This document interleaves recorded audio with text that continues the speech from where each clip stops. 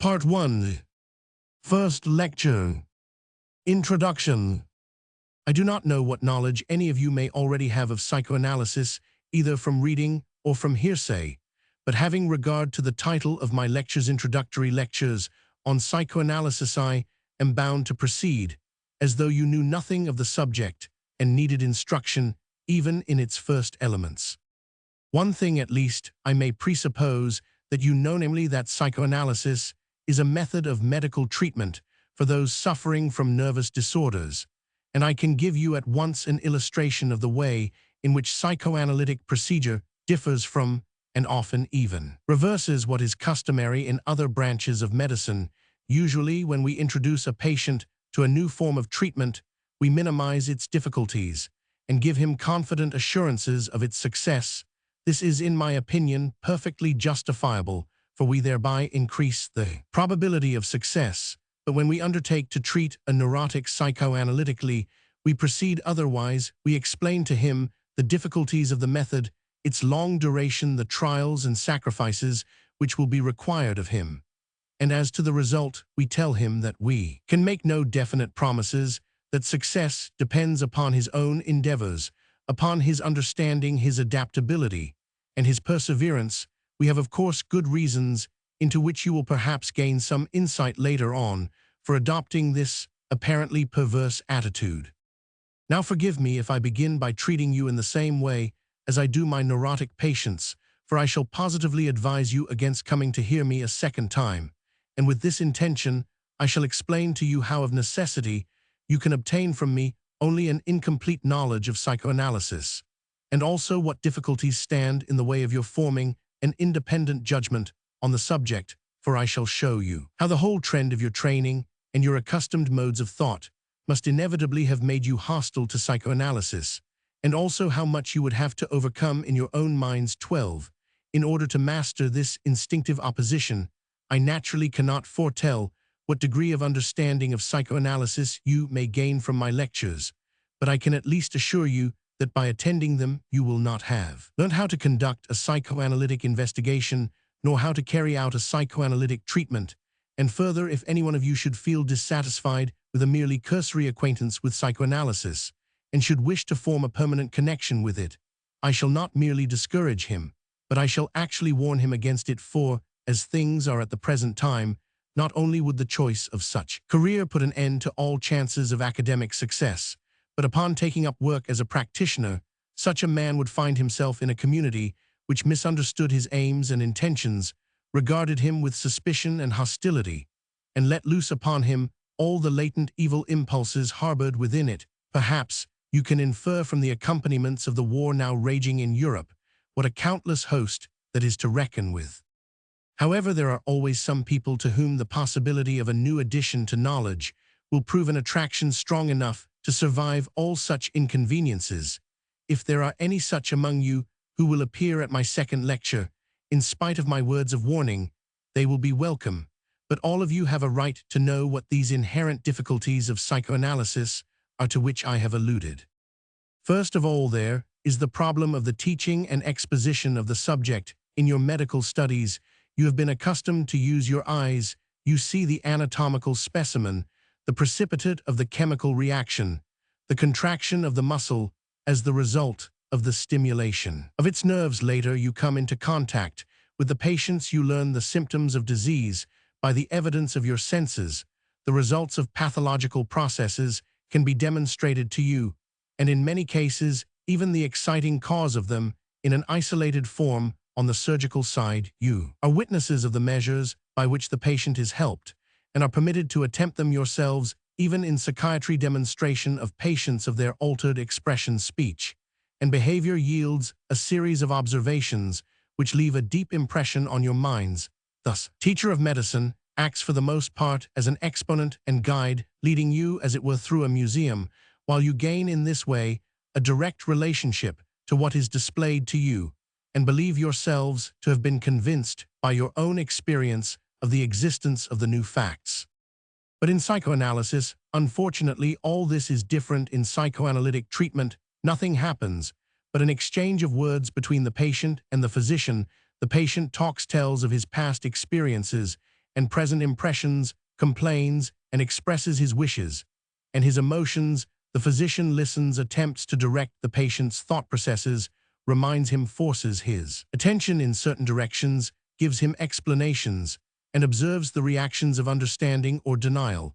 Thus evoke the patient's unenlightened relativist people of a kind to be impressed only by something visible and tangible, preferably by the sort of action that may be seen at a cinemainver omit, to express their doubts of how mere talk can possibly cure anybody. Their reasoning is of course as illogical as it is inconsistent, for they are the same people who are always convinced that the sufferings of neurotics are purely in their own imagination. Words and magic were in the beginning one and the same thing, and even today words retain much of their magical power. By words, one of us can give to another the greatest happiness or bring about utter despair. By words, the teacher imparts his knowledge to the student. By words, the orator sweeps his audience with him and determines its judgments and decisions. Words call forth emotions and are universally the means by which we influence our fellow creatures. Therefore, let us not despise the use of words in psychotherapy, and let us be content if we may overhear the words which pass between the analyst and the patient. But even that is impossible. The dialogue, which constitutes the analysis, will admit of no audience. The process cannot be demonstrated. One could, of course, exhibit a neurasthenic or hysterical patient to students at a psychiatric lecture.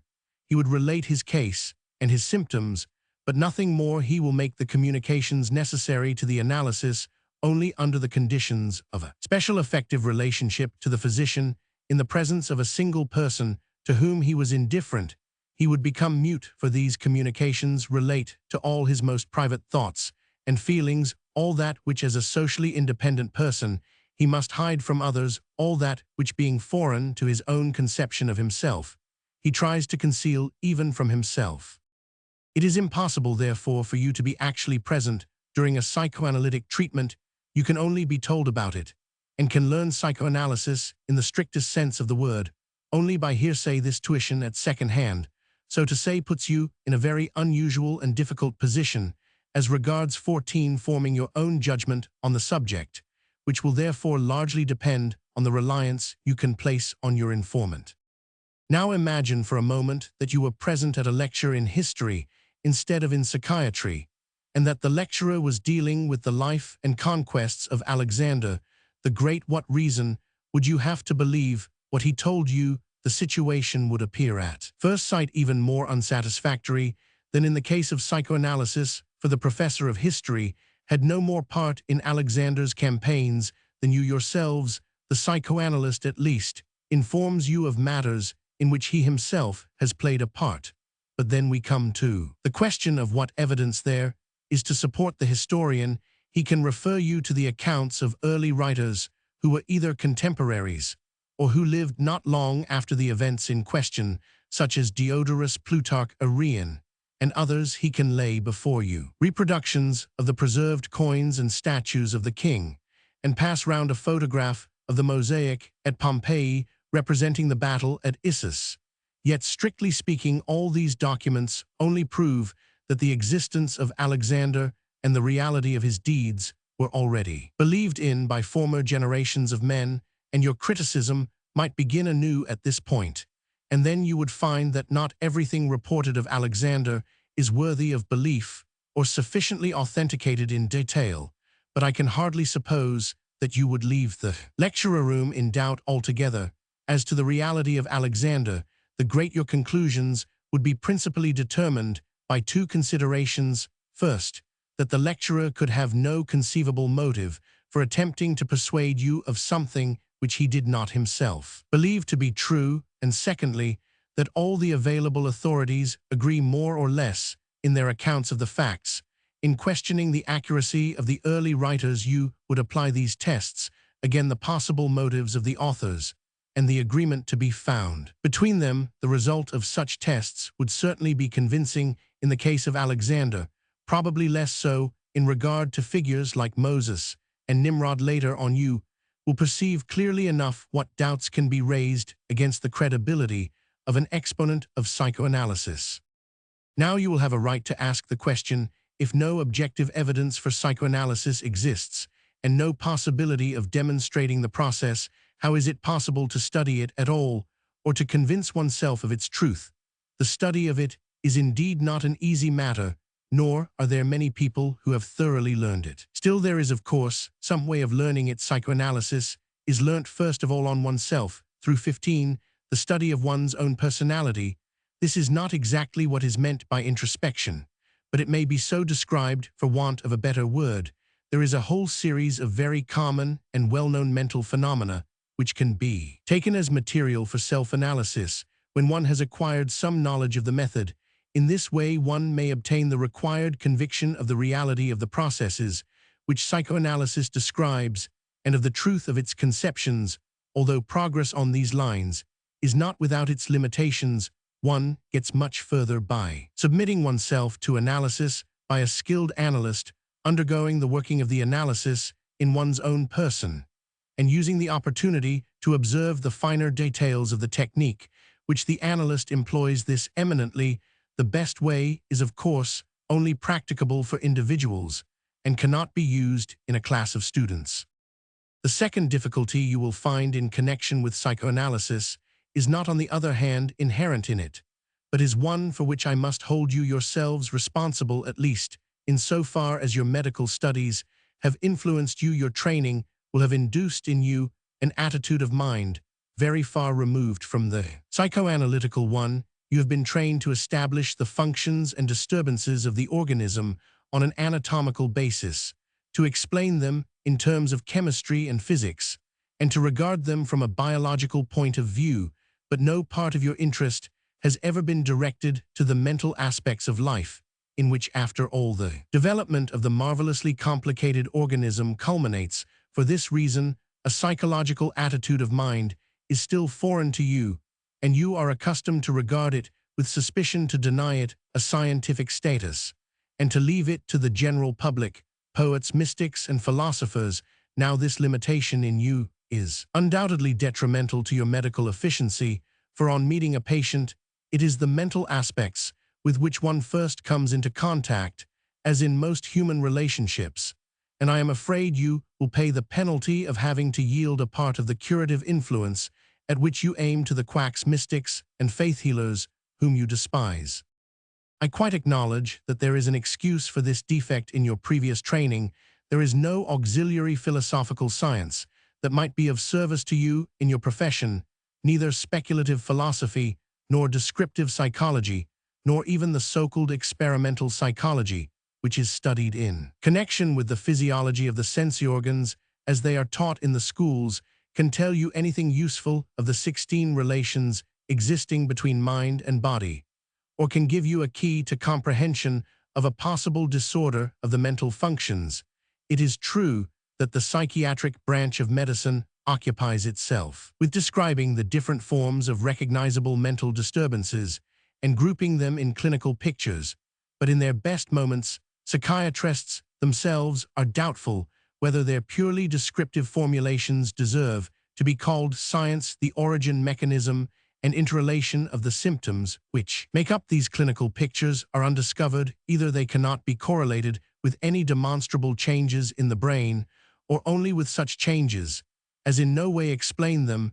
These mental disturbances are open to therapeutic influence only when they can be identified as secondary effects of some organic disease. This is the lacuna which psychoanalysis is striving to fill. It hopes to provide psychiatry with the missing psychological foundation, to discover the common ground on which a correlation of bodily and mental disorder becomes comprehensible. To this end, it must dissociate itself from every foreign preconception, whether anatomical, chemical, or physiological, and must work throughout with conceptions of a purely psychological order. And for this very reason I fear that it will appear strange to you at first. For the next difficulty, I shall not hold your training or your mental attitude responsible. There are two tenets of psychoanalysis which offend the whole world and excite its resentment. The one conflicts with intellectual, the other with moral and aesthetic prejudices. Let us not underestimate these prejudices. They are powerful things, residues of valuable, even necessary stages in human evolution. They are maintained by emotional forces, and the fight against them is a hard one. The first of these displeasing propositions of psychoanalysis is this: that mental processes are essentially unconscious, and that those which are conscious are merely isolated acts and parts of the whole psychic entity.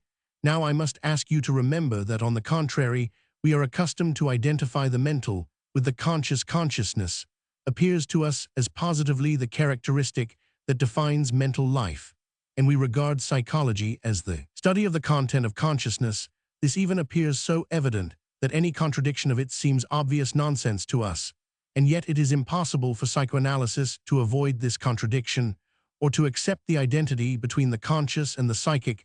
The psychoanalytical definition of the mind is that it comprises processes of the nature of feeling, thinking, and wishing, and it maintains that there are such 17 things as unconscious thinking and unconscious wishing, but in doing so psychoanalysis has forfeited at the outset the sympathy of the sober and scientific-minded, and incurred the suspicion of being a fantastic cult occupied with dark and unfathomable mysteries. One, you yourselves must find it difficult to understand why I should stigmatize an abstract proposition, such as the psychic is the conscious, as a prejudice, nor can you guess yet what evolutionary process could have led to the denial of the unconscious, if it does indeed exist, nor what advantage could have been achieved by this denial. It seems like an empty wrangle over words to argue whether mental life is to be regarded as coextensive with consciousness, or whether it may be said to stretch beyond this limit. And yet I can assure you that the acceptance of unconscious mental processes represents a decisive step towards a new orientation in the world and in science. As little can you suspect how close is the connection between this first bold step on the part of psychoanalysis and the second, to which I am now coming for this next proposition, which we put forward as one of the discoveries of psychoanalysis, consists in the assertion that impulses which can only be described as sexual in both the narrower and the wider sense, play a peculiarly large part, never before sufficiently appreciated, in the causation of nervous and mental disorders. Nay more, that these sexual impulses have contributed invaluably to the highest cultural, artistic, and social achievements of the human mind.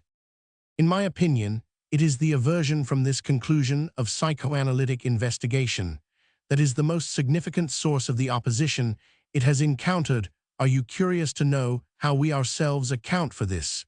We believe that civilization has been built up under the pressure of the struggle for existence by sacrifices in gratification of the primitive impulses, and that it is to a great extent forever being recreated as each individual successively joining the community repeats the sacrifice of his instinctive pleasures for the common good. The sexual are amongst the most important of the instinctive forces. Thus utilized, they are in this way sublimated, that is to say, their energy is turned aside from its sexual goal and diverted towards other ends no longer sexual and socially more valuable.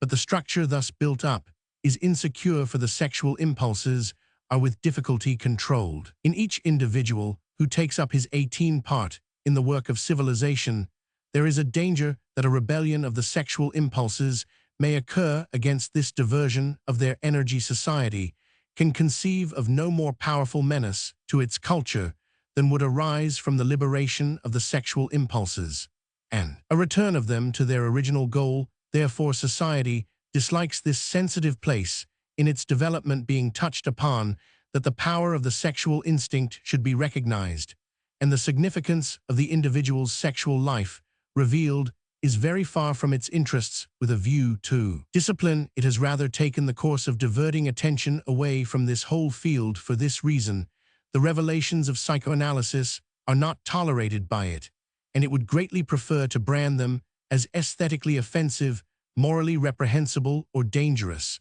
But since such objections are not valid arguments against conclusions which claim to represent the objective results of scientific investigation, the opposition must be translated into intellectual terms before it can be expressed. It is a characteristic of human nature to be inclined to regard anything which is disagreeable as untrue, and then, without much difficulty, to find arguments against it. So society pronounces the unacceptable to be untrue, disputes the results of psychoanalysis with logical and concrete arguments arising, however, in effective sources, and clings to them with all the strength of prejudice against every attempt at refutation. We, on the other hand, claim to have yielded to no tendency. In propounding this objectionable theory, our intention has been solely to give recognition to the facts, as we found them in the course of painstaking researches, and we now claim the right to reject unconditionally any such introduction of practical considerations into the field of scientific investigation, even before we have determined whether the apprehension which attempts to force these considerations upon us is justified or not. These now are some of the difficulties which confront you at the outset when you begin to take an interest in psychoanalysis. It is probably more than enough for a beginning. If you can overcome their discouraging effect, we will proceed further. Second lecture, the psychology of errors. We shall now begin not with postulates, but with an investigation. For this purpose, we shall select certain phenomena which are very frequent, very familiar, and much overlooked, and which have nothing to do with illness, since they may be observed in every healthy person. I refer to the errors that everyone commits, as when anyone wishes to say a certain thing, but uses the wrong word slip of the tongue 2, or when the same sort of mistake is made in writing slip of the pen 3, in which case one may or may not notice it, or when anyone reads in print or writing something other than what is actually before him, misreading 4, or when anyone mishears 5, what is said to him naturally, when there is no question of any disease of the auditory sense organ. Another series of such phenomena are those based on forgetting 6 something, temporarily though not permanently, as for instance, when anyone cannot think of a name which he knows quite well, and is always able to recognize whenever he sees it, or when anyone forgets to carry out some intention which he afterwards remembers, and has therefore forgotten only for a certain time. This element of transitoriness is lacking in a third class, of which mislaying 7 things so that they cannot be found is. An example. This is a kind of forgetfulness which we regard differently from the usual kind. One is amazed or annoyed at it, instead of finding it comprehensible. Allied to this are certain mistakes, in which the temporary element is again noticeable, as when one believes something for a time which both before and afterwards one knows to be untrue, and a number of similar manifestations, which we know under various names. Some inner relation between all these kinds of occurrences is indicated in German by the use of the prefix ver, which 20 is common to all the words designating them. 8. These words almost all refer to acts of an unimportant kind, generally temporary, and without much significance in life. It is only rarely that anything of the kind, such as the loss of some object, attains any practical importance. For this reason, little attention is paid to such happenings, and they arouse little feeling. I'm now going to ask you to consider these phenomena, but you will object with annoyance. There are so many tremendous puzzles, both in the wide world and in the narrower life of the soul, so many mysteries in the field of mental disorder, which demand and deserve explanation, that it really seems frivolous to waste labor and interest on these trifles. If you could explain to us how it is possible for anyone with sound sight and hearing in broad daylight to see and hear things which do not exist, or how anyone can suddenly believe that his nearest and dearest are persecuting him, or can justify with the most ingenious arguments a delusion which would seem nonsensical to any child, then we might be willing to take psychoanalysis seriously. But if psychoanalysis cannot occupy us with anything more interesting than the question why a speaker uses a wrong word, or why a hausfrau mislays her keys and similar trivialities, then we shall find something better to do with our time and our interest. My reply is patience. Your criticism is not on the right track. It is true that psychoanalysis cannot boast that it has never occupied itself with trifles. On the contrary, the material of its observations is usually those commonplace occurrences which have been cast aside as all too insignificant by other sciences, the refuse, so to speak, of the phenomenal world. But in your criticism, are you not confounding the magnitude of a problem with the conspicuous nature of its manifestations? Is it not possible, under certain conditions and at certain times, for very important things to betray themselves in very slight indications? I could easily cite many instances of this. What slight signs, for instance, convey to the young men in my audience that they have gained a lady's favor? Do they expect an explicit declaration, a passionate embrace, or are they not content with a glance, which is almost imperceptible to others, a fleeting gesture, a handshake prolonged by a second? Or suppose you are a detective engaged in the investigation of a murder. do you actually expect to find that the murderer will leave his photograph with name and address on the scene 21 of the crime? Are you not perforce content with slighter and less certain traces of the person you seek? So let us not undervalue small signs. Perhaps from them it may be possible to come upon the tracks of greater things. Besides, I think, as you do, that the larger problems of the world and of science have the first claim on our interest. But on the whole, it avails little to form a definite resolution to devote oneself to the investigation of this or that great problem. One is then often at a loss how to set about the next step in scientific work. It is more profitable to take up whatever lies before one whenever a path towards its exploration presents itself. And then, if one carries it through thoroughly without prejudice or preconceptions, one may with good fortune, and by virtue of the interrelationship linking each thing to every other, hence also the small to the great, find, even in the course of such humble labor, a road to the study of the great problems. It is from this point of view that I hope to enlist your interest in considering the apparently trivial errors made by normal people. I propose now that we question someone who has no knowledge of psychoanalysis as to how he explains these occurrences. His first answer is sure to be, "Oh, they are not worth any explanation, they are little accidents." What does the man mean by this? Does he mean to maintain that there are any occurrences so small that they fail to come within the causal sequence of things, that they might as well be other than they are? Anyone thus breaking away from the determination of natural phenomena at any single point has thrown over the whole scientific outlook on the world. Weltanschauung. One may point out to him how much more consistent is the religious outlook on the world, which emphatically assures us that not one sparrow shall fall to the ground, except God wills it. I think our friend would not be willing to follow his first answer to its logical conclusion. He would give way and say that if he were to study these things, he would soon find some explanation of them.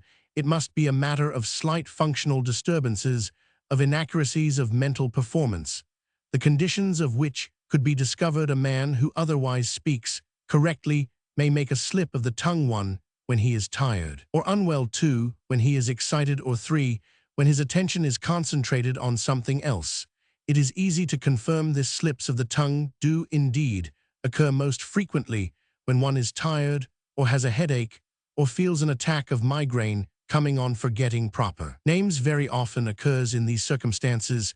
Many 22 people are habitually warned of the onset of an attack of migraine by the inability to recall proper names. In excitement, 1 mixes up words or even things, 1 performs actions erroneously, 9, and the forgetting of intentions, as well as a number of other undesigned acts, comes to the fore when one is distracted. In other words, when the attention is concentrated on other things.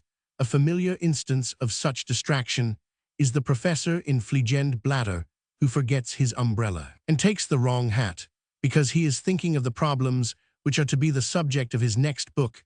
We all know from our own experience how one can forget to carry out intentions or promises when something has happened in the interval that absorbs one very deeply. This seems so entirely comprehensible and also irrefutable. It is perhaps not very interesting, or not so much so as we expected. Let us look at this explanation of errors more closely. The various conditions which have been cited as necessary for the occurrence of these phenomena are not all similar in kind. Illness and disorders of the circulation afford a physiological basis for an affection of the normal functions. Excitement, tiredness, and distraction are conditions of a different kind, which could be described as psychophysiological. These last could easily be converted into a theory. Fatigue, as well as distraction, and perhaps also general excitement, cause a dissipation of the attention, from which it may follow that the act in question has insufficient attention devoted to it. It can then very easily be disturbed and inexactly performed. Slight illness or a change in the distribution of blood in the central organ of the nervous system can have the same effect. By these conditions affecting the determining factor, the distribution of attention in a similar way in all cases, it would be a question of the effects of a disturbance of the attention from organic or psychical causes. But all this doesn't seem to promise much of interest. For a psychoanalytic investigation, we might feel tempted to give up the topic. To be sure, a closer inspection of the facts shows that they are not all in accord with the attention theory of errors of this sort, or at least that not everything can be directly deduced from it. We find that such errors and such forgetfulness also take place when people are not fatigued or excited, but are in every way in their normal condition, unless just because of the errors. We were subsequently to attribute to them a condition of excitement which they themselves did not acknowledge, nor can the matter be quite so simple as that the successful performance of an act will be ensured by an intensification of attention 23, or endangered by a diminution of it, for a great number of actions may be carried out in a purely automatic way with very little attention, and yet quite successfully. In walking, a man may perhaps scarcely know where he is going, but keep to the right road and stop at his destination without having gone astray. At least this is what usually happens. A practiced pianist strikes the right notes without thinking of them. He may, of course, also make an occasional mistake. But if automatic playing increased the danger of errors, the virtuoso, whose constant practice has made his playing entirely automatic, would be the most exposed to this danger. Yet we see, on the contrary, that many acts are most successfully carried out when they are not the objects of particularly concentrated attention, and that mistakes may occur just on occasions when one is most eager to be accurate. That is, when a distraction of the necessary attention is most certainly not present. One could then say that this is the effect of the excitement, but we do not understand why the excitement does not rather intensify the concentration on the end so much desired, so that if in an important speech anyone says the opposite of what he intends, it can hardly be explained according to the psychophysiological or the attention theory. There are also many other minor features in connection with these errors which we do not understand, and which are not rendered more comprehensible by these explanations. For instance, when one has temporarily forgotten a name, one is annoyed, one is determined to recall it, and cannot desist from the attempt. Why is it that despite this annoyance the person so often cannot succeed, as he wishes, in directing his attention to the word which, as he says, is on the tip of his tongue, and which he instantly recognizes when it is supplied to him? Or, to take another example, there are cases in which the errors multiply, link themselves together, or act as substitutes for one another. The first time one forgets an appointment, the next time, after having made a special resolution not to forget it, one discovers that one has made a mistake in the day or hour, or one tries by devious ways to remember a forgotten word, and in the course of so doing loses track of a second name which would have been of use in finding the first. If one then pursues the second name, a third gets lost, and so on. It is notorious that the same thing happens with misprints, which are of course errors on the part of the compositor. A stubborn error of this sort is said once to have crept into a social democratic newspaper, where in the account of a festivity the following words were printed amongst those present: "Was His Highness the Clown Prince 24. The next day a correction was attempted. The paper apologized and said the sentence should of course have read the Crow Prince." Again, in a war correspondent's account of meeting a famous general whose infirmities were pretty well known, a reference to the general was printed as "this battle-scared veteran." Next day an apology appeared which read the words "of course should have been the battle-scarred veteran." We like to attribute these occurrences to a devil in the typesetting machine, or to some malevolent goblin figurative expressions, which at least imply something more than a psychophysiological theory of the misprint. I do not know if you are aware of the fact that slips of the tongue can be provoked, called forth by suggestion, as it were. An anecdote will serve to illustrate this. Once, when a novice on the stage was entrusted with the important part, in The Maid of Orleans, of announcing to the king, the constable sends back his sword. The principal player, during the rehearsal, played the joke of several times repeating to the timid beginner, instead of the text, the following: "The comfortable sends back his steed." At the performance, the unfortunate actor actually made his debut with this perverse announcement, though he had been amply warned against so doing, or perhaps just because he had been.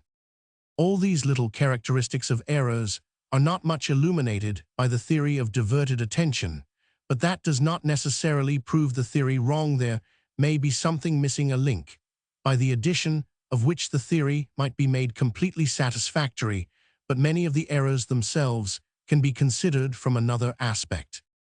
Let us select slips of the tongue as the type of error best suited to our purpose. We might equally well choose slips of the pen or of reading. Now, we must first remind ourselves that so far we have only inquired when and under what conditions the wrong word is said, and have received an answer on that point. Only interest may be directed elsewhere, though, and the question raised why just this particular slip is made, and no other one can consider the nature of the mistake. You will see that so long as this question remains unanswered, and the effect of the mistake is not explained, the phenomenon remains a pure accident on the 25 psychological side, even if a physiological explanation has been found for it. When it happens that I make a mistake in a word, I could obviously do this in an infinite number of ways. In place of the right word, substitute any one of 1,000 others, or make innumerable distortions of the right word. Now, is there anything which forces upon me in a specific instance just this one special slip out of all those which are possible, or does that remain accidental and arbitrary, and can nothing rational be found in answer to this question? Two authors, Mehringer and Mayer, a philologist and a psychiatrist, did indeed, in 1895, make an attempt to approach the problem of slips of the tongue from this side. They collected examples and first treated them from a purely descriptive standpoint. This, of course, does not yet furnish any explanation, but it may lead the way to one. They differentiated the distortions which the intended phrase suffered through the slip into interchanges in the positions of word syllables or letters, anticipations, perseverations, compoundings, contaminations, and substitutions. I will give you examples of these authors' main categories. As an instance of an interchange in the position of words, someone might say the Milo of Venus instead of the Venus of Milo. The well-known slip of the hotel boy who, knocking at the bishop's door, nervously replied to the question, "Who is it, the Lord, my boy?" is another example of such an interchange in the position of words. In the typical Spoonerism, the position of certain letters is interchanged, as when the preacher said, "How often do we feel a half-formed fish within us?" It is a case of anticipation if anyone says the thought lies heartily instead of the thought lies heavily on my heart. A perseveration is illustrated by the well-known ill-fated toast, "Gentlemen, I call upon off you to off hiccup off Stossen. Drink Anza Stossen to the health of our chief." And when a member of the House of Commons referred to another as the honorable member for Central Hell instead of Hull, it was a case of perseveration, as also when a soldier said to a friend, "I wish there were 1,000 of our men mortified on that hill bill." Instead of fortified in one case, the L sound has perseverated from the previous word's member for central, and in the other, the M sound in men has perseverated to form mortified. These three types of slip are not very common. You will find those cases much more frequent, in which the slip happens by a compounding or contraction, as for 26 example, when a gentleman asks a lady if he may insort her on her way begleitdigen. This contraction is made up of begleiten to escort and beleidigen to insult. And by the way, a young man addressing a lady in this way will not have much success with her. A substitution takes place when a poor woman says she has an incurable infernal disease, or in Mrs. Malaprop's mind, when she says, for instance, "Few gentlemen know how to value the ineffectual qualities in a woman." The explanation which the two authors attempt to formulate as the basis of their collection of examples is peculiarly inadequate. They hold that the sounds and syllables of a word have different values, and that the innervation of the sounds of higher value can interfere with those of lower value. They obviously base this conclusion on the cases of anticipation and perseveration, which are not at all frequent in other forms of slips of the tongue. The question of such sound priorities, even if they exist, does not enter at all. For the most frequent type of slip is that in which instead of a certain word one says another which resembles it, and this resemblance is considered by many people sufficient explanation of it. For instance, a professor may say in his opening lecture, "I am not inclined genate instead of geanate, fitted to estimate the merits of my predecessor," or another professor says, in the case of the female genital, "In spite of the tempting, I mean the attempted versachungen," instead of versuch. The commonest, and also the most noticeable form of slip of the tongue, however, is that of saying the exact opposite of what one meant to say. These cases are quite outside the effect of any relations between sounds or confusion due to similarity, and in default, one may therefore turn to the fact that opposites have a strong conceptual connection with one another and are psychologically very closely associated. There are well-known examples of this sort. For instance, the President of our Parliament once opened the session with the words, "Gentlemen, I declare a quorum present, and herewith declare the session closed." Any other common association may work in a way as insidious as the association of opposites, and may on occasion lead to results as inopportune.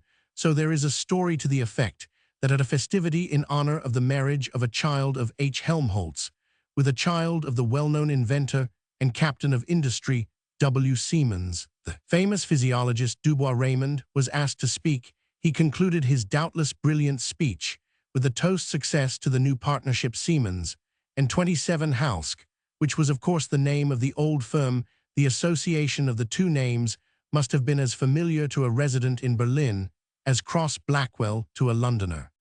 So the effect of word associations must be taken into account, as well as that of sound values and similarities between words, but even that is not enough in one type of case. Before we can arrive at an adequate explanation of the slip, we must consider some phrase which had been said or perhaps only thought previously. Again, that is a case of perseveration, as Meringer insists, but arising in a more distant source. I must confess that altogether I have the impression that we are further than ever from comprehension of slips of the tongue. However, I hope I am not mistaken in thinking that in the course of our examination of the above examples, an impression has formed itself in us which may be of a kind to repay further attention. We were considering the general conditions under which slips of the tongue occur, and then the influences which determine the kind of distortion affected in the slip. But so far we have not examined at all the result of the slip itself as an object of interest without regard to its origin. If we bring ourselves to do this, we shall in the end have to assert courageously that in some of the examples the slip itself makes sense. Now, what does it mean when we say it makes sense? Well, it means that the result of the slip may perhaps have a right to be regarded in itself as a valid mental process, following out its own purpose, and as an expression having content and meaning. Hitherto, we have only spoken of errors, but now it appears as if the error could sometimes be quite a proper act, except that it has intruded itself in the place of one more expected or intended. In certain cases, the sense belonging to the slip itself appears obvious and unmistakable. When the President in his opening speech closes the session of Parliament, a knowledge of the circumstances under which the slip was made inclines us to see a meaning in it. He expects no good result from the session and would be glad to be able to disperse forthwith. There is no difficulty in discovering the meaning or interpreting the sense of this slip. Or when a lady appearing to compliment another says, "I am sure you must have thrown this delightful hat together instead of sewn it together aufgepatzt instead of aufgeputzt," no scientific theories in the world can prevent us from seeing in her slip the thought that the hat is an amateur production. Or when a lady who is well known for her determined character says, "My husband asked his doctor what sort of diet ought to be provided for him, but the doctor said he 28 needed no special diet, he could eat and drink whatever I choose." The slip appears clearly as the unmistakable expression of a consistent scheme. Now, supposing it should turn out that not only a few cases of slips of the tongue and errors in general, but the great majority of them have a meaning, then the meaning of the error, to which we have hitherto paid no attention, would become the point of greatest interest to us, and would justifiably drive all other points of view into the background. All physiological and psychophysiological conditions could then be ignored, and attention could be devoted to the purely psychological investigation of the sense, that is, the meaning, the intention in the errors. With this in view, therefore, we shall soon consider further material. Before undertaking this, however, I should like to invite you to follow up another clue with me. It often happens that a poet makes use of a slip of the tongue or some other error as a means of artistic expression, this fact in itself proves that he thinks the error, for instance, a slip of the tongue, has a meaning, for he constructs it intentionally. It could hardly happen that a poet accidentally made a slip of the pen, and then allowed his slip of the pen to stand as a slip of the tongue of the character. He wishes to reveal something by means of the slip, and we may well inquire what that may be, whether perhaps he wishes to indicate that the person in question is distracted or overtired, or is expecting a headache. Of course, we should not exaggerate the importance of it. If poets do make use of slips to express their meaning, slips might be in reality without meaning accidents in the mental world, or only occasionally have a meaning, and poets would still be entitled to refine them by infusing sense into them for their own purposes. However, it would not be surprising if more were to be learned from poets about slips of the tongue than from philologists and psychiatrists. There is an example of a slip of this kind in Schiller's Wallenstein Piccolomini act. Scene 5. In the foregoing scene, young Max Piccolomini had taken up Duke Wallenstein's cause ardently, and had been passionately describing the blessings of peace, which he had become aware of in the course of a journey accompanying Wallenstein's beautiful daughter to the camp. As he leaves the stage, his father Octavio and the courtier Questenberg are plunged in consternation. The fifth scene continues. Questenberg, alas, and stands it so. Friend, do we let him go? In this delusion, let him go from us.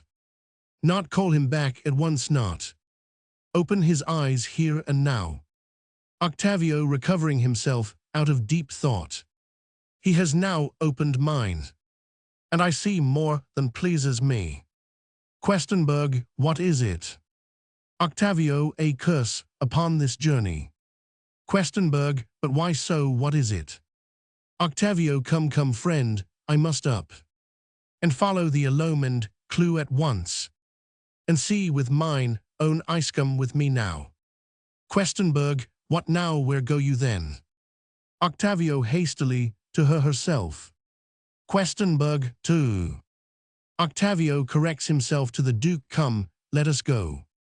Octavio meant to say to him, to the Duke, but his tongue slips, and he betrays to us, at least by the words to her, that he has clearly recognized the influence at work behind the famous young warrior's rhapsodies in favor of peace. A still more impressive example was found by O. Rank in Shakespeare. It occurs in The Merchant of Venice, in the famous scene in which the fortunate suitor makes his choice among the three caskets, and I can perhaps not do better than read to you now Rank's short account of it. A slip of the tongue, which occurs in Shakespeare's Merchant of Venice Act Roman 3 Sc. 2, is exceedingly fine in the poetic feeling it shows, and in the brilliant way in which it is applied technically, like the slip in Wallenstein quoted by Freud in his Psychopathology of Everyday Life. It shows that the poets well understand the mechanism and meaning of such slips, and assume that the audience will also understand them. Portia, who, by her father's wish, has been bound to the choice of a husband by lot, has so far escaped all the unwelcome suitors, by the luck of fortune having at last found in Bassanio the suitor to whom she is inclined. She fears that he too will choose the wrong casket. She would like to tell him that even so he may rest assured of her love, but she is prevented by her oath. In this inner conflict, the poet makes her say to her chosen suitor, I pray you, tarry, pause a day or two, before you hazard, for, in choosing wrong, I lose your company, therefore forbear a while. There something tells me, but it is not love.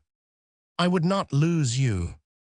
I could teach you how to choose right, but then I am forsworn. So will I never be, so may you miss me. But if you do, you'll make me wish a sin, that I had been forsworn. Beshrew your eyes. They have o'erlooked me and divided me. One half of me is yours, the other half yours. Mine own, I would say, but if mine, then yours. And so all yours. Just that which she only meant to indicate subtly to him, because she should really have concealed it from him altogether, namely, that even before the lot she was his, and loved him. This the poet, with exquisite fineness of psychological feeling, causes to come to expression in her slip, and is able by this artistic device to relieve the unbearable uncertainty of the lover, as well as the suspense of the audience, as to the issue of the choice. And notice at the end how subtly Portia reconciles the two declarations, which are contained in the slip, how she resolves the contradiction between them, and finally even justifies the slip. But if mine, then yours. And so all yours. It has happened that other thinkers outside the field of medicine have disclosed by an observation the meaning of some error, and so anticipated our efforts in this direction. You all know the witty satirist Lichtenberg, 17,421,799, of whom Goethe said, where he makes a joke, a problem lies concealed, and occasionally the solution of the problem is revealed in the joke. Lichtenberg writes, in his witty and satirical notes, he always read Agamemnon for angenomen, verb meaning, to take for granted, so deeply versed was he in Homer. This really contains the whole theory of slips in reading. At the next lecture, we will see whether we can agree with the poets in their conception of the meaning of psychological errors. Third lecture, the psychology of errors, continuation. At the last lecture, it occurred to us to consider the error by itself, alone, apart from its relation to the intended act with which it had interfered, and we perceived that in certain cases it seemed to betray a meaning of its own. We said to ourselves that if this conclusion that the error has its own meaning could be established on a larger scale, that meaning would soon prove more interesting to us than the investigation of the conditions under which errors arise. Let us once more agree upon what we understand by the meaning of a mental process. This is nothing else but the intention which it serves, and its place in a mental sequence. In most of the cases we examined, we could substitute for the word meaning the words intention and tendency. Now, was it only a deceptive appearance or a poetic glorification of the error that led us to believe that we could see an intention in it? Let us still keep to the examples of slips of the tongue and review a larger number of such manifestations. We then find whole categories of cases in which the intention, the meaning of the slip, is quite obvious, particularly so in those instances in which the opposite of what was intended is said. The President says in his opening speech, "I declare the session closed." That is surely not ambiguous. The meaning and intention of this slip is that he wants to close the session. One might well say he said so himself. We only take him at his word. Please do not interrupt me with the objection that this is impossible, that we know quite well that he wished to open the session, not to close it, and that he himself, whom we have just recognized as the best judge of his intention, will affirm that he meant to open it. In doing so, you forget that we agreed to consider the error by itself. Its relation to the intention which it disturbs will be discussed later. You would be guilty of an error in logic, by which you would conveniently dispose of the whole problem under discussion, which in English is called begging the question. In other cases, where the form of the slip is not exactly the opposite of what is intended, a contradictory sense may still often come to expression. I am not inclined, to appreciate my predecessor's merits. Inclined is not the opposite of in a position to gene it, but it is an open confession of a thought in sharpest contradiction to the speaker's duty to meet the situation gracefully. In still other cases, the slip simply adds a second meaning to the one intended. The sentence then sounds like a contraction, an abbreviation, a condensation of several sentences into one. Thus, the determined lady who said he may eat and drink whatever I choose, that is as if she had said he can eat and drink what he chooses. But what does it matter what he chooses? It is for me to do the choosing. Slips of the tongue often give this impression of abbreviation. For instance, when a professor of anatomy at the end of his lecture on the nasal cavities asks whether his class has thoroughly understood it, and after a general reply in the affirmative goes on to say, I can hardly believe that that is so, since persons who can thoroughly understand the nasal cavities can be counted even in a city of millions on one finger. I mean on the fingers of one hand. The abbreviated sentence has its own meaning. It says that there is only one person who understands the subject. In contrast to these types, in which the slip plainly discloses its meaning, are others in which the slip of the tongue conveys nothing intelligible, and therefore directly controverts our expectations. The mispronunciation by mistake of proper names, or the enunciation of meaningless sounds, is such a frequent occurrence that this alone would appear to dispose at once of the question whether all errors have a meaning. Yet closer inspection of such examples discloses the fact that it is easily possible to understand such distortions, indeed, that the difference between these unintelligible cases and the previous more comprehensible ones is not so very great. The owner of a horse, on being asked how it was, replied, "Oh, it may take another month." Asked what he really meant to say, he answered that he was thinking it was a sad business, and the words sad and take together gave rise to stad, Meringer and Mayer. Another man was relating some objectionable incidents, and went on, and then certain facts were refilled. He explained that he meant to say these facts were filthy revealed, and filthy together combined to form, refilled Meringer and Mayer.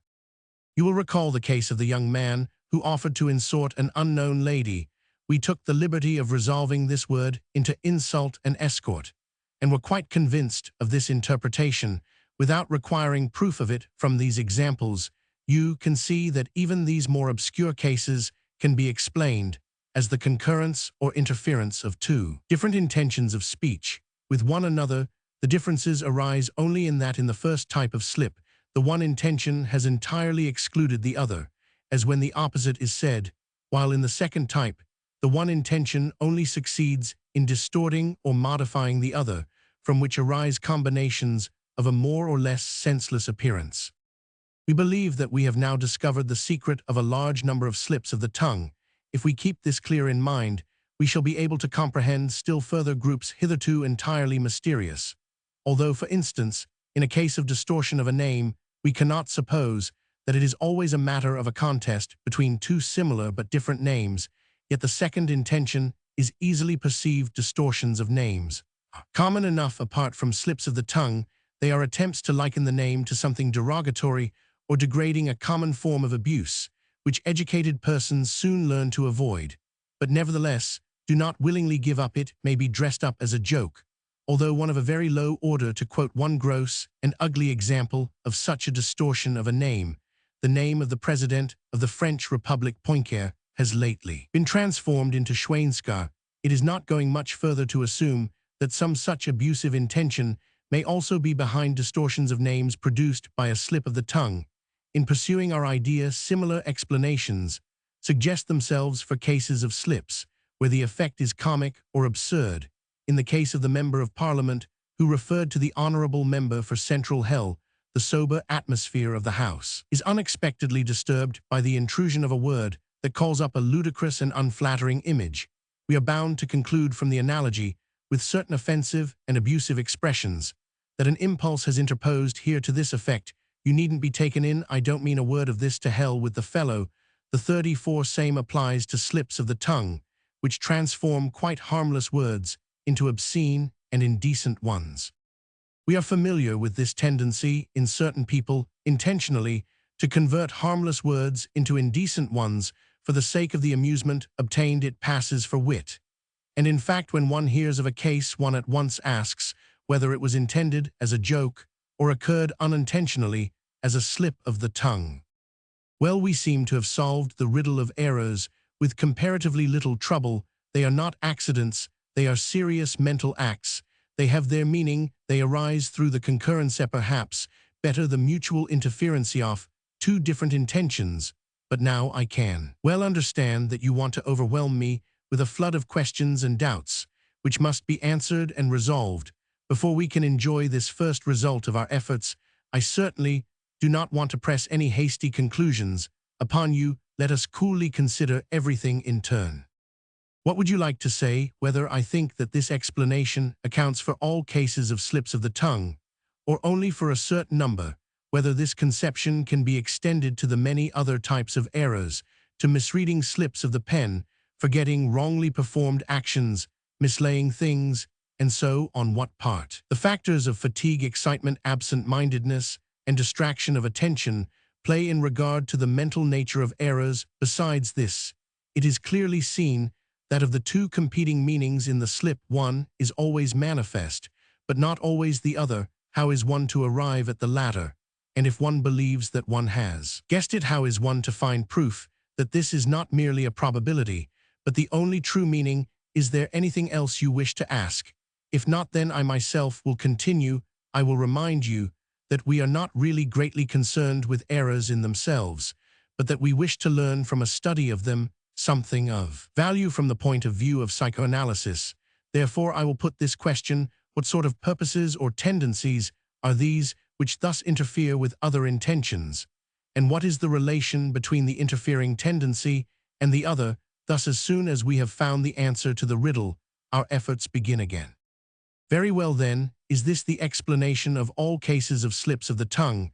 I am very much inclined to think so, and for this reason, because whenever one examines an instance of it, 35, this type of solution may be found, still one cannot prove that a slip of the tongue cannot come to pass without the agency of this mechanism.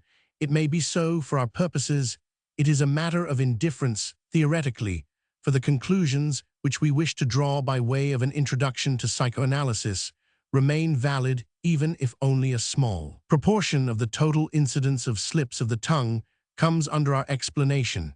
And this is certainly not so. The next question, whether this explanation extends to other forms of errors, may be answered by way of anticipation. In the affirmative, you can convince yourselves of it when we turn to consider examples of slips of the pen, of wrongly performed acts, and so on. I propose, however, for technical reasons, that we should postpone doing this until we have investigated the slip of the tongue itself more thoroughly. The question what significance those factors which some writers have placed in the foreground can now have for us, such factors as disturbances of the circulation, fatigue, excitement, distraction, disturbances of attention, demands a more exhaustive reply.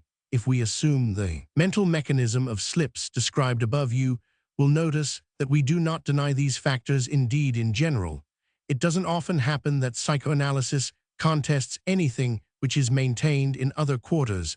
As a rule, psychoanalysis only adds something new to what has been said, and it does certainly happen on occasion that what has hitherto been overlooked and is now supplied by psychoanalysis is the most essential part of the matter: the influence of such physiological predispositions as arise in slight illness, circulatory disturbances, and conditions of fatigue upon the occurrence of slips of the tongue is to be admitted without more ado. Everyday personal experience may convince you of it, but how little is explained by this admission. Above all, these are not necessary conditions of errors. Slips of the tongue may just as well occur in perfect health and normal conditions.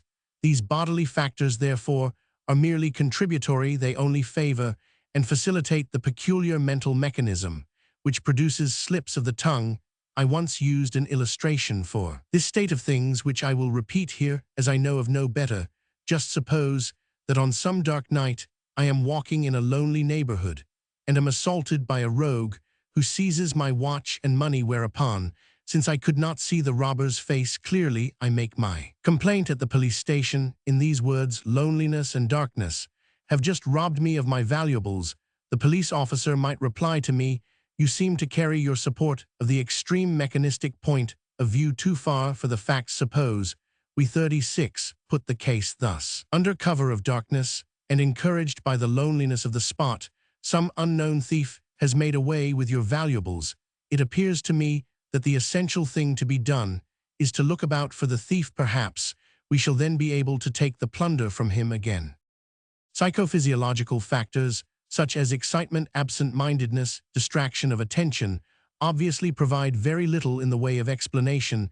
They are mere phrases, they are screens, and we should not be deterred from looking behind them.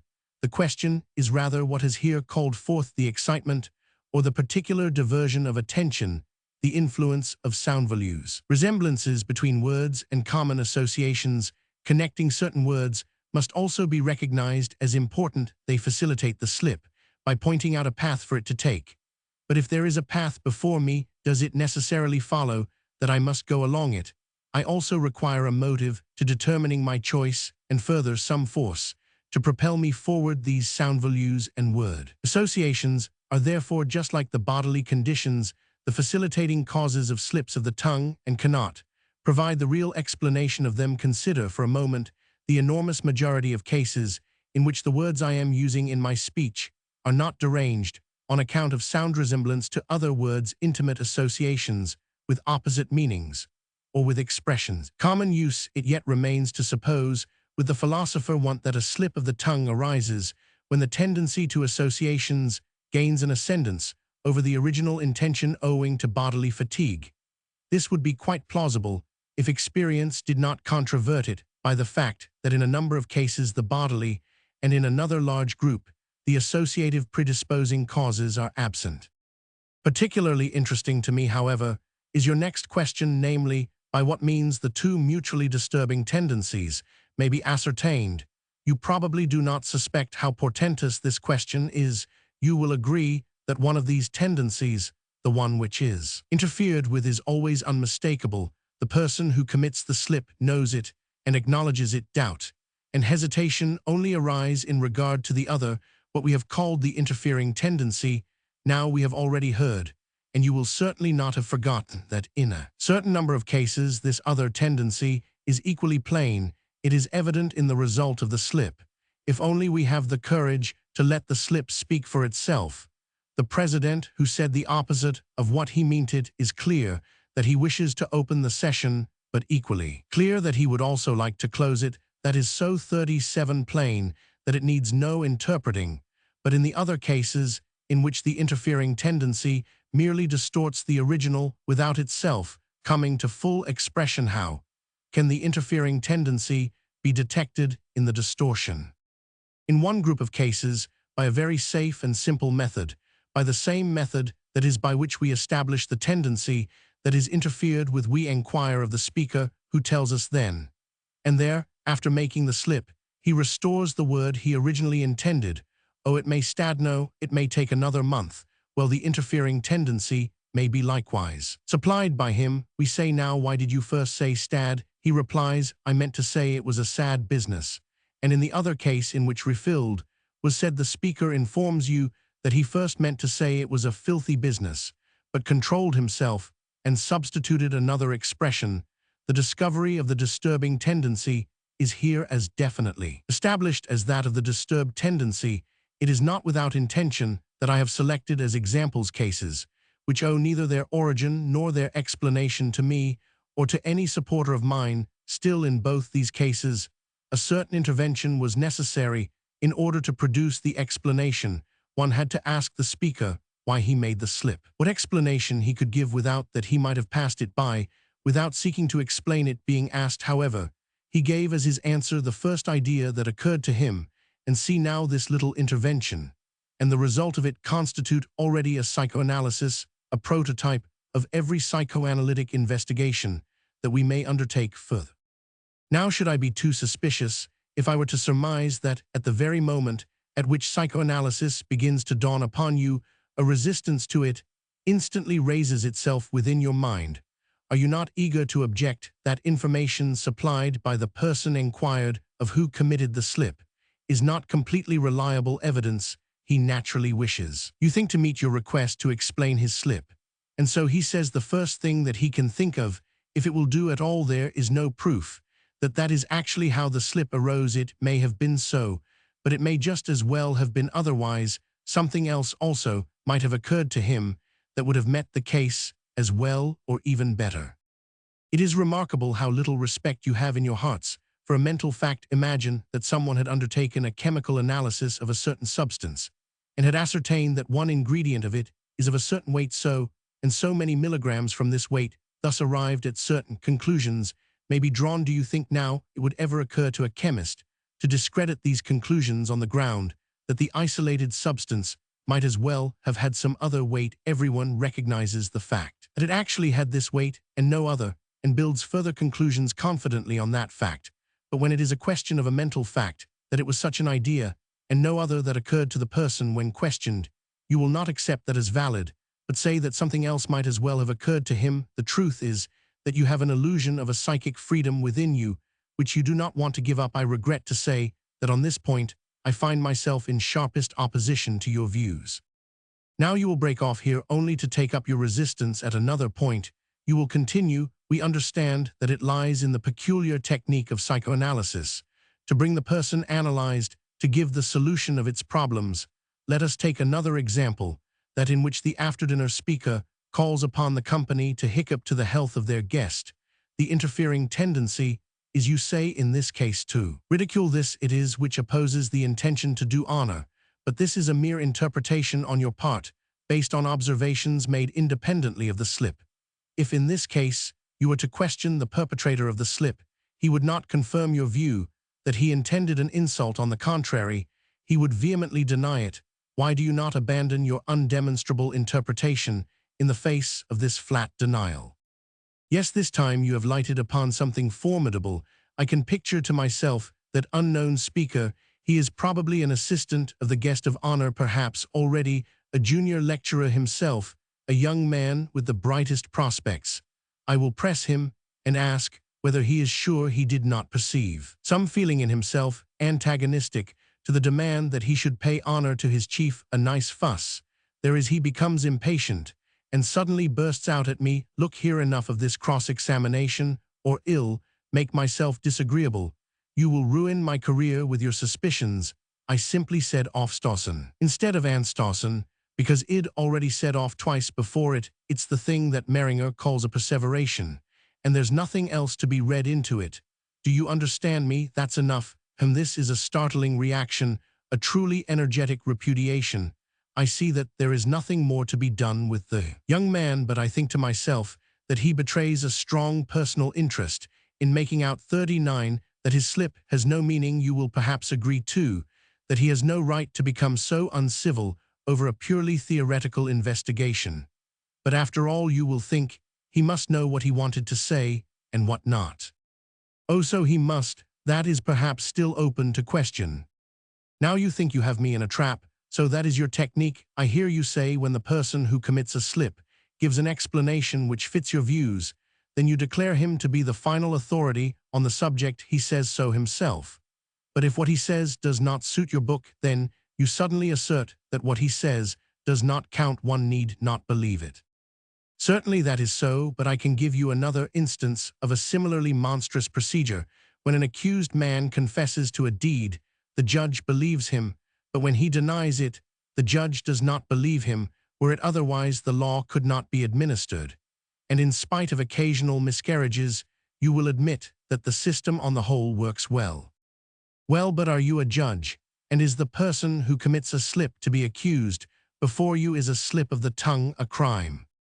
Perhaps we need not reject even this comparison, but see now to what deep-seated differences our attempt to investigate the apparently harmless problems of errors has brought us, differences which at this stage we do not know in the least how to reconcile. I suggest that we should make a temporary compromise on the basis of the analogy with the judge and the prisoner. You shall grant me that the meaning of an error admits of no doubt when the subject of the analysis acknowledges it himself. I in turn will admit that a direct proof for the suspected meaning cannot be obtained if the subject refuses us the information, and of course this applies also when the subject is not present to give us the information. As also in legal proceedings, we are then thrown back upon indications in order to form a decision, the truth of which is sometimes more and sometimes less probable. At law, for practical reasons, guilt has to be declared also on circumstantial evidence. There is no such necessity here, but neither are we bound to refrain from considering such evidence. It is a mistake to believe that a science consists in nothing but conclusively proved propositions, and it is unjust to demand that it should. It is a demand only made by those who feel a craving for authority in some form and a need to replace the religious catechism by something else, even if it be a scientific one. Science, in its catechism, has but few apodictic precepts. It consists mainly of statements which it has developed to varying degrees of probability. The capacity to be content with these 40 approximations to certainty, and the ability to carry on constructive work despite the lack of final confirmation, are actually a mark of the scientific habit of mind.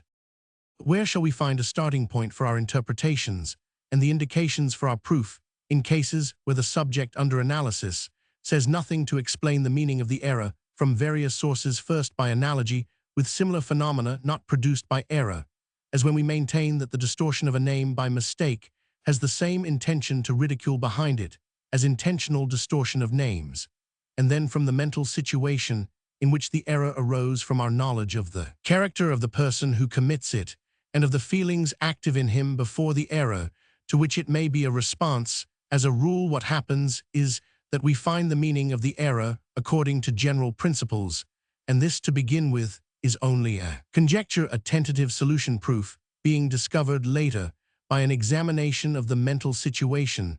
Sometimes it is necessary to await further developments, which have been, so to speak, foreshadowed by the error, before we can find confirmation of our conjecture. I cannot easily give you evidence of this if I have to limit myself to the field of slips of the tongue. Although even here I have a few good examples. The young man who offered to insort the lady is in fact very shy. The lady whose husband may eat and drink what she likes, I know to be one of those managing women who rule the household with a rod of iron. Or take the following case: at a general meeting of a club, a young member made a violent attack in a speech in the course of which he spoke of the officers of the society as lenders of the committee, which appears to be a substitute for members of the committee. We should conjecture that against his attack some interfering tendency was active, which was itself in some way connected with the idea of lending. As a matter of fact, an informant tells us that the speaker is in constant money difficulties and was actually attempting to raise money at the time, so the interfering tendency really is to be translated into the thought: be more moderate in your opposition. These are the people whom you want to lend you money. If I diverge into the field of other kinds of errors, I can give you a wide selection of examples of such circumstantial evidence. If anyone forgets an otherwise familiar proper name and has difficulty in retaining it in his memory, even with an effort, it is not hard to guess that he has something against the owner 41 of the name, and does not like to think of him. Consider, in the light of this, the following notes on the mental situation in which an error of this kind was made. A Mr. Y fell in love with a lady who did not return the feeling, and shortly after married a Mr. Roman 10. Although Mr. Y had already known Mr. Roman 10 for some time, and even had business relations with him, he forgets his name over and over again, so that he frequently has to ask someone the man's name when it is necessary to write to him. Obviously, Mr. Y wants to obliterate all knowledge of his fortunate rival. Never thought of shall he be.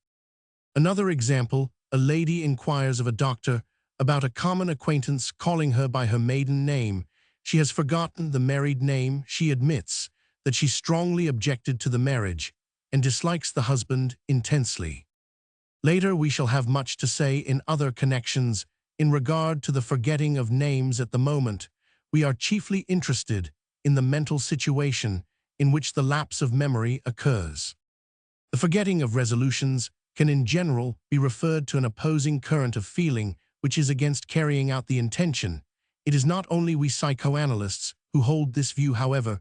It is the ordinary attitude of everyone in their daily affairs, which they only deny in theory. The protégé whose patron apologizes for having forgotten his request is not pacified by such an apology. He thinks immediately it's evidently nothing to him. He promised, but he doesn't mean to do it. Forgetting is therefore criticized even in life in certain connections, and the difference between the popular and the psychoanalytic conception of these errors seems to be dispelled. Imagine a hostess receiving a guest with the words, "What is it today? You were coming. I quite forgot that I had asked you for today." Or a young man confessing to his beloved that he had forgotten all about the appointment they had arranged on the last occasion. He will never admit it. He will rather invent on the spur of the moment the most wildly improbable hindrances which prevented his coming and made it impossible for him to communicate with her from that day to this. We all know that in military service the excuse of having forgotten is worthless and saves no one from punishment. The system is recognized as justifiable here.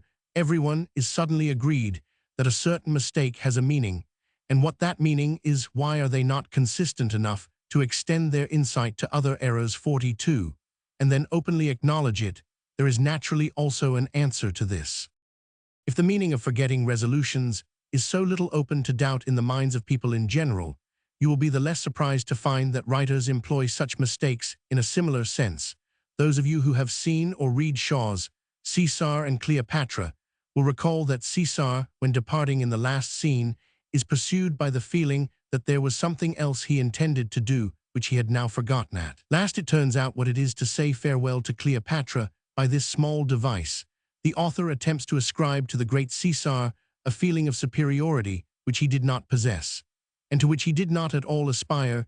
You can learn from historical sources that Caesar arranged for Cleopatra to follow him to Rome, and that she was living there with her little Caesarion when Caesar was murdered, whereupon she fled the city.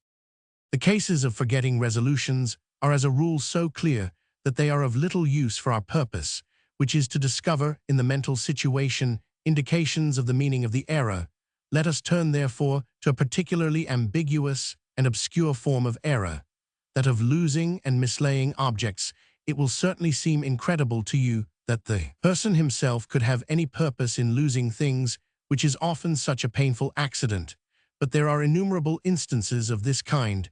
A young man loses a pencil to which he was much attached a few days before he had had a letter from his brother-in-law, which concluded with these words, "I have neither time nor inclination at present to encourage you in your frivolity and idleness." Now the pencil was a present from this brother-in-law.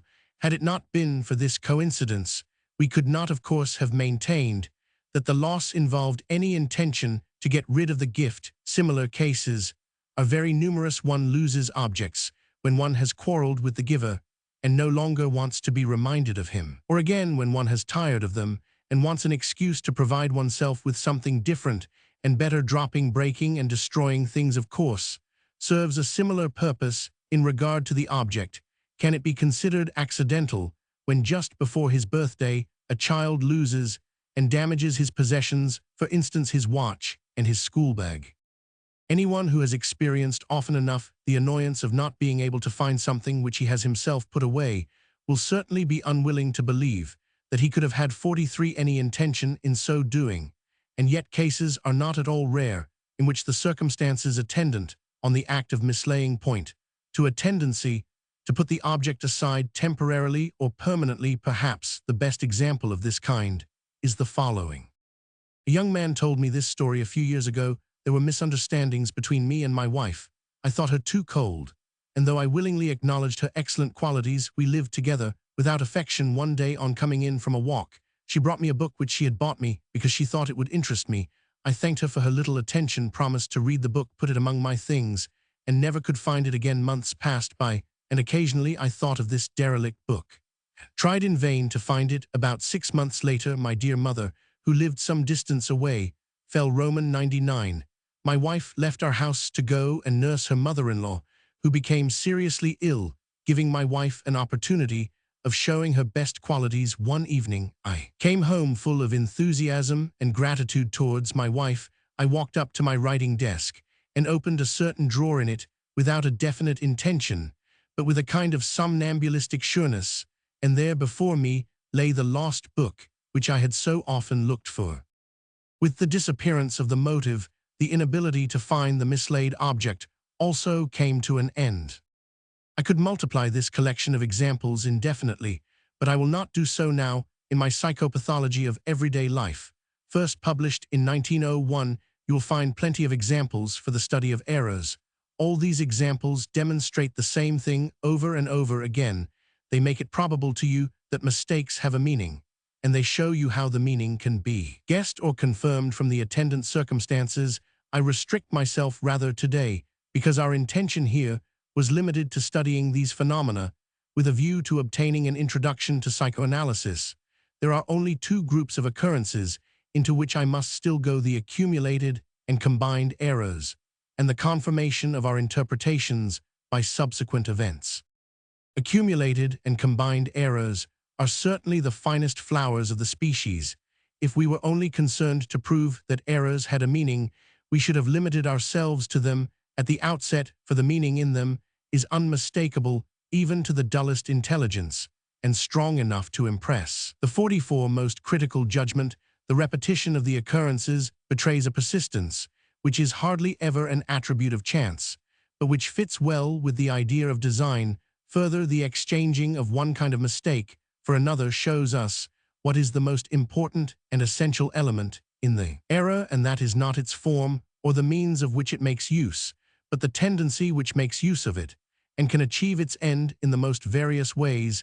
Thus, I will give you a case of repeated forgetting. Ernest Jones relates that he once allowed a letter to lie on his writing desk for several days. For some unknown reason at last, he decided to post it, but received it back from the dead letter office, for he had forgotten to address it. After he had addressed it, he took it to post, but this time without a stamp. At this point, he finally had to admit to himself his objection to sending the letter at all.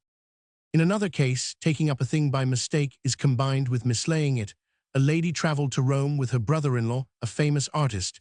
The visitor was much feted by the Germans living in Rome, and received, among other things, a present of an antique gold medal. The lady was vexed, because her brother-in-law did not appreciate the fine specimen highly enough after her sister had arrived.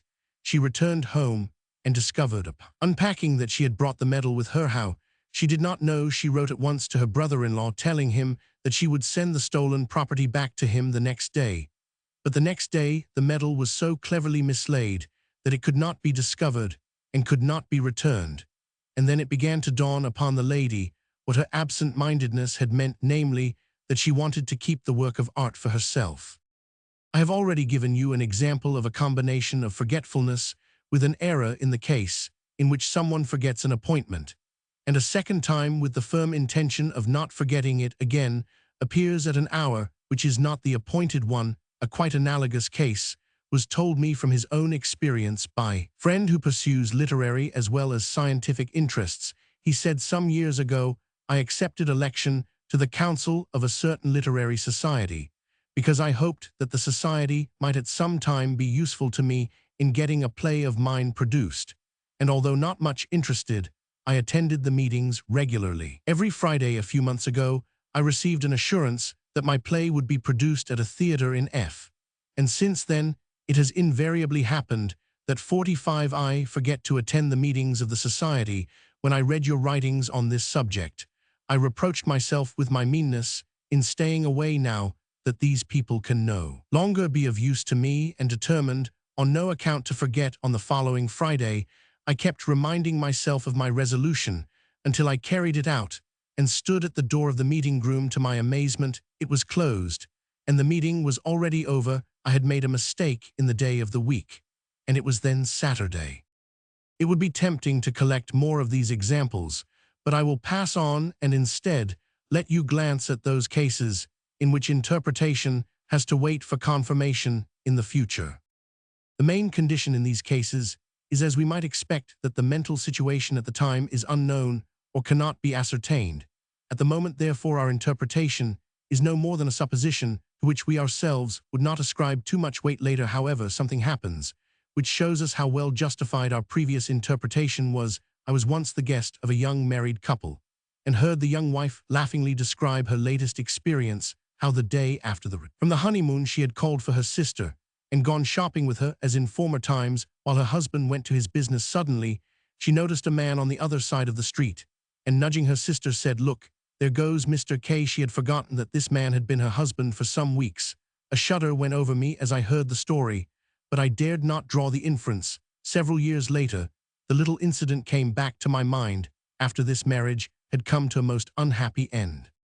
Meter tells a story of a lady who had forgotten to try on her wedding dress the day before the wedding, to the despair of the dressmaker, and remembered it only late in the evening. He connects it with the fact that soon after the marriage, she was divorced by her husband. I know a woman now divorced from her husband, who in managing her money affairs frequently signed documents with her maiden name many years before she really resumed it. I know of other women who lost their wedding rings on the honeymoon, and know too that the course of the marriage lent meaning to this accident. And now one striking example more with a better ending. It is told of a famous German chemist that his marriage never took place because he forgot the hour of the ceremony and went to the laboratory instead of to the church. He was wise enough to let the matter rest with one attempt and died unmarried at a ripe age. Perhaps the idea has also come to you that in these examples mistakes seem to have replaced the omens or portents of the ancients, and indeed certain kinds of portents were nothing but errors. For instance, when anyone stumbled or fell down, it is true that another group of omens bore the character of objective events rather than of subjective acts, but you would not believe how difficult it is sometimes to decide whether a specific instance belongs to the first category or to the second, the act knows so often how to disguise itself as a passive experience. Every one of us who can look back over a fairly long experience of life would probably say that he might have spared himself many disappointments and painful surprises if he had had the courage and resolution to interpret as omens the little mistakes which he noticed in his intercourse with others and to regard them as signs of tendencies still in the background. For the most part, one does not dare to do this. One has an impression that one would become superstitious again by a circuitous scientific path, and then not all omens come true, and our theories will show you how it is that they need not all come true. Fourth lecture: the psychology of errors. Conclusion. That errors have a meaning, we may certainly set down as established by our efforts up to this point, and may take this conclusion as a basis for our further investigations. Let me once more emphasize the fact that we do not maintain and, for our purposes, do not need to maintain that every single mistake which occurs has a meaning, although I think that probable it is enough for us to prove that such a meaning is relatively frequent in the various forms of errors. In this respect, by the way, the various forms show certain differences. Some cases of slips of the tongue, slips of the pen, and so on, may be the effect of a purely physiological cause, though I cannot believe this possible of those errors which depend upon forgetfulness, forgetting of names, or intentions mislaying, and so on. Losing possessions is in all probability to be recognized as unintentional. In some cases, altogether, our conceptions are only to a certain extent applicable to the mistakes which occur in daily life.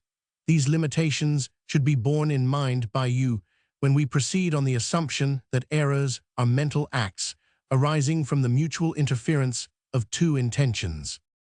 This is the first result of our psychoanalysis. Hitherto, psychology has known nothing of such interferences, or of the possibility that they could occasion manifestations of this kind.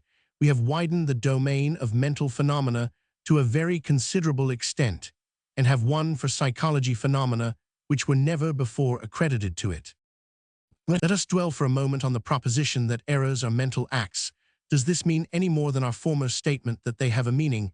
I do not think so. On the contrary, it is a more indefinite statement, and one more open to misunderstanding. Everything that can be observed in mental life will be designated at one time or another as a mental phenomenon. It depends, however, whether the particular mental phenomenon is directly due to bodily, organic, or material agencies, in which case it does not fall to psychology for investigation. 48, or whether it arose directly from other mental processes behind which at some point the succession of organic agencies then begins. We have in mind the latter state of things when we describe a phenomenon as a mental process, and it is therefore more expedient to put our statement in this form: the phenomenon has meaning, and by meaning we understand significance, intention, tendency, and a position in a sequence of mental concatenations. There is another group of occurrences which is very closely related to errors, but for which this name is not suitable. We call them accidental and symptomatic acts. They also appear to be unmotivated, insignificant, and unimportant, but in addition to this, they have very clearly the feature of superfluity. They are on the one hand distinguishable from errors by the absence of any second intention to which they are opposed, and which they disturb. On the other hand, they merge, without any definite line of demarcation, into the gestures and movements which we regard as expressions of the emotions. To this class of accidental performances belong all those apparently purposeless acts which we carry out as though in play with clothing parts of the body, objects within reach, also the omission of such acts, and again the tunes which we hum to ourselves.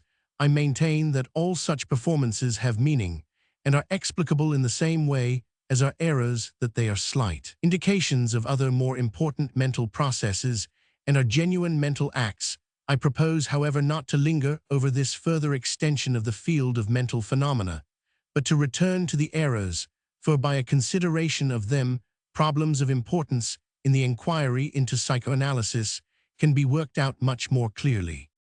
Undoubtedly, the most interesting questions which we formulated while considering errors, and have not yet answered, are the following. We said that errors result from the mutual interference of two different intentions, of which one may be called the intention interfered with and the other the interfering tendency. The intentions interfered with give rise to no further questions, but concerning the others we wish to know first what kind of intentions these are that arise as disturbers of others, and secondly, what are the relations between the interfering tendencies and those which suffer the interference.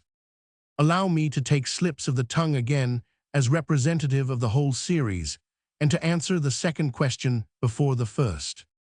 The interfering tendency in the slip of the tongue may be 49 connected in meaning with the intention interfered with, in which case the former contains a contradiction of the latter or corrects or supplements it, or, in other more obscure and more interesting cases, the interfering tendency may have no connection whatever in meaning with the intention interfered with. Evidence for the first of these two relationships can be found without difficulty in the examples already studied, and in others similar to them, in almost all cases of slips of the tongue, where the opposite of what is meant is said, the interfering tendency expresses the opposite meaning too. That of the intention interfered with, and the slip is the expression of the conflict between two incompatible impulses. I declare the meeting open, but would prefer to have closed it. Is the meaning of the president's slip a political paper which had been accused of corruption defends itself? In an article meant to culminate with the words, "Our readers will testify that we have always labored for the public benefit in the most disinterested manner," but the editor entrusted with the composition of the defense wrote, "in the most interested manner, that is to say, he thinks I have to write this stuff, but I know better." A representative of the people urging that the Kaiser should be told the truth, Ruckhalslos unreservedly hears an inner voice terrified at his boldness, and by a slip of the tongue transforms Ruckhalslos into Ruckgratzlos without backbone ineffectually. In the examples already given, which produce an impression of contraction and abbreviation, the process represents a correction, addition, or continuation, in which a second tendency manifests itself alongside the first. Things were then revealed. But better say it straight out, they were filthy, therefore things were then refilled. The people who understand this subject may be counted on the fingers of one hand, but no, there is really only one person who understands it very well. Thing can be counted on one finger, or my husband can eat and drink what he likes, but you know I don't permit him to like this, and that, so then may eat and drink what I like. In all these cases, the slip arises from the content of the intention interfered with, or is directly connected with it. The other kind of relationship between the two interfering tendencies seems strange if the interfering tendency has nothing to do with the content of the one interfered with. Whence comes it then, and how does it happen to make itself manifest just at that point? Observation, which alone can supply the answer to this, shows that the interfering tendency proceeds 50 from a train of thought which has occupied the person shortly before, and then reveals itself in this way as an after-effect, irrespective of whether or not it has already been expressed in speech. It is really therefore to be described as a perseveration, though not necessarily a perseveration of spoken words, an associative connection between the interfering tendency and that interfered with is not lacking here either, though it is not found in the content, but is artificially established, sometimes with considerable forcing of the connections. Here is a simple example of this, which I observed myself once in the beautiful Dolomites. I met two Viennese ladies who were starting for a walking tour. I accompanied them part of the way, and we discussed the pleasures, but also the trials of this way of life. One of the ladies admitted that spending the day like this entailed much discomfort. It certainly is very unpleasant to tramp all day in the sun, till one's blouse and things are soaked through. In this sentence, she had to overcome a slight hesitation at one point. Then she continued, "But then when one gets knack hose, and can change hose means drawers." The lady meant to say knack hose, which means home. We did not analyze this slip, but I am sure you will easily understand it. The lady's intention had been to enumerate a more complete list of her clothes, blouse, chemise, and drawers. From motives of propriety, mention of the drawers hose was omitted, but in the next sentence, the content of which is quite independent, the unuttered word came to light as a distortion of the word it resembled. in sound home haws. Now we can turn at last to the main question which has been so long postponed, namely what kind of tendencies these are which bring themselves to expression in this unusual way. By interfering with other intentions, they are evidently very various, yet our aim is to find some element common to them all. If we examine a series of examples for this purpose, we shall soon find that they fall into three groups. To the first group belong the cases in which the interfering tendency is known to the speaker, and moreover was felt by him before the slip. Thus, in the case of the slip, refilled, the speaker not only admitted that he had criticized the events question as filthy, but further that he had had the intention, which he subsequently reversed, of expressing this opinion in words. A second group is formed by other cases in which the interfering tendency is likewise recognized by the speaker as his own, but he is not aware that it was active in him before the slip. He therefore 51 accepts our interpretation, but remains to some extent surprised by it. Examples of this attitude are probably more easily found in other errors than in slips of the tongue. In the third group, the interpretation of the interfering tendency is energetically repudiated by the speaker. Not only does he dispute that it was active in him before the slip, but he will maintain that it is altogether entirely alien to him. Recall the case about hiccuping and the positively discourteous rebuff which I brought upon myself.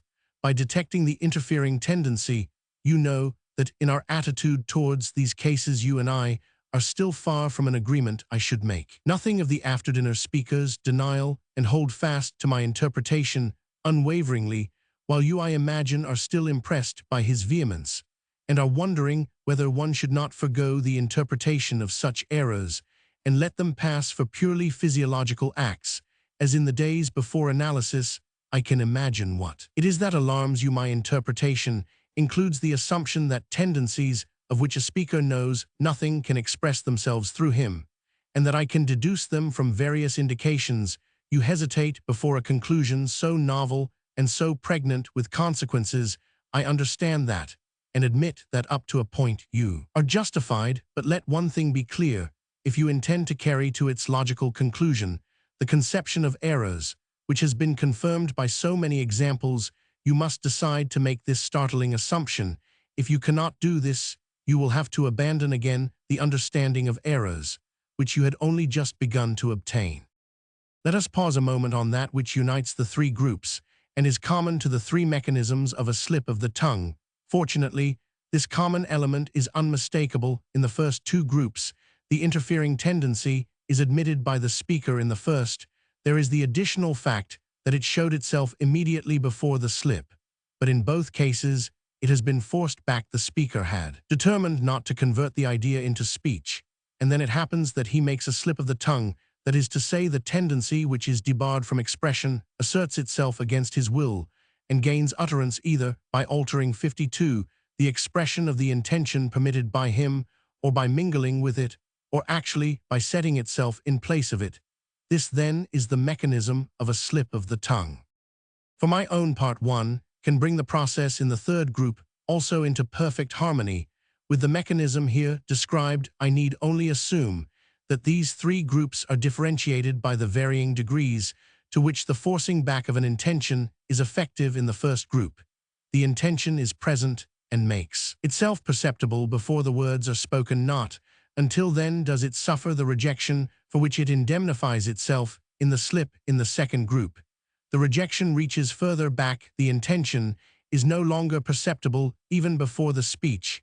It is remarkable that this does not hinder it in the least from being the active cause of the slip, but this state of things simplifies the explanation of the process. In the third group, I shall be bold enough to assume that a tendency can still express itself by an error, though it has been debarred from expression for a long time, perhaps for a very long time, has not made itself perceptible at all, and can therefore be directly repudiated by the speaker.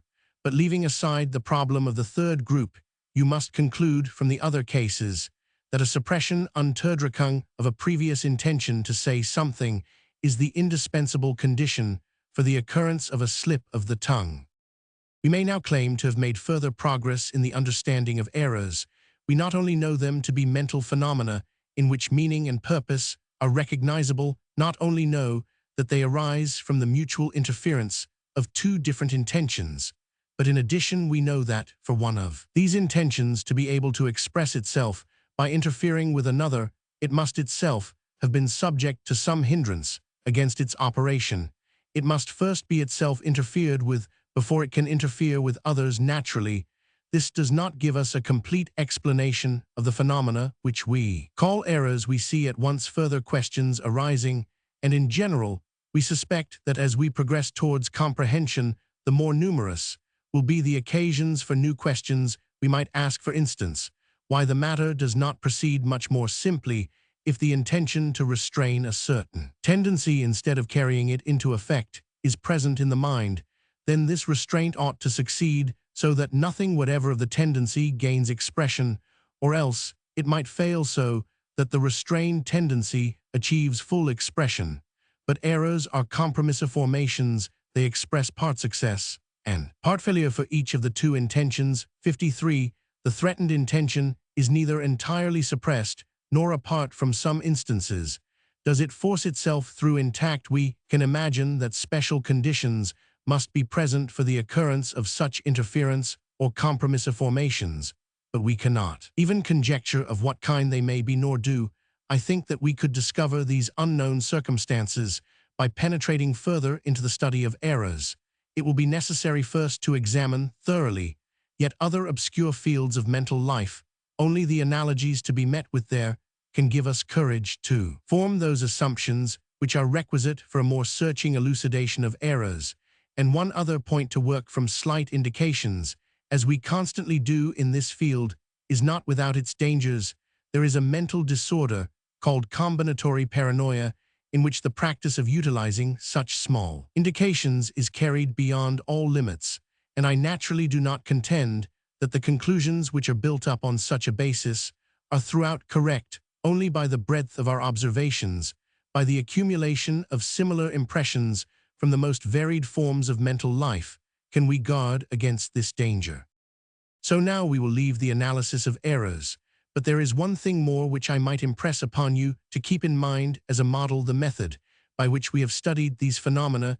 You can perceive from these examples what the aim of our psychology is. Our purpose is not merely to describe and classify the phenomena, but to conceive them as brought about by the play of forces in the mind, as expressions of tendencies striving towards a goal which work together or against one another. We are endeavoring to attain a dynamic conception of mental phenomena. In this conception, the trends we merely infer are more prominent than the phenomena we perceive.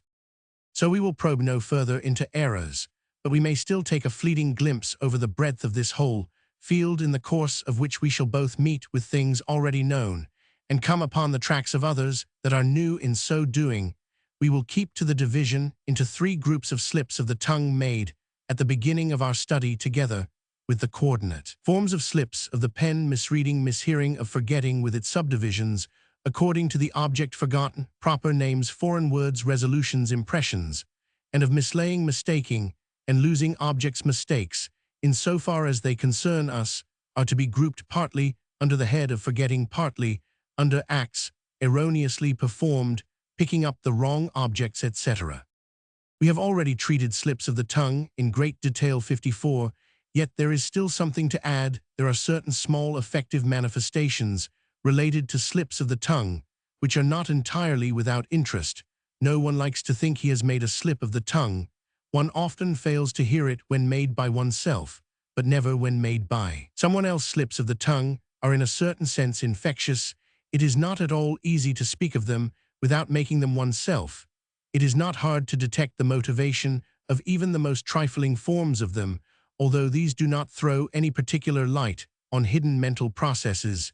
If, for instance, anyone pronounces a long vowel as a short one in consequence of a disturbance over the word, no matter how motivated, he will as a result soon after lengthen a short vowel and commit a new slip in compensation for the first. The same thing occurs if anyone pronounces a diphthong indistinctly and carelessly, for instance, you or oi as I. He tries to correct it by changing a subsequent I into you or oi. Some consideration relating to the hearer seems to be behind this behavior, as though he were not to be allowed to think that the speaker is indifferent. How he treats his mother tongue, the second compensating distortion, actually has the purpose of drawing the hearer's attention to the first and assuring him that it has not escaped the speaker. Either the most frequent, insignificant, and simple forms of slips consist in contractions and anticipations in inconspicuous parts of the speech.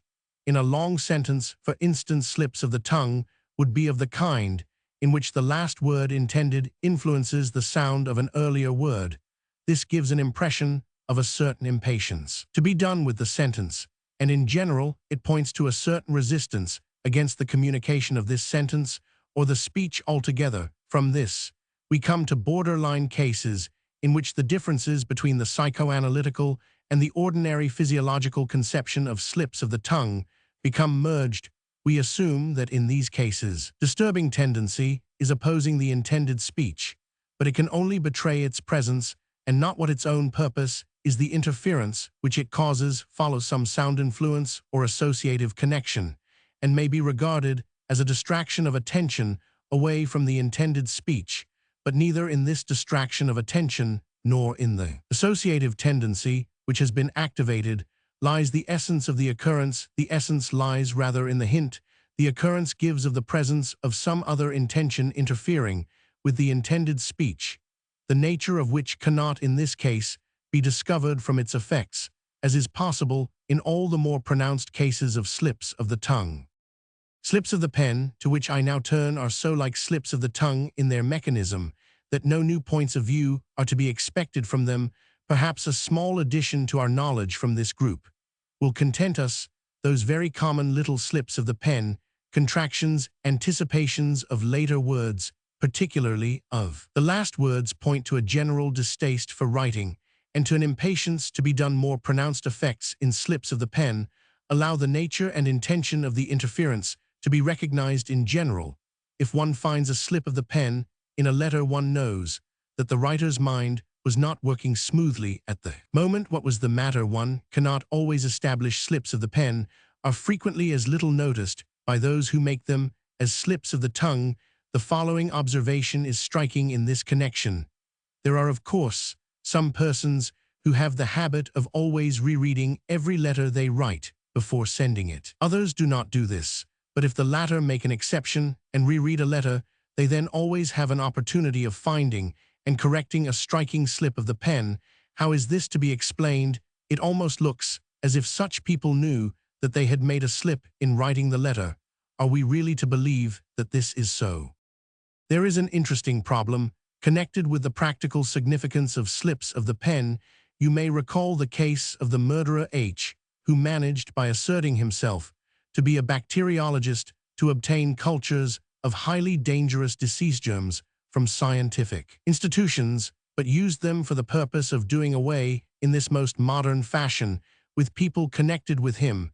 This man once complained to the authorities of one of these institutions about the ineffectiveness of the cultures sent him, but committed a slip of the pen, and instead of the words "in my experiments on mice and guinea pigs Mossen und Meerschweinchen," the words "in my experiments on people" mention were plainly legible. This slip even attracted the attention of the doctors at the institute, but so far as I know, they drew no conclusion from it. Now, what do you think? Would it not have been better if the doctors had taken the slip of the pen as a confession and started an investigation so that the murderer's proceedings might have been arrested in time? In this case, does not ignorance of our conception of errors result in neglect, which in actuality may be very important? Well, I know that such a slip of the pen would certainly rouse great suspicion in me, but there is an important objection against regarding it as a confession.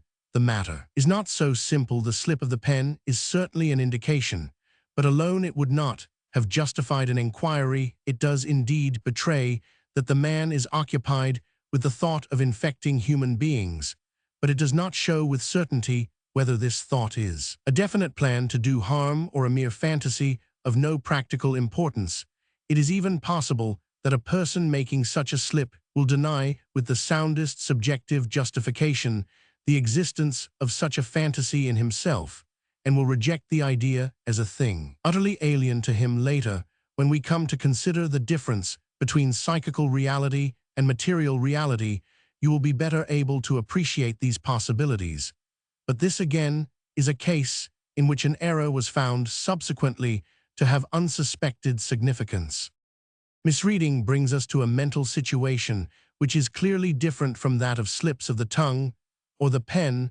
One of the two conflicting tendencies is here replaced by a sensory excitation, and is perhaps therefore less tenacious. What one is reading is not a product of one's own mind, as is that which one is going to write in the large majority of cases. Therefore, misreading consists in complete substitution. A different word is substituted for the word to be read, without there necessarily being any connection in the content between the text and the effect of the mistake, and usually by means of a resemblance between the words. Lichtenberg's example of this, Agamemnon instead of Angenomon, is the best of this group to discover the interfering tendency which causes the mistake. One may put aside the original text altogether. The analytic investigation may begin with two questions. What is the first idea occurring in free association to the effect of the misreading the substitute? And in what circumstances did the misreading occur? Occasionally, a knowledge of the latter is sufficient in itself to explain the misreading, as for instance, when someone wandering about a strange town, driven by urgent needs, reads the word closet house on a large sign on the first story, he has just time to wonder that the board has been fixed at that height, when he discovers that the word on it is actually Corseth House. In other cases, where there is a lack of connection in content between the text and the slip, a thorough analysis is necessary, which cannot be accomplished without practice in psychoanalytic technique and confidence in it. But it is not usually so difficult to come by the explanation of a case of misreading. In the example, Agamemnon, the substituted word betrays without further difficulty the line of thought from which the disturbance arose in this time of war. For instance, it is very common for one to read everywhere names of towns, generals, and military 57 expressions, which are continually in one's ears wherever one sees a word at all resembling them. Whatever interests and occupies the mind takes the place of what is alien and as yet uninteresting. The shadows of thoughts in the mind dim the new perceptions. Another kind of misreading is possible in which the text itself arouses the disturbing tendency, whereupon it is usually changed into its opposite. Someone is required to read something which he dislikes, and analysis convinces him that a strong wish to reject what is read is responsible for the alteration. In the first mentioned more frequent cases of misreading, two factors to which we ascribed great importance in the mechanism of errors are inconspicuous. These are the conflict between two tendencies and the forcing back of one of them, which compensates itself by producing the error. Not that anything contradictory of this occurs in misreading, but nevertheless, the importunity of the train of thought tending to the mistake is far more conspicuous than the restraint which it may have previously undergone. Just these two factors are most clearly observable in the different situations in which errors occur through forgetfulness. The forgetting of resolutions has positively but one meaning. The interpretation of it, as we have heard, is not denied even by the layman. The tendency interfering with the resolution is always an opposing one, an unwillingness concerning which it only remains to inquire why it does not come to expression in a different and less disguised form. For the existence of this opposing tendency is beyond doubt. Sometimes it is possible too to infer something of the motives which necessitate the concealment of this antipathy. One sees that it would certainly have been condemned if it declared its opposition openly, whereas by craft in the error it always achieves its end. When an important change in the mental situation occurs between the formation of the resolution and its execution, in consequence of which the execution would no longer be required, then if it were forgotten, the occurrence could no longer come within the category of errors. There would be nothing to wonder at in the error, for one recognizes that it would have been superfluous to remember the resolution. It had been either permanently or temporarily cancelled. Forgetting to carry out a resolution can only be called an error when there is no reason to believe that any such cancellation has occurred. Cases of forgetting to carry out resolutions are usually so uniform and transparent that they are of no interest for our 58 researchers. There are 2 points nevertheless, at which something new can be learnt by studying this type of error. We have said that forgetting and not executing a resolution indicates an antagonistic tendency in opposition to it. This is certainly true, but our own investigations show that this counterwill may be of 2 kinds, either immediate or mediate. What is meant by the latter is best explained by 1 or 2 examples. When the patron forgets to say a good word for his protégé to some third person, it may happen because he is actually not much interested in the protégé and therefore has no great inclination to do it. This, in any case, will be the protégé's view of the patron's omission. But the matter may be more complicated. The antipathy against executing the resolution may come from some other source in the patron and be directed to some other point. It need have nothing at all to do with the protégé, but is perhaps directed against the third person to whom the recommendation was to be made. Here again, you see what objections there are against applying our interpretations practically. In spite of having correctly interpreted the error, the protégé is in danger of becoming too suspicious and of doing his patron a grave injustice. Again, if someone forgets an appointment which he had promised and was resolved to attend, the commonest cause is certainly a direct disinclination to meet the other person, but analysis might produce evidence that the interfering tendency was concerned not with the person, but with the place of meeting, which was avoided on account of some painful memory associated with it. Or if one forgets to post a letter, the opposing tendency may be concerned with the contents of the letter, but this does not exclude the possibility that the letter in itself is harmless and becomes the subject of a counter-tendency only because something in it reminds the writer of another letter written previously, which did in fact afford a direct basis for antipathy. It may then be said that the antipathy has been transferred from the earlier letter, where it was justified, to the present one, where it actually has no object. So you see that restraint and caution must be exercised in applying our quite well-founded interpretations. That which is psychologically equivalent may in actuality have many meanings.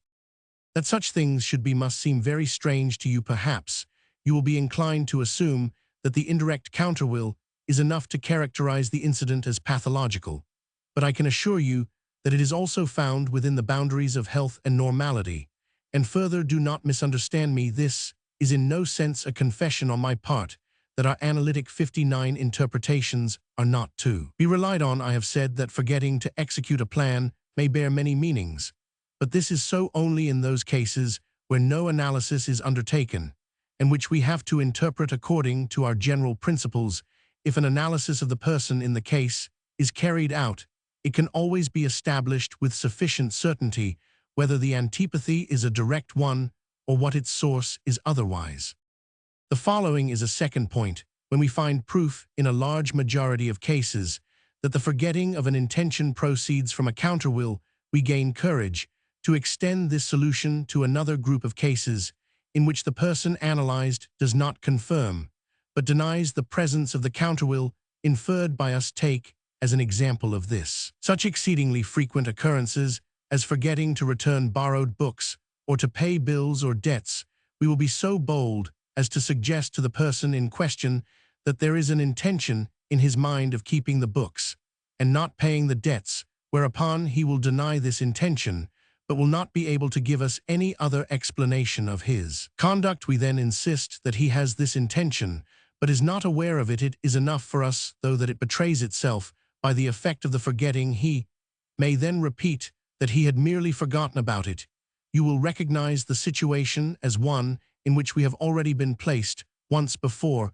If we intend to carry through to their logical conclusions the interpretations of errors which have been proved justified in so many cases, we shall be unavoidably impelled to the assumption that tendencies exist in human beings which can affect results without their knowing of them. With this, however, we place ourselves in opposition to all views prevailing in life and in psychology. Forgetting proper names and foreign names and words can be traced in the same way to a counter-tendency aiming either directly or indirectly against the name in question.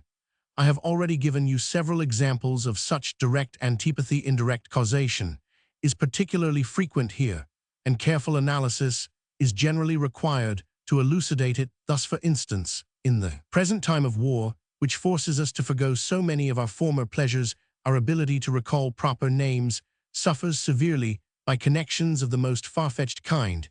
It happened to me lately to be unable to remember the name of the harmless Moravian town of Bison's, and analysis showed that I was guilty of no direct antagonism in the matter, but that the resemblance to the name of the Palazzo Bicenzi in Orvieto, where I had spent many happy times in the past, was responsible, as 60 a motive of the tendency opposing the recollection of this name. We here, for the first time, encounter a principle which will later on reveal itself to be of quite prodigious importance in the causation of neurotic symptoms, namely the aversion on the part of memory against recalling anything connected with painful feelings that would revive the pain if it were recalled. In this tendency towards avoidance of pain from recollection or other mental processes, this flight of the mind from that which is unpleasant, we may perceive the ultimate purpose at work behind not merely the forgetting of names, but also many other errors, omissions, and mistakes. The forgetting of names seems, however, to be especially facilitated psychophysiologically, and therefore does occur on occasions where the intervention of an unpleasantness motive cannot be established.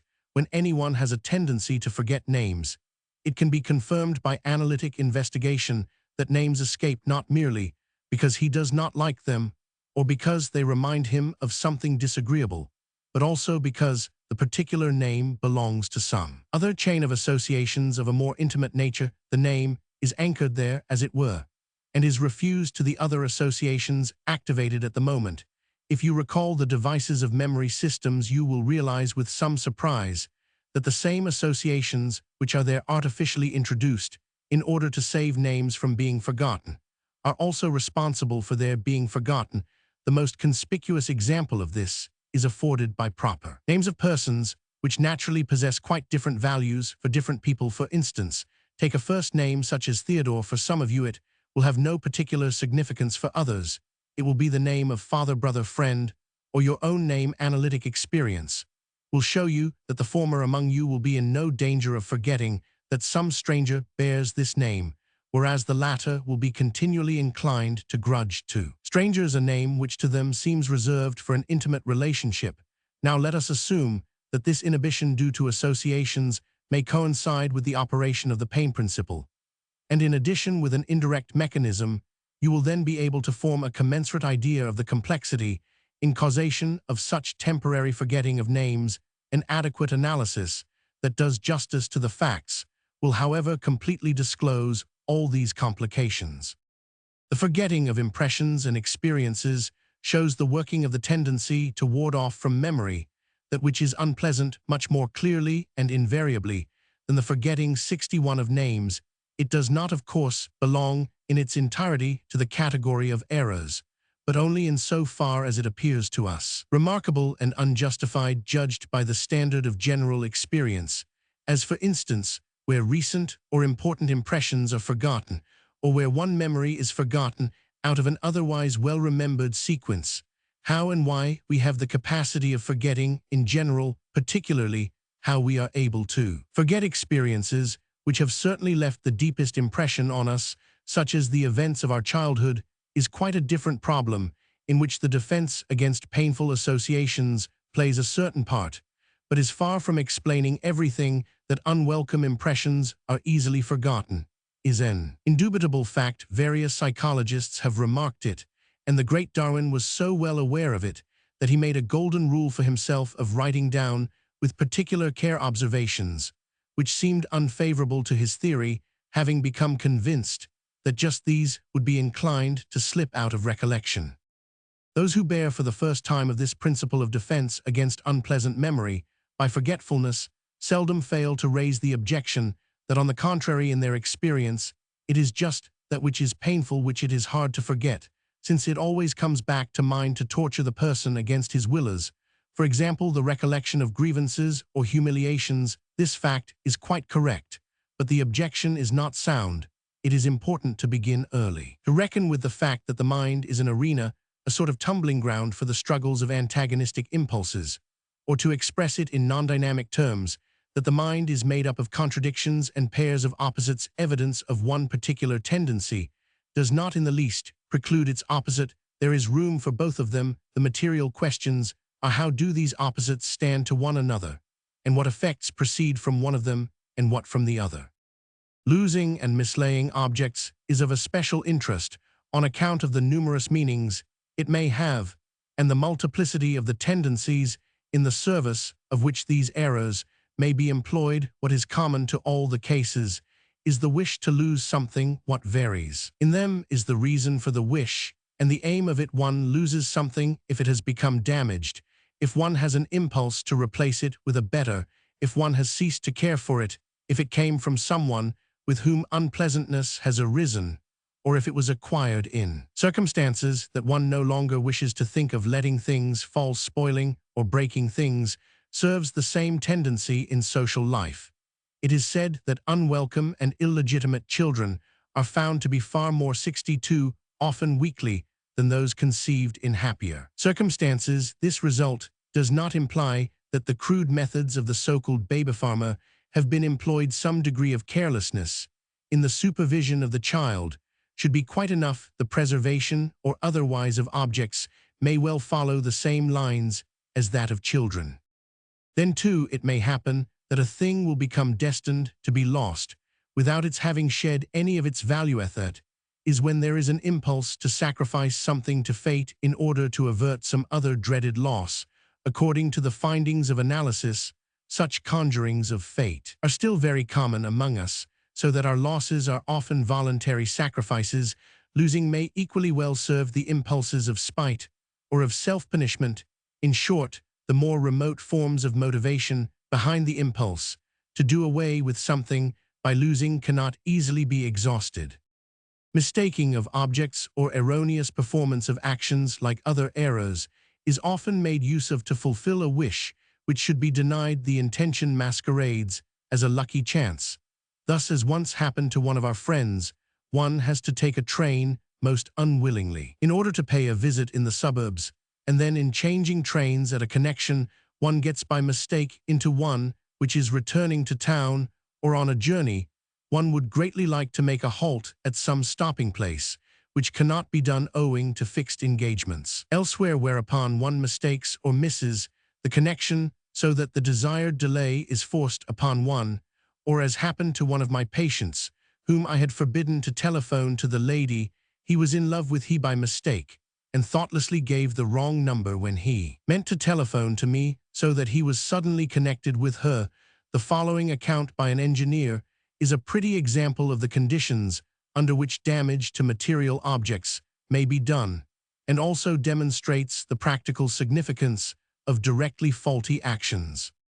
Some time ago, I worked with several colleagues in the laboratory of a high school on a series of complicated experiments in elasticity, a piece of work we had undertaken voluntarily. It was beginning to take up more time, however, than we had anticipated. One day, as I went into the laboratory with my friend, he remarked how annoying it was to him to lose so much time today, as he had so much to do at home. I could not help agreeing with him, and said half-jokingly, referring to an occasion the week before, "Let us hope the machine will break down again so that we can stop work and go home early." In arranging the work, it happened that F was given the regulation 63 of the valve of the press. That is to say, he was by cautiously opening the valve to let the liquid pressure out of the accumulator slowly into the cylinder of the hydraulic press. The man who was conducting the experiment stood by the pressure gauge, and when the right pressure was reached, called out loudly, "Stop." At this command, F seized the valve and turned with all his might the left, all valves, without exception, close to the right. Thereby the whole pressure in the accumulator suddenly came into the press, a strain for which the connecting pipes are not designed, so that one of them instantly burst. Quite a harmless accident, but one which forced us nevertheless to cease work for the day and go home. It is characteristic, by the way, that not long after, when we were discussing the affair, my friend F had no recollection whatever of my remark, which I recalled with certainty. So with this in mind, you may begin to suspect that it is not always a mere chance which makes the hands of your servants such dangerous enemies to your household effects. And you may also raise the question whether it is always an accident when one injures oneself or exposes oneself to danger ideas, which you may put to the test by analysis when you have an opportunity. This is far from being all that could be said about errors. There is still much to be inquired into and discussed, but I shall be satisfied if you have been shaken somewhat in your previous beliefs by our investigations so far as they have gone, and if you have gained a certain readiness to accept new ones for the rest, I must be content to leave you with certain problems still unsolved. We cannot prove all our principles by the study of errors, nor are we indeed by any means solely dependent on this material. The great value of errors for our purpose lies in this, that they are such common occurrences, may easily be observed in oneself, and are not at all contingent upon illness.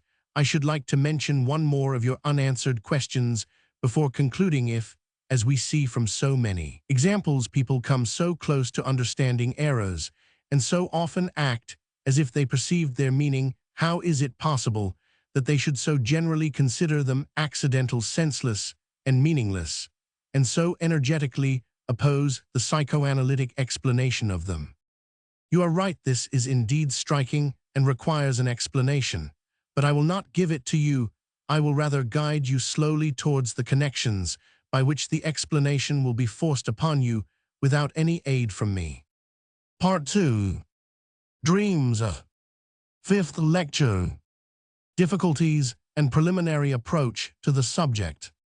One day the discovery was made that the symptoms of disease in certain nervous patients have meaning. It was upon this discovery that the psychoanalytic method of treatment was based. In this treatment, it happened that patients, in speaking of their symptoms, also mentioned their dreams, whereupon the suspicion arose that these dreams too had meaning. However, we will not pursue this historical path, but will strike off in the opposite direction. Our aim is to demonstrate the meaning of dreams. In preparation for the study of the neuroses, there are good grounds for this reversal of procedure, since the study of dreams is not merely the best preparation for that of the neuroses, but a dream is itself a neurotic symptom, and moreover one which possesses for us the incalculable advantage of occurring in all healthy people. Indeed, if all human beings were healthy and would only dream, we could gather almost all the knowledge from their dreams which we have gained from studying the neuroses. So dreams become the object of psychoanalytic research. An author of these ordinary underrated occurrences, apparently of no practical value like errors, and sharing with them the characteristic of occurring in healthy persons, but in other respects the conditions of work are rather less favorable. Errors had only been neglected by science. People had not troubled their heads much about them, but at least it was no disgrace to occupy oneself with them. True, people said there are things more important, but still something may possibly come of it. To occupy oneself with dreams, however, is not merely unpractical and superfluous, but positively scandalous. It carries with it the taint of the unscientific, and arouses the suspicion of personal leanings towards mysticism. The idea of a medical student 68 troubling himself about dreams when there is so much in neuropathology and psychiatry itself that is more serious. Tumors as large as apples compressing the organ of the mind. Hemorrhages, chronic inflammatory conditions in which the alterations in the tissues can be demonstrated under the microscope. No, dreams are far too unworthy and trivial to be objects of scientific research. There is yet another factor involved which in itself sets at defiance all the requirements of exact investigation. In investigating dreams, even the object of research, the dream itself, is indefinite. A delusion, for example, presents clear and definite outlines. I am the Emperor of China, says your patient plainly, but a dream, for the most part, it cannot be related at all. When a man tells a dream, has he any guarantee that he has told it correctly and not perhaps altered it in the telling, or been forced to invent part of it on account of the vagueness of his recollection? Most dreams cannot be remembered at all, and are forgotten except for some tiny fragments, and is a scientific psychology or a method of treatment for the sick to be founded upon material such as this? A certain element of exaggeration in a criticism may arouse our suspicions. The arguments brought against the dream as an object of scientific research are clearly extreme. We have met with the objection of triviality already in eras, and have told ourselves that great things may be revealed even by small indications as to the indistinctness of dreams. That is a characteristic like any other. We cannot dictate to things their characteristics. Besides, there are also dreams, which are clear and well-defined. Further, there are other objects of psychiatric investigation, which suffer in the same way from the quality of indefiniteness. For example, the obsessive ideas of many cases with which nevertheless many psychiatrists of repute and standing have occupied themselves. I will recall the last case of the kind, which came before me in medical practice. The patient, a woman, presented her case in these words: I have a certain feeling as if I had injured or had meant to injure some living creature, perhaps a child, no, a dog, rather as if perhaps I had pushed it off a bridge or done something else. Any disadvantage resulting from the uncertain recollection of dreams may be remedied by deciding that exactly what the dreamer tells is to count as the dream, and by ignoring all that he may have forgotten or altered in the process of recollection. Finally, one cannot maintain in so sweeping a fashion that dreams are unimportant things. We know from our own 69 experience that the mood in which we awake from a dream may last throughout the day, and cases have been observed by medical men in which mental disorder began with a dream, the delusion which had its source in this dream persisting further. It is told of historical persons that impulses to momentous deeds sprang from their dreams. We may therefore ask, what is the real cause of the disdain in which dreams are held? In scientific circles, in my opinion, it is the reaction from the overestimation of them in earlier times. It is well known that it is no easy matter to reconstruct the past, but we may assume with certainty, you will forgive my jest, that as early as 3,000 years ago and more our ancestors dreamt in the same way as we do. So far as we know, all ancient peoples attached great significance to dreams and regarded them as of practical value. They obtained from them auguries of the future and looked for portents in them. For the Greeks and other Orientals, it was at times as unthinkable to undertake a campaign without a dream interpreter as it would be today without air scouts for intelligence. When Alexander the Great set out on his campaign of conquest, the most famous interpreters of dreams were in his following. The city of Tyre, still at that time on an island, offered so stout a resistance to the king that he entertained the idea of abandoning the siege. Then one night he dreamed of a satyr dancing in triumph, and when he related this dream to his interpreters, they informed him that it foretold his victory over the city. He gave the order to attack and took Tyre by storm. Among the Etruscans and Romans, other methods of foretelling the future were employed, but during the whole of the Greco-Roman period, the interpretation of dreams was practiced and held in high esteem of the literature on this subject. The principal work, at any rate, has come down to us, namely the book of Artemidorus of Daldes, who is said to have lived at the time of the Emperor Hadrian. How it happened that the art of dream interpretation declined later and dreams fell into disrepute, I cannot tell you. The progress of learning cannot have had very much to do with it, for in the darkness of the Middle Ages things far more absurd than the ancient practice of the interpretation of dreams were faithfully retained. The fact remains that the interest in dreams gradually sank to the level of superstition and could hold its own only amongst the uneducated. In our day, there survive, as a final degradation of the art of dream interpretation, the attempts to find out from dreams numbers destined to draw prizes in games of chance. On the other hand, exact science of the present day has repeatedly concerned itself 70 with the dream, but always with the sole object of illustrating physiological theories by medical men. Naturally, a dream was never regarded as a mental process, but as the mental expression of physical stimuli. Bintz, in 1876, pronounced the dream to be a physical process, always useless, and in many cases actually morbid, a process above which the conception of the world soul and of immortality stands as high as does the blue sky above the most lowlying weed-grown stretch of sand. Maury compares dreams with the spasmodic jerkings of St. Vitus' dance, contrasted with the coordinated movements of the normal human being in an old comparison. A parallel is drawn between the content of a dream and the sounds which would be produced if someone ignorant of music let his 10 fingers wander over the keys of an instrument. Interpretation means discovering a hidden meaning, but there can be no question of attempting this.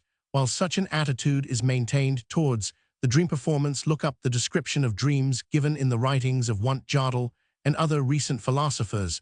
They are content with the bare enumeration of the divergences of the dream life. From waking thought with a view to depreciating the dreams, they emphasize lack of connection in the associations, the suspended exercise of the critical faculty, the elimination of all knowledge and other indications of diminished functioning. The single valuable contribution to our knowledge about dreams, for which we are indebted to exact science, relates to the influence upon the dream content of physical stimuli operating during sleep. We have the work of a Norwegian author who died recently, J. Merli. Vol. Large volumes on experimental investigation of dreams, translated into German in 1910 and 1912, which are concerned almost entirely with the results obtained by change in the position of the limbs. These investigations have been held up to us as models of exact research in the subject of dreams. Now, can you imagine what would be the comment of exact science on learning that we intend to try to find out the meaning of dreams? The comment that has perhaps been made already. However, we will not allow ourselves to be appalled at the thought. If it was possible for errors to have an underlying meaning, it is possible that dreams have one too, and errors have in very many cases a meaning which has eluded the researches of exact science. Let us adopt the assumption of the ancients and of simple folk and follow in the footsteps of the dream interpreters of old. First of all, we must take our bearings in this enterprise 71 and make a survey of the field of dreams. What exactly is a dream? It is difficult to define it in a single phrase, yet we need not seek after a definition when all we need is to refer to something familiar to everyone still. We ought to pick out the essential features in dreams. How are we to discover these features? The boundaries of the region we are entering comprise such vast differences. Whichever way we turn, that which we can show to be common to all dreams is probably what is essential. Well then, the first common characteristic of all dreams would be that we are asleep at the time. Obviously, the dream is the life of the mind during sleep, a life bearing certain resemblances to our waking life, and at the same time differing from it widely. That indeed was Aristotle's definition. Perhaps dream and sleep stand in yet closer relationship to each other. We can be waked by a dream.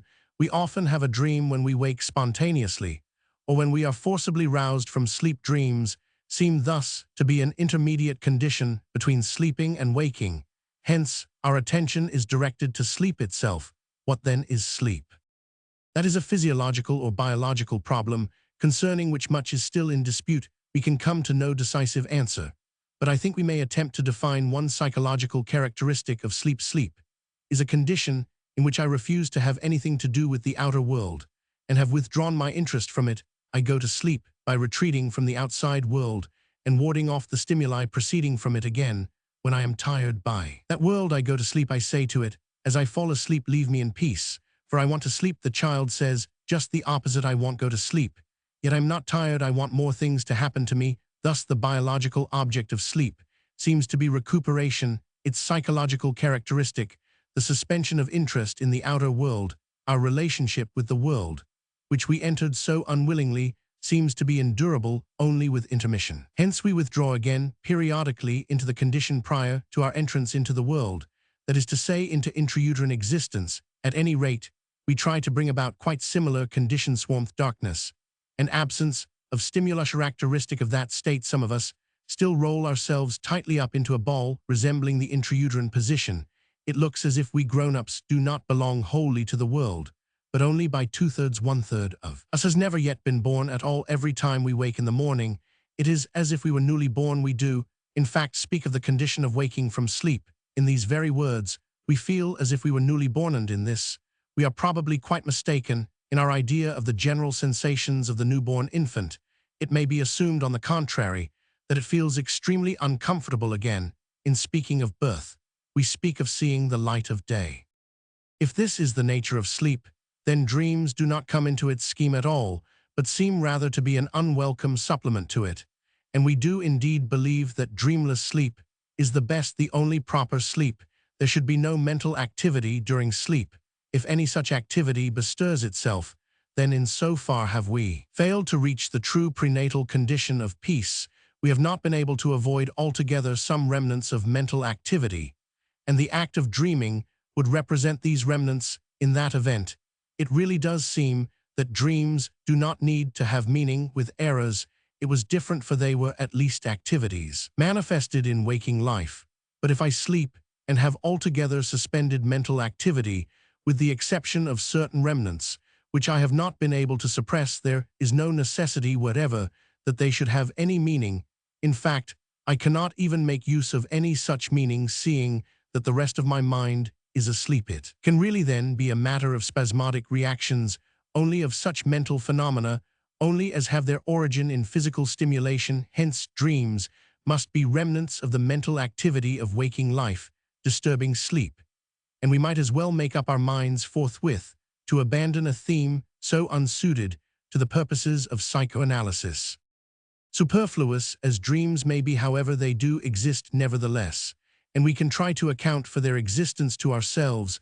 Why does not mental life go off to sleep? Probably because there is something that will not leave the mind in peace. Stimuli are acting upon it, and to these it is bound to react. Dreams, therefore, are the mode of reaction of the mind to stimuli acting upon it during sleep. We note here a possibility of access to comprehension of dreams. We can now endeavor to find out in various dreams what are the stimuli seeking to disturb sleep, the reaction to which takes the form of dreams. By doing this, we should have worked out the first characteristic common to all dreams.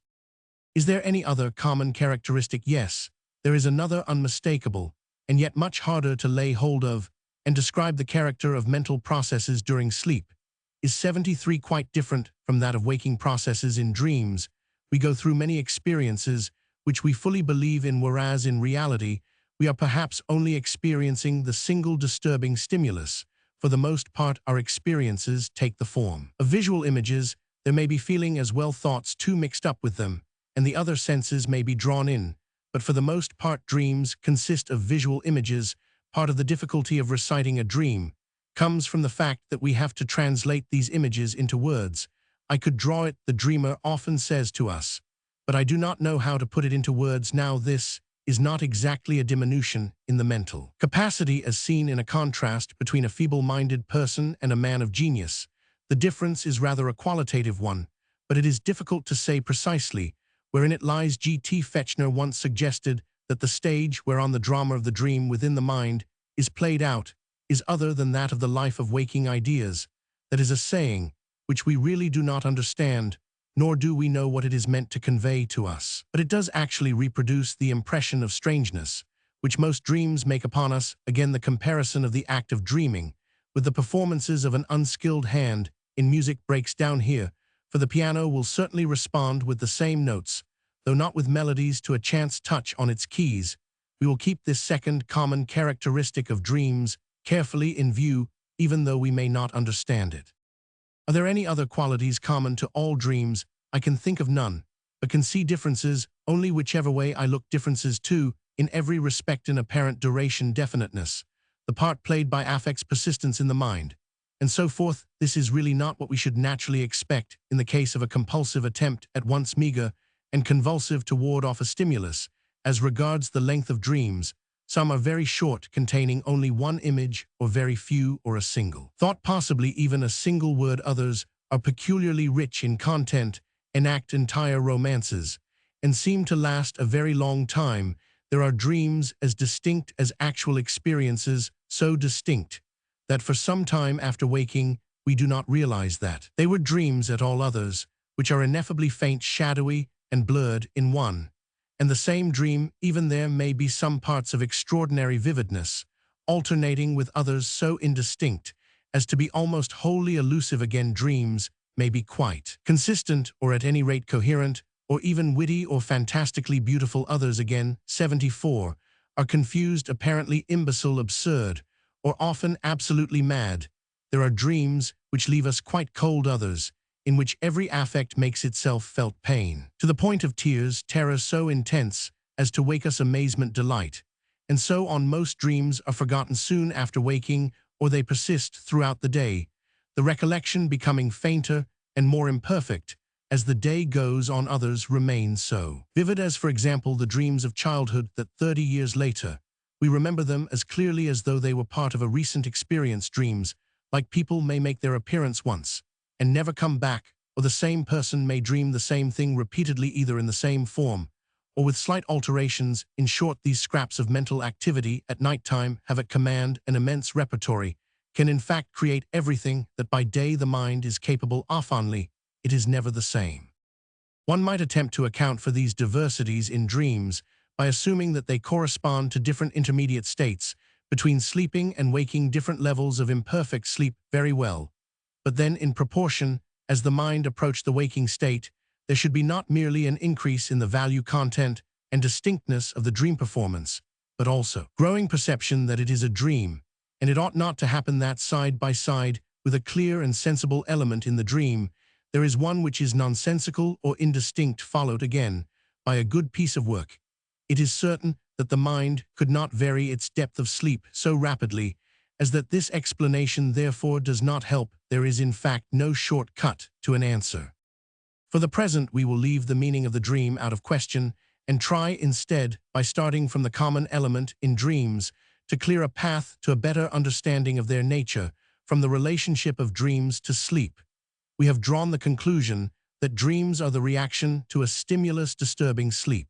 As we have heard, this is also the single point at which exact experimental psychology can come to our aid. It affords proof of the fact that stimuli brought to bear during sleep make their appearance in dreams.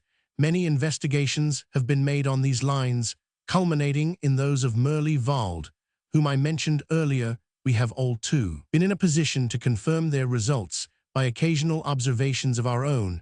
I will choose some of the earlier experiments to tell you. Maury had tests of this kind carried out upon himself. Whilst dreaming, he was made to smell some 75 eau de cologne, whereupon he dreamt he was in Cairo, in the shop of Johann Maria Farina, and this was followed by further crazy adventures. Again, someone gave his neck a gentle pinch, and he dreamt of the application of a blister, and of a doctor who had treated him when he was a child. Again, they let a drop of water fall on his forehead, and he was immediately in Italy, perspiring freely and drinking the white wine of Orvieto. The striking feature about these dreams produced under experimental conditions will perhaps become still clearer to us in another series of stimulus dreams. These are 3 dreams of which we have an account by a clever observer, Hildebrandt, and all 3 are reactions to the sound of an alarm clock.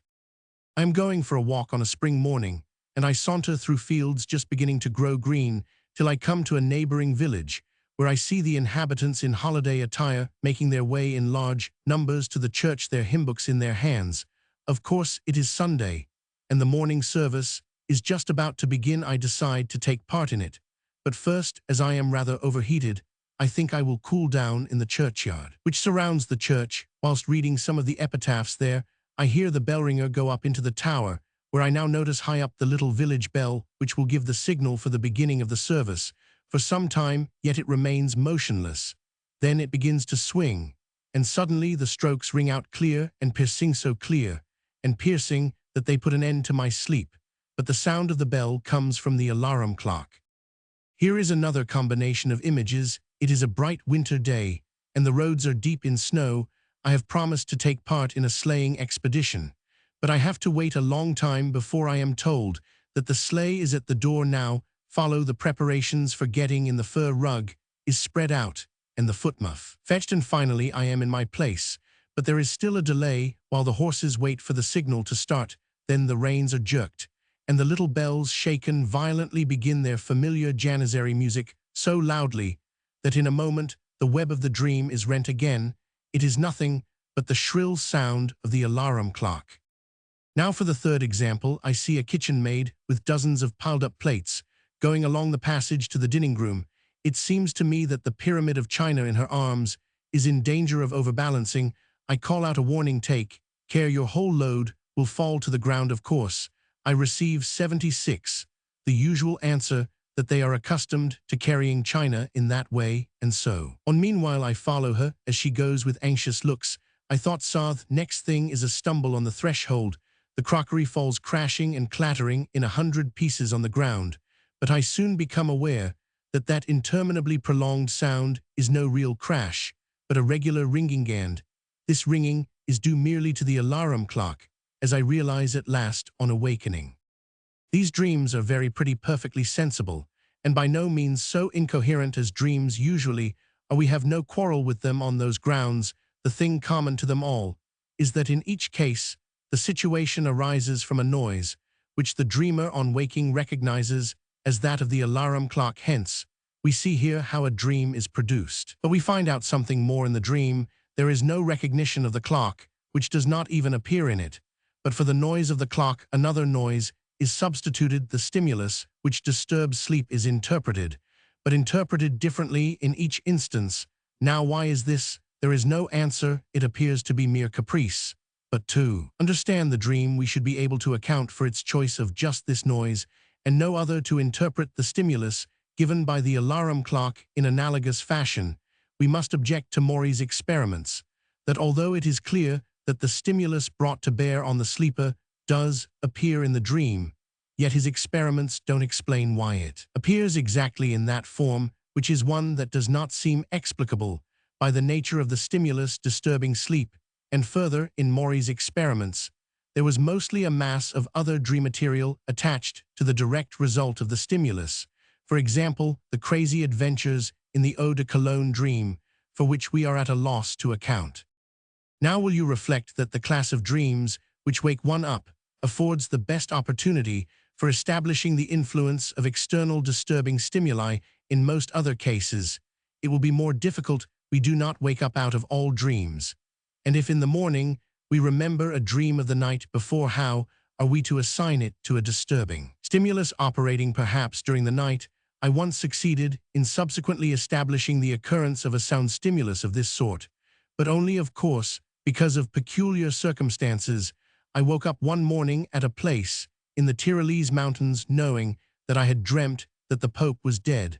I could not explain the dream to myself. But later my wife asked me, "Did you hear quite early this morning the dreadful noise of bells breaking 77 out in all the churches and chapels?" No, I had heard nothing. My sleep is too sound. But thanks to her telling me this, I understood my dream. How often may such causes of stimulus as this induce dreams in the sleeper without his ever hearing of them afterwards? Possibly very often, and possibly not. If we can get no information of any stimulus, we cannot be convinced on the point, and apart from this, we have given up trying to arrive at an estimation of the sleep-disturbing external stimuli, since we know that they only explain a fragment of the dream and not the whole dream reaction. We need not on that account give up this theory altogether. There is still another possible way of following it out. Obviously, it is a matter of indifference what disturbs sleep and causes the mind to dream, if it cannot always be something external acting as a stimulus to one of the senses. It is possible that instead a stimulus operates from the internal organza, so-called somatic stimulus. This supposition lies very close, and moreover, it corresponds to the view popularly held with regard to the origin of dreams, for it is a common saying that they come from the stomach. Unfortunately, here again, we must suppose that in very many cases information respecting a somatic stimulus operating during the night would no longer be forthcoming after waking, so that it would be incapable of proof.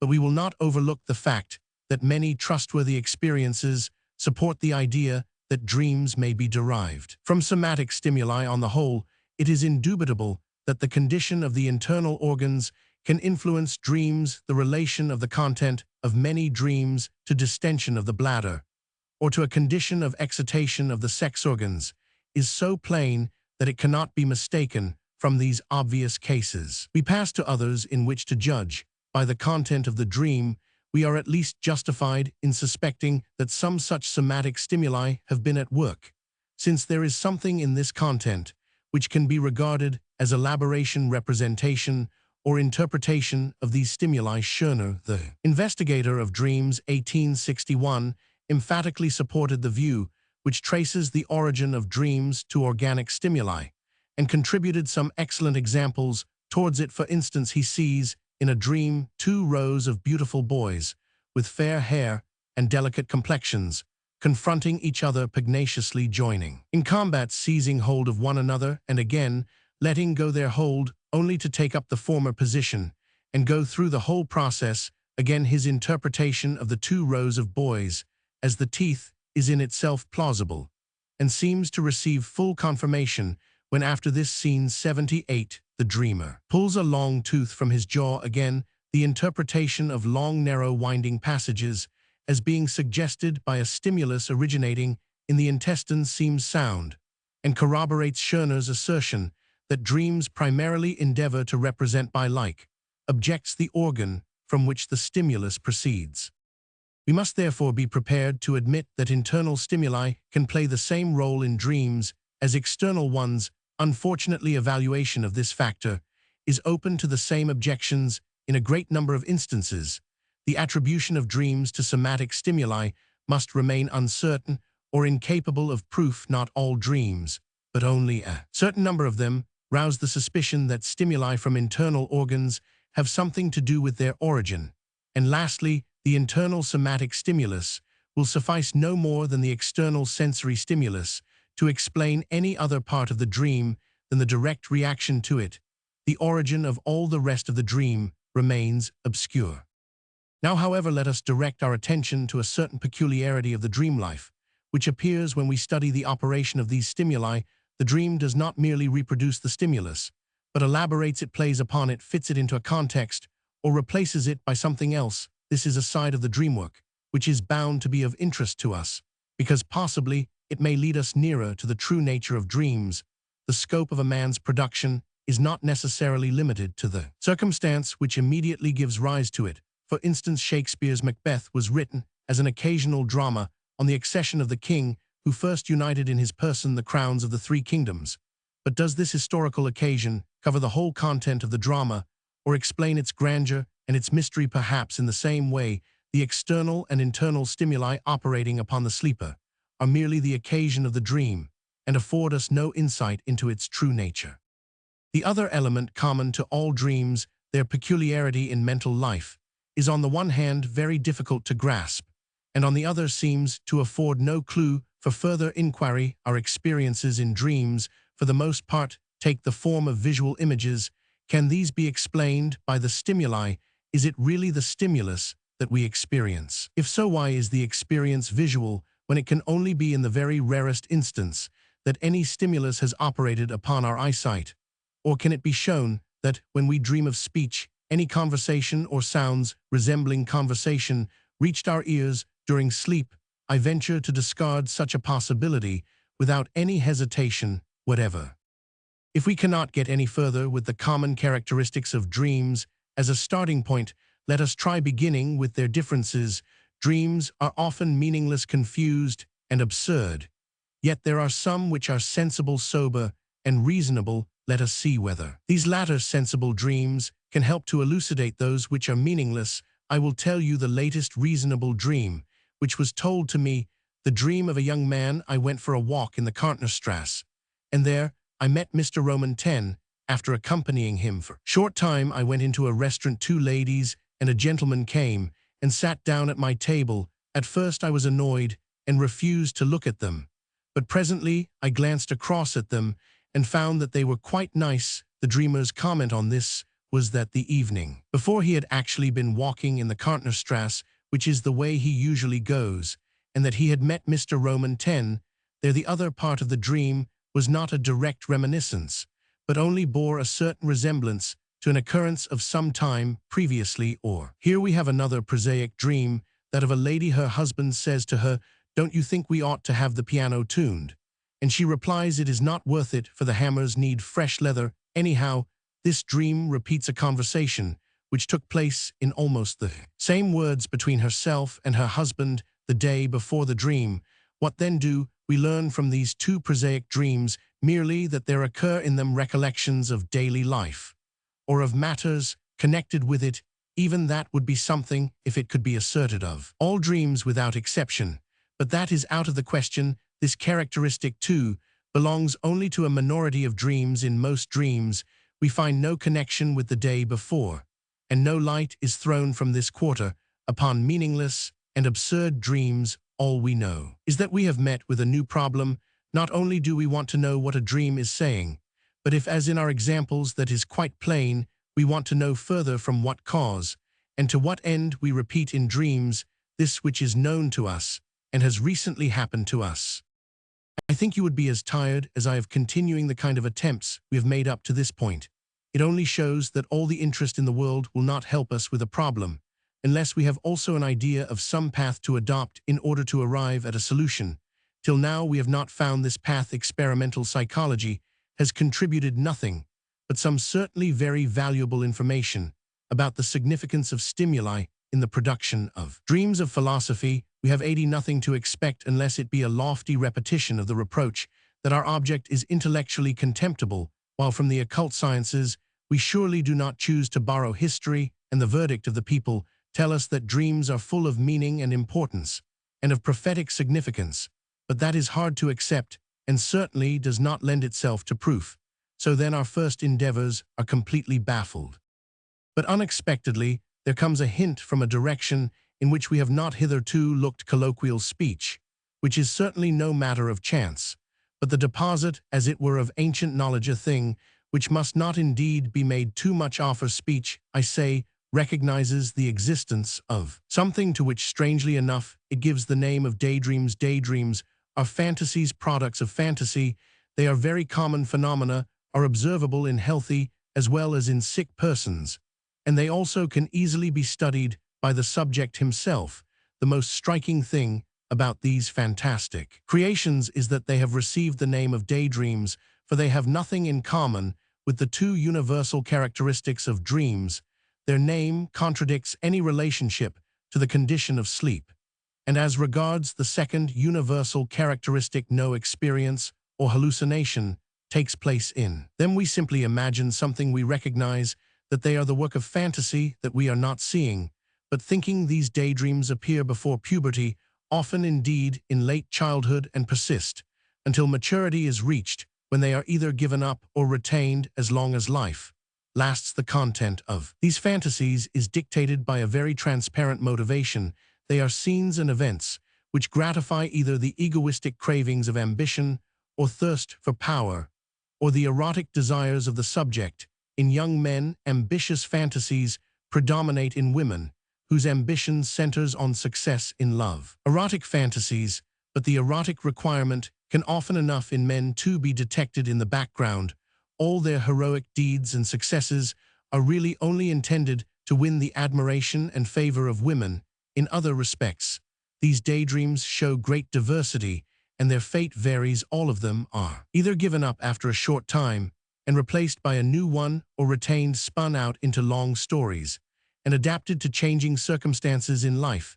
They march with the times, receiving as it were date stamps upon them, which show the influence of new situations. They form the raw material of poetic production for the writer. By transforming, disguising, or curtailing them, creates out of his daydreams the situations which he embodies in his stories, novels, and dramas. The hero of a daydream is, however, always the subject himself, either directly imagined in the part or transparently identified with someone else. Perhaps daydreams are so called on account of their similar relation to reality, as an indication that their content is no more to be accepted as real than is that of dreams. But it is possible that they share the name of dreams because of some mental characteristic of the dream which we do not yet know, but after which we are seeking. On the other hand, it is possible that we are altogether wrong in regarding this similarity of name as significant. That is a question which can only be answered later. Sixth lecture: Preliminary Hypotheses and Technique of Interpretation. We thus realize our need of a new way of approach, a definite method, if we are to make any advance in our researches into dreams. I will now offer an obvious suggestion. Let us accept as the basis of the whole of our further inquiry the following hypothesis: that dreams are not a somatic, but a mental phenomenon. You know what this means, but what is our justification in making this assumption? We have none. But on the other hand, There is nothing to prevent us. The position is this: if the dream is a somatic phenomenon, it does not concern us. It can only be of interest to us on the hypothesis that it is a mental phenomenon. So we will assume that this hypothesis is true in order to see what happens if we do so. The results of our work will determine whether we may adhere to the assumption and uphold it in its turn as an inference fairly drawn. Now, what exactly is the object of this inquiry of ours, or to what are we directing our efforts? Our object is that of all scientific endeavor, namely, to achieve an understanding of the phenomena, to establish a connection between them, and in the last resort, wherever it is possible, to increase our power over them. So we continue our work on the assumption that dreams are a mental phenomenon. In that event, they are a performance and an utterance on the part of the dreamer, but of a kind that conveys nothing to us, and which we do not understand. Now, supposing that I give utterance to something that you do not understand, what do you ask me to explain? Do you not? Why may not we do the same? Ask the dreamer the meaning of the dream.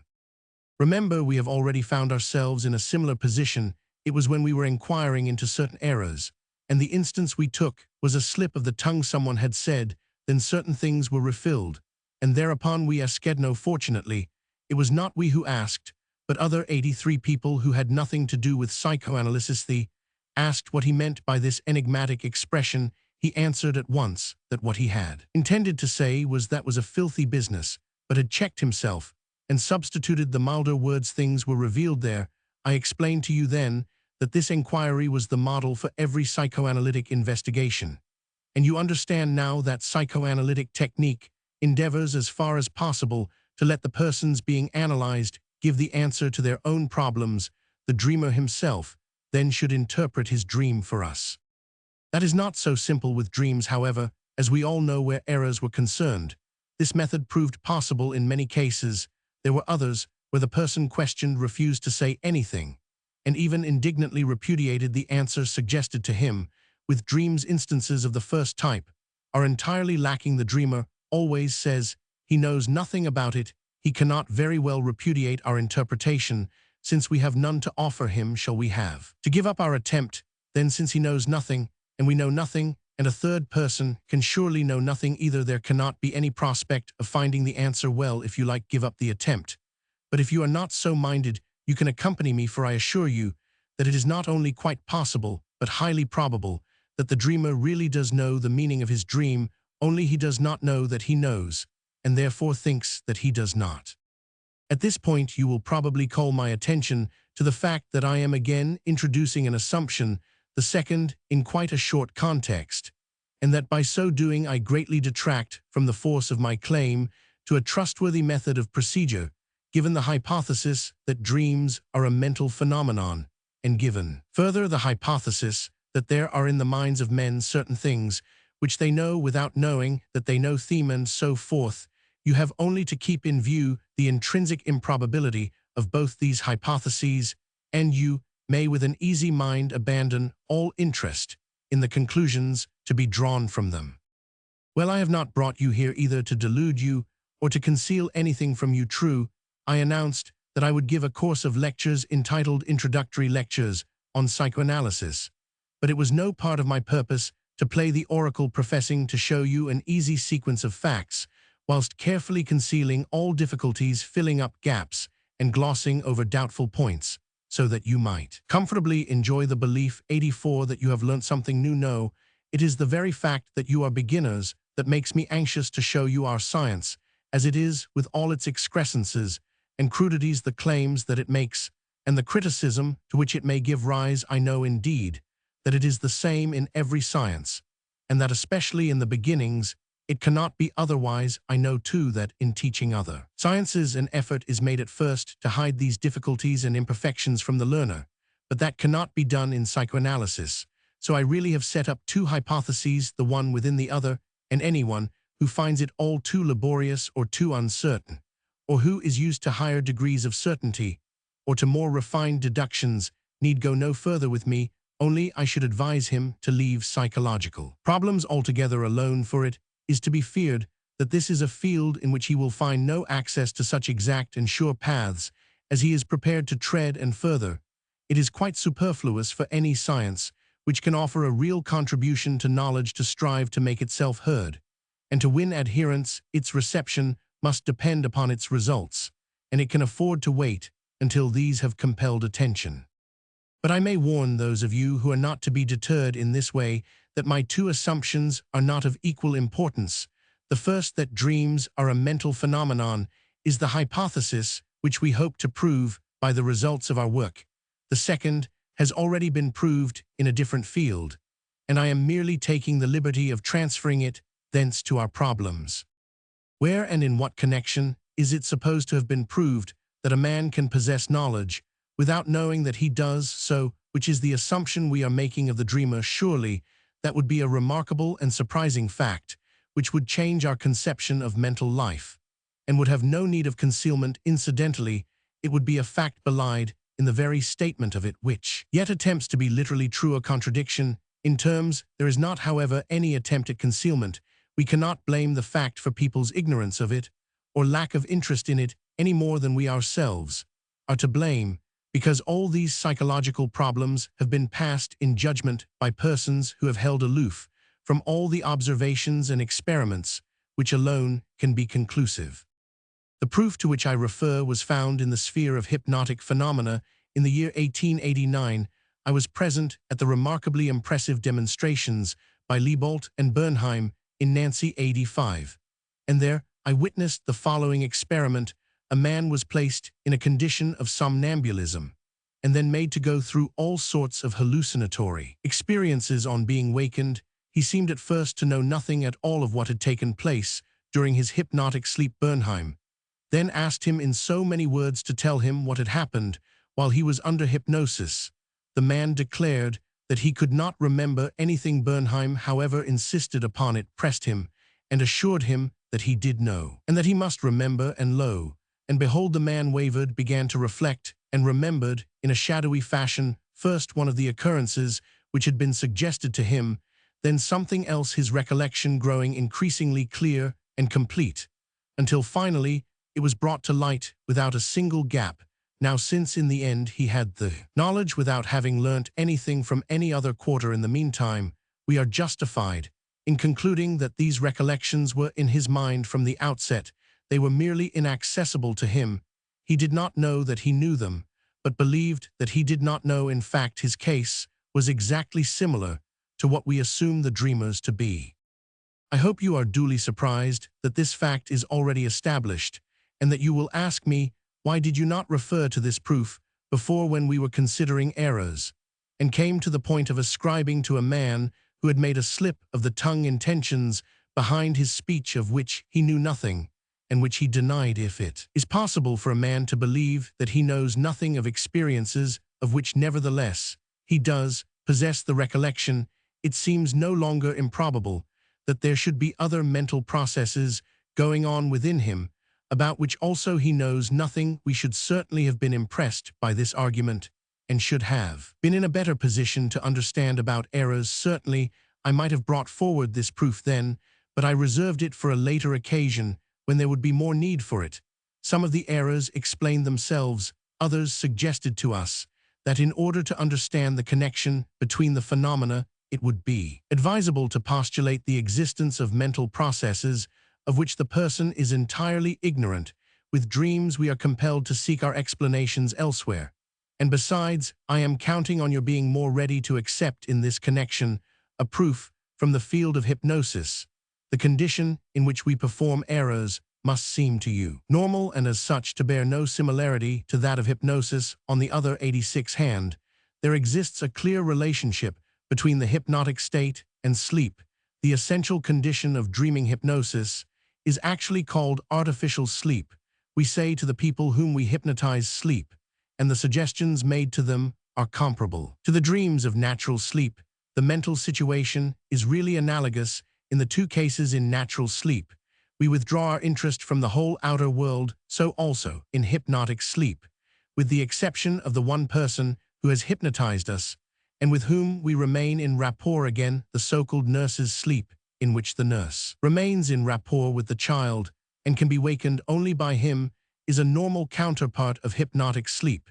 so it does not seem so very audacious to carry over to natural sleep something which is a condition in hypnosis, the assumption that some knowledge about his dream exists in the dreamer, and that this knowledge is merely inaccessible to him, so that he himself does not believe he has it is not a wild invention. Incidentally, we observe here that a third way of approaching the study of dreams is thus opened out for us.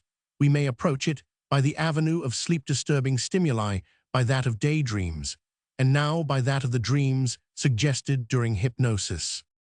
Now perhaps we shall return to our task with greater confidence. We see it is very probable that the dreamer knows something about his dream. The problem is how to make it possible for him to get at his knowledge and impart it to us.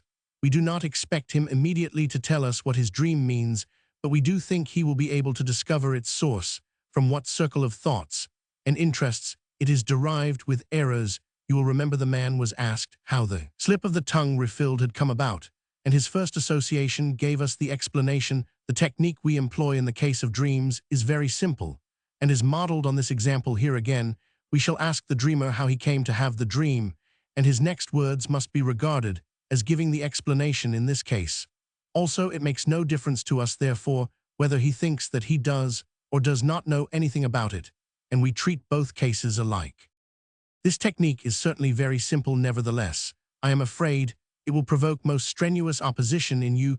You will say another assumption, the third, and the most improbable of all, when I ask the dreamer what ideas come to him about the dream. Do you mean to say that his very first association will give the desired explanation? But surely he might have no association at all, or heaven only knows what 87 the association might be. We cannot imagine upon what grounds such an expectation is based. It really implies too much trust in providence, and this at a point where rather more exercise of the critical faculty would better meet the case. Besides, a dream is not like a single slip of the tongue, but is made up of many elements, that being so upon which association is one to. You are right in all the unessentials. It is true that a dream differs from a slip of the tongue in the matter of its many elements as well as in other points. We must take account of that in our technique, so I suggest to you that we divide the dream up into its various elements and examine each element separately. Then we shall have re-established the analogy with a slip of the tongue. Again, you are right in saying that the dreamer, when questioned on the single elements of the dream, may reply that he has no ideas about them. There are cases in which we accept this answer, and later I will tell you which these are. Curiously enough, they are cases about which we ourselves may have certain definite ideas. But in general, when the dreamer declares that he has no ideas, we shall contradict him, press him to answer, assure him that he must have some idea, and shall find we are right. He will produce an association, any one. It does not matter to us what it is. He will be especially ready with information which we may term historical. He will say that is something which happened yesterday, as in the instance of the two prosaic dreams quoted above, or that reminds me of something which happened recently. And in this way we shall come to notice that dreams are much more often connected with impressions of the day before than we thought at first. Finally, with the dream as his starting point, he will recall events which happened less recently, and at last even some which lie very far back in the past. In regard to the main issue, however, you are wrong when you think it arbitrary to assume that the first association of the dreamer must give us just what we are looking for, or at any rate lead to it, and further that the association is much more likely to be quite capricious and to have no connection with what we are looking for, and that it only shows my blind trust in providence if I expect anything else. Then you make a very great mistake. I have already taken the liberty of pointing out to you that there is within you a deeply rooted belief in psychic freedom and choice, that this belief is quite unscientific, and that it must give ground before the claims of 88A determinism, which governs even mental life. I ask you to have some respect for the fact that that one association and nothing else occurs to the dreamer when he is questioned, nor am I setting up one belief against another. It can be proved that the association thus given is not a matter of choice, not indeterminate, and that it is not unconnected with what we are looking for. Indeed, I have recently learnt not that I attach too much importance to the fact that experimental psychology itself has brought forward similar proofs. Because of the importance of the matter, I ask you to pay special attention to this. When I ask a man to say what comes to his mind about any given element in a dream, I require him to give himself up to the process of free association, which follows when he keeps in mind the original idea. This necessitates a peculiar attitude of the attention, something quite different from reflection, indeed precluding it. Many people adopt this attitude without any difficulty, but others, when they attempt to do so, display an incredible inaptitude.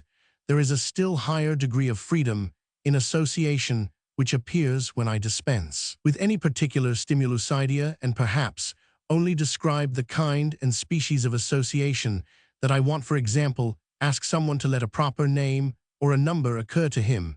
An association of this sort should, one would say, be even more subject to choice and unaccountable than the kind used in our technique. Nevertheless, it can be shown that in every instance it will be strictly determined by important inner attitudes of mind, which are unknown to us at the moment, when they operate just as much unknown as are the disturbing tendencies which cause errors and those tendencies which bring about so-called chance actions. I myself, and many after me, have repeatedly made an examination of names and numbers called up without any particular idea as a starting point. Some of these experiments have been published. The method is this: a train of associations is stirred up by the name which occurred, and these associations, as you see, are no longer quite free, but are attached just so far as the associations to the different elements of the dream are attached. This train of associations is then kept up until the thoughts arising from the impulse have been exhausted by that time. However, you will have explained the motivation and significance of the free association with a name. The experiments yield the same result again and again. The information they give us often includes a wealth of material and necessitates going far afield into its ramifications. The associations to numbers that arise 89 spontaneously are perhaps the most demonstrative. They follow upon one another so swiftly and make for a hidden goal with such astounding certainty that one is really quite taken aback. I will give you just one example of a name analysis of this sort, because it happens to be one which does not involve the handling of a great mass of material.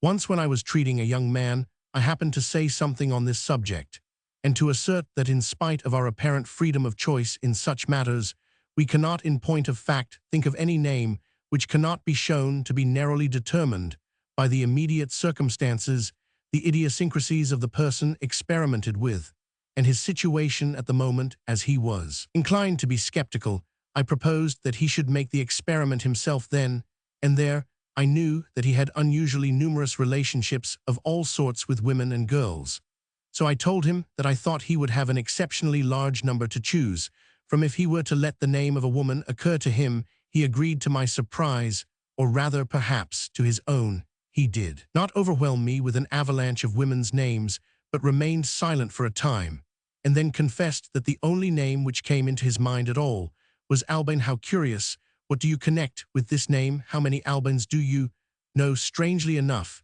he knew no one of the name of Albine, and he found no associations to the name. One might infer that the analysis had failed, but no, it was already complete, and no further association was required. The man himself was unusually fair in coloring, and whilst talking to him in analysis, I had often jokingly called him an albino. Moreover, we were just in the midst of tracing the feminine element in his nature, so it was he himself who was this female albino, the woman who interested him most at the moment.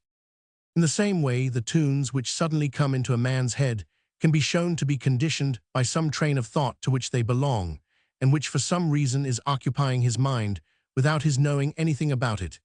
It is easy to show that the connection with the tune is to be sought either in the words which belong to it, or in the source from which it comes. I must, however, make this reservation, that I do not maintain this in the case of really musical people of whom I happen to have had no experience in them. The musical value of the tune may account for its suddenly emerging into consciousness. The first case is certainly much more common. I know of a young man who for some time was absolutely haunted by the tune, a charming one, I admit, of the Song of Paris in Helen of Troy, until his attention was drawn in analysis to the fact that at that time an Ida and a Helen were rivals in his interest. If then the associations which arise quite freely are determined in this way, and belong to some definite context, we are surely justified in concluding that associations attached to one single stimulus idea must be equally narrowly conditioned. Examination shows as a fact that they are not only attached, in the first place, to the stimulus idea which we have provided for them, but that they are also dependent, in the second place, on circles of thoughts and interests of strong affective value complexes, as we call them, of whose influence at the time nothing is known, that is to say, on unconscious activities. Associations attached in this way have been made the subject of very instructive experiments which have played a notable part in the history of psychoanalysis. Once school originated the so-called association experiment, in which the subject of the experiment is bidden to reply to a given stimulus word as quickly as possible with whatever reaction word occurs to him. The following points may then be noted: the interval which elapses between the sounding of the stimulus word and of the reaction word, the nature of the latter, and possibly any mistake which comes in when the same experiment is repeated later. And so, on, the Zurich school, under the leadership of Bleuler and Jung, arrived at the explanation of the reactions to the association experiment by asking the person experimented upon to throw light upon any associations which seemed at all remarkable by means of subsequent associations. In this way, it became clear that these unusual reactions were most strictly determined by the complexes of the person concerned. By this discovery, Bleuler and Jung built the first bridge between experimental psychology and psychoanalysis. Having heard this, you may possibly say, we admit now that free associations are subject to determination and not a matter of choice as we thought at first, and we admit this also in the case of associations to the elements of dreams. But it is not this that we are bothering about. You maintain that the association to each element in the dream is determined by some mental background to this particular element, background of which we know nothing. We cannot see that there is any proof of this. Naturally, we expect that the association to the dream element will be shown to be conditioned by 190, one of the complexes of the dreamer. But what good is that to us? That does not help us to understand the dream. It merely leads to some knowledge of these so-called complexes, as did the association experiment. But what have these to do with the dream? You are right, but you are overlooking an important point, the very thing which deterred me from choosing the association experiment as a starting point for this discussion. In this experiment, the stimulus, or the single thing which determines the reaction, is chosen by us at will, and the reaction stands as intermediary between this stimulus and the complex aroused in the person experimented upon. In the dream, the stimulus is replaced by something derived from the mental life of the dreamer, from sources unknown to him, and hence may very probably be itself a derivative of a complex. It is not therefore altogether fantastic to suppose that the further associations connected with the elements of the dream are determined by no other complex than that which has produced the particular element itself, and that they will lead to the discovery of that complex. Let me give you another instance, which may serve to show that in the case of dreams, the facts bear out our expectations. The forgetting of proper names is really an excellent prototype of what happens in dream analysis, only that in the former case one person alone is concerned, while in the interpretation of dreams there are two. When I forget a name temporarily, I am still certain that I know it, and by way of a detour through Bernheim's experiment, we are now positioned to achieve a similar certainty in the case of the dreamer. Now this name which I have forgotten, and yet really know, eludes me. Experience soon teaches me that no amount of thinking about it, even with effort, is any use. I can, however, always think of another, or of several other names, instead of the forgotten one, when such a substitute name occurs to me spontaneously. Only then is the similarity between this situation and that of dream analysis evident. The dream element also is not what I am really looking for. It is only a substitute for something else, for the real thing which I do not know, and am trying to discover by means of dream analysis. Again, the difference is that when I forget a name, I know perfectly well that the substitute is not the right one, whereas we only arrived at this conception of the dream element by a laborious process of investigation. Now there also is a way in which, when we forget a name, we can, by starting from the substitute, arrive at the real thing, eluding 92 our consciousness at the moment. Roman 1e, the forgotten name if I turn my attention to these substitute names and let further associations to them come into my mind, I arrive, after a short or a long way round, at the name I have forgotten. And in so doing, I discover that the substitutes I have spontaneously produced had a definite connection with and were determined by the forgotten name. I will give you an instance of an analysis of this sort. One day, I found that I could not call to mind the name of the small country on the Riviera, of which Monte Carlo is the capital. It was most annoying. But so it was I delved into all my knowledge about the country. I thought of Prince Albert, of the House of Lusignan, of his marriages, of his passion for deep-sea exploration, in fact, of everything I could summon up, but all to no purpose, so I gave up trying to think. And instead of the name I had lost, let substitute names come into my mind. They came quickly: Monte Carlo itself, then Piedmont, Albania, Montevideo, Colico, Albania, was the first to attract my attention. It was immediately replaced by Montenegro, probably because of the contrast between black and white. Then I noticed that 4 of the substitute names have the same syllable, moan, and immediately I recalled the forgotten word and cried out, Monaco.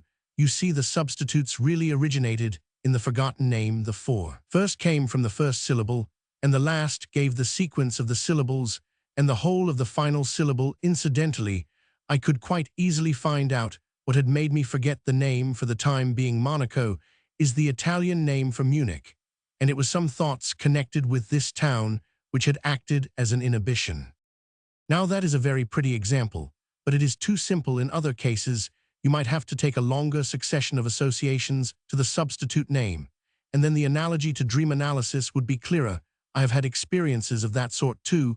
A stranger once invited me to drink some Italian wine with him, and in the inn he found he had forgotten the name of the wine which he had meant to order on account of his very pleasant recollections of it. A number of dissimilar substitute names occurred to him, and from these I was able to infer that the thought of someone called Hedwig had made him forget the name of the wine. Sure enough, not only did he tell me that there had been a Hedwig with him on the occasion when he first tasted the wine, but this discovery brought back to him the name he wanted. He was now happily married, and 93 Hedwig belonged to earlier days, which he did not care to recall.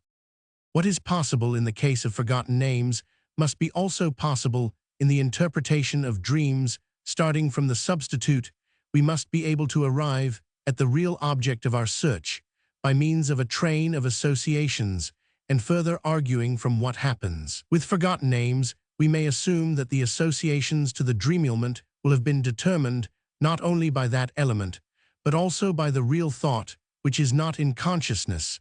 If we could do this, we should have gone some way towards justifying our technique. 7th lecture: Manifest content and latent thoughts. You see that our study of errors has not been fruitless thanks to our exertions in that direction. We have a reasoning from the hypotheses with which you are familiar. Secured 2 results a conception of the nature of the dream element and a technique of dream interpretation. The conception of the dream element is as follows: it is not in itself a primary and essential thing, a thought proper, but a substitute for something else unknown to the person concerned, just as is the underlying intention of the error, a substitute for something the knowledge of which is indeed possessed by the dreamer, but is inaccessible to him. We hope to be able to carry over the same conception on to the dream as a whole, which consists of a number of such elements. Our method is to allow other substitute ideas from which we are able to divine that which lies hidden to emerge into consciousness by means of free association to the said elements. I am now going to propose that we introduce an alteration in our nomenclature in order to make our terminology more flexible. Instead of using the words hidden, inaccessible, or proper, let us give a more precise description and say inaccessible to the consciousness of the dreamer or unconscious. By that we mean nothing more than was implied in the case of the forgotten word or the underlying intention. Responsible for the error, that is to say unconscious at the moment, it follows that in contradistinction we may call the dream elements themselves, and those substitute ideas arrived at by the process of association conscious. No theoretical implication is so far contained in these terms. No exception can be taken to the use of the word unconscious as a description at once applicable and easy to understand. Now transferring our conception from the single element to the dream as a whole, it follows that the latter is the distorted substitute for something else, something unconscious, and that the task of dream interpretation is to discover these unconscious thoughts. Hence are derived three important rules which should be observed in the work of dream interpretation. We are not to trouble about the surface meaning of the dream, whether it be reasonable or absurd, clear or confused. In no case does it constitute the unconscious thoughts. We are seeking an obvious limitation of this rule will force itself upon us later. We are to confine our work to calling up substitute ideas for every element, and not to ponder over them and try to see whether they contain something which fits in, nor to trouble ourselves about how far they are taking us from the dream element. We must wait until the hidden unconscious thoughts which we are seeking appear of their own accord, just as in the case of the missing word Monaco in the experiment which I described. Now we understand also how entirely indifferent it is whether we remember much or little of our dreams, above all, whether we remember them accurately or not. The dream as remembered is not the real thing at all, but a distorted substitute, which by calling up other substitute ideas provides us with a means of approaching the thought proper, of bringing into consciousness the unconscious thoughts underlying the dream. If our recollection was at fault, all that has happened is that a further distortion of the substitute has taken place, and this distortion itself cannot be without motivation. We can interpret our own dreams as well as those of others. Indeed, we learn more from our own, and the process carries more conviction now. If we experiment in this direction, we notice that something is working against us. Associations come, it is true, but we do not admit them. All we are moved to criticize and to select. We say to ourselves, of one association, no, that does not fit in, it is irrelevant, and of another, that is too absurd, and of a third, that is quite beside the point. And then we can observe further that in making such objections we stifle, and in the end actually banish the associations before they have become quite clear. So, on the one hand, we tend to hold too closely to the initial idea that is the dream element itself, and on the other, by allowing ourselves to select, we vitiate the results of the process of free association. 96.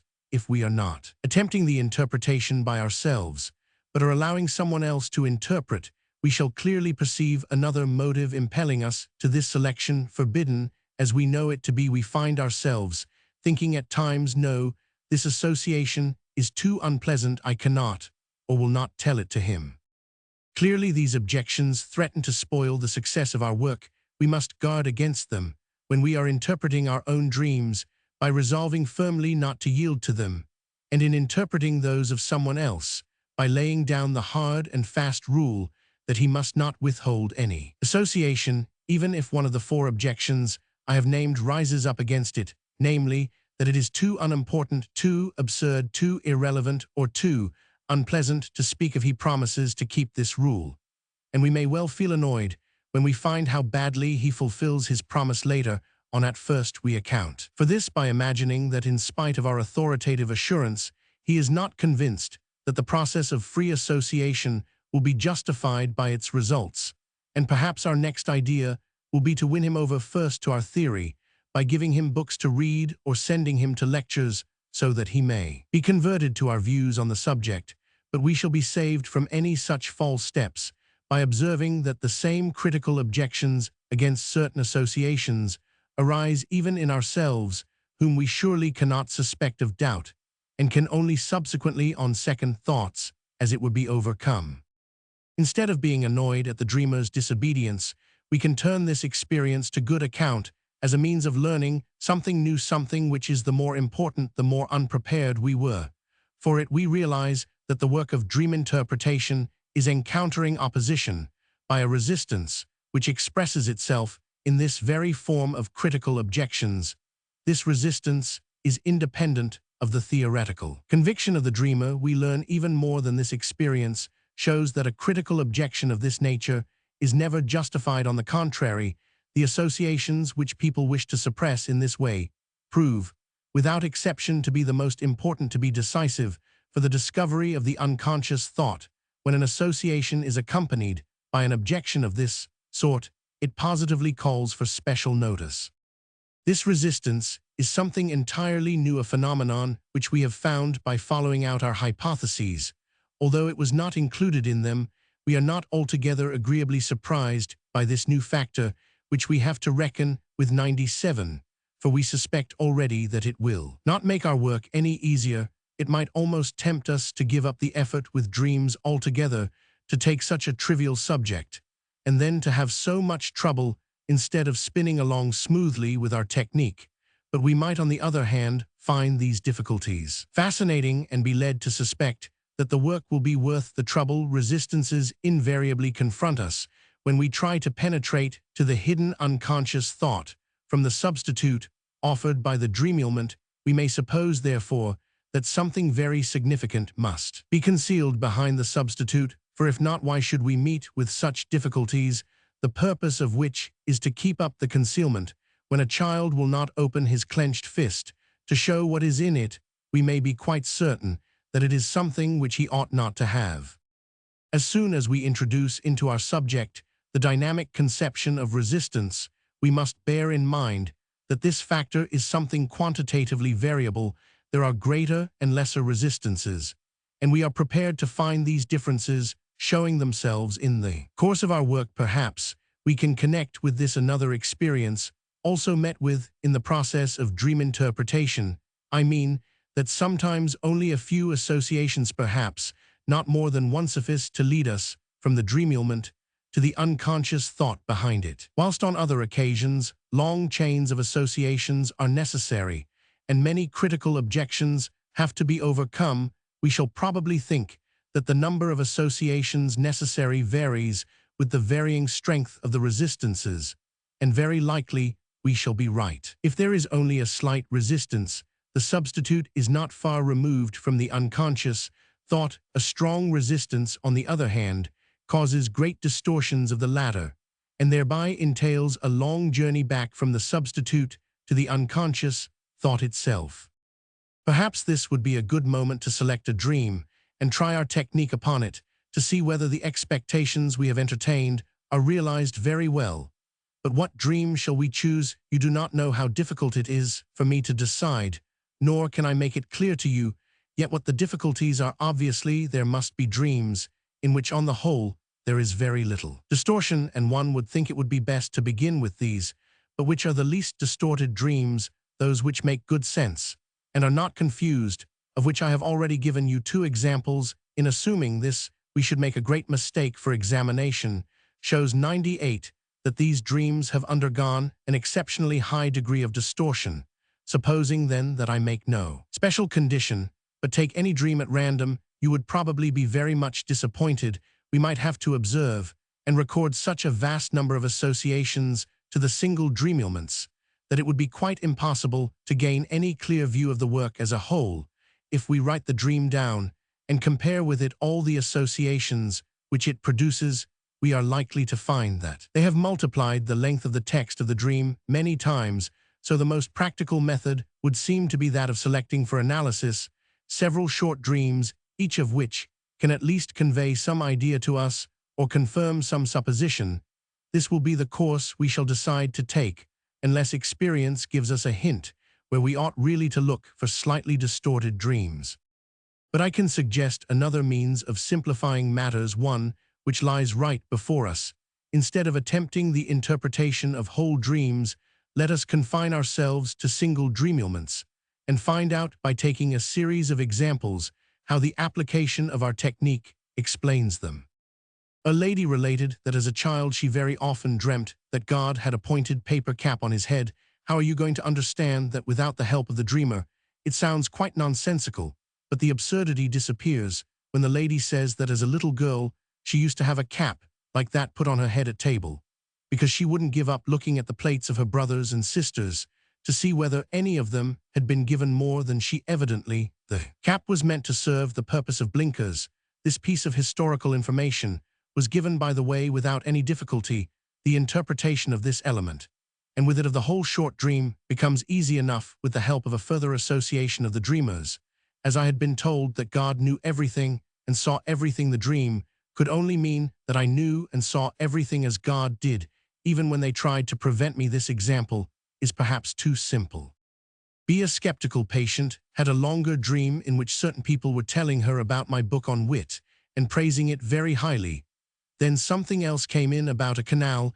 It might have been another book in which the word canal occurred, or something else to do with a canal. She did not know, it was quite vague.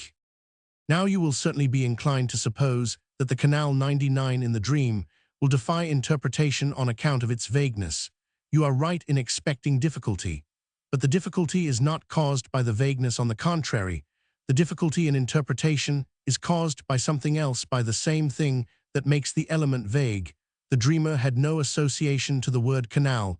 Naturally, I did not know what to say either. Shortly afterwards, to be accurate, on the next day, she told me that an association had occurred to her, which perhaps had something to do with it. It was in fact a witty remark, which someone had told her on board ship between Dover and Calais.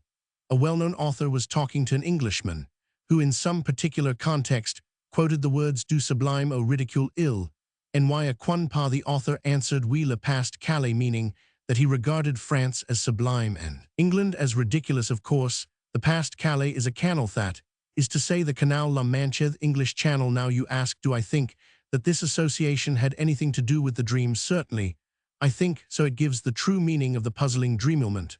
Or are you inclined to doubt that the joke already existed before the dream and was the unconscious thought behind the element canal, and to maintain that it was a subsequent invention? The association reveals the skepticism disguised under the obtrusive admiration and resistance was no doubt the cause both of the association being so long in occurring to her and of the corresponding dream element being so vague. Observe here the relation between the dream element and the unconscious thought underlying it. It is as it were a fragment of the thought, an allusion to it. By being isolated in that way, it became quite incomprehensible. See, a patient had a fairly long dream, part of which was as follows. Several members of his family were seated at a table of a particular shape, etc. This table reminded the dreamer that he had seen one of the same sort when he was visiting a certain family. From that his thoughts ran on thus: in this family, the relationship between father and son was a peculiar one, and the patient presently added that his own relationship to his father was, as a matter of fact, of the same nature. So the table was introduced into the dream to indicate this parallelism.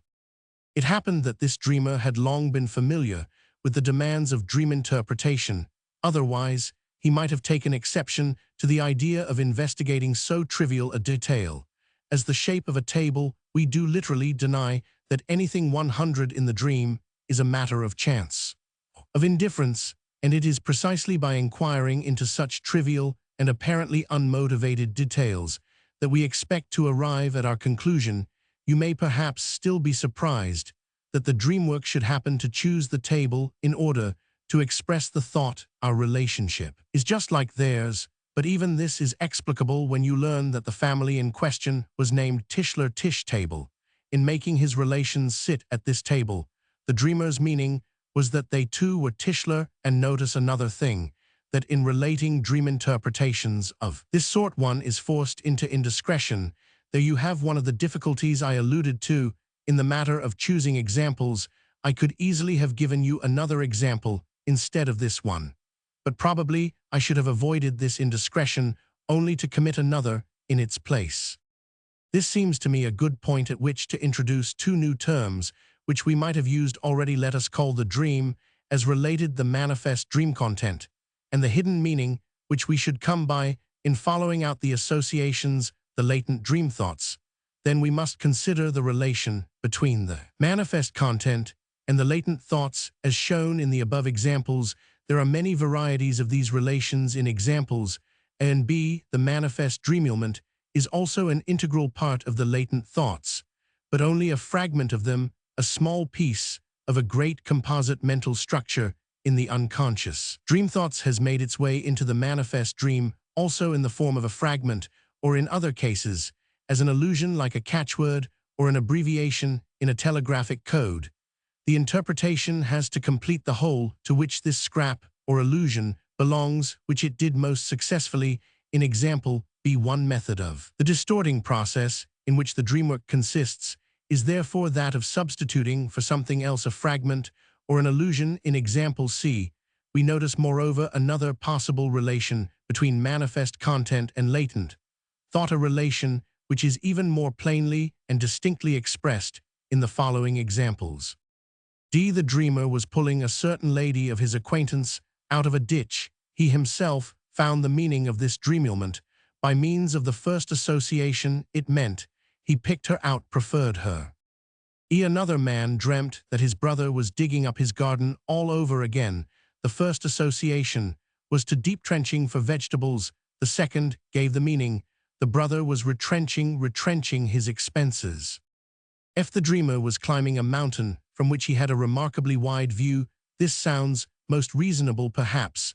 No interpretation is called for, and we have only to find out what recollection is referred to in the dream, and what had aroused it. No, you are mistaken. It comes out that this dream needed interpretation just as much as any other. More confused, for the dreamer remembers nothing about mountain climbing himself. Instead, it occurs to him that an acquaintance is publishing a Rundschau review on the subject of our relations with the most distant parts of the earth.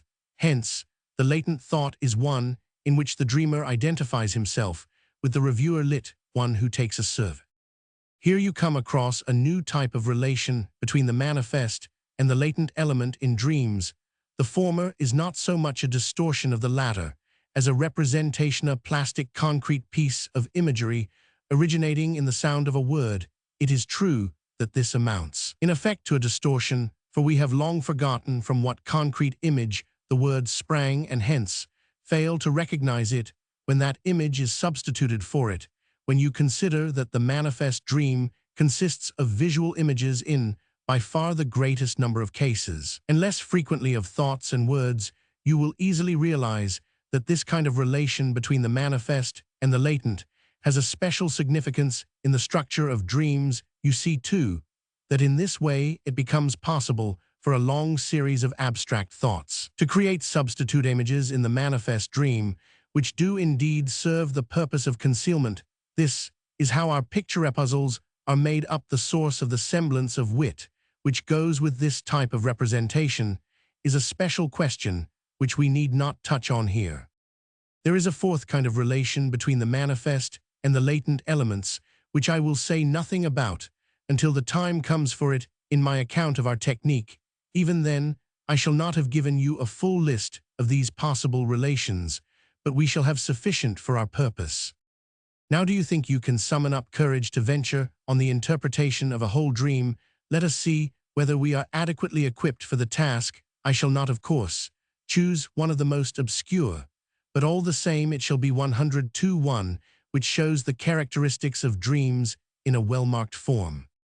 A young woman who had already been married for a number of years dreamt as follows. She was at the theater with her husband, and one side of the stalls was quite empty. Her husband told her that Elise Roman 50 and her fiancé also wanted to come, but could only get bad seats, 3 for $1.50, and of course, they could not take those. She replied that in her opinion, they did not lose much by that. The first thing stated by the dreamer is that the occasion giving rise to the dream is alluded to in the manifest content. Her husband had really told her that Elise Roman 50, an acquaintance of about her own age, had become engaged, and the dream is the reaction to this piece of news. We know already that in many dreams it is easy to point to some such occasion occurring on the day before, and that this is often traced by the dreamer without any difficulty. This dreamer supplies us with further information of the same sort about other elements in the manifest dream. To what did she trace the detail of one side of the stalls being empty? It was an allusion to a real occurrence of the week before, when she had meant to go to a certain play, and had therefore booked seats early, so early that she had to pay extra for the tickets on entering the theater. It was evident that her anxiety had been quite superfluous, for one side of the stalls was almost empty. It would have been time enough if she had bought the tickets on the actual day of the performance. And her husband did not fail to tease her about having been in too great a hurry next. What about the $1.50 FL50? This was traced to quite another context, which had nothing to do with the former, but it again refers to some news received on the previous day. Her sister-in-law had had a present of 150 florins from her husband, and had rushed off in a hurry like a silly goose to a jeweler's shop, and spent it all on a piece of jewelry. What about the number 3? She knew nothing about that unless this idea could be counted an association. that the engaged girl Elise Roman 50 was only 3 months younger than she herself, who had been married 10 years, and the absurdity of taking 3 tickets for 2 people. She had nothing to say to this, and refused to give any more associations or information whatever. Nevertheless, her few associations have provided us with so much material that it is possible to discover the latent dream thoughts. We are struck by the fact that in her statements references to time are noticeable at several points, which form 103A common basis. For the different parts of this material, she had got the theater tickets, too soon taken them in too great a hurry, so that she had to pay extra for them, in the same way her sister-in-law had hurried off to the jeweler's with her money to buy an ornament with it, as though she might miss something if the strongly emphasized points too early, too great a hurry, are connected with the occasion for the dream, namely the news that her friend, only 3 months younger than herself, had now found a good husband after all, and with the criticism expressed in her asperity about her sister-in-law that it was folly to be so precipitate. There occurs to us almost spontaneously the following construction of the latent dream thoughts, for which the manifest dream is a highly distorted substitute. It was really foolish of me to be in such a hurry to marry. Elise's example shows me that I too could have found a husband later on. The overhaste is represented by her own conduct in buying the tickets, and that of her sister-in-law in buying the jewelry going to the theater is substituted for getting married. This would be the main thought. Perhaps we may go on, though, with less certainty, because the analysis in these passages ought not to be unsupported by statements of the dreamer, and I might have had 100 times better for the money. 150 florins is 100 times more than 1 florin and a half. If we may substitute the dowry for the money, it would mean that the husband is bought with the dowry. Both the jewelry and the bad seats would stand for the husband. It would be still more desirable if we could see some connection between the element 3 tickets and a husband, but our knowledge does not as yet extend to this. We have only found out that the dream expresses depreciation of her own husband and regret at having married so early. In my opinion, we shall be more surprised and confused by the result of this, our first attempt at dream interpretation, than satisfied with it. Too many ideas force themselves upon us at once, more than as yet we can master. We see already that we shall not come to the end of what the interpretation of this dream can teach us. Let us immediately single out those points in which we can definitely see some new knowledge. In the first place, we note that in the latent thoughts, the chief emphasis falls upon the element of hurry in the manifest dream. That is exactly a feature about which we find nothing without analysis. We could have had no suspicion that this thought entered in at all. It seems possible, therefore, that precisely the main point round which the unconscious thoughts 104 center does not appear in the manifest dream at all. This fact must radically change the impression made upon us by the whole dream. In the second place, in the dream, there is a nonsensical combination of ideas 3 for 1 florin and a half. In the dream thoughts we detect the opinion, it was folly to marry so early. Can one reject the conclusion that this thought, it was folly, is represented by the introduction into the manifest dream of an absurd element? In the third place, comparison shows us that the relation between manifest and latent elements is no simple one, certainly not of such a kind that a manifest always replaces a latent element. The relation between the two is of the nature of a relation between 2 different groups, so that a manifest element can represent several latent thoughts, or a latent thought be replaced by several manifest elements. As regards the meaning of the dream and the dreamer's attitude towards it, here again we might find many surprising things to say. The lady certainly admitted the interpretation, but she wondered at it. She had not been aware that she had such disparaging thoughts of her husband. She did not even know why she should so disparage him, so there is still much that is incomprehensible about it. I really think that as yet we are not properly equipped for interpreting a dream, and that we need further instruction and preparation first. 8th lecture. Children's dreams. We had the impression that we had advanced too rapidly. Let us therefore retrace our steps a little before we made our last experiment, in which we tried to overcome the difficulty of dream distortion by means of our technique. We said that it would be best to circumvent it by confining our attention to dreams in which distortion is absent or occurs only to very slight extent. If there are any such dreams, in doing this, we are again departing from the actual course of development of our knowledge, for in reality, it was only after consistently applying our method of interpretation, and after exhaustive analysis of dreams in which distortion occurred, that we became aware of the existence of those in which it is lacking. The dreams we are looking for are met with in children, short, clear, coherent, and easy to understand. They are free from ambiguity, and yet are unmistakable dreams. You must not think, however, that all dreams in children are of this type. Distortion in dreams begins to appear very early in childhood, and there are on record dreams of children between 5 and 8 years old, which already show all the characteristics of the dreams of later life. But if you confine yourselves to those occurring in the period between the dawn of recognizable mental activity and the 4th or 5th year of life, you will discover a series which we should characterize as infantile, and in the later years of childhood, you may find single dreams of the same type. Indeed, even in grown-up people, under certain conditions, dreams appear which in no way differ from the typically infant.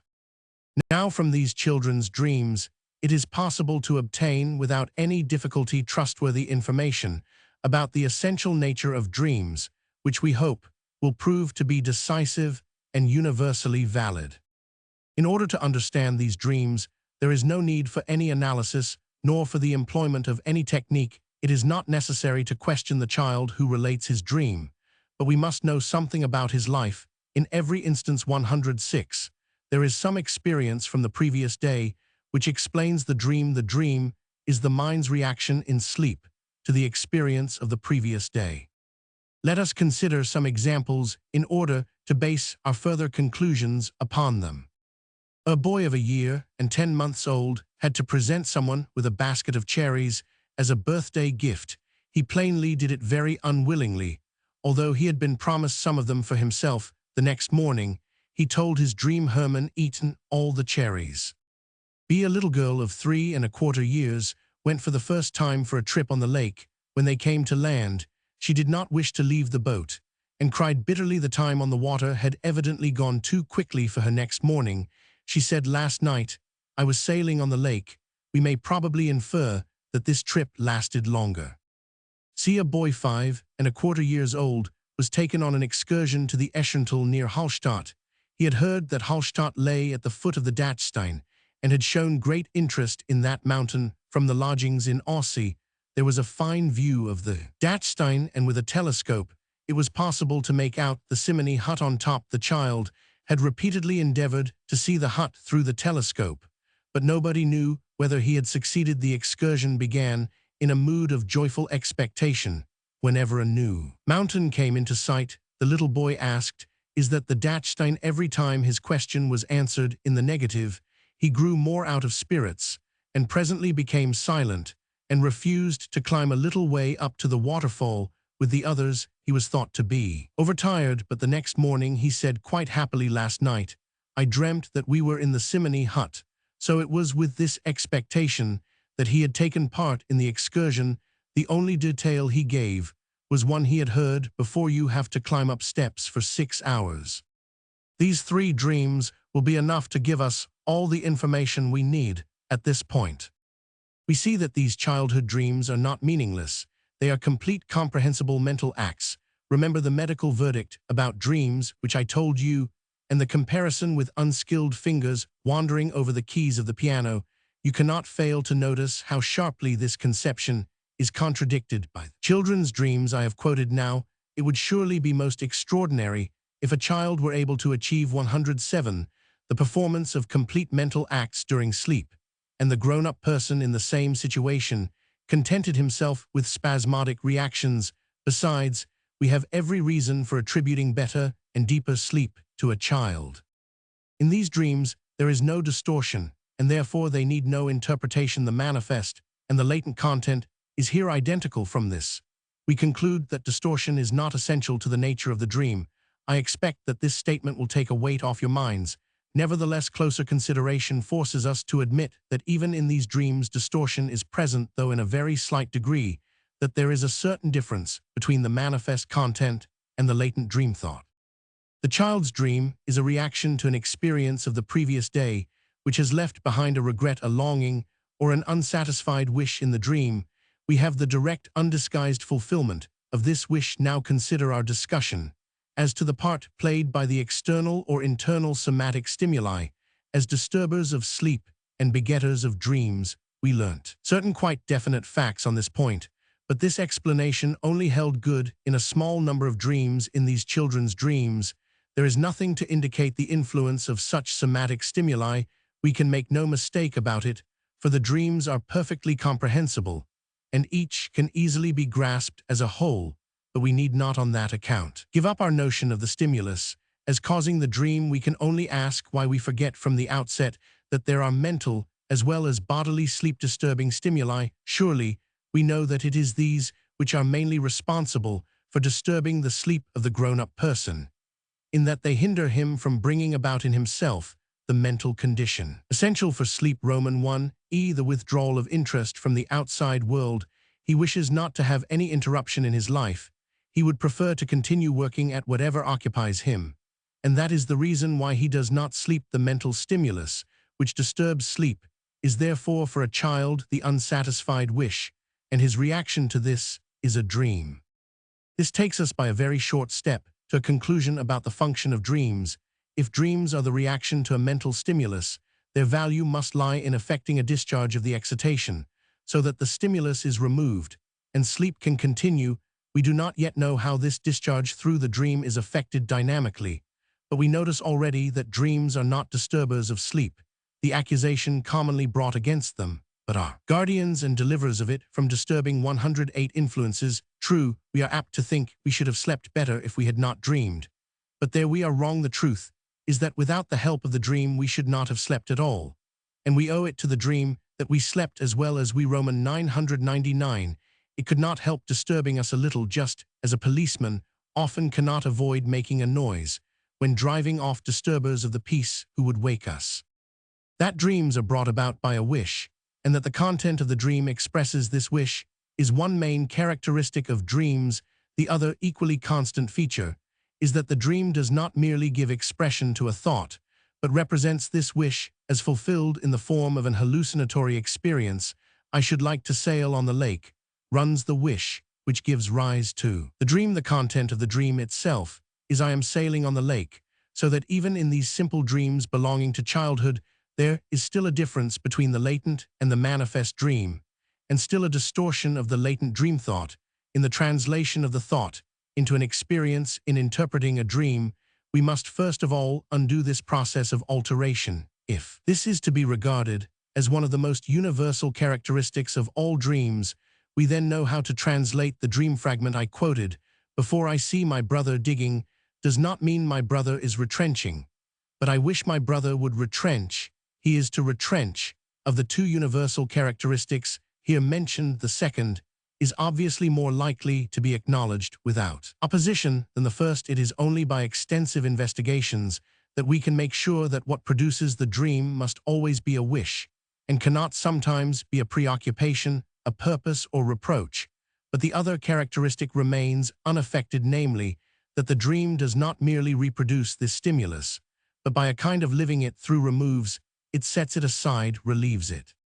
In connection with these characteristics of dreams, we may take up again our comparison between dreams and errors. In the latter, we distinguished between a disturbing tendency and one which is disturbed. The error, being a compromise between the two dreams, fall into the same category. The disturbed tendency can only, of course, be the tendency to sleep, while the disturbing tendency resolves itself into the mental stimulus, which we may call the wish clamoring for gratification, since at present we know of no other mental stimulus disturbing sleep. Here again, the dream is the result of a compromise. We sleep, and yet we experience the satisfaction of a wish. We gratify 109 a wish, and at the same time continue to sleep. Each achieves part success and part failure. You will remember that at one point we hoped to find a path to an understanding of the problems presented by dreams in the fact that certain very transparent fantasy formations are called daydreams.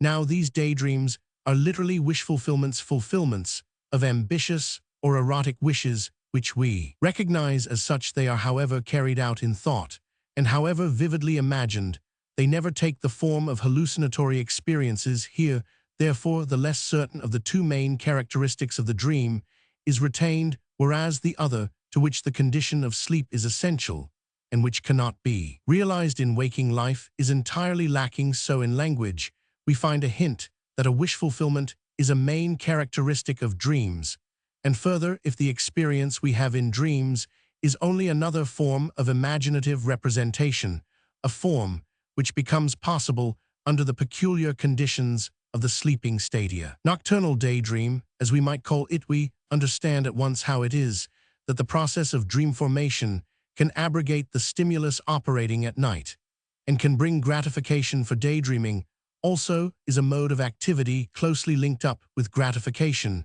which is in fact the only reason why people practice it. Again, there are other linguistic expressions besides this, which imply the same thing. We are familiar with the proverbs, "The pig dreams of acorns," and "The goose of maize, what do chickens dream of millet?" The proverb, you see, goes even lower in the scale than we do beyond the child to the animal, and asserts that the content of dreams is the satisfaction of a want. And there are many phrases which seem to point to the same thing. We say, "As beautiful as a dream I should never have dreamt of. Such a thing I never imagined, that in my wildest dreams." Here colloquial speech is clearly partial in its judgment. Of course, there are also anxiety dreams and dreams, the content of which is painful or indifferent, but these have not given rise to any special phrases. We do indeed speak of bad dreams, but by a dream pure and simple common usage always understands some sort of exquisite wish fulfillment, nor is there any proverb which attempts to assert that pigs or geese dream of being slaughtered. It is of course inconceivable that this wish-fulfilling character of dreams should have escaped the notice of writers on the subject. On the contrary, they have very often remarked upon it, but it has not occurred to any of them to recognize this characteristic 110 as universal, and to take it as the key to the explanation of dreams. We can easily imagine what may have deterred them, and later we will discuss the question. Now see how much information we have gained, and that with hardly any trouble. From our study of children's dreams, we have learnt that the function of dreams is to protect sleep, that they arise out of two conflicting tendencies, of which the one, the desire for sleep, remains constant, whilst the other endeavors to satisfy some mental stimulus. That dreams are proved to be mental acts rich in meaning, that they have two main characteristics. Roman 1e, they are wish fulfillments and hallucinatory experiences. And meanwhile, we could almost have forgotten that we were studying psychoanalysis. Apart from the connection we have made between dreams and errors, our work has not borne any specific stamp. Any psychologist, knowing nothing of the assumptions of psychoanalysis, could have given this explanation of children's dreams. Why has no one done so? If only all dreams were of the infantile type, the problem would be solved, and our task already achieved, and that without questioning the dreamer, referring to the unconscious, or having recourse to the process of free association. Clearly, it is in this direction that we must continue our work. We have already repeatedly found that characteristics alleged to be universally valid have afterwards proved to hold good only for a certain kind and a limited number of dreams. So the question we now have to decide is whether the common characteristics revealed by children's dreams are any more stable than these, and whether they hold also for those dreams whose meaning is not obvious, and in whose manifest content we can recognize no reference to a wish remaining from the day before. Our idea is that these other dreams have undergone a good deal of distortion, and on that account we must refrain from immediate judgment. We suspect, too, that to unravel this distortion we shall need the help of psychoanalytic technique, which we could dispense with while learning, as we have just now done, the meaning of children's dreams. There is yet one other class of dreams, at least, in which no distortion is present, and which, like children's dreams, we easily recognize to be wish fulfillments. These are dreams which are occasioned all through life by imperative physical needschunge, thirst, sexual desiring, are wish fulfillments in the sense of being reactions to internal somatic stimuli. Thus, I have on record the dream of a little girl 1 year and 111 months old, which consisted of a kind of menu together with her name, Anna F. Strawberries, Bilberries, Egg Pap. The dream being a reaction to a day of fasting enforced on account of indigestion, due to eating the fruit, which appeared twice in the dream. At the same time, her grandmother, their combined ages totaled 70, was obliged owing to a floating kidney to go without food for a day, and dreamt that night that she had been invited out and had had the most tempting delicacies set before her. Observations on prisoners who are left to go hungry and on people who suffer privations whilst traveling or on expeditions show that in these circumstances they regularly dream about the satisfaction of their wants. Thus Otto Nordenskjöld, in his book on the Antarctic 1904, tells us of the band of men in whose company he spent the winter. Vol. IP 336. Our dreams showed very clearly the direction our thoughts were taking. Never had we dreamt so frequently and so vividly as at that time. Even those of our comrades who usually dreamt, but rarely had, now long stories to tell in the mornings, when we exchanged our latest experiences in this realm of fantasy. All the dreams were about that outside world now so far away, but often they included a reference to our condition at the time. Eating and drinking were incidentally the pivot on which our dreams most often turned. One of us, who was particularly good at going out to large dinners in his sleep, was delighted when he could tell us in the morning that he had had a 3-course dinner. Another dreamt of tobacco, whole mountains of tobacco. Another of a ship which came full sail over the water, at last clear of ice. Yet another dream deserves mention. The postman came with the letters and gave a long explanation of why they were so late. He said he had made a mistake in delivering them and had had great trouble in getting them back again. Of course, things even more impossible occupied our minds in sleep, but the lack of imagination in almost all the dreams which I dreamt myself or heard the others tell was quite striking. It would certainly be of great psychological interest if we had a record of all these dreams.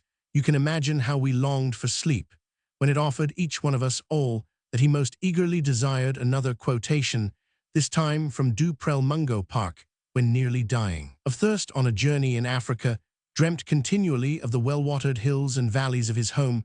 So Trenck, tormented with hunger in the redoubt at Magdeburg, saw himself, in his dreams, surrounded by sumptuous meals. And George Back, who took part in Franklin's first expedition, when on the point of dying of 112 hunger, owing to their terrible privations, dreamt regularly of abundant food to eat. Anyone who has made himself thirsty at night by eating hylisassen dishes at supper is likely to dream of drinking. Of course, it is not possible to relieve acute hunger or thirst by dreaming. In that case, we awake thirsty and are obliged to drink real water. The service of the dream is here of little practical account, but it is none the less clear that it was called up for the purpose of protecting sleep from the stimulus impelling us to wake up and act, where the intensity of the desire is less. Satisfaction dreams do often answer the purpose.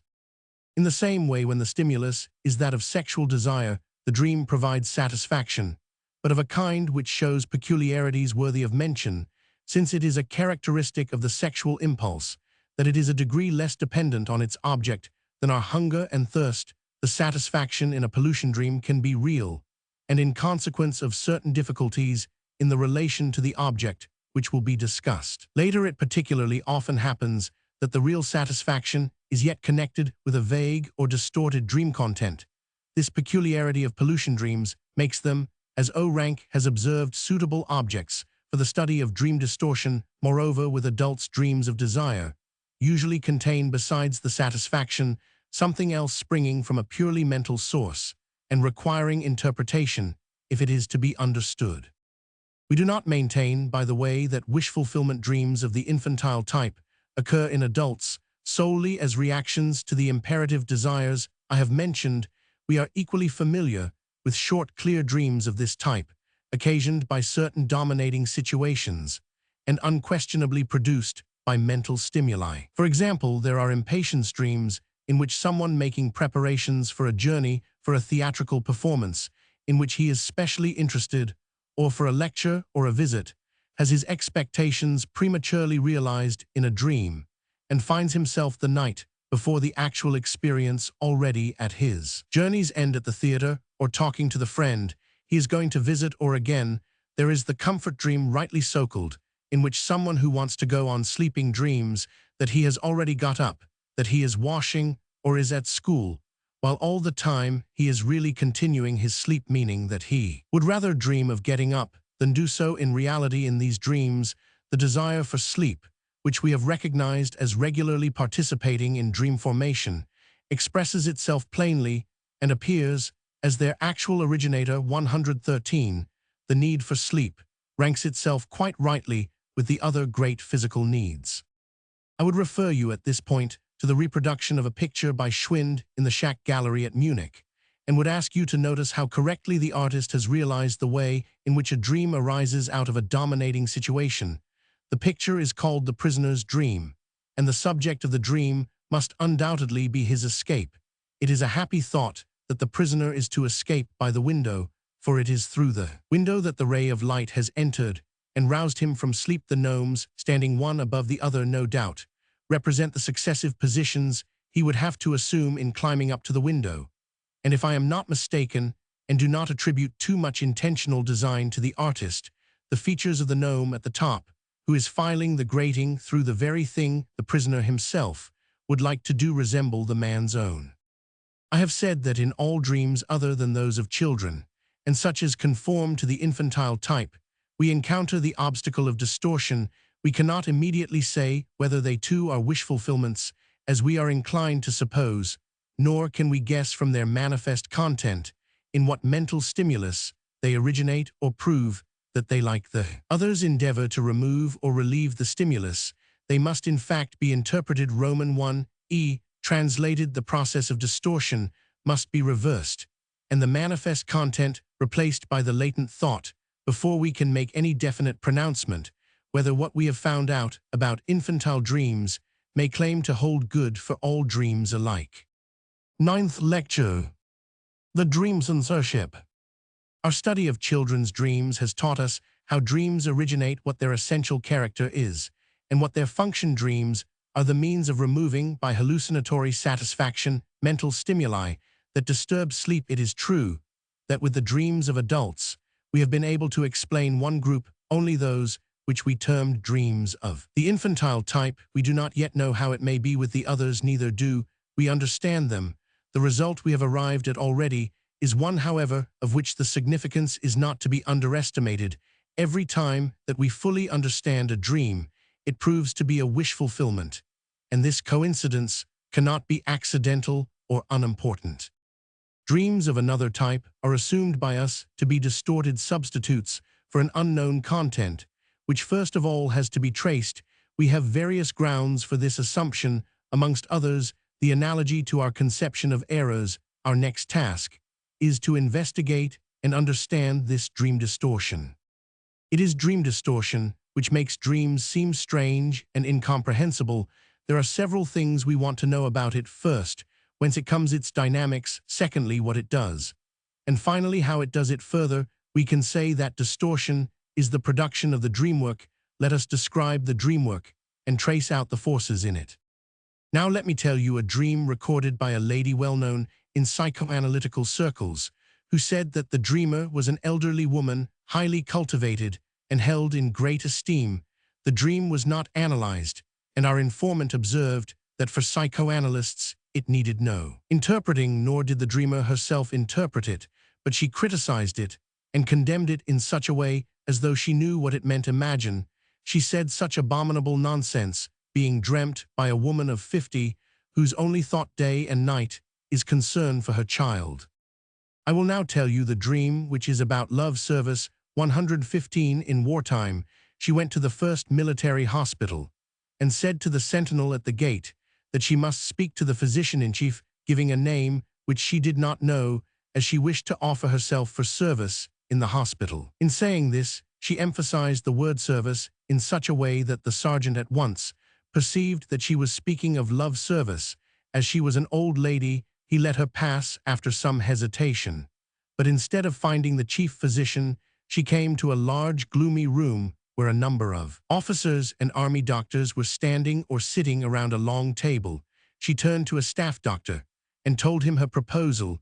He soon understood her meaning. The words she said in her dream were, "I and countless other women and girls of Vienna are ready for the soldiers, officers, or men to this." Ended in a murmur. She saw, however, by the half-embarrassed, half-malicious expressions of the officers, that all of them grasped her meaning.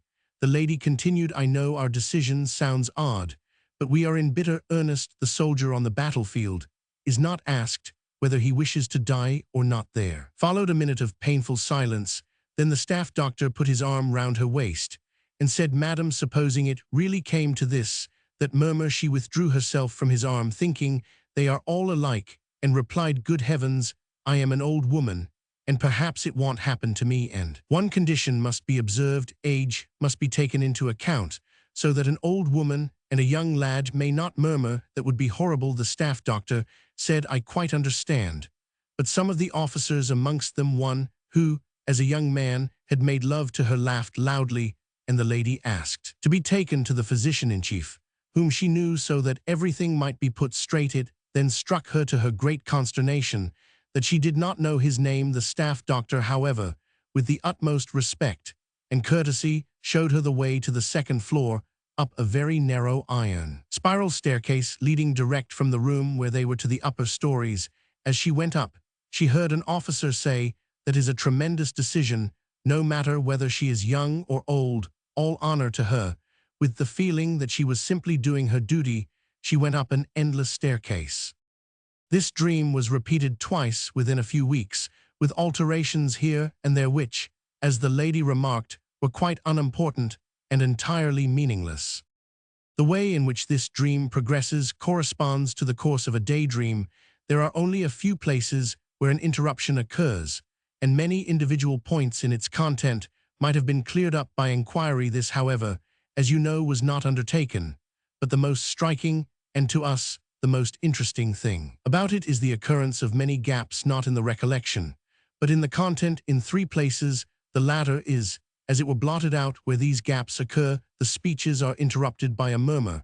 As we did not analyze the dream, we have, strictly speaking, no right to say anything about its meaning, but there are certain indications from which we may draw conclusions. For example, the words "love service," and above all the broken speeches immediately preceding the murmurs, require completion of a kind which admits of only one construction. If we do so complete them, a fantasy results, in which the content is that the dreamer is ready, at the call of duty, to offer herself to gratify the sexual needs of the troops, irrespective of rank. This is certainly shocking, a model of a shamelessly libidinous fantasy, but the dream says nothing about this. Just where the context demands this confession, there is in the manifest dream an indistinct murmur. Something has been lost or suppressed.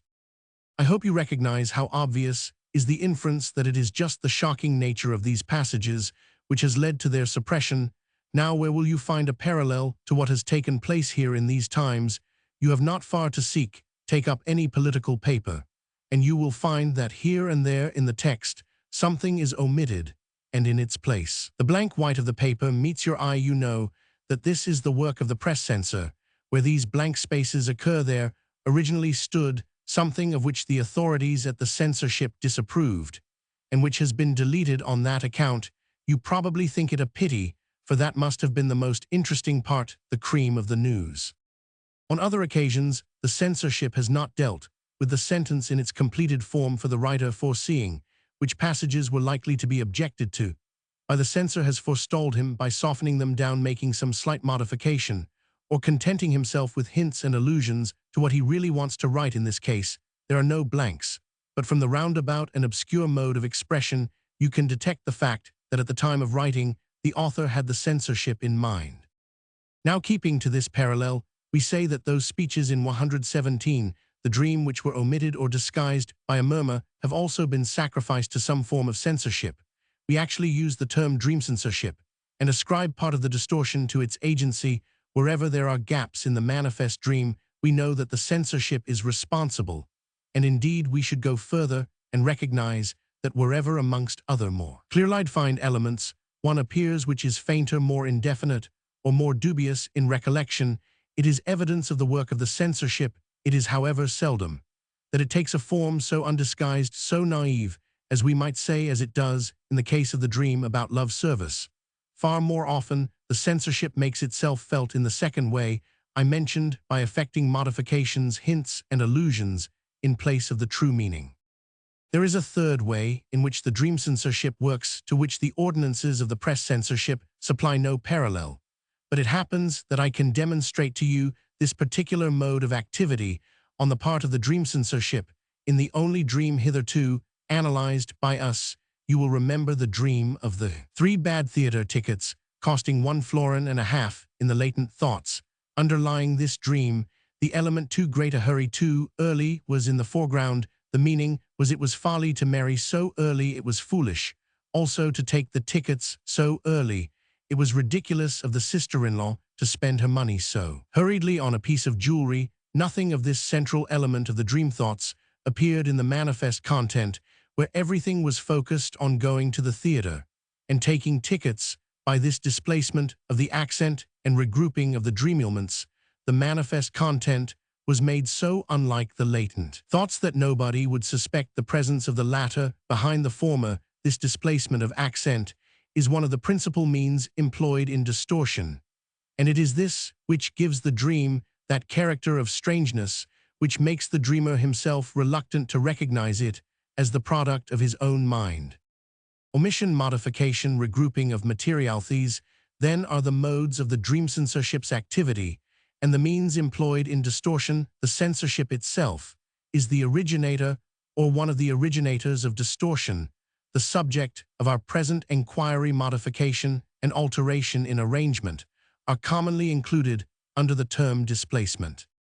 After these remarks on the activities of the dream censorship, let us turn our attention to its dynamics. I hope you are not 118 taking the expression censorship in too anthropomorphic a sense, picturing to yourselves the censor as a stern little mannequin or a spirit who lives in a little chamber of the brain, and there discharges the duties of his office, and neither must you localize it too exactly so that you imagine a brain center whence there emanates a sensorial influence liable to cease with the injury or disappearance of that center. For the present, we may regard it merely as a useful term by which to express a dynamic relationship. This need not hinder us from asking what sort of tendencies exercise this influence, and is it exercised upon? And further, we must not be surprised to discover that we have already come across the censorship, perhaps without recognizing it. Indeed, this has actually happened. Remember a surprising experience we had when we began to apply our method of free association. We discovered that our efforts to penetrate from the dream element to the unconscious thought proper, for which the former is a substitute, encountered a certain resistance. The strength of this resistance, we said, varies, being sometimes enormous, and at other times very slight. In the latter case, we need only a few connecting links for the work of interpretation, but where there is great resistance, we are compelled to go through long chains of associations, which carry us far from the initial idea, and on the way we have to overcome all the difficulties of professedly critical objections to associations arising that which we encountered as resistance in the work of interpretation. We now meet again as the censorship in the dream work. The resistance is simply the censorship objectified. It proves to us that the power of the censorship is not exhausted in effecting distortion, being thereby extinguished, but that the censorship remains as a permanent institution, the object of which is to maintain the distortion when once it has been achieved. Moreover, just as the strength of the resistance encountered during interpretation varies with each element, so too the degree of distortion affected by the censorship is different for each element of a whole dream. A comparison of the manifest and the latent dream shows that certain latent elements are completely eliminated, others more or less modified, and others again appear in the manifest dream content unaltered or perhaps even intensified. Our purpose, however, was to find out which are the tendencies exercising the censorship, and upon which tendencies it is exercised. Now this question, which is fundamental for the understanding of dreams and perhaps of human life altogether, is easy to answer. 119. When we survey the series of dreams which we have succeeded in interpreting, the tendencies which exercise the censorship are those which are acknowledged by the waking judgment of the dreamer, and with which he feels himself to be at one.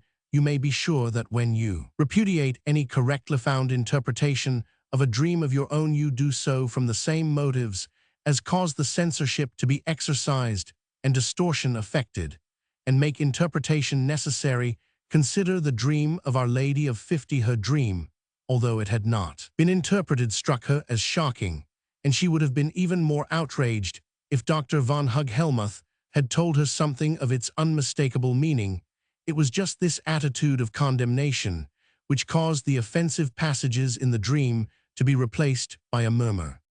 Those tendencies against which the dream censorship is directed must next be described from the point of view of this inner critical standard.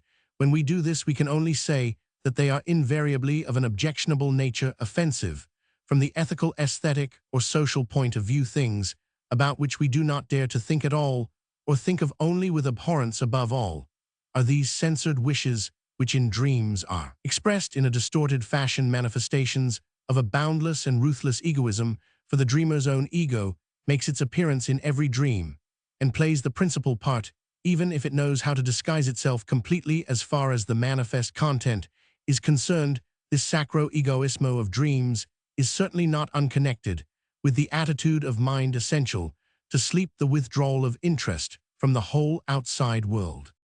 The ego, which has discarded all ethical bonds, feels itself at one with all the demands of the sexual impulse, those which have long been condemned by our aesthetic training, and those which are contrary to all the restraints imposed by morality.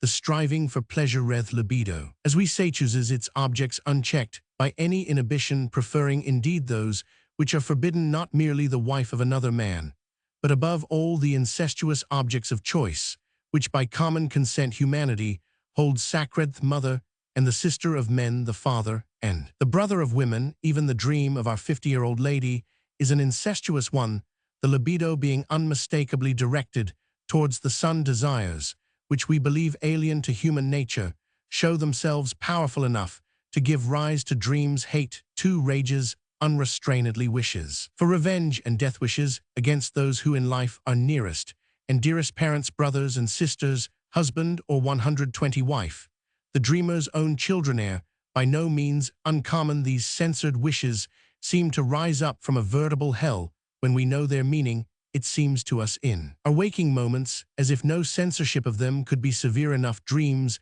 themselves, however, are not to blame for this evil content. You surely have not forgotten that their harmless, nay useful function is to protect sleep from disturbance. Depravity does not lie in the nature of dreams. In fact, you know that there are dreams which can be recognized as gratifying justifiable desires and urgent bodily needs. It is true that there is no distortion in these dreams, but then there is no need for it. They can perform their function without offending the ethical and aesthetic tendencies of the ego. Remember, too, that the degree of distortion is proportionate to two factors. On the one hand, the more shocking the wish that must be censored, the greater will be the distortion. But it is also great in proportion as the demands of the censorship are severe. Hence, in a strictly brought up and prudish young girl, a rigid censorship will distort dream excitations, which we medical men would have recognized as permissible and harmless libidinous desires, and which the dreamer herself would judge in the same way 10 years later. Besides, we are still not nearly far enough advanced to allow ourselves to be outraged at the result of our work of interpretation. I think we still do not understand it properly, but first of all it is incumbent upon us to secure it against certain possible attacks. It is not at all difficult to detect weak points in it. Our interpretations were based on hypotheses which we adopted earlier, that there really is some meaning in dreams, that the idea of mental processes being unconscious for a time, which was first arrived at through hypnotic sleep, may be applied also to normal sleep, and that all associations are subject to determination. Now, if reasoning from these hypotheses we had obtained plausible results in our dream interpretation, we should have been justified in concluding that these hypotheses were correct. But what if these discoveries are of the kind I have described? In that case, surely, it seems natural to say these results are impossible, absurd, at the very least highly improbable. So there must have been something wrong about the hypotheses. Either the dream is after all not a mental phenomenon, or there is nothing which is unconscious in our normal condition, or there is a flaw somewhere in our technique. Is it not simpler and more satisfactory to assume this than to accept all the abominable conclusions which we profess to have deduced from our hypotheses?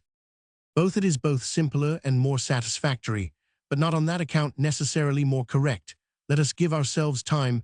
The matter is not yet ripe for judgment. First of all, we can make the case against our interpretations even stronger. The fact that our results are so unpleasant and repellent would not perhaps weigh so very heavily with us. A stronger argument is the emphatic and well-grounded repudiation by dreamers of the wish tendencies which we try to foist upon them after interpreting their dreams. What says one? You want to prove to me from my dream that I grudge the money I have spent on my sister's dowry and my brother's education. But it is out of the question. I spend my whole time working for my brothers and sisters, and my only interest in life is to do my duty by them. As being the eldest, I promised our dead mother I would. Or a woman says, I am supposed to wish that my husband were dead. Really, that is outrageous nonsense. Not only is our married life very happy, though perhaps you won't believe that, but if he died, I should lose everything I possess in the world. Or someone else will reply, do you mean to suggest that I entertain sexual desires towards my sister? The thing is ludicrous. She is nothing to me. We get on badly with one another, and for years I have not exchanged a word with her. We still might not be much impressed if these dreamers neither admitted nor denied the tendencies attributed to them. We might say that these are just the things of which they are quite unconscious. But when they detect in their own minds the exact opposite of such a wish as is interpreted to them, and when they can prove to us by their whole conduct in life that the contrary desire predominates, surely we must be nonplussed. Is it not about time now for us to discard our whole work of dream interpretation as something which has led to a reductio ad absurdum? No, not even now. Even this stronger argument falls to pieces when subjected to a critical attack, assuming that unconscious tendencies do exist in mental life. The fact that the opposite tendencies predominate in conscious life goes to prove nothing. Perhaps there is room in the mind for opposite tendencies, for contradictions existing side by side. Indeed, possibly the very predominance of the one tendency conditions the unconscious nature of the opposite. So the first objections raised only amount to the statement that the results of dream interpretation are not simple and are very disagreeable. To the first charge, we may reply that however much enamored of simplicity you may be, you cannot thereby solve one of the problems of dreams. You have to make up your mind at the outset to 122, accept the fact of complicated relations. And as regards the second point, you are manifestly wrong in taking the fact that something pleases or repels yourself as the motive for a scientific judgment. What does it matter if you do find the results of dream interpretation unpleasant or even mortifying and repulsive? Car nempech par dexesteras. When a young doctor heard my chief Charcot say in a similar case, we must be humble and put sympathies and antipathies honorably in the background if we would learn to know reality in this world. If a physicist could prove to you that organic life on the earth was bound to become extinct before long, would you venture to say to him also that cannot be so? I dislike the prospect too much. I think you would say nothing until another physicist came along and convicted the first of a mistake in his premises or his calculations. If you repudiate whatever is distasteful to you, you are repeating the mechanism of a dream structure rather than understanding and mastering it.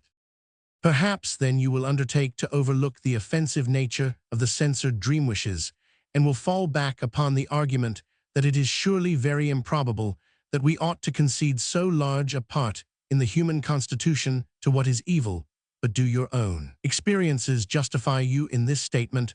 I will say nothing of how you may appear in your own eyes, but have you met with so much goodwill in your superiors and rivals, so much chivalry in your enemies, and so little envy amongst your acquaintances that you feel it incumbent on you to protest against the idea of the part played by egoistic baseness in human nature? Do you not know how uncontrolled and unreliable the average human being is in all that concerns sexual life? Or are you ignorant of the fact that all the excesses and aberrations of which we dream at night are crimes actually committed every day by men who are wide awake? What does psychoanalysis do in this connection but confirm the old saying of Plato that the good are those who content themselves with dreaming of what others, the wicked, actually do? And now look away from individuals to the great war still devastating Europe. Think of the colossal brutality, cruelty, and mendacity which is now allowed to spread itself over the civilized world. Do you really believe that a handful of unprincipled place hunters and corrupters of men would have succeeded in letting loose all this latent evil if the millions of their followers were not also guilty, will you venture even in these circumstances to break a lance for the exclusion of evil from the mental constitution of humanity? You will accuse me of taking a one-sided view of war, and tell me that it has also called out all that is finest and most noble in mankind: heroism, self-sacrifice, and public spirit. That is true, but do not now commit the injustice from which psychoanalysis has so often suffered of reproaching it, that it denies one thing because it affirms another. It is no part of our intention to deny the nobility in human nature, nor have we ever done anything to disparage its value. On the contrary, I show you not only the evil wishes which are censored, but also the censorship which suppresses them and makes them unrecognizable. We dwell upon the evil in human beings with the greater emphasis, only because others deny it, thereby making the mental life of mankind not indeed better, but incomprehensible. If we give up the one-sided ethical valuation, then we are sure to find the truer formula for the relation of evil to good in human nature. Here the matter rests. We need not give up the results of our work of dream interpretation, even though we cannot fail to find them strange. Perhaps later we shall be able to come nearer to understanding them by another path. For the present, let us hold fast to this dream distortion is due to the censorship exercised by certain recognized tendencies of the ego over desires of an offensive character, which stir in us at night during sleep. Obviously, when we ask ourselves why it is just at night that they appear, and what is the origin of these reprehensible wishes, we find that there is still much to investigate and many questions to answer. It would, however, be wrong if we neglected to give due prominence at this point to another result of these investigations. The dream wishes which would disturb our sleep are unknown to us. We first learn about them by dream interpretation. They are therefore to be designated unconscious at the moment in the sense in which we have used the term, but we must recognize that they are also more than unconscious at the moment, for the dreamer denies them, as we have so frequently found, even after he has learnt of them through the interpretation of his dream. Here we have a repetition of the case which we first met with when interpreting the slip of the tongue hiccup, where the after-dinner speaker indignantly assured us that neither then nor at any time had he been conscious of any feeling of disrespect towards his chief. We ventured even then to doubt the value of this assertion, and assumed instead that the speaker was permanently ignorant of the existence of this feeling within him. We meet with the same situation every time we interpret a dream in which there is a high degree of distortion. 124.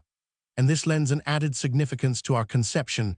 We are now prepared to assume that there are processes and tendencies in mental life of which we know nothing, have known nothing, have for a very long time, perhaps even never known anything about it. All this gives the term unconscious a fresh meaning.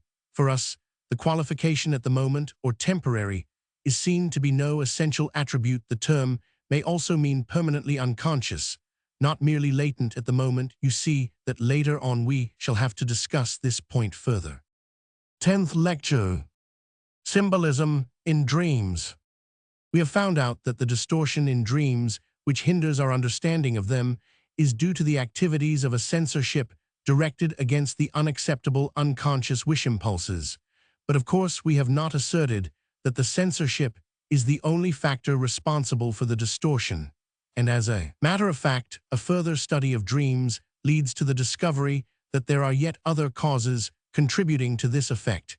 That is as much as to say, if the censorship were eliminated, we should nevertheless be unable to understand dreams, nor would the manifest dream be identical with the latent dream thoughts.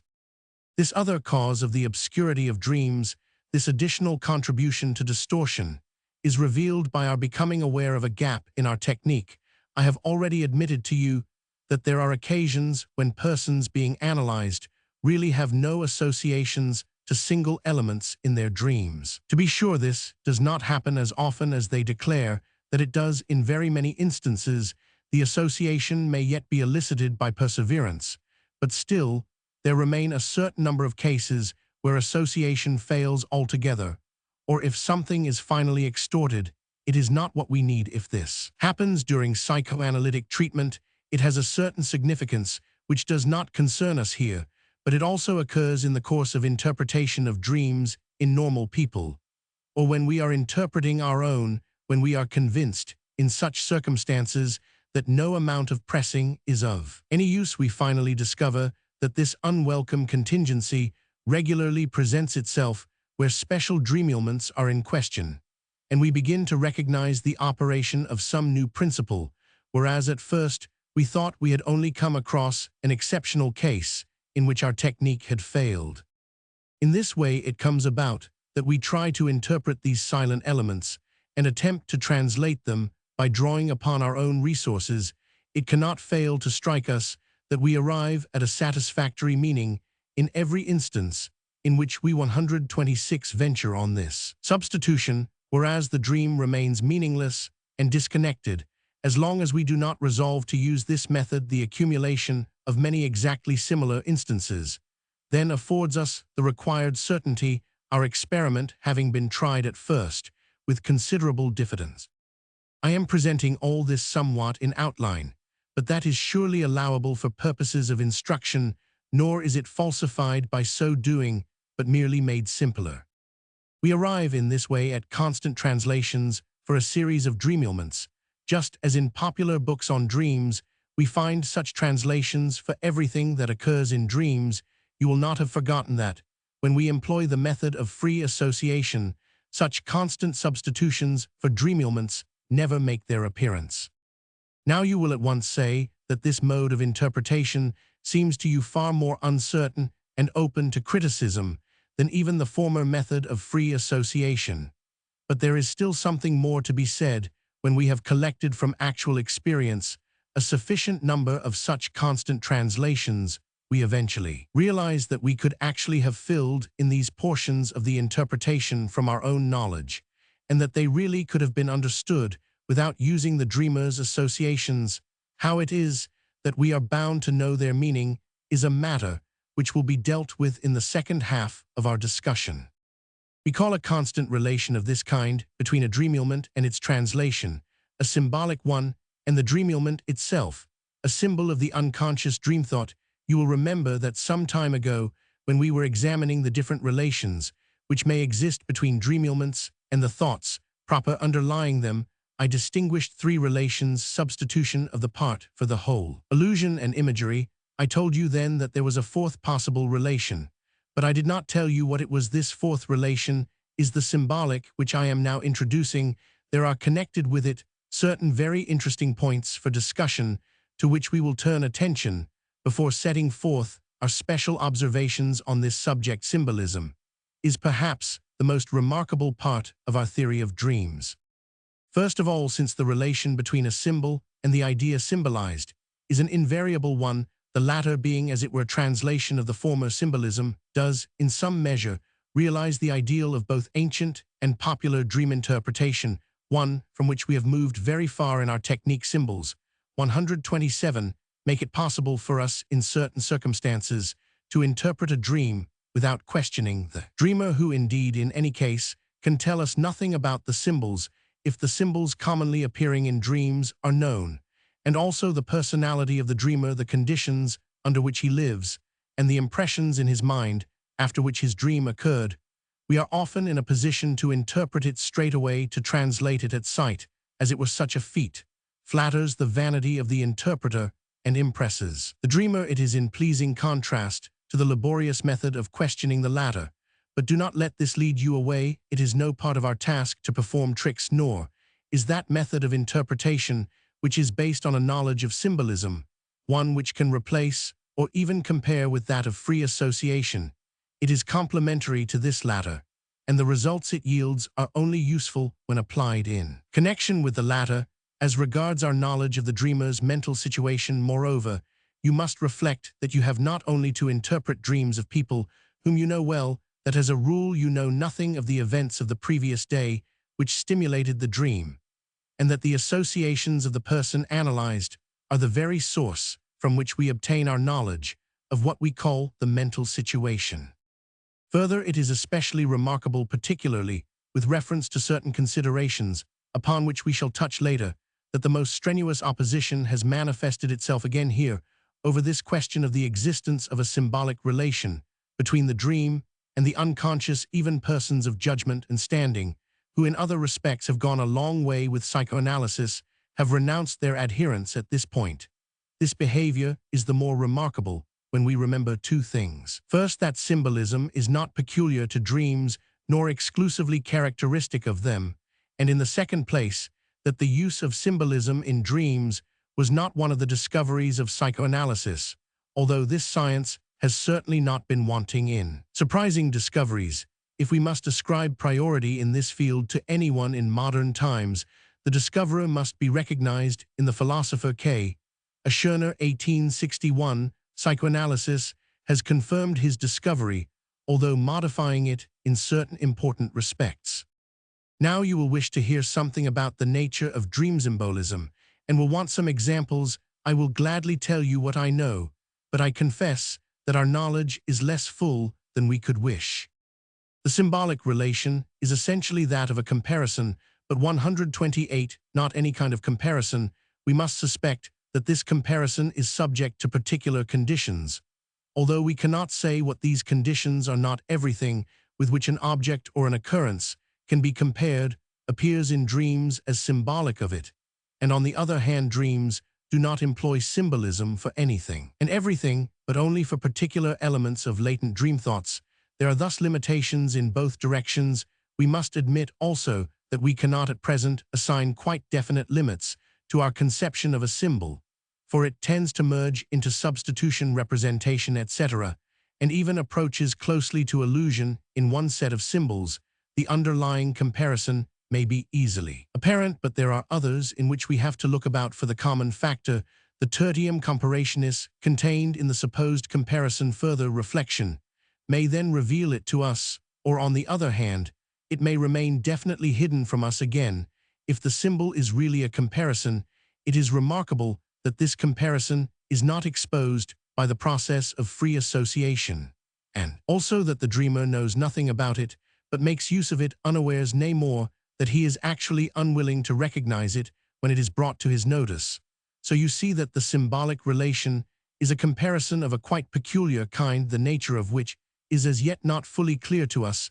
Perhaps some indication will be found later, which will throw some light upon this unknown quantity. The number of things which are represented symbolically in dreams is not great. The human body as a whole, parents, children, brothers and sisters, birth, death, nakedness, and one thing more, the only typical, that is to say regularly occurring representation of the human form as a whole, is that of a house, as was recognized by Schirner, who even wanted to attribute to this symbol an overwhelming significance, which is not really due to it. People have dreams of climbing down the front of a house, with feelings sometimes of pleasure and sometimes of dread, when the walls are quite smooth. The house means a man when there are ledges and balconies which can be caught hold of a woman. Parents appear in dreams as emperor and empress, king and queen, or other exalted personages. In this respect, the dream attitude is highly dutiful. Children and brothers and sisters are less tenderly treated, being symbolized by little animals or vermin. Birth is almost invariably represented by some reference to water. Either we are falling into water or clambering out of it, saving someone from it, or being saved by them. Roman 1e. The relation between mother and child is symbolized 129. For dying we have setting out upon a journey or traveling by train, while the state of death is indicated by various obscure, and as it were timid allusions. Clothes and uniforms stand for nakedness. You see that here the dividing line between the symbolic and the elusive kinds of representation tends to disappear. In comparison with the poverty of this enumeration, it cannot fail to strike us that objects and matters belonging to another range of ideas are represented by a remarkably rich symbolism.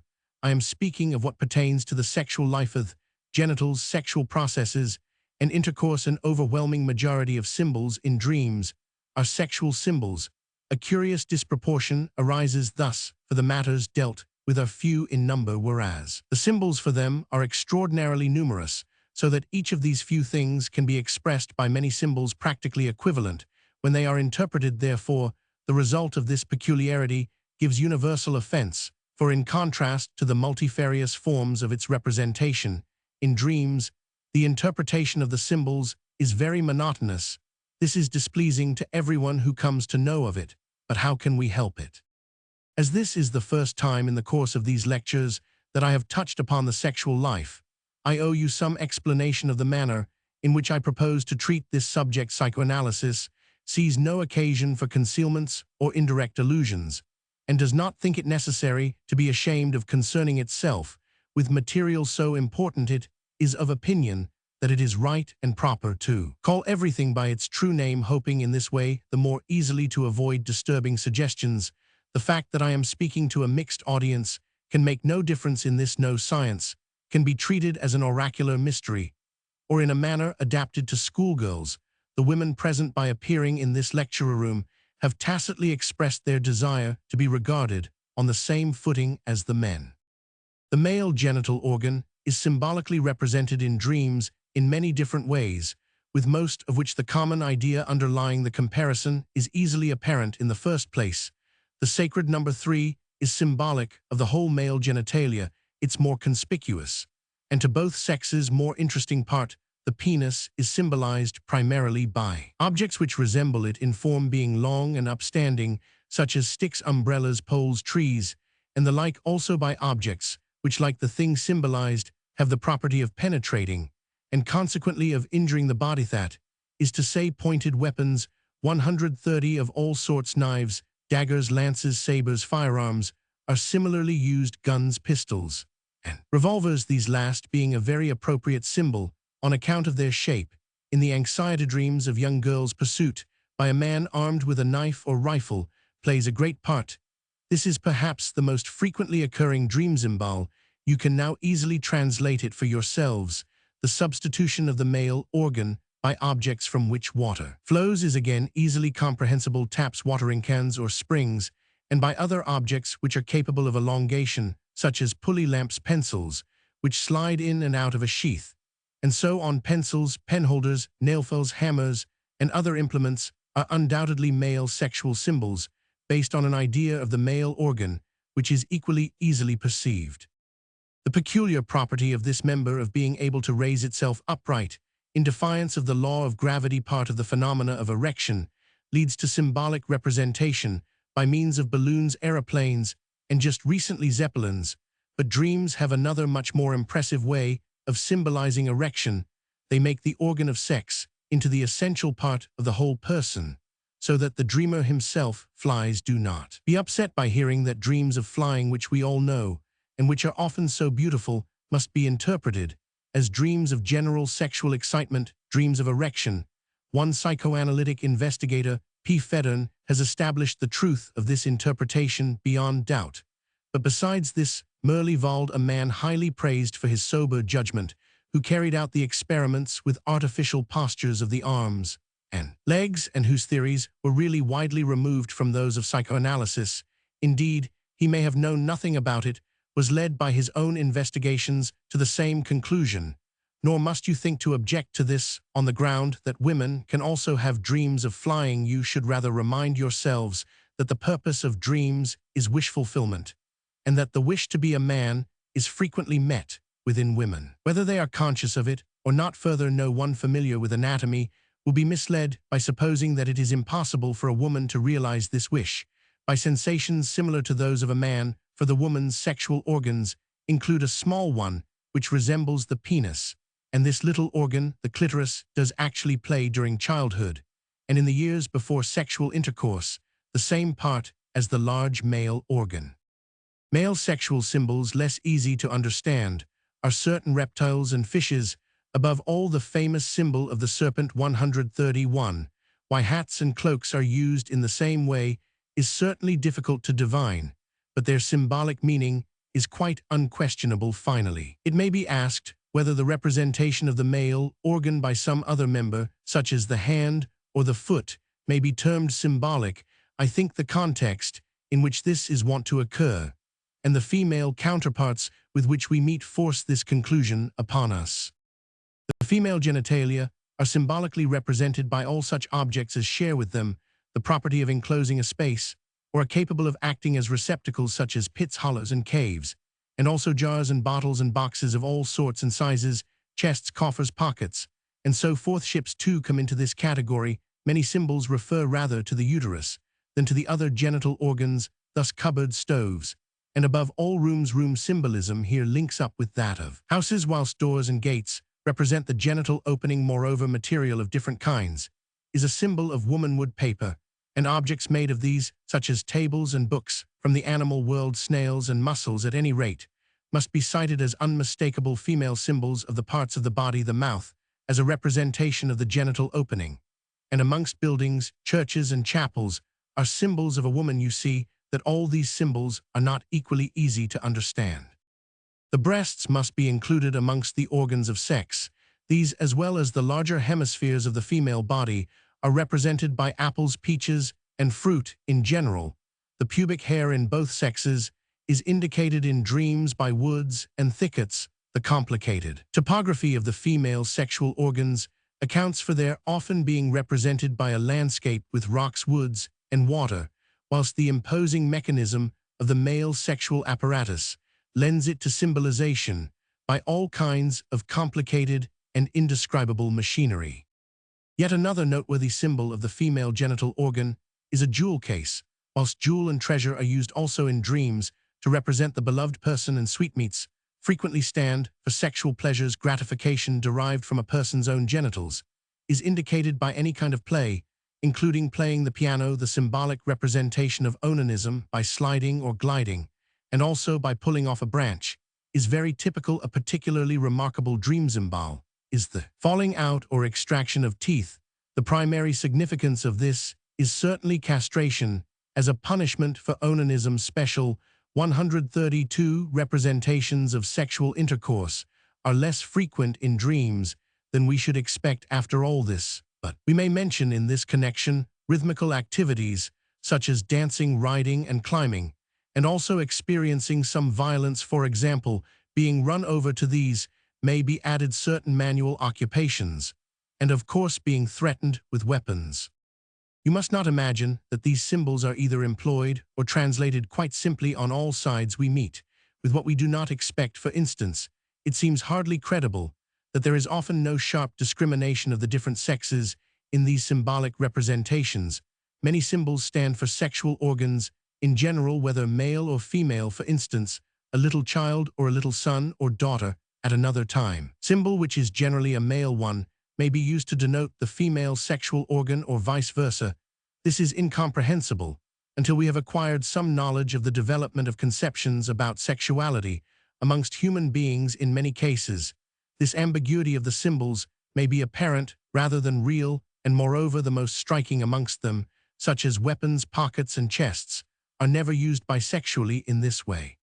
I will now give a brief account, beginning with the symbols themselves, instead of with the objects symbolized, to show you from what spheres the sexual symbols have for the most part been derived, and I will add a few remarks relating particularly to those in which the attribute in common with the thing symbolized is hard to detect. An instance of an obscure symbol of this kind is the hat, or perhaps head coverings in general.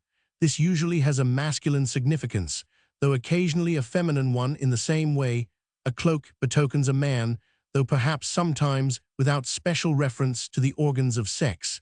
It is open to you to ask why this should be so. A tie, being an object which hangs down and is not worn by women, is clearly a male symbol, whilst underlinen and linen in general stands for the female. Clothes and uniforms, as we have heard, represent nakedness, or the human form. Shoes and slippers symbolize the female genital organs. Tables and wood we have mentioned as being puzzling, but nevertheless certain female symbols. The act of mounting ladders, steep places, or stairs is indubitably symbolic of sexual intercourse. On closer reflection, we shall notice that the rhythmic character of this climbing is the point in common between the two, and perhaps also the accompanying increase in excitation, shortening of the breath as the climber ascends. We have already recognized that landscapes represent the female sexual organs. Mountains and rocks are symbols of the male organ. Gardens, a frequently occurring symbol of the female genitalia. Fruit stands for the breasts, not for a child. Wild animals denote human beings whose senses are excited, and hence evil impulses or passions. Blossoms and flowers represent the female sexual organs, more particularly in virginity. In this connection, you will recollect that the blossoms are really the sexual organs of plants. We already know how rooms are used symbolically. This representation may be extended so that windows and doors, entrances and exits from rooms come to mean the openings of the body. The fact of rooms being open or closed also accords with this symbolism. The key which opens them is certainly a male symbol. This is some material for study of dream symbolism. It is not complete and could be both extended and made deeper. However, I think it will seem to you more than enough. Perhaps you may dislike it. You will ask, do I then really live in the midst of sexual symbols? Are all the objects round me, all the clothes I wear, all the things I handle, always sexual symbols, and nothing else? There really is good reason for surprised questions. And the first of these would be, how do we profess to arrive at the meaning of these dream symbols, about which the dreamer himself can give us little or no information? My answer is that we derive our knowledge from widely different sources, from fairy tales and myths, jokes and witticisms, from folklore Roman 1e, from what we know of the manners and customs, sayings and songs of different peoples, and from poetic and colloquial usage of language. Everywhere in these various fields the same symbolism occurs, and in many of them we can understand it without being taught anything about it. If we consider these various sources individually, we shall find so many parallels to dream symbolism that we are bound to be convinced of the correctness of our interpretations. The human body is, we said, according to Schörner, frequently symbolized in dreams by a house. By an extension of this symbolism, windows, doors, and gates stand for the entrances to cavities in the body, and the facades may either be smooth or may have balconies and ledges. To hold on to the same symbolism is met with in colloquialisms. For instance, we speak of a thatch of hair or a tile hat, or say of someone that he is not right. 134 in the upper story. In anatomy 2, we speak of the openings of the body as its portals. We may at first find it surprising that parents appear in our dreams as kings and emperors and their consorts, but we have a parallel to this in fairy tales. Does it not begin to dawn upon us that the many fairy tales which begin with the words "once upon a time, there were a king and queen" simply mean once upon a time there were a father and mother in family life? The children are sometimes spoken of jestingly as princes, and the eldest son as the crown prince. The king himself is called the father of his people. Again, in some parts little children are often playfully spoken of as little animals, for example in Cornwall as little toad, or in Germany as little worm, and in sympathizing with a child Germans say poor little worm. Now let us return to the house symbolism. When in our dreams we make use of the projections of houses as supports, does that not suggest a well-known popular German saying with reference to a woman with a markedly developed bust? She has something for one to hold on to. Die hat etwas zum Anhalten, whilst another colloquialism in the same connection is she has plenty of wood in front of her house. Die hat viel Hals vor dem Haus, as though our interpretation were to be borne out by this when we say that wood is a female maternal symbol. There is still something to be said on the subject of wood. It is not easy to see why wood should have come to represent a woman or mother. But here a comparison of different languages may be useful to us. The German word Hals wood is said to be derived from the same root as the Greek, which means stuff, raw material. This would be an instance of a process which is by no means rare, in that a general name for material has come finally to be applied to a particular material. Only now in the Atlantic Ocean there is an island named Madeira, and this name was given to it by the Portuguese when they discovered it, because at that time it was covered with dense forests, for in Portuguese the word for wood is Madeira. But you cannot fail to notice that this Madeira is merely a 135 modified form of the Latin materia, which again signifies material in general. Now materia is derived from mater, mother, and the material out of which anything is made may be conceived of as giving birth to it. So, in the symbolic use of wood to represent woman or mother, we have a survival of this old idea. Birth is regularly expressed by some connection with water. We are plunging into or emerging from water, that is to say, we give birth or are being born. Now, let us not forget that this symbol has a twofold reference to the actual facts of evolution. Not only are all land mammals, from which the human race itself has sprung, descended from. Creatures inhabiting the waterthis is the more remote of the two considerations, but also every single mammal, every human being has passed the first phase of existence in waterthat, is to say as an embryo in the amniotic fluid of the mother's womb, thus at birth emerged from water. I do not maintain that the dreamer knows this. On the other hand, I contend that there is no need for him to know it. He probably knows something else from having been told it as a child, but even this, I will maintain, has contributed nothing to symbol formation. The child is told in the nursery that the stork brings the babies, but then where does it get them out of a pond or a well again out of the water? One of my patients, who had been told this as a child, a little count, as he was then afterwards disappeared for a whole afternoon, and was at last found lying at the edge of the castle lake with his little face bent over the clear water, eagerly gazing to see whether he could catch sight of the babies at the bottom of the water. In the myths of the births of heroes, a comparative study of which has been made by O. Rank the earliest, is that of King Sargon of Akkad, about 2800 B. Roman 100 exposure in water and rescue from it play, a major part. Rank perceived that this symbolizes birth in a manner analogous to that employed in dreams. When anyone in his dream rescues somebody from the water, he makes that person into his mother, or at any rate a mother, and in mythology, whoever rescues a child from water confesses herself to be its real mother. There is a well-known joke in which an intelligent Jewish boy, when asked who was the mother of Moses, answers immediately the princess. He is told no, she only took him out of the water. That's what she said, he replies, showing that he had hit upon the right interpretation of the myth. Going away on a journey stands in dreams for dying. Similarly, 136. It is the custom in the nursery when a child asks questions as to the whereabouts of someone who has died and whom he misses to tell him that that person has gone away here. Again, I deprecate the idea that the dream symbol has its origin in this evasive reply to the child. The poet uses the same symbol when he speaks of the other side as the undiscovered country from whose bourne no traveler returns again. In everyday speech, it is quite usual to speak of the last journey, and everyone who is acquainted with ancient rites knows how seriously the idea of a journey into the land of the dead was taken. For instance, in ancient Egyptian belief, in many cases, the Book of the Dead survives, which was given to the mummy like a Baedeker to take with him on the last journey. Since burial grounds have been placed at a distance from the houses of the living, the last journey of the dead has indeed become a reality. Nor does sexual symbolism belong only to dreams. You will all know the expression a baggage as applied contemptuously to a woman, but perhaps people do not know that they are using a genital symbol. In the New Testament, we read the woman is the weaker vessel.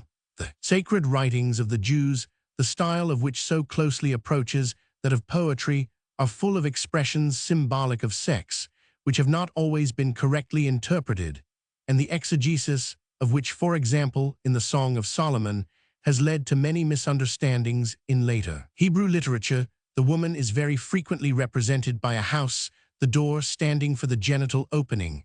Thus a man complains, when he finds a woman no longer a virgin, that he has found the door open. The symbol table for a woman also occurs in this literature. The woman says of her husband, I spread the table for him, but he overturned it. Lame children are said to owe their infirmity to the fact that the man overturned the table. I quote here from a treatise by Roman 50 Levy in Brun's Sexual Symbolism in the Bible and the Talmud.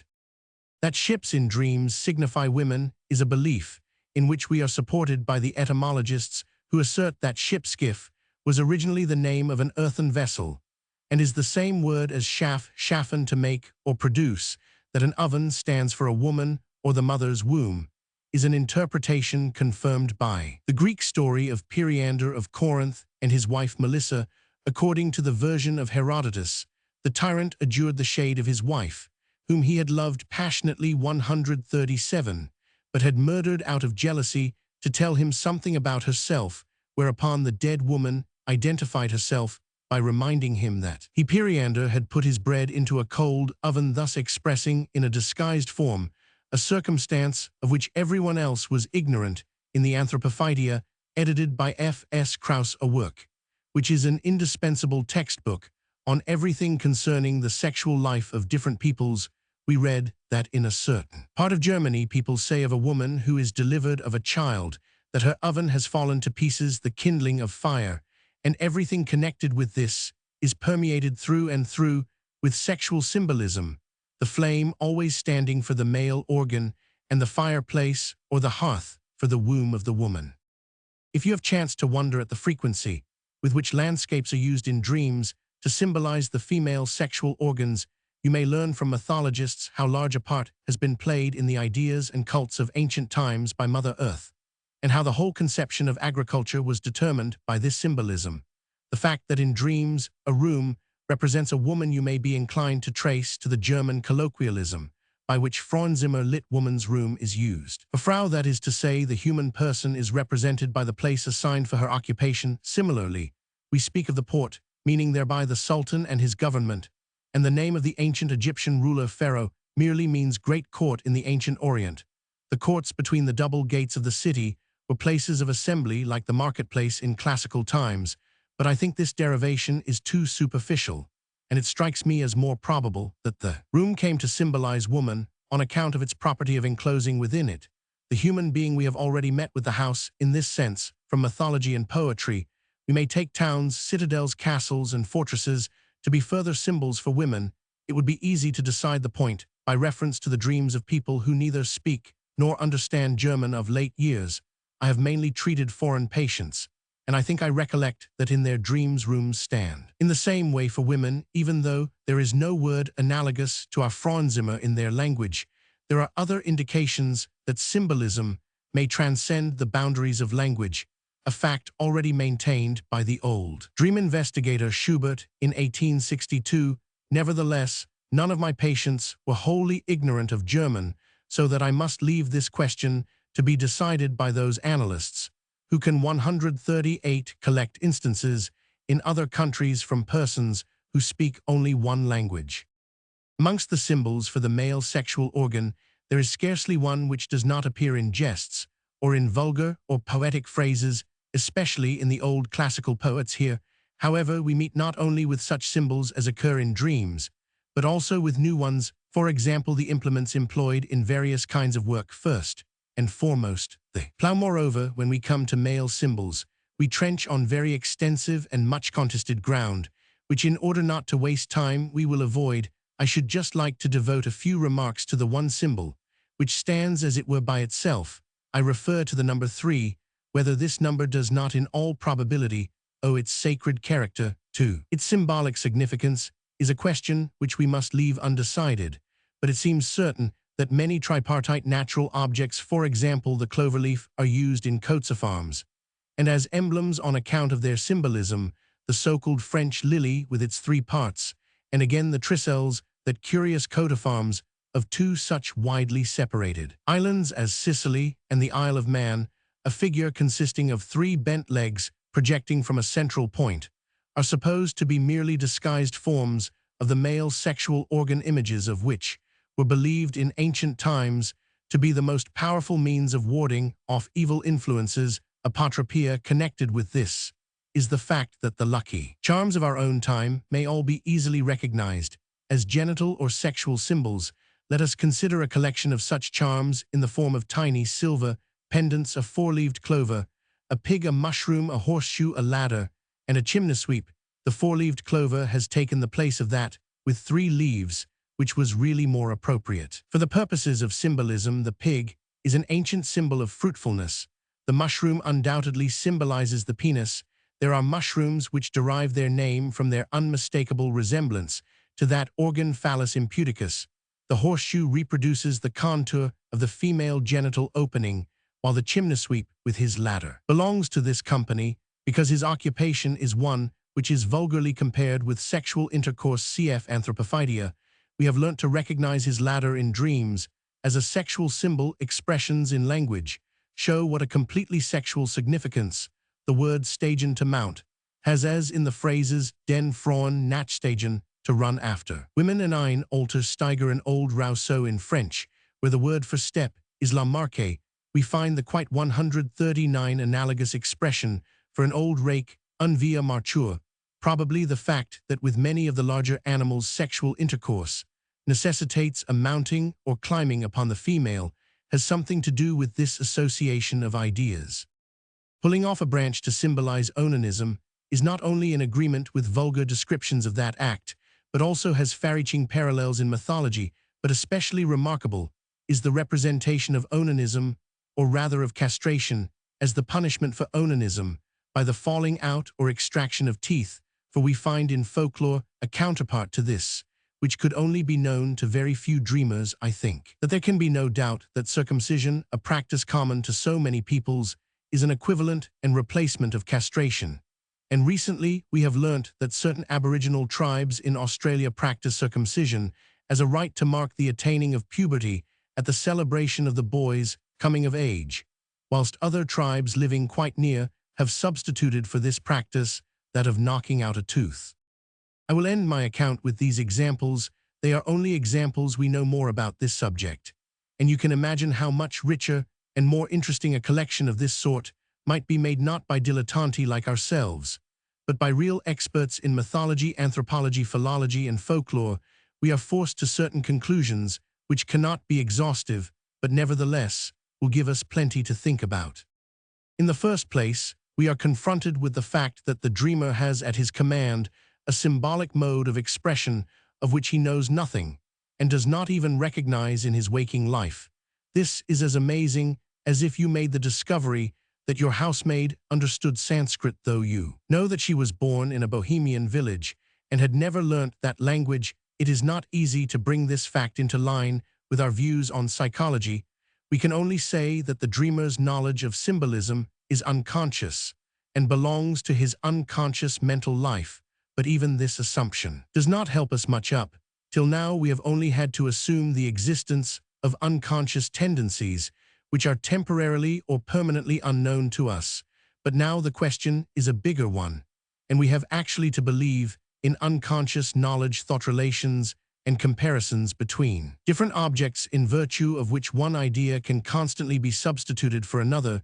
These comparisons are not instituted afresh every time, but are ready to hand perfect for all time. This we infer from their 140 unanimity in different persons, even probably in spite of linguistic differences. Whence is our knowledge of this symbolism derived? The usages of speech cover only a small part of it, whilst the manifold parallels in other fields are for the most part unknown to the dreamer. We ourselves had to collate them laboriously in the first instance. In the second place, these symbolic relations are not peculiar to the dreamer or to the dreamwork by which they are expressed, for we have discovered that the same symbolism is employed in myths and fairy tales, in popular sayings and songs, in colloquial speech and poetic fantasy. The province of symbolism is extraordinarily wide. Dream symbolism is only a small part of it. It would not even be expedient to attack the whole problem from the side of dreams. Many of the symbols commonly occurring elsewhere either do not appear in dreams at all or appear very seldom. On the other hand, many of the dream symbols are not met with in every other department, but as you have seen only here and there, we get the impression that here we have to do with an ancient but obsolete mode of expression, of which different fragments have survived in different fields, one here, only another there, only a third in various spheres, perhaps in slightly different forms. At this point, I am reminded of the fantasy of a very interesting insane patient who had imagined a primordial language, Grundsprake, of which all these symbols were survivals. In the third place, it must strike you that the symbolism occurring in the other fields I have named is by no means confined to sexual themes, whereas in dreams, the symbols are almost exclusively used to represent sexual objects and relations. This again is hard to account for. Are we to suppose that symbols originally of sexual significance were later employed differently, and that perhaps the decline from symbolic to other modes of representation is connected with this? It is obviously impossible to answer these questions by dealing only with dream symbolism. All we can do is to hold fast to the supposition that there is a specially close relation between true symbols and sexuality. An important clue in this connection has recently been given to us in the view expressed by a philologist H. Sperber of Uppsala, who works independently of psychoanalysis, that sexual needs have had the largest share in the origin and development of language. He says that the first sounds uttered were a means of communication and of summoning the sexual partner, and that in the later development, the elements of speech were used 141 as an accompaniment to the different kinds of work carried on by primitive man. This work was performed by associated efforts to the sound of rhythmically repeated utterances, the effect of which was to transfer a sexual interest to the work. Primitive man thus made his work agreeable, so to speak, by treating it as the equivalent of and substitute for sexual activities. The word uttered during the communal work had therefore two meanings, the one referring to the sexual act, the other to the labor which had come to be equivalent to it. In time, the word was dissociated from its sexual significance, and its application confined to the work. Generations later, the same thing happened to a new word with a sexual signification, which was then applied to a new form of work. In this way, a number of root words arose, which were all of sexual origin, but had all lost their sexual meaning. If the statement here outlined be correct, a possibility at least of understanding dream symbolism opens out before us.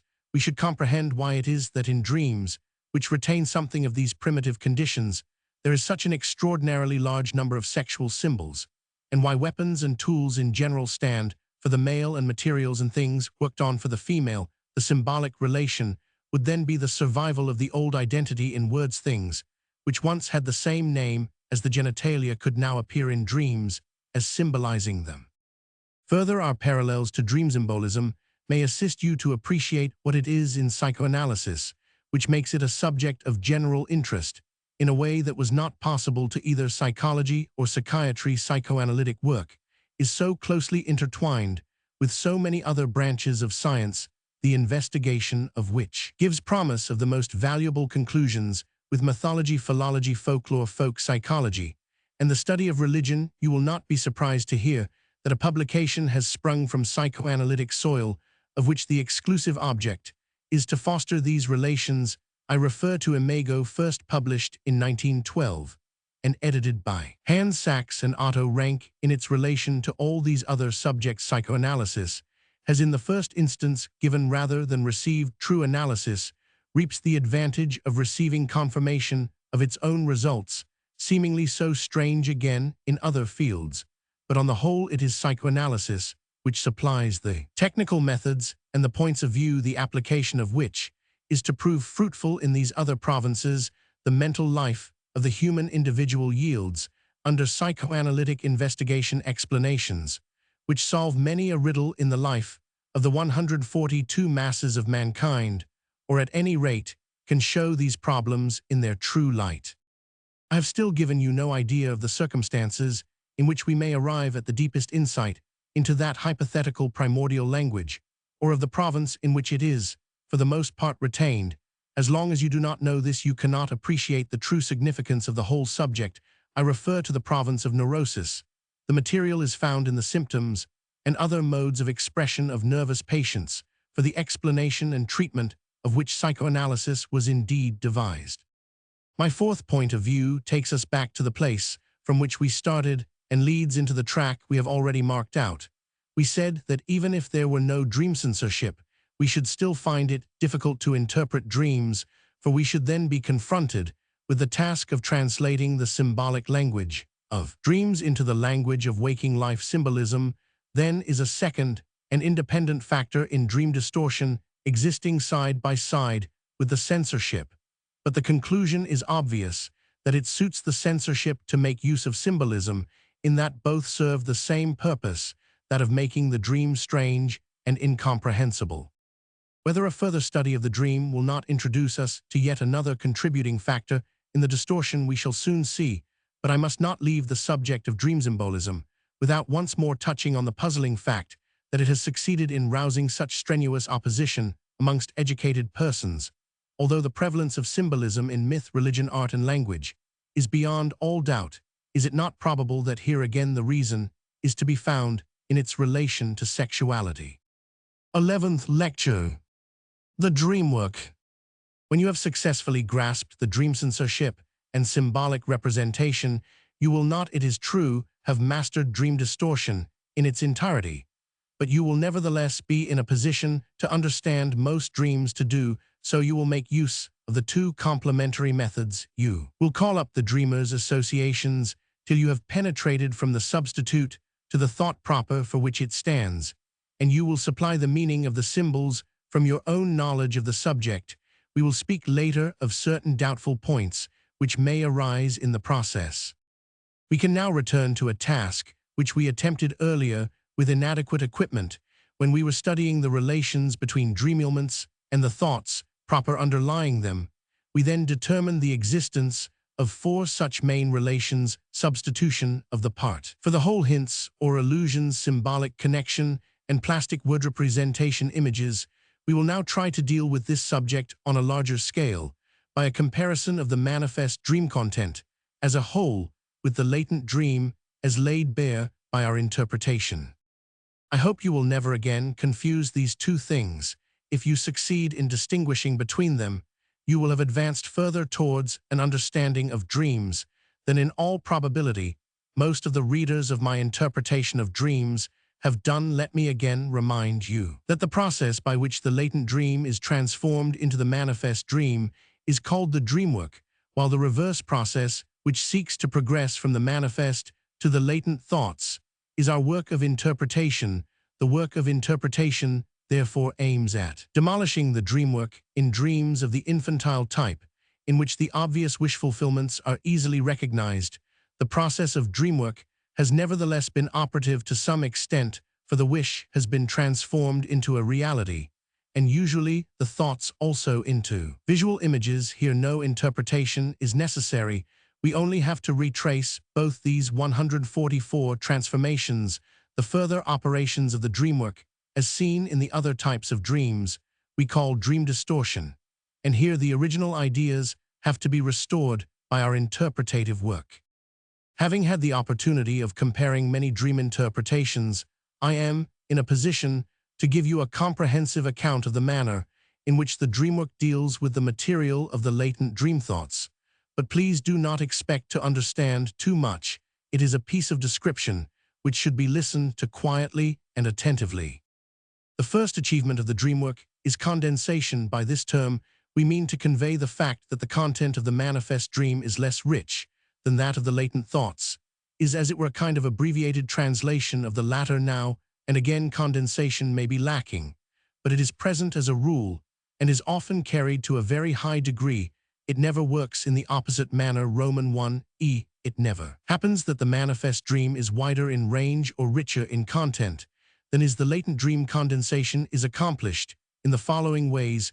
1. Certain latent elements are altogether omitted. 2. Of many complexes in the latent dream, only a fragment passes over into the manifest content. 3. Latent elements sharing some common characteristic are in the manifest dream put together, blended into a single whole. If you prefer to do so, you can reserve the term condensation for this last process, the effects of which are particularly easy to demonstrate. Taking your own dreams, you will be able without any trouble to recall instances of the condensation of different persons into a single figure. Such a composite figure resembles A in appearance, but is dressed like B, pursues some occupation which recalls Roman 100, and yet all the time you know that it is really Roman 500. The composite picture serves, of course, to lay special emphasis upon some characteristic common to the four people, and it is possible also for a composite picture to be formed with objects or places, as with persons, provided only that the single objects or places have some common attribute upon which the latent dream lays stress.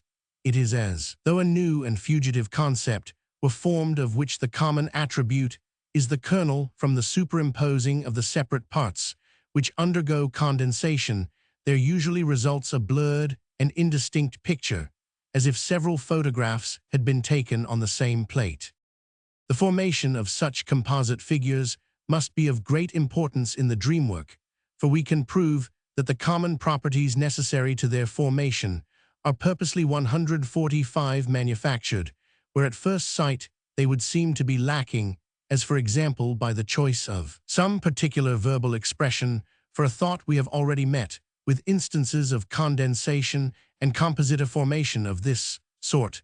They played an important part in originating many slips of the tongue. You will remember the case of the young man who wished to insort a lady. Beleidigen insult, begleiten escort, composite word begleitdigen. Besides, there are jokes in which the technique is traceable to condensation of this sort. Apart from this, however, we may venture to assert that this process is something quite unusual and strange. It is true that, in many a creation of fantasy, we meet with counterparts to the formation of the composite persons of our dreams, component parts, which do not belong to one another in reality, being readily united into a single whole by fantasy, as for instance in the centaurs and fabulous animals of ancient mythology or of Boeklin's pictures. Creative fantasy can in fact invent nothing new, but can only regroup elements from different sources.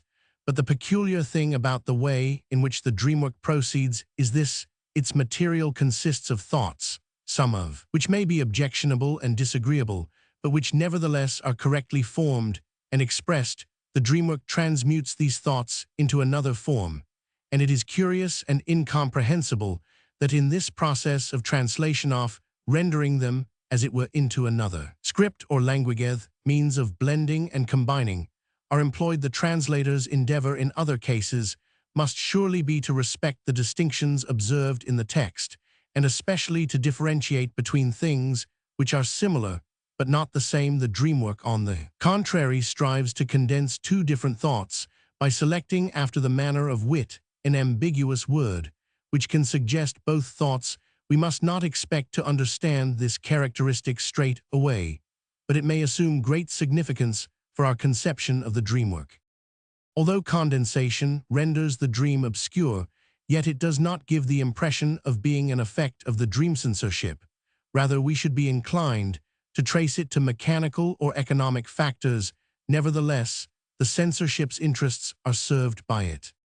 What condensation can achieve is sometimes quite extraordinary. By this device, it is at times possible for two completely different latent trains of thought to be united in a single manifest dream, so that we arrive at an apparently adequate interpretation of a dream, and yet overlook a second possible meaning. Moreover, one of the effects of condensation upon the relationship between the manifest and the latent dream is that the connection between the elements of the one and of the other nowhere remains a simple one, for, by a kind of interlacing, a manifest element represents simultaneously several latent ones. And conversely, a latent thought may enter into several manifest elements. Again, when we come to interpret dreams, we see that the associations to a single manifest element do not commonly make their appearance in orderly succession. We often have to wait until we have the interpretation of the whole dream. The dreamwork then follows a very unusual mode of transcription for the dream thoughts, not a translation word for word or sign for sign, nor yet a process of selection according to some definite rule, for instance, as though the consonants only of the words were reproduced, and the vowels omitted, nor again what one might call a process of representation, one element being always picked out to represent several others. It works by a different and much more complicated method. The second achievement of the dreamwork is displacement. Fortunately, here we are not breaking perfectly fresh ground. Indeed, we know that it is entirely the work of the dream censorship. Displacement takes two forms. First, a latent element may be replaced not by a part of itself, but by something more remote, something of the nature of an illusion. And secondly, the accent may be transferred from an important element to another which is unimportant, so that the center of the dream is shifted, as it were giving the dream a foreign appearance. Substitution by illusion is familiar to us in our waking thoughts also, but with a difference, for it is essential in the latter that the illusion should be easily comprehensible, and that the content of the substitute should be associated to that of the thought. Proper illusion is also frequently employed in wit, where the condition of association in content is dispensed with and replaced by unfamiliar external associations, such as similarity of sound, ambiguity of meaning, etc. The condition of comprehensibility, however, is observed. The joke would lose all its point if we could not recognize, without any effort, what is the actual thing to which the illusion is made. But in dreams, illusion by displacement is unrestricted by either limitation.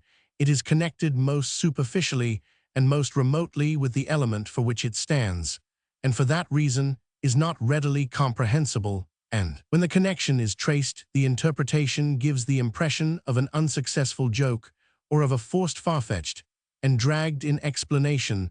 The 147 object of the dream censorship is only attained when it has succeeded in making it impossible to trace the thought proper back from the illusion.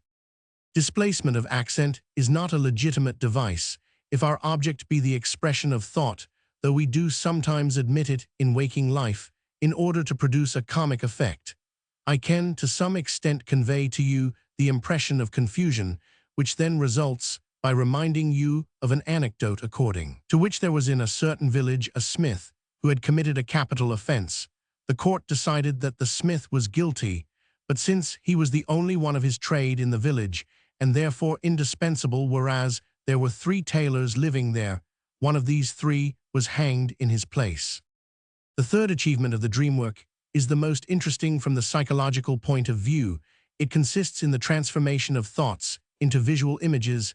Let us be quite clear that not everything in the dream thoughts is thus transformed. Much keeps its original form and appears also in the manifest dream as thought or knowledge on the part of the dreamer. Again, translation of them into visual images is not the only possible transformation of thoughts, but it is nevertheless the essential feature in the formation of dreams. And as we know, this part of the dream work is, if we accept one other case, the least subject to variation for single dream elements. Moreover, plastic word representation is a process already familiar to us. Obviously, this achievement is by no means an easy one. In order to get some idea of its difficulty, imagine that you had undertaken to replace a political leading article in a newspaper by a series of illustrations. You would have to abandon alphabetic characters in favor of hieroglyphics. The people and concrete objects mentioned in the article could be easily represented, perhaps even more satisfactorily, in pictorial form. But you would expect to meet with difficulties when you came to the portrayal of all the abstract words and all those parts of speech which indicate relations between the various thoughts, for example, particles, conjunctions, and so forth. With the abstract words, you would employ all manner of devices. For instance, you would try to render the text of the article into other words, more unfamiliar perhaps, but made up of parts more concrete and therefore more capable of such representation. This will remind you of the fact that most abstract words were originally concrete, their original significance having faded, and therefore you will fall back on the original concrete meaning of these words wherever 148 possible. So you will be glad that you can represent the possessing of an object as a literal physical sitting upon it. Possess podes, sedio. This is just how the dreamwork proceeds. In such circumstances, you can hardly demand great accuracy of representation, neither will you quarrel with the dreamwork for replacing an element which is difficult to reduce to pictorial form, such as the idea of breaking marriage vows, by some other kind of breaking, for example, that of an arm or leg. In this way, you will, to some extent, succeed in overcoming the awkwardness of rendering alphabetic characters into hieroglyphs. When you come to represent those parts of speech which indicate thought relations, for example, because, therefore, but and so on, you have no such means as those described to assist you, so that these parts of the text must be lost so far as your translation into pictorial form is concerned. Similarly, the 149 content of the dream thoughts is resolved by the dreamwork into its raw material consisting of objects and activities. You may be satisfied if there is any possibility of indicating somehow by a more minute elaboration of the images certain relations which cannot be represented in themselves in a precisely similar manner. The dreamwork succeeds in expressing much of the content of the latent thoughts by means of peculiarities in the form of the manifest dream, by its distinctness or obscurity, its division into various parts, etc. The number of parts into which a dream is divided corresponds, as a rule, with the number of its main themes, the successive trains of thought in the latent dream. A short preliminary dream often stands in an introductory or causal relation to the subsequent detailed main dream, whilst a subordinate dream thought is represented by the interpolation into the manifest dream of a change of scene.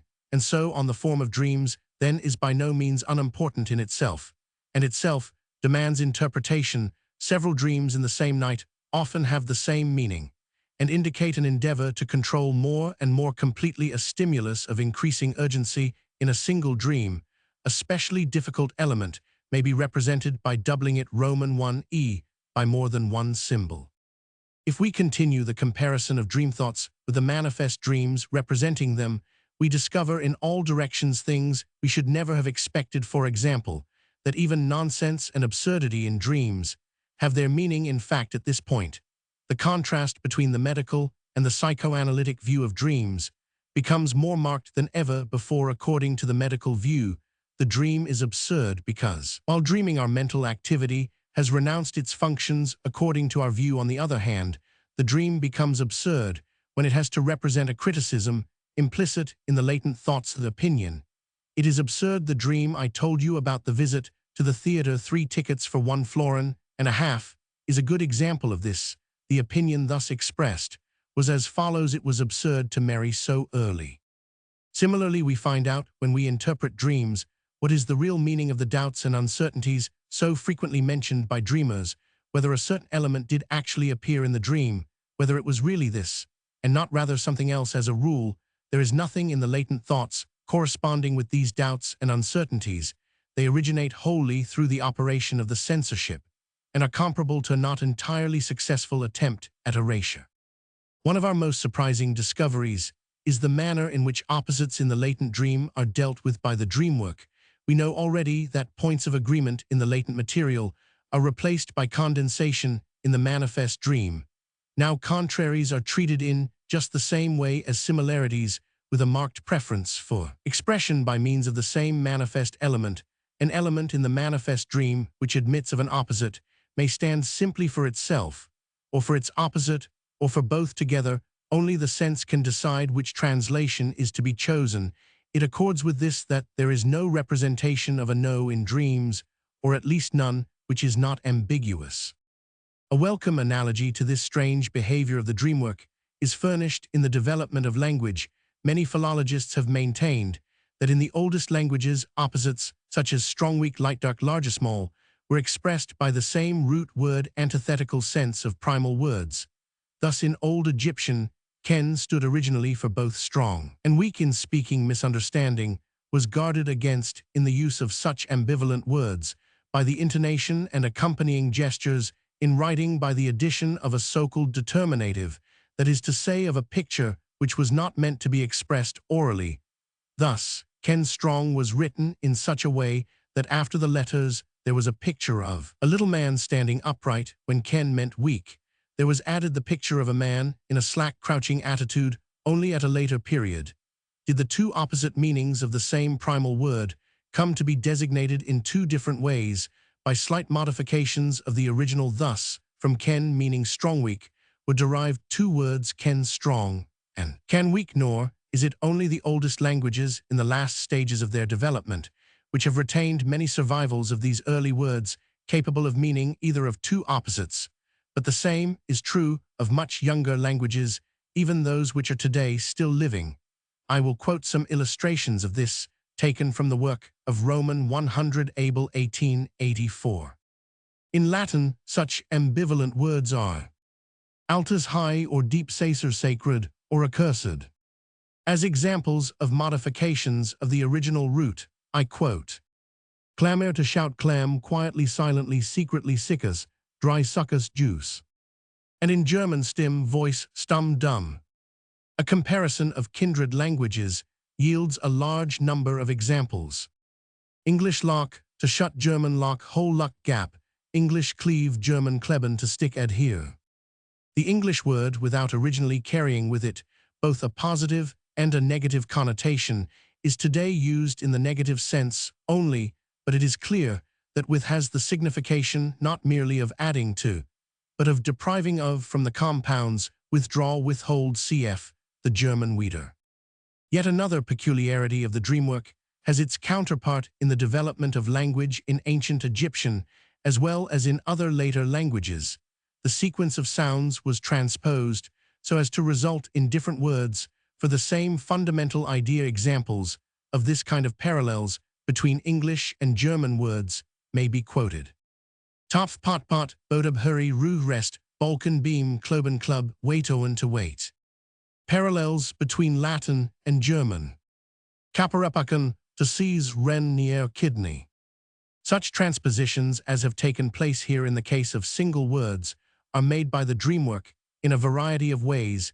The inversion of the meaning Roman 1 substitution by the opposite is a device with which we are already familiar, but besides this, we find in dreams inversion of situations or of the relations existing between two persons, as though the scene were laid in a topsy-turvy world.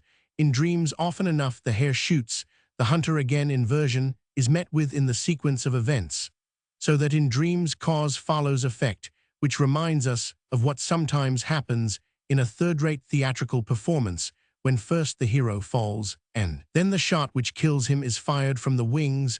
Or there are dreams in which the whole arrangement of the elements is inverted, so that in interpreting them, the last must be taken first, and the first last, in order to make sense at all. You remember that we also found this in our study of dream symbolism, in which the act of plunging or falling into water has the same meaning as that of emerging from water, namely giving birth or being born, and going up steps or a ladder means the same as coming 152 down them. We cannot fail to recognize the advantage reaped for dream distortion by this freedom from restrictions in representing the dream thoughts. These features of the dreamwork may be termed archaic. They cling to the primitive modes of expression of languages or scripts and yield the same difficulties which we shall touch upon later in the course of some critical observations on this topic. Now let us consider some other aspects of the subject. Clearly, what has to be accomplished by the dreamwork is the transformation of the latent thoughts, as expressed in words, into perceptual forms, most commonly into visual images. Now our thoughts originated in such perceptual forms. Their earliest material and the first stages in their development consisted of sense impressions, or more accurately of memory pictures of these. It was later that words were attached to these pictures and then connected so as to form thoughts, so that the dreamwork subjects our thoughts to a regressive process and retraces the steps in their development. In the course of this regression, all new acquisitions won during this development of memory pictures into thoughts must necessarily fall away. This then is what we mean by the dreamwork. Beside what we have learnt of its processes, our interest in the manifest dream is bound to recede far into the background. I will, however, devote still a few more remarks to the manifest dream, for after all, that is the only part of the dream with which we have any direct acquaintance. It is natural that the manifest dream should lose some of its importance in our eyes. It must strike us as a matter of indifference whether it is carefully composed or split up into a succession of disconnected pictures, even when the outward form of the dream is apparently full of meaning. We know that this appearance has been arrived at by the process of dream distortion and can have as little organic connection with the inner content of the dream as exists between the facade of an Italian church and its general structure and ground plan. At times, however, this facade of the dream has a meaning too, reproducing an important part of the latent thoughts with little or no distortion. But we cannot know this until we have interpreted the dream, and thus arrived at an opinion with regard to the degree of distortion present. A similar doubt obtains. Where two elements seem to be closely connected, such connection may contain a valuable hint that the corresponding elements in the latent dream are similarly related. But at other times, we can convince ourselves 153 that what is connected in thought has become widely separated in the dream. In general, we must refrain from attempting to explain one part of the manifest dream by another part, as though the dream were a coherent conception and a pragmatic representation. It is in most cases comparable, rather, to a piece of breccia stone, composed of fragments of different kinds of stone, cemented together in such a way that the markings upon it are not those of the original pieces contained in it. There is, as a matter of fact, one mechanism in the dreamwork known as secondary elaboration, the object of which is to combine the immediate results of the work into a single and fairly coherent whole. During this process, the material is often so arranged as to give rise to total misunderstanding, and for this purpose, any necessary interpolations are made. On the other hand, we should not overrate the dream work or attribute to it more than is its due. Its activity is limited to the achievements here enumerated: condensation, displacement, plastic representation, and secondary elaboration of the whole dream. These are all that it can effect. Such manifestations of judgment, criticism, surprise, or deductive reasoning as are met with in dreams are not brought about by the dream work, and are only very rarely the expression of subsequent reflection about the dream, but are for the most part fragments of the latent thoughts introduced into the manifest dream with more or less modification, and in a form suited to the context. Again, the dream work cannot create conversation in dreams save in a few exceptional cases. It is imitated from and made up of things heard or even said by the dreamer himself on the previous day, which have entered into the latent thoughts as the material or incitement of his dream. Neither do mathematical calculations come into the province of the dream work. Anything of the sort appearing in the manifest dream is generally a mere combination of numbers, a pseudo-calculation quite absurd as such, and again, only a copy of some calculation comprised in the latent thoughts. In these circumstances, it is not surprising that the interest which was felt in the dream work soon becomes directed instead towards the latent thoughts, which disclose themselves in a more or less distorted form through the manifest dream. We are not justified, however, in a theoretical consideration of the subject, in letting our interest stray so far that we altogether substitute the latent thoughts for the dream as a whole, and make some pronouncement on the latter, which is only true of the former. It is strange that the findings 154 of psychoanalysis could be so misused as to result in confusion between the two. The term dream can only be applied to the results of the dream work, Roman 1e, to the form into which the latent thoughts have been rendered by the dream work.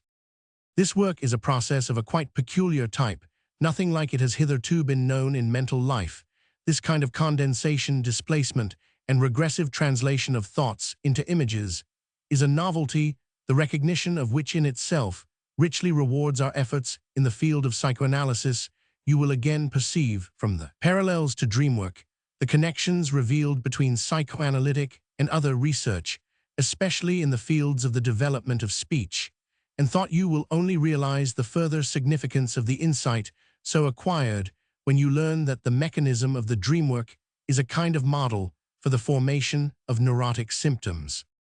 I know too that it is not possible for us yet to grasp the full extent of the fresh gain accruing to psychology from these labors.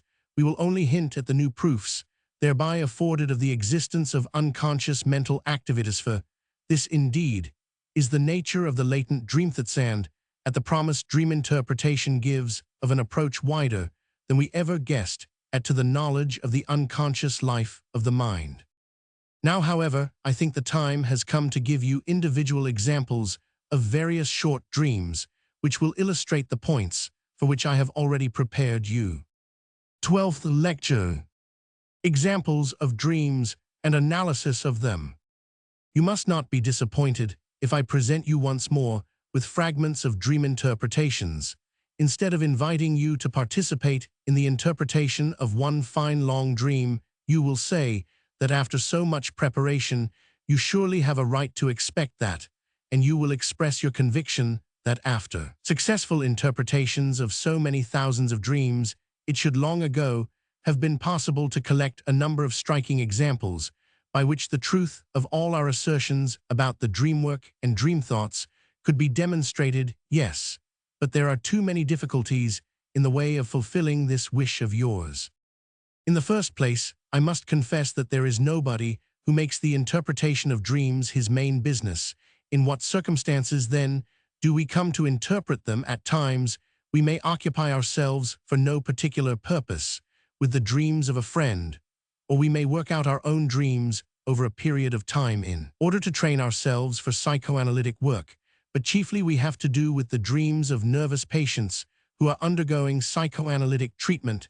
These last dreams provide splendid material and are in no respect inferior to those of healthy persons, but the technique of the treatment obliges us to subordinate dream interpretation to therapeutic purposes and to desist from the attempt to interpret a large number of the dreams as soon as we have extracted from them something of use for the treatment. Again, many dreams, which occur during the treatment, elude full interpretation altogether, since they have their origin in the whole mass of material in the mind, which is as yet unknown to us.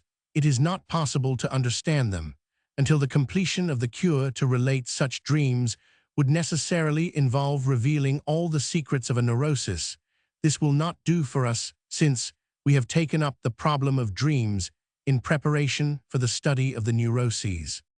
Now I expect you would willingly dispense with this material and would prefer to listen to the explanation of dreams of healthy 156 persons, or perhaps of your own. But the content of these dreams makes that impossible. One cannot expose oneself, nor anyone whose confidence has been placed in one so ruthlessly, as a thorough interpretation of a dream would necessitate, for, as you already know, they touch upon all that is most intimate in the personality. Apart from the difficulty arising out of the nature of the material, there is another difficulty. As regards relating the dreams, you are aware that the dream seems foreign and strange to the dreamer himself. How much more so to an outsider to whom his personality is unknown. The literature of psychoanalysis shows no lack of good and detailed dream analyses. I myself have published some which formed part of the history of certain pathological cases.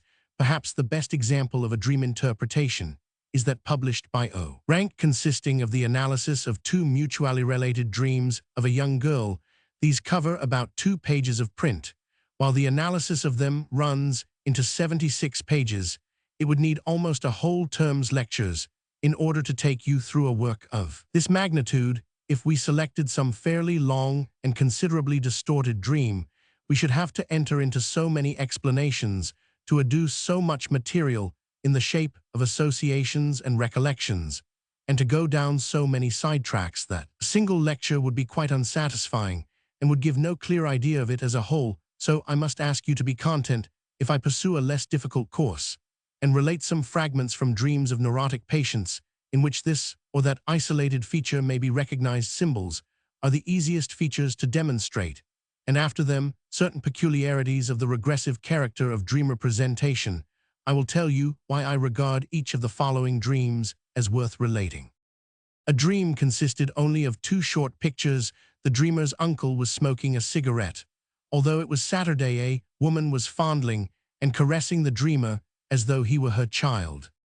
With reference to the first picture, the dreamer, a Jew, remarked that his uncle was a very pious man who never had done and never would do anything so sinful as smoking on the Sabbath. The only association to the woman in the second picture was that of the dreamer's mother. These 2 pictures or thoughts must obviously be related to one another.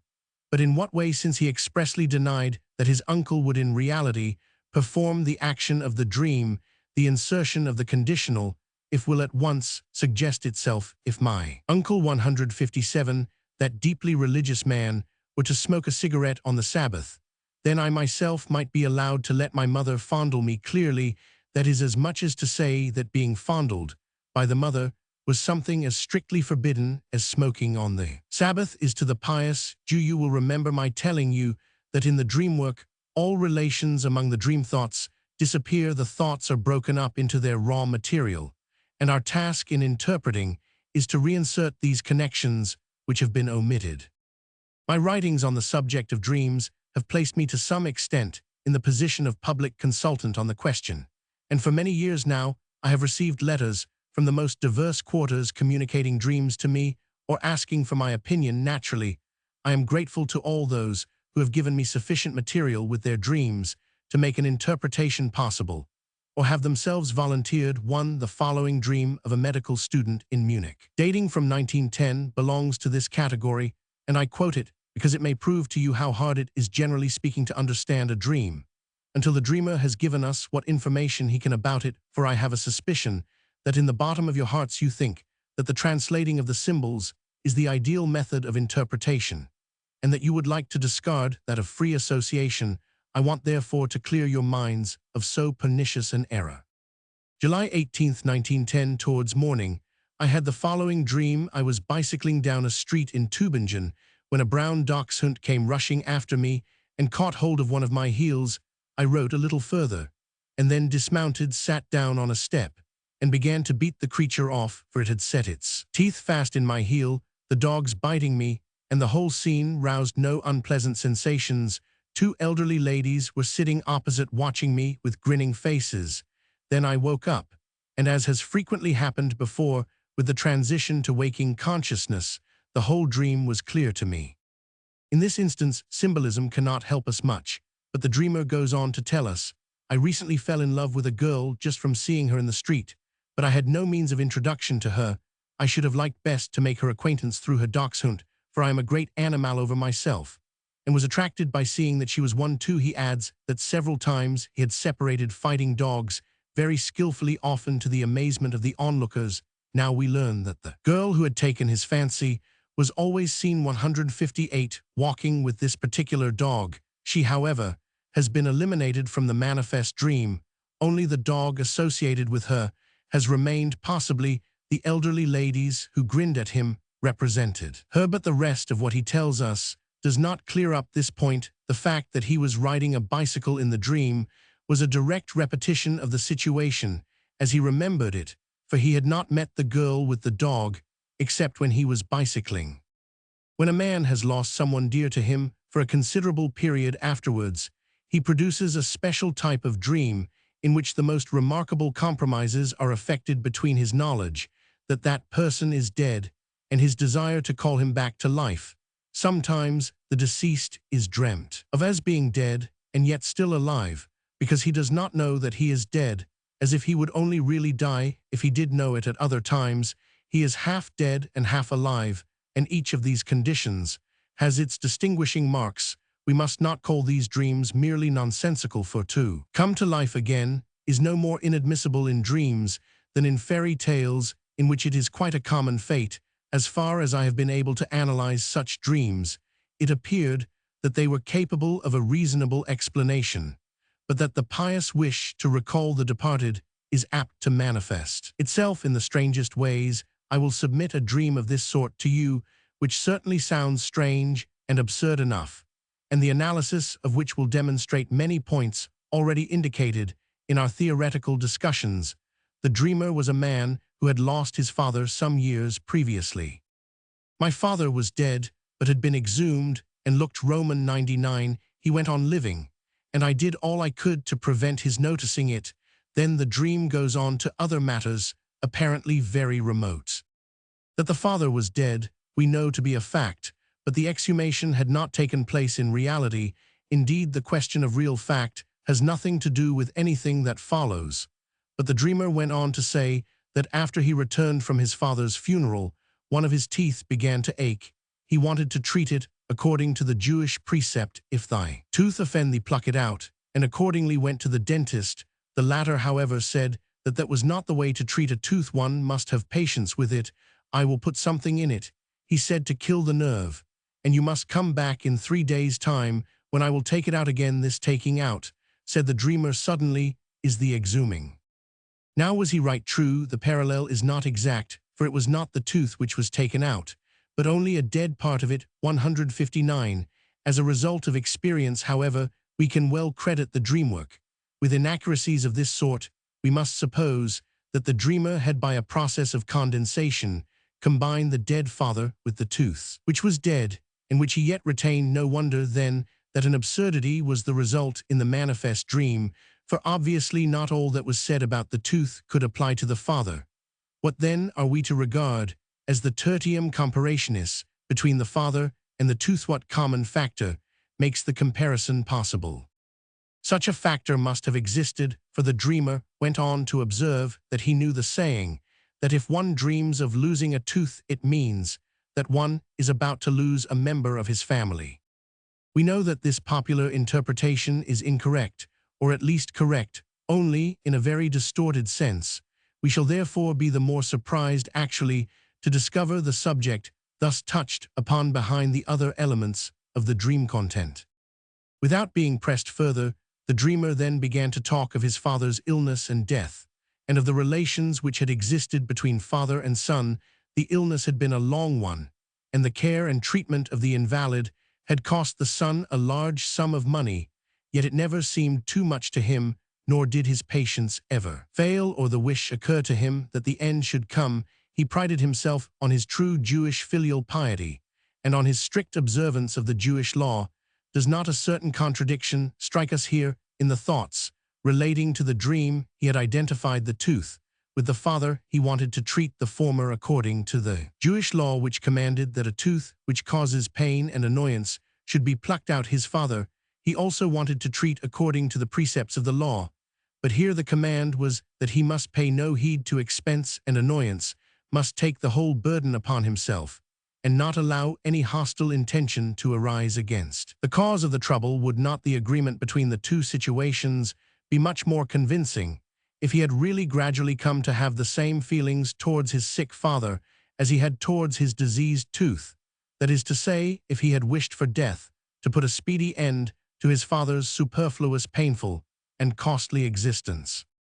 I have no doubt that this was in reality his attitude towards his father during the protracted illness, and that his boastful assertions of filial piety were designed to divert his mind from any recollections of the sort under conditions such as these. It is no uncommon thing for the death-wish against the father to be roused, and to mask itself with some ostensibly compassionate 160 reflection, such as it would be a blessed release for him. But I want you particularly to notice that here in the latent thoughts themselves, a barrier has been broken down. The first part of the thoughts was, we may be sure, only temporarily unconscious, that is, during the actual process of the dream work.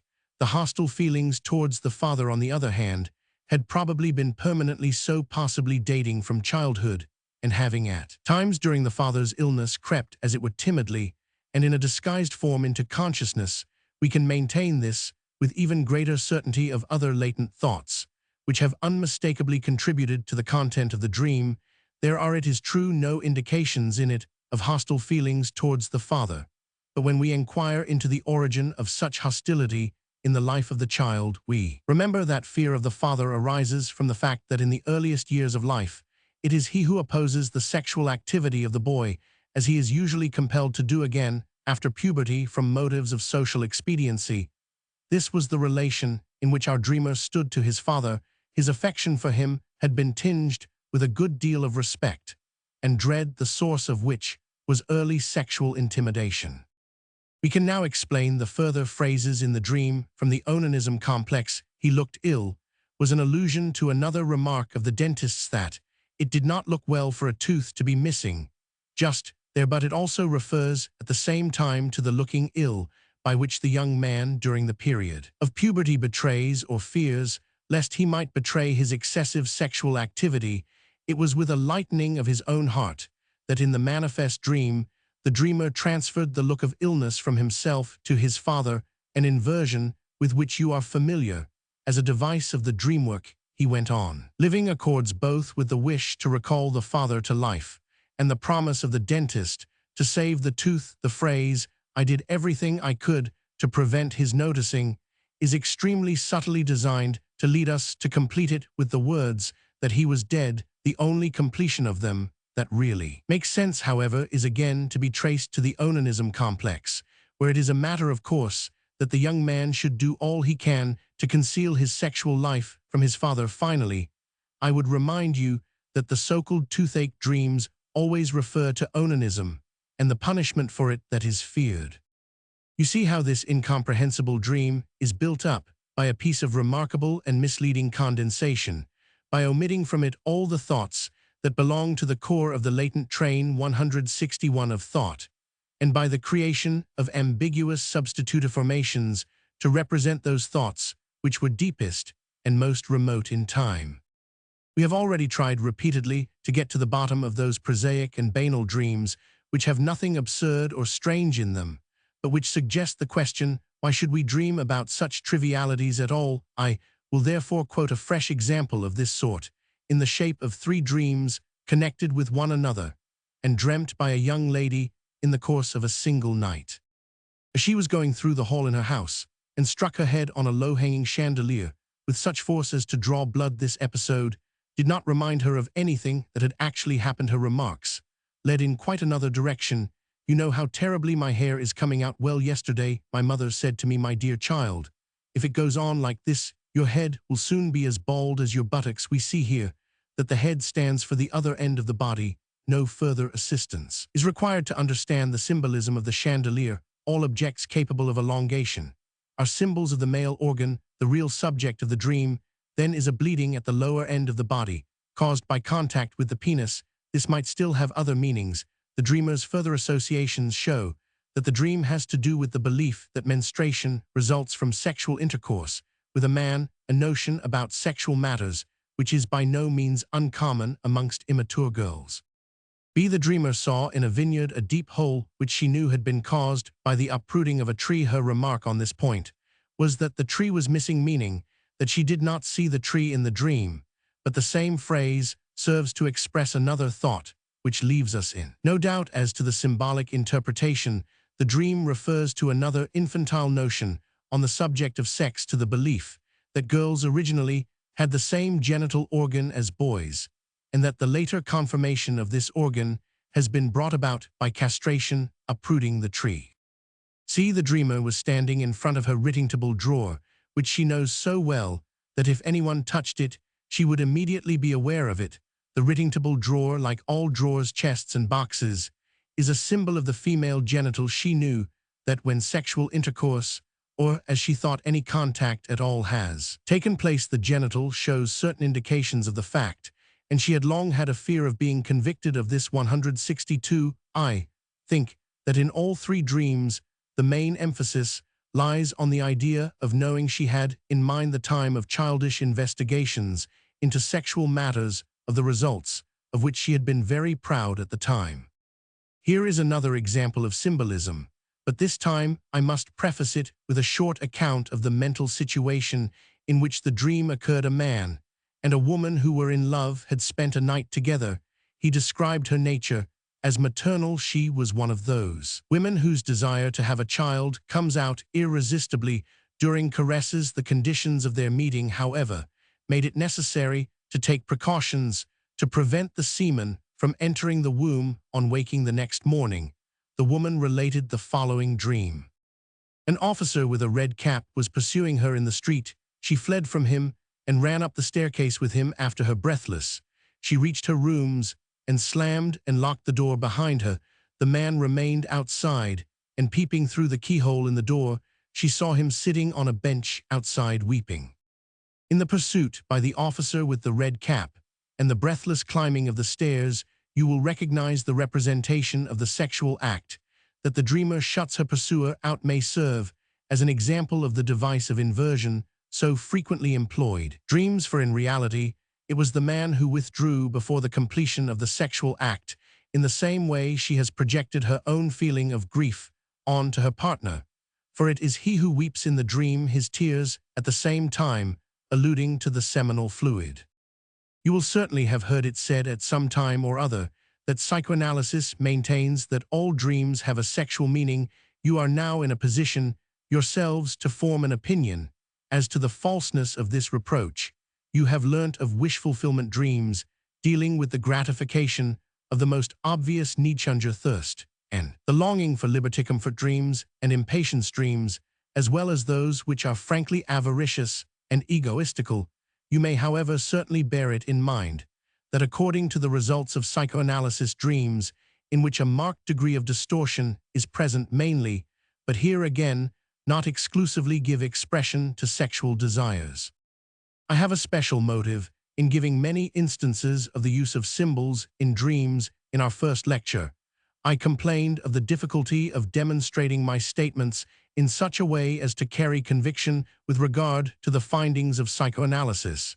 And since then, you have doubtless agreed with me. Now, the 163 separate propositions of psychoanalysis are nevertheless so intimately related that conviction on a single point easily leads to acceptance of the greater part of the whole theory. It might be said of psychoanalysis that if you give it your little finger, it will soon have your whole hand. If you accept the explanation of errors as satisfactory, you cannot logically stop short of belief in all the rest. Now, dream symbolism provides another equally good approach to such acceptance. I will recount to you a dream which has already been published of a woman of the poorer classes whose husband was a watchman, and of whom we may be sure that she had never heard of dream symbolism and psychoanalysis. You can then judge for yourselves whether the interpretation arrived at with the help of sexual symbols can justly be called arbitrary or forced. Then someone broke into the house, and in terror she cried for a watchman, but the watchman, accompanied by 2 tramps, had gone into a church, which had several steps leading up to it behind the church. There was a mountain, and up above a thick wood, the watchman wore a helmet, gorget, and cloak, and had a full brown beard. The 2 tramps who had gone along peaceably with him had aprons twisted round their hips, like sacks. A path led from the church to the mountain, and was overgrown on both sides with grass and bushes, which grew denser and denser, and at the top of the mountain there was a regular wood. You will recognize without any trouble the symbols here employed. The male organ is represented by the trinity of 3 persons appearing, whilst the female sexual organs are symbolized by a landscape with a chapel, a mountain, and a wood. And once more you have the act of going up steps, as symbolic of the sexual act. The part of the body called in the dream a mountain is similarly termed in anatomy the mons veneris. I will tell you another dream which is to be explained in the light of symbolism, a dream, moreover, which is noteworthy and convincing from the fact that the dreamer himself translated all the symbols, though he brought no previous theoretical knowledge to the interpretation. This is a very unusual circumstance, and we have no accurate idea of the conditions which give rise to it. He was walking with his father in a place which must have been the praetor, for they saw the rotunda, with a little building in front of it, to which was made fast a captive balloon, which looked rather slack. His father asked him what it was all for. The son wondered at his asking, but explained it nevertheless. Then they came to 164 a courtyard, where a large sheet of metal lay spread out. His father wanted to break off a big piece, but looked round first in case anyone should notice him. He said to his son that all the same he need only tell the overseer, and then he could take it straight away. Some steps led down from this court to a shaft, the sides of which were upholstered with some soft stuff, something like a leather armchair. At the bottom of this shift was a rather long platform, and beyond it another shaft. The following is the dreamer's own interpretation. The rotunda stands for my genitals, and the captive balloon in front of it for the penis, which I have had to complain of for being limp. A more detailed translation would then run thus: the rotunda stands for the buttocks, regularly included by children amongst the genitals. The smaller structure in front is the scrotum. In the dream, his father asks him what all this is. Roman 1e, what are the purpose and function of the genitals? To invert this situation so that the son asks the questions is an obvious idea, and since these questions were never asked in reality, we must construe the dream thoughts as a wish or take them in a conditional sense. If I had asked my father to explain the sequel to this thought, we shall find presently. The courtyard where the sheet metal lay is not in the first place to be explained symbolically, but is a reference to the father's place of business. From motives of discretion, I have substituted sheet metal for the actual material dealt with by him, but otherwise I have made no alteration in the words of the dream. The dreamer had entered his father's business and had been much scandalized by the extremely questionable practices upon which the high prophets largely depended. Hence, the sequel to the dream thought mentioned above would run: if I had asked him, he would have deceived me, as he deceives his customers. The dreamer himself gives a second explanation for the pulling off the piece of metal, which serves to represent commercial dishonesty. It means, he says, the practice of masturbation. Not only is this an explanation with which we have long been familiar, but it is well in accordance with this interpretation that the secret practice of masturbation should be expressed by the opposite idea. We may do it openly, so the fact that this practice is imputed to the father, as was the questioning in the first scene of the dream, is exactly what we should expect. The dreamer immediately interpreted the shaft, on account of the soft upholstering of the walls, as the vagina, and I, on my own account, offer the remark that going down as well as going up stands for sexual intercourse. The details of the long platform at the bottom of the first shaft and beyond that the second shaft were explained by the dreamer himself. From his own history, he had practiced intercourse for some time, and then given it up on account of inhibitions, but hoped to be able to resume it by the help of the treatment. I quote the 2 following dreams dreamt by a foreigner with marked polygamous tendencies, because they may serve to illustrate the statement that the dreamer's own person is present in every dream, even when it is disguised in the manifest content. The trunks in the dreams are female symbols. The dreamer was going on a journey, and his luggage was being taken to the station on a carriage. There were a number of trunks piled one on the top of the other, and amongst them 2 large black boxes like those of a commercial traveler. He said consolingly to someone, "You see, those are only going as far as the station." He does, as a matter of fact, travel with a great deal of luggage, and he also brings many stories about women to the treatment. The 2 black trunks stand for 2 dark women who at the moment are playing the principal part in his life. One of them wanted to follow him to Vienna, but on my advice, he had telegraphed to put her off. Be a scene at a customs house. A fellow traveler opened his trunk and said, nonchalantly smoking a cigarette, "There is nothing to declare in that." The customs official seemed to believe him, but felt in the trunk again and found a strictly prohibited article. The traveler then said, in a resigned way, "Well, it can't be helped. The dreamer himself is the traveler and I am the official. He is generally very straightforward with me, but had made up his mind to conceal from me a relation which he had recently formed with a lady, for he assumed quite correctly that I knew her. He displaces on to a stranger the embarrassing situation of being detected, so that he himself does not seem to come into the dream at all."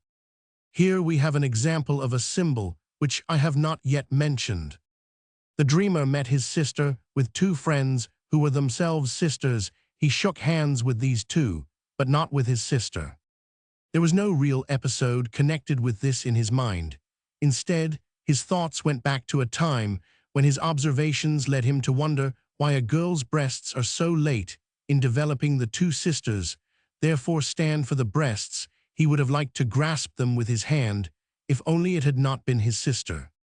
Here is an example of death symbolism in dreams. The dreamer was crossing a very high, steep iron bridge with 2 people whose names he knew, but forgot on waking. Suddenly both of them had vanished, and he saw a ghostly man in a cap and an overall. He asked him whether he were the telegraph messenger. No. Or the coachman. No. He then went on, and in the dream had a feeling of great dread. On waking, he followed it up with the fantasy that the iron bridge suddenly broke, and that he fell into the abyss. When stress is laid upon the fact that people in a dream are unknown to the dreamer, or that he has forgotten their names, they are as a rule persons with whom he is intimately connected. The dreamer was one of a family of 3 children.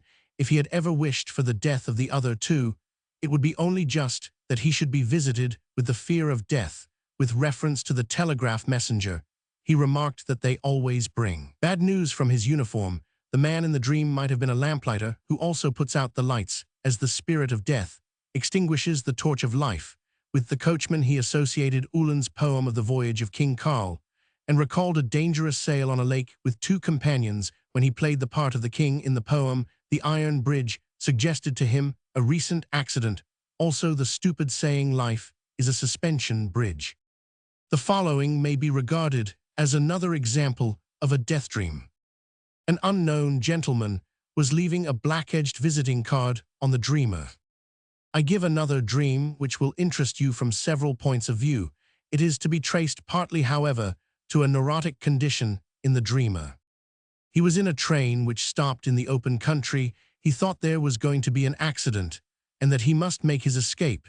So he went through all the compartments, killing everyone he met, driver, guard, and so on. This dream recalls a story told him by a friend on a certain Italian line. An insane man was being conveyed in a small compartment, but by some mistake, a passenger was allowed to get in with him.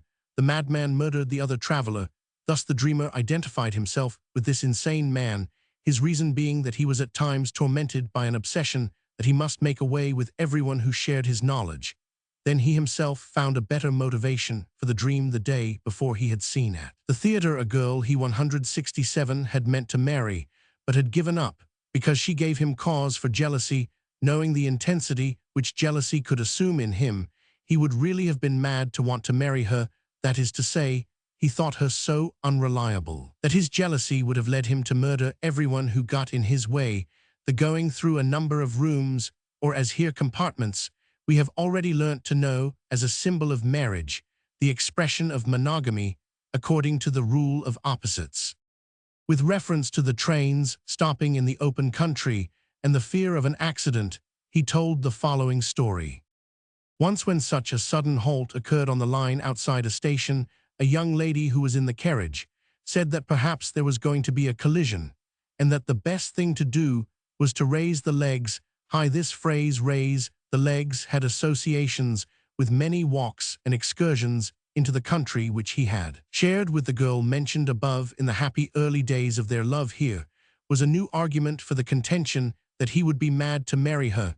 Now, nevertheless, my knowledge of the situation led me to regard it as certain that there existed in him all the same the desire to fall a victim to this form of madness. 13th lecture. Archaic and infantile features in dreams. Let us start afresh from our conclusion that under the influence of the censorship, the dreamwork translates the latent dream thoughts into another form. These thoughts are of the same nature as the familiar conscious thoughts of waking life.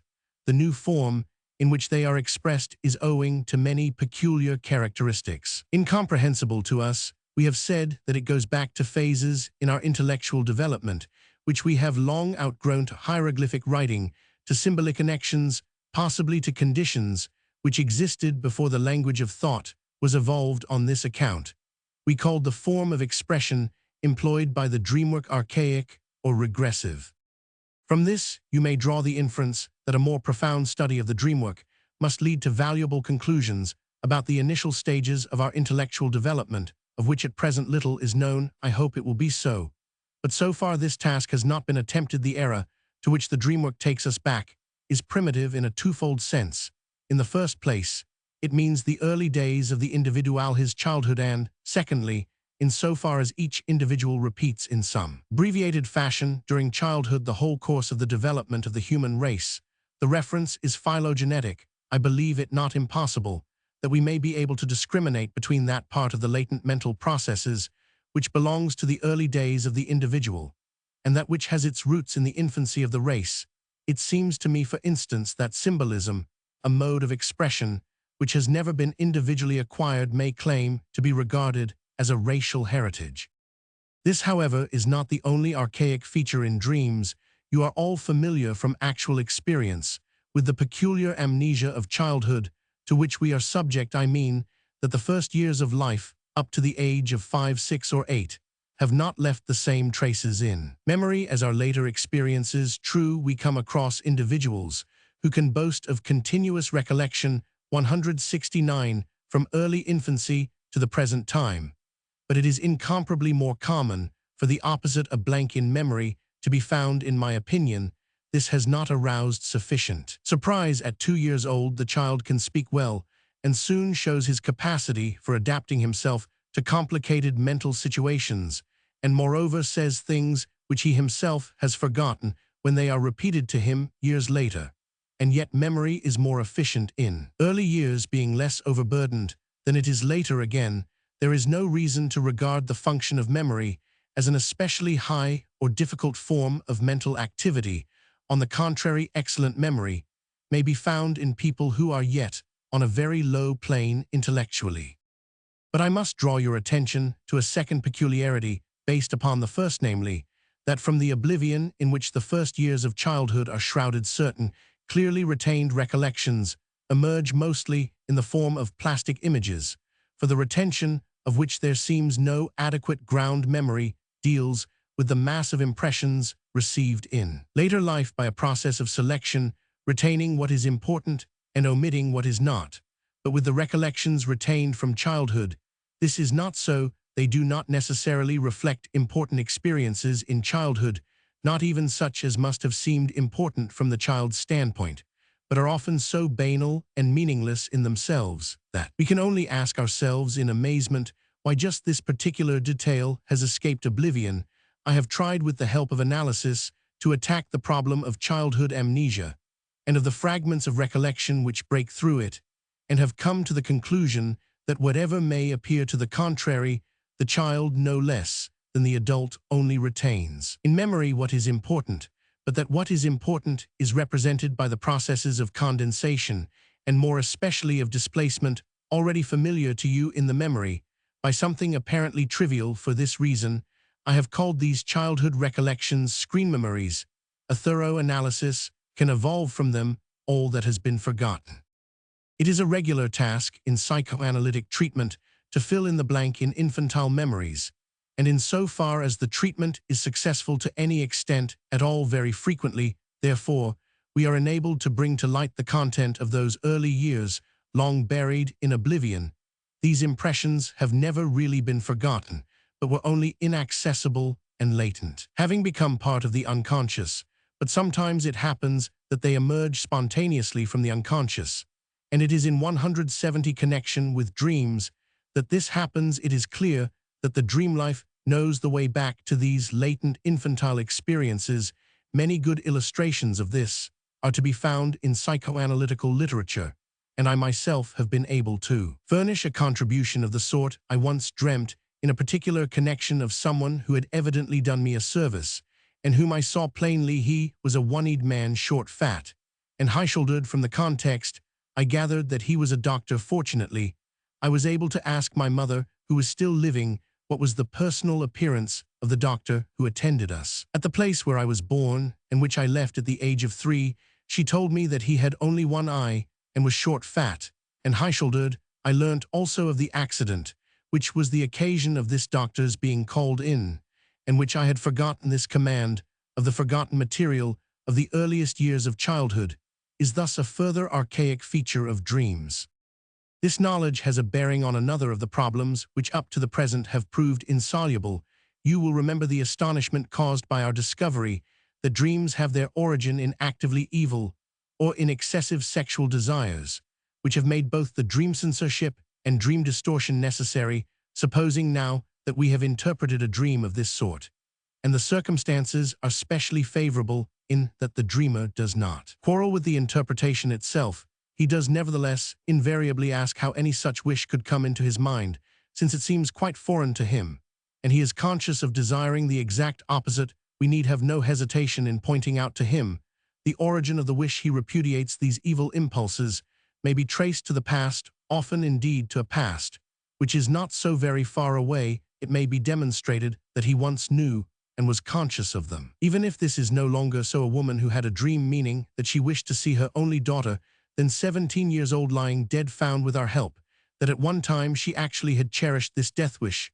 The child was the offspring of an unhappy marriage, which ended in the speedy separation of husband and wife. Once, when the child was as yet unborn, the mother, in an access of rage, after a violent scene with her husband, beat her body with her clenched fists in order to kill the baby in her womb. How many mothers who today love their children tenderly, perhaps with excessive tenderness, yet conceived them unwillingly, and wished that the life within them might not develop further, and have indeed turned this wish into various actions, fortunately of a harmless kind. The 171 later death wish against beloved persons, which appears so puzzling, thus dates from the early days of the relationship to them.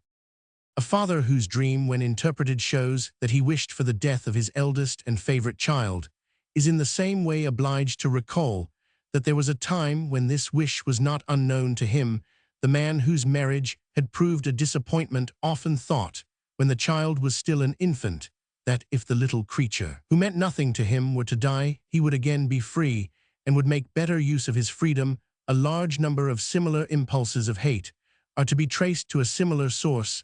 They are recollections of something belonging to the past, something which was once in consciousness, and played its part in mental life. From this you will be inclined to draw the conclusion that such dreams and such wishes would not occur in cases where there have been no changes of this sort in the relations between two persons, that is to say, where the relation has been of the same character from the beginning.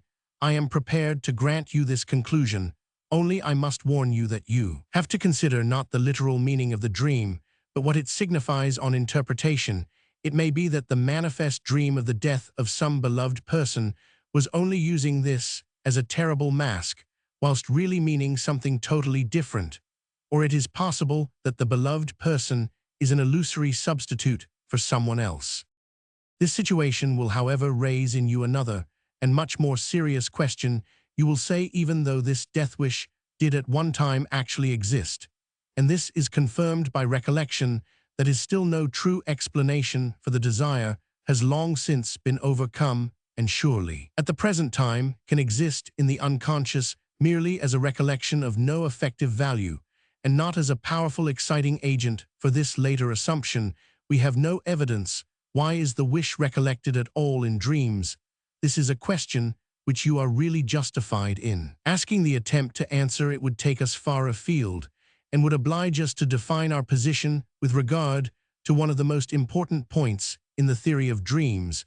But I must keep within the limits of our discussion, and must forbear to follow up this question, so you must be reconciled to leaving it for the present.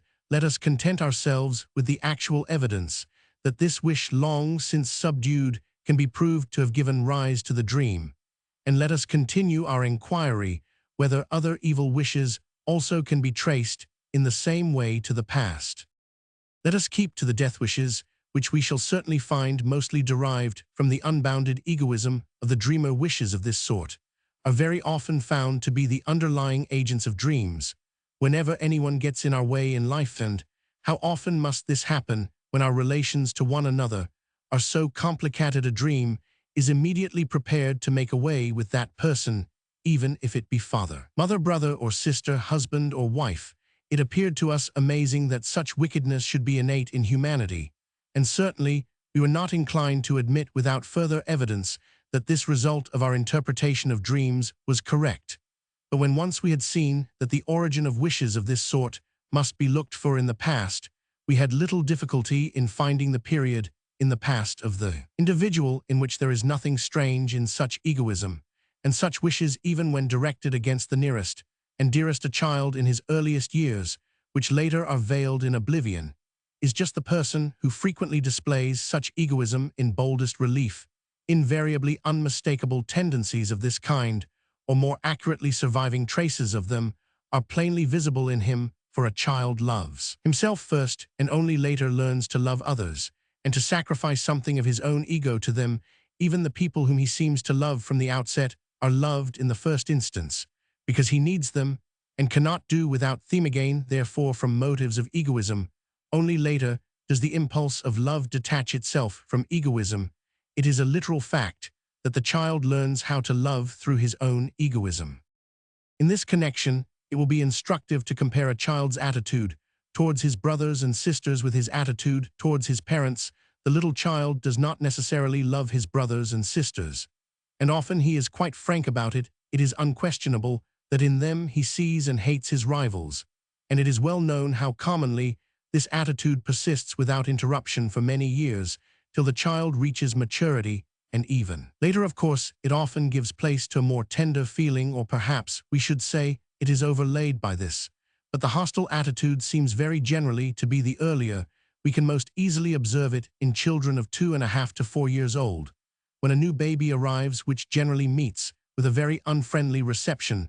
Remarks such as "I don't like it, the stork is to take it away again," are very common. Subsequently, every opportunity is seized to disparage the newcomer. Attempts are even made to injure it, and actual attacks upon it are by no means unheard of. If the difference in age is less by the time the child's mental activity is more fully developed, the 173 rival is already in existence, and he adapts himself to the situation. If, on the other hand, there is a greater difference between their ages, the new baby may rouse certain kindly feelings from the first as an object of interest, a sort of living doll, and when there is as much as 8 years or more between them, especially if the elder child is a girl, protective, motherly impulses may at once come into play. But speaking honestly, when we find a wish for the death of a brother or a sister latent in a dream, we need seldom be puzzled, for we find its origin in early childhood without much trouble, or indeed quite often in the later years when they still live together. There is probably no nursery without violent conflicts between the inhabitants, actuated by rivalry for the love of the parents, competition for possessions shared by them all, even for the actual space in the room they occupy. Such hostility is directed against older as well as younger brothers and sisters.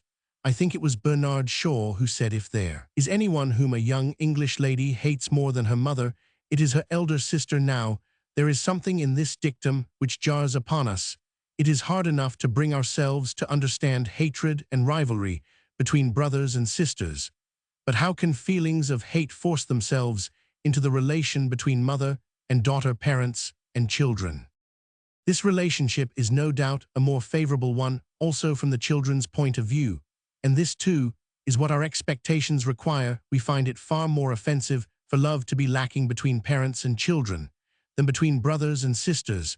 We have, so to speak, sanctified the former love, while allowing the latter to remain profane, yet everyday observation may show us how frequently the sentiments entertained towards each other by parents and grown-up children fall short of the ideals set up by society, and how much hostility lies smoldering ready to burst into flame if it were not stifled by considerations of filial or parental duty, and by other tender impulses. The motives for this hostility are well known, and we recognize a tendency for those of the same sex to become alienated, daughter from mother and father from son. The daughter sees in her mother the authority which imposes limits to her will, whose task it is to bring her to that renunciation of sexual freedom which society demands in certain cases. Too, the mother is still a rival who objects to being set aside. The same thing is repeated still more blatantly between father and son. To the son, the father is the embodiment of the social compulsion to which he so unwillingly submits the person who stands in the way of his following 174 his own will of his early sexual pleasures, and when there is family property of his enjoyment of it. When a throne is involved, this impatience for the death of the father may approach tragic intensity. The relation between father and daughter or mother and son would seem less liable to disaster. The latter relation furnishes the purest examples of unchanging tenderness, undisturbed by any egoistic considerations. Why, you ask, do I speak of things so banal and so well known to everybody? Because there exists an unmistakable tendency in people's minds to deny the significance of these things in real life, and to pretend that the social ideal is much more frequently realized than it actually is. But it is better that psychology should tell the truth than that it should be left to cynics to do so. This general denial is only applied to real life. It is true for fiction and drama are free to make use of the motives laid bare when these ideals are rudely disturbed. There is nothing to wonder at, therefore, if the dreams of a great number of people bring to light the wish for the removal of their parents, especially of the parent whose sex is the same as the dreamer's. We may assume that the wish exists in waking life as well, sometimes even in consciousness, if it can disguise itself behind another motive, as the dreamer in our third example disguised his real thought by pity for his father's useless suffering.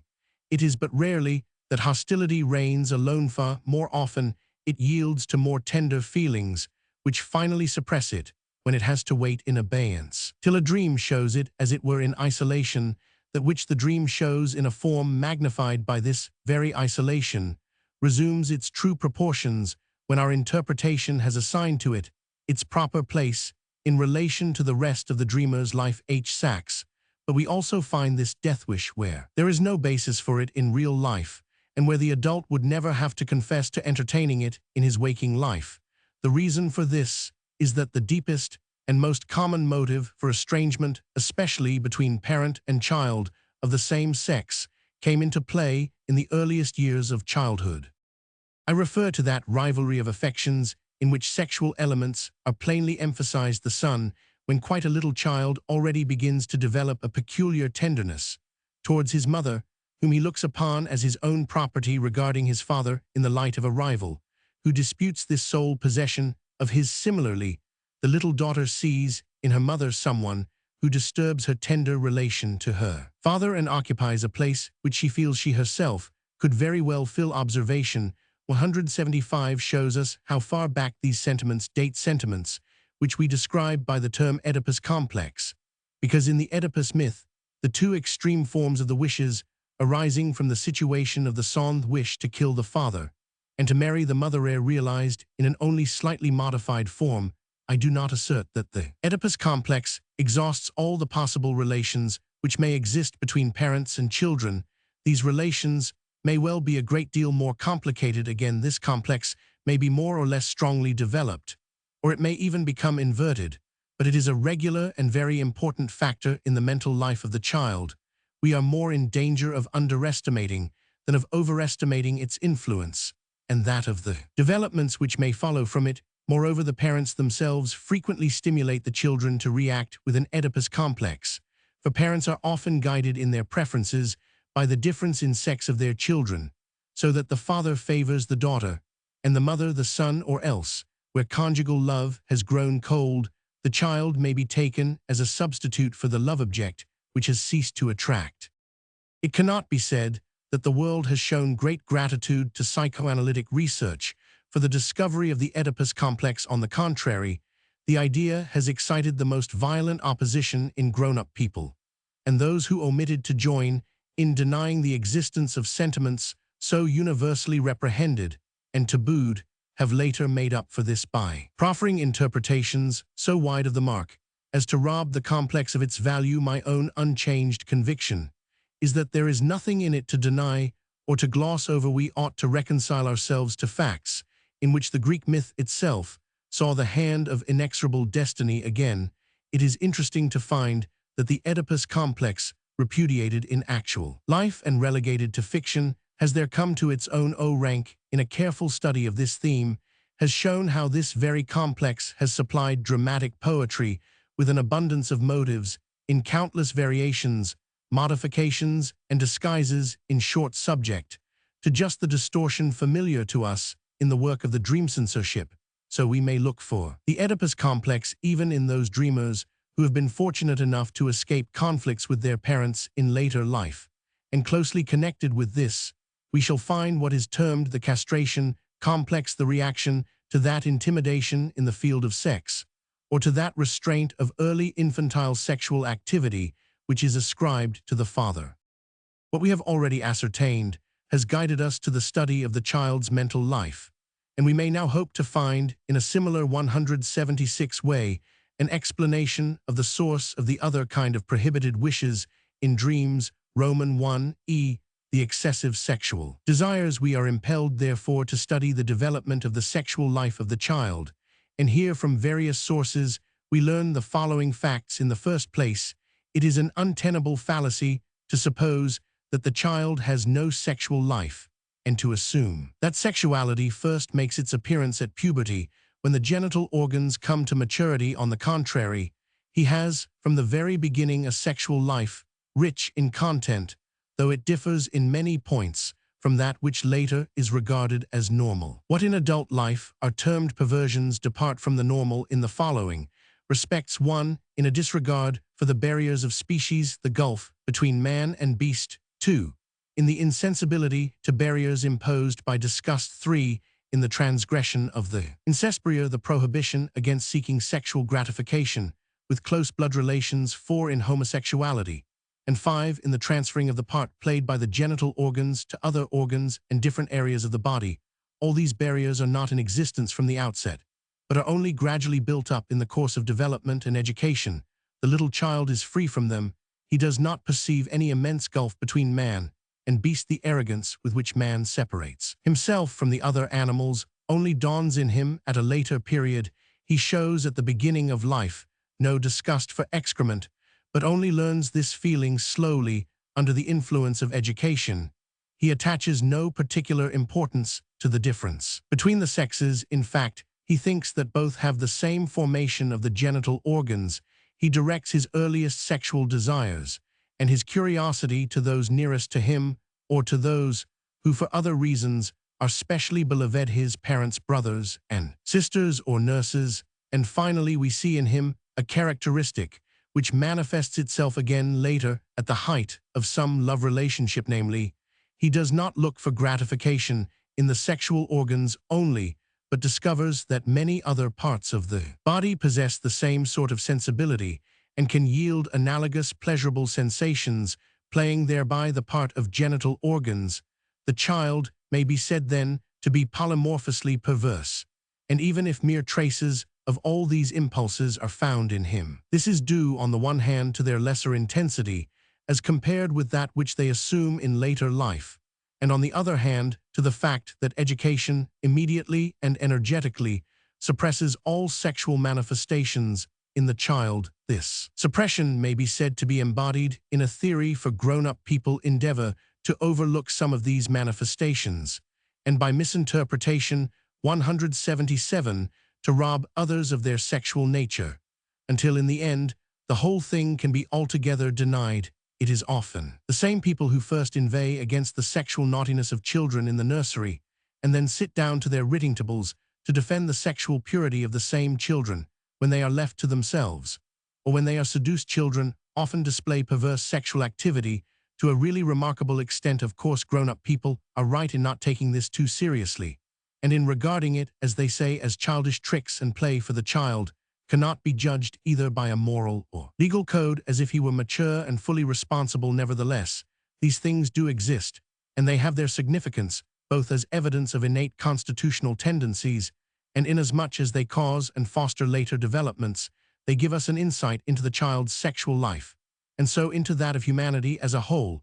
If then we find all these perverse wishes behind the distortions of our dreams, it only means that dreams in this respect also have regressed completely to the infantile condition.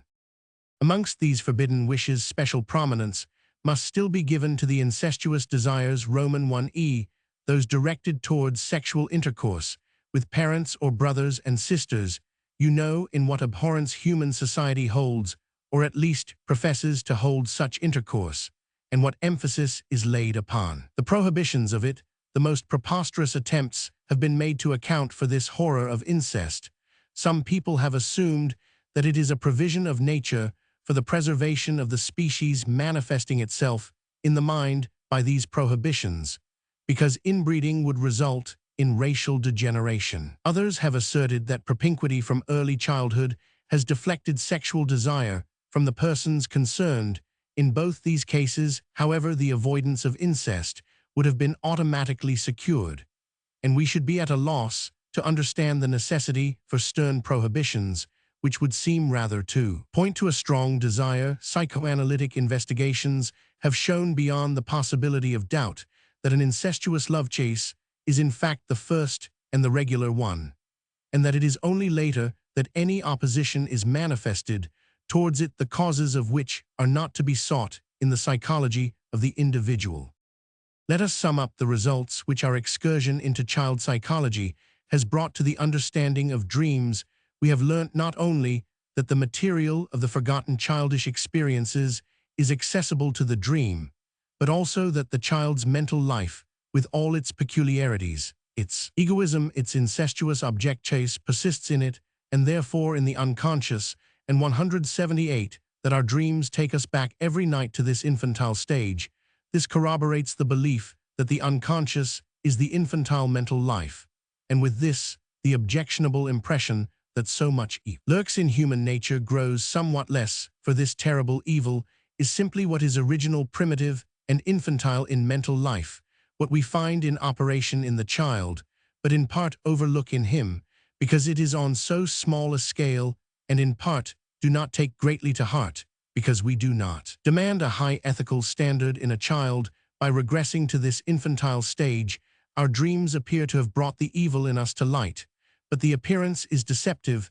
Though we have let ourselves be dismayed by it, we are not so evil as the interpretation of our dreams would lead us to suppose.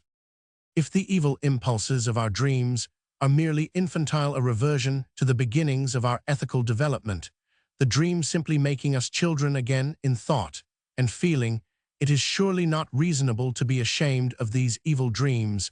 But the reasoning faculty is only part of our mental life. There is much in it besides which is not reasonable, and so it happens that, although it is unreasonable, we nevertheless are ashamed of such dreams. We subject them to the dream censorship, and are ashamed and indignant when one of these wishes, by way of exception, penetrates our consciousness in a form so undisguised that we cannot fail to recognize it. Yes, we even at times feel just as much ashamed of a distorted dream as if we really understood it. Just think of the outraged comment of the respectable elderly lady upon her dream about love service. Although it was not interpreted to her, so the problem is not yet solved, and it is still possible that if we pursue this question of the evil in dreams, we may arrive at another conclusion and another estimate of human nature.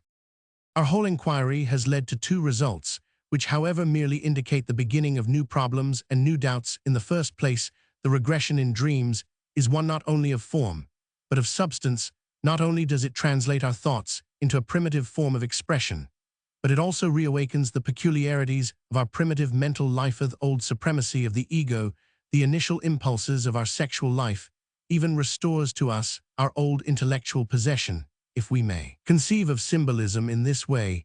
And secondly, all these old infantile characteristics, which were once dominant and solely dominant, must today be accounted to the unconscious, and must alter and extend our views about it. Unconscious is no longer a term for what is temporarily latent. The unconscious is a special realm 179 with its own desires and modes of expression and peculiar mental mechanisms not elsewhere operative. Yet the latent dream thoughts disclosed by our interpretation do not belong to this realm, rather they correspond to the kind of thoughts we have in waking life also, and yet they are unconscious. How is the paradox to be resolved? We begin to realize that here we must discriminate something which has its origin in our conscious life and shares its characteristics. We call it the residue from the previous day meets together with something from the realm of the unconscious in the formation of a dream. And it is with these two contributing elements that the dreamwork is accomplished. The influence of the unconscious impinging upon this residue probably constitutes the condition for regression. This is the deepest insight into the nature of dreams possible to us, until we have explored further fields in the mind. But soon it will be time to give another name to the unconscious character of the latent dream thoughts, in order to distinguish it from that unconscious material which has its origin in the province of the infantile. We can of course also ask, what is it that forces our mental activity during sleep to such regression? Why cannot the mental stimuli that disturb sleep be dealt with without it? And if on account of the dream censorship, the mental activity has to disguise itself in the old and now incomprehensible form of expression, what is the object of reanimating the old impulses, desires, and characteristics now surmounted? What in short is the use of regression in substance as well as in form? The only satisfactory answer would be that this is the one possible way in which dreams can be formed, that dynamically considered the relief from the stimulus giving rise to the dream cannot otherwise be accomplished. But this is an answer for which at present we have no justification. 14th lecture. Wish fulfillment. Shall I remind you once more of the steps by which we have arrived at our present position, when in applying our technique we came upon the distortion in dreams? We made up our minds to avoid it for the moment, and turned to the study of infantile dreams for some definite information about the nature of dreams in general. Next, equipped with the results of this investigation, we attacked the question of dream distortion directly, and I hope that bit by bit we have also mastered that. Now, however, we are bound to admit that our findings in these two directions do not exactly tally, and it behoves us to combine and correlate our results. Both inquiries have made it plain that the essential feature in the dreamwork is the transformation of thoughts into hallucinatory experience. It is puzzling enough to see how this process is accomplished, but this is a problem for general psychology, and we have not to deal with it here. We have learnt from children's dreams that the object of the dreamwork is to remove by means of the fulfillment of some wish a mental stimulus which is disturbing sleep. We could make no similar pronouncement with regard to distorted dreams until we understood how to interpret them, but from the outset we expected to be able to bring our ideas about them into line with our views on infantile dreams. This expectation was for the first time fulfilled when we recognized that all dreams are really children's dreams, that they make use of infantile material and are characterized by impulses and mechanisms which belong to the childish mind. When we feel we have mastered the distortion in dreams, we must go on to find out whether the notion that dreams are wish fulfillments holds good of distorted dreams also. We have just subjected a series of dreams to interpretation, but without taking the question of wish fulfillment into consideration at all. I feel certain that while we were talking about them, the question repeatedly forced itself upon you: what has become of the wish fulfillment which is supposed 181 to be the object of the dreamwork? Now this question is important, for it is the one which our lay critics are constantly asking. As you know, mankind has an instinctive antipathy to intellectual novelties. One of the ways in which this shows itself is that any such novelty is immediately reduced to its very smallest compass, and if possible embodied in some catchword. Wish fulfillment has become the catchword for the new theory of dreams. Directly they hear that dreams are said to be wish fulfillments, the laity asks, where does the wish fulfillment come in? And their asking the question amounts to a repudiation of the idea. They can immediately think of countless dreams of their own which were accompanied by feelings so unpleasant as sometimes to reach the point of agonizing dread. And so this statement of the psychoanalytical theory of dreams appears to them highly improbable. It is easy to reply that in distorted dreams, the wish fulfillment is not openly expressed, but has to be looked for so that it cannot be shown. Until the dreams have been interpreted, we know too that the wishes underlying these distorted dreams are those which are prohibited and rejected by the censorship, and that it is just their existence which is the cause of distortion and the motive for the intervention of the censorship. But it is difficult to make the lay critic understand that we must not ask about the wish fulfillment in a dream before it has been interpreted.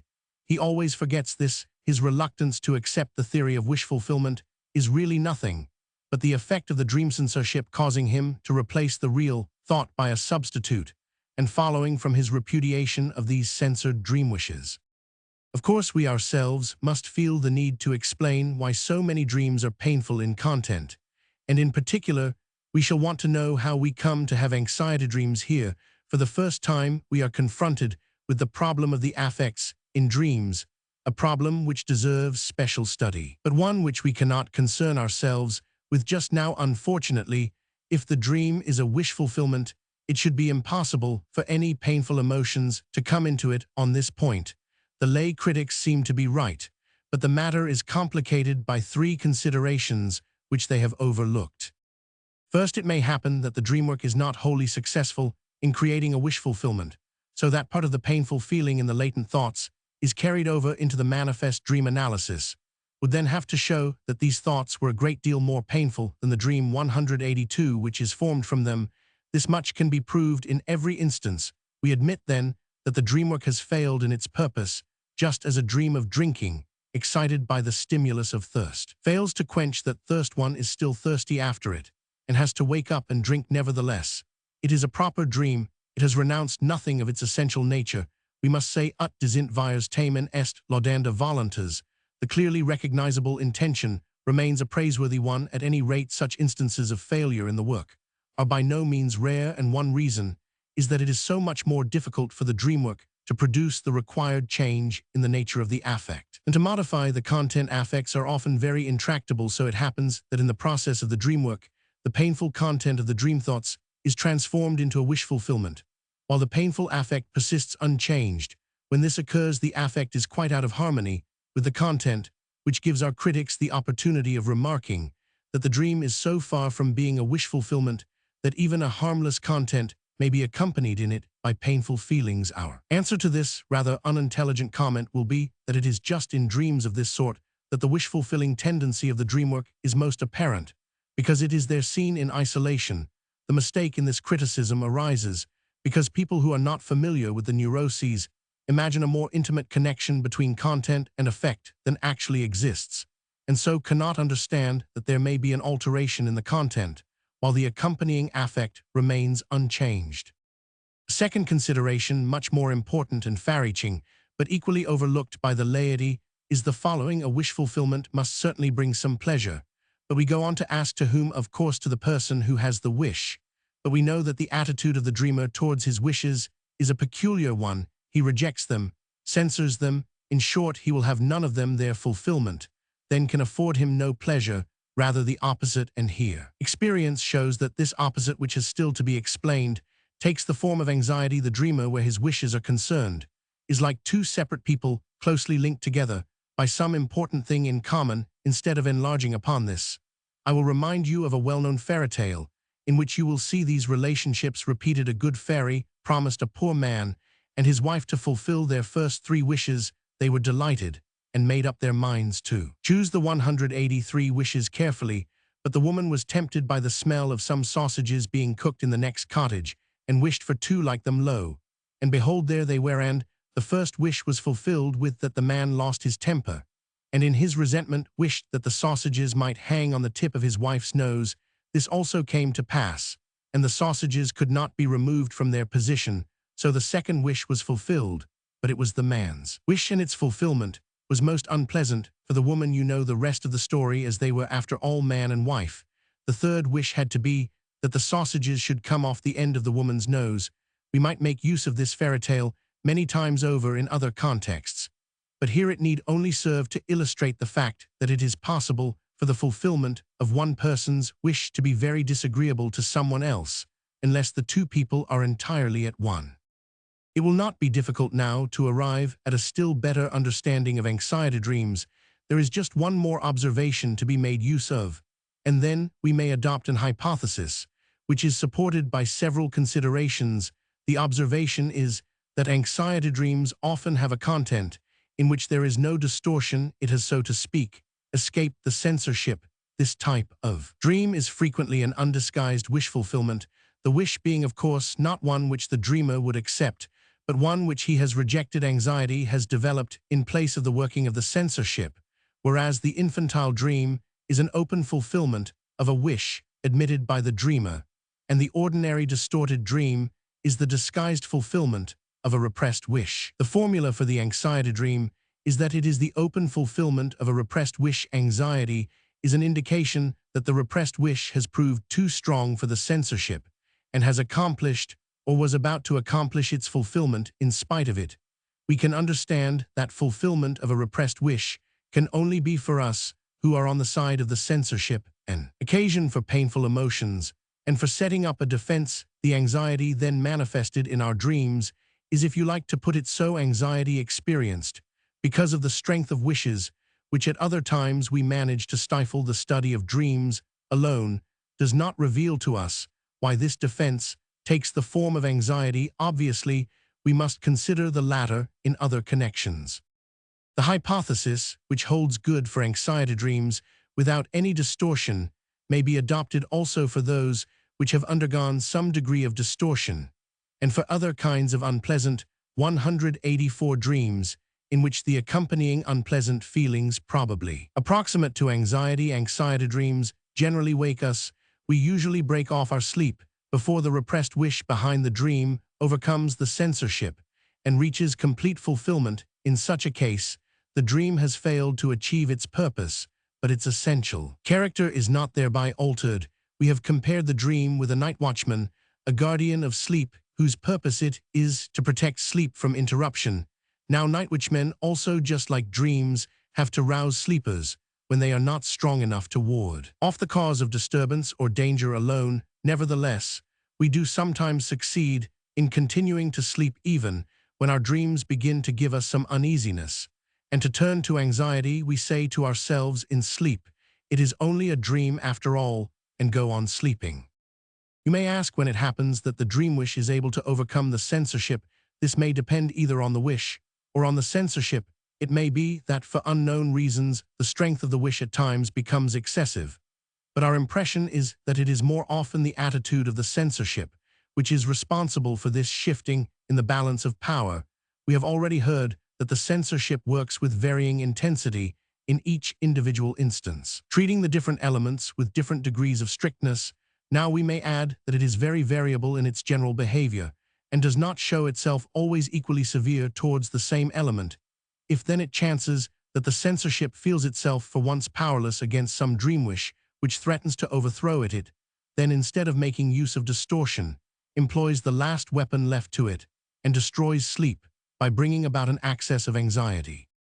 At this point it strikes us that we still have no idea why these evil rejected wishes rise up just at night time, so as to disturb us when we sleep. The answer can hardly be found, except in another hypothesis, which goes back to the nature of sleep itself. During the day, the heavy pressure of a censorship is exercised upon these wishes, and as a rule, it is impossible for them to make themselves felt at all. But in the night, it is probable that this censorship, like all the other interests of mental life, is suspended, or at least very much weakened, in favor of the single desire for sleep. So it is due to this partial abrogation of the censorship at night that the forbidden wishes can again become active. there are nervous people suffering from insomnia, who confess that their sleeplessness was voluntary 185 in the first instance, for they did not dare to go to sleep, because they were afraid of their dreams. That is to say, they feared the consequences of the diminished vigilance of the censorship. You will have no difficulty in understanding that this curtailment of the censorship does not argue any flagrant carelessness. Sleep impairs our motor functions. Even if our evil intentions do begin to stir within us, the utmost they can do is to produce a dream which is for all practical purposes harmless. And it is this comforting circumstance which gives rise to the sleeper's remark, made it is true in the night, but yet not part of his dream life. It is only a dream, so we let it have its way and continue to sleep. Thirdly, if you call to mind our idea that the dreamer striving against his own wishes is like a combination of two persons separate, and yet somehow intimately united, you will be able to understand another possible way in which something that is highly unpleasant may be brought about through wish fulfillment. I am speaking of punishment. Here again the fairy tale of the three wishes may help to make things clear. The sausages on the plate were the direct fulfillment of the first person's. The woman's wish. The sausages on the tip of her nose were the fulfillment of the second person's, the husband's wish. But at the same time, they were the punishment for the foolish wish of the wife. In the neuroses, we shall meet with wishes corresponding in motivation to the third wish of the fairy tale, the only one left. There are many such punishment tendencies in the mental life of man. They are very strong, and we may well regard them as responsible for some of our painful dreams. Now you will probably think that with all this, there is very little of the famous wish fulfillment left.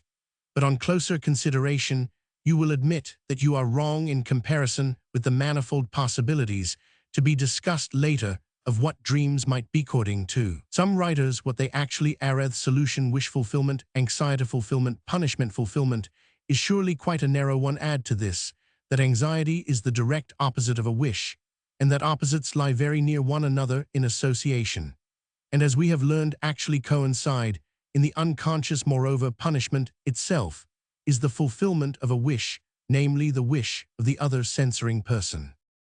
On the whole, then, I have made no concession to your objections to the wish fulfillment theory. We are bound, however, to demonstrate its presence in any and every distorted dream, and we have certainly no desire to shirk this task. Let us go back to the dream we have already interpreted about the 186 bad theater tickets for 1.5 florins, from which we have already learnt a good deal. I hope you still remember it. A lady whose husband told her one day about the engagement of her friend Elise, who was only 3 months younger than herself, dreamt on the following night that she and her husband were at the theater, and that one side of the stalls was almost empty. Her husband told her that Elise and her fiancé had wanted to go to the theater too, but could not because they could only get such bad seats, 3 tickets for 1.5 florins. His wife said that they had not lost much by it. We discovered that the dream thoughts had to do with her vexation at having been in such a hurry to marry and her dissatisfaction with her husband. We may well be curious how these gloomy thoughts can have been transformed into a wish fulfillment, and what trace of it can be found in the manifest content. Now we know already that the element too soon, too great a hurry was eliminated by the censorship. The empty stalls are an allusion to this element. The puzzling phrase 3 for 1.5 florins is now more comprehensible to us than at first, through the knowledge of symbolism that we have acquired. Since then, the number 3 really stands for a man, and we can easily translate the manifest element to mean to buy a man husband with the dowry. I could have bought 1 10 times better for my dowry. Going to the theater obviously stands for marriage. Getting the tickets too soon is in fact a direct substitute for marrying too soon. Now, this substitution is the work of the wish fulfillment. The dreamer had not always felt so dissatisfied with her premature marriage as she was on the day when she heard of her friend's engagement. She had been proud of her marriage at the time and considered herself more highly favored than her friend. One hears that naive girls, on becoming engaged, frequently express their delight at the idea that they will now soon be able to go to all plays and see everything hitherto forbidden them. The indication of curiosity and a desire to look on evinced here comes without doubt originally from the sexual gazing impulse, especially regarding the parents, and this became a strong motive, impelling the girl to marry early. In this manner, going to the theater became an obvious elusive substitute for getting married. In her vexation at the present time on account of her premature marriage, she therefore reverted to the time 187, when this same marriage fulfilled a wish by gratifying her scoptophilia, and so guided by this old wish impulse, she replaced the idea of marriage by that of going to the theater. You may say that the example we have chosen to demonstrate a hidden wish fulfillment is not the most convenient one, but in all other distorted dreams, we should have to proceed in a manner analogous to that employed above. It is not possible for me to do this here and now, so I will merely express my conviction that such procedure will invariably meet with success. But I wish to dwell longer upon this point. In our theory, experience has taught me that it is one of the most perilous of the whole. Theory of dreams, exposed to many contradictions and misunderstandings, besides, you are perhaps still under the impression that I have already retracted part of my statement by saying that the dream may be either a wish fulfillment or its opposite, an anxiety or a punishment brought to actuality, and you may think this a good opportunity to force me to make further reservations. Also, I have been reproached with presenting facts that seem obvious to myself in a manner too condensed to carry conviction.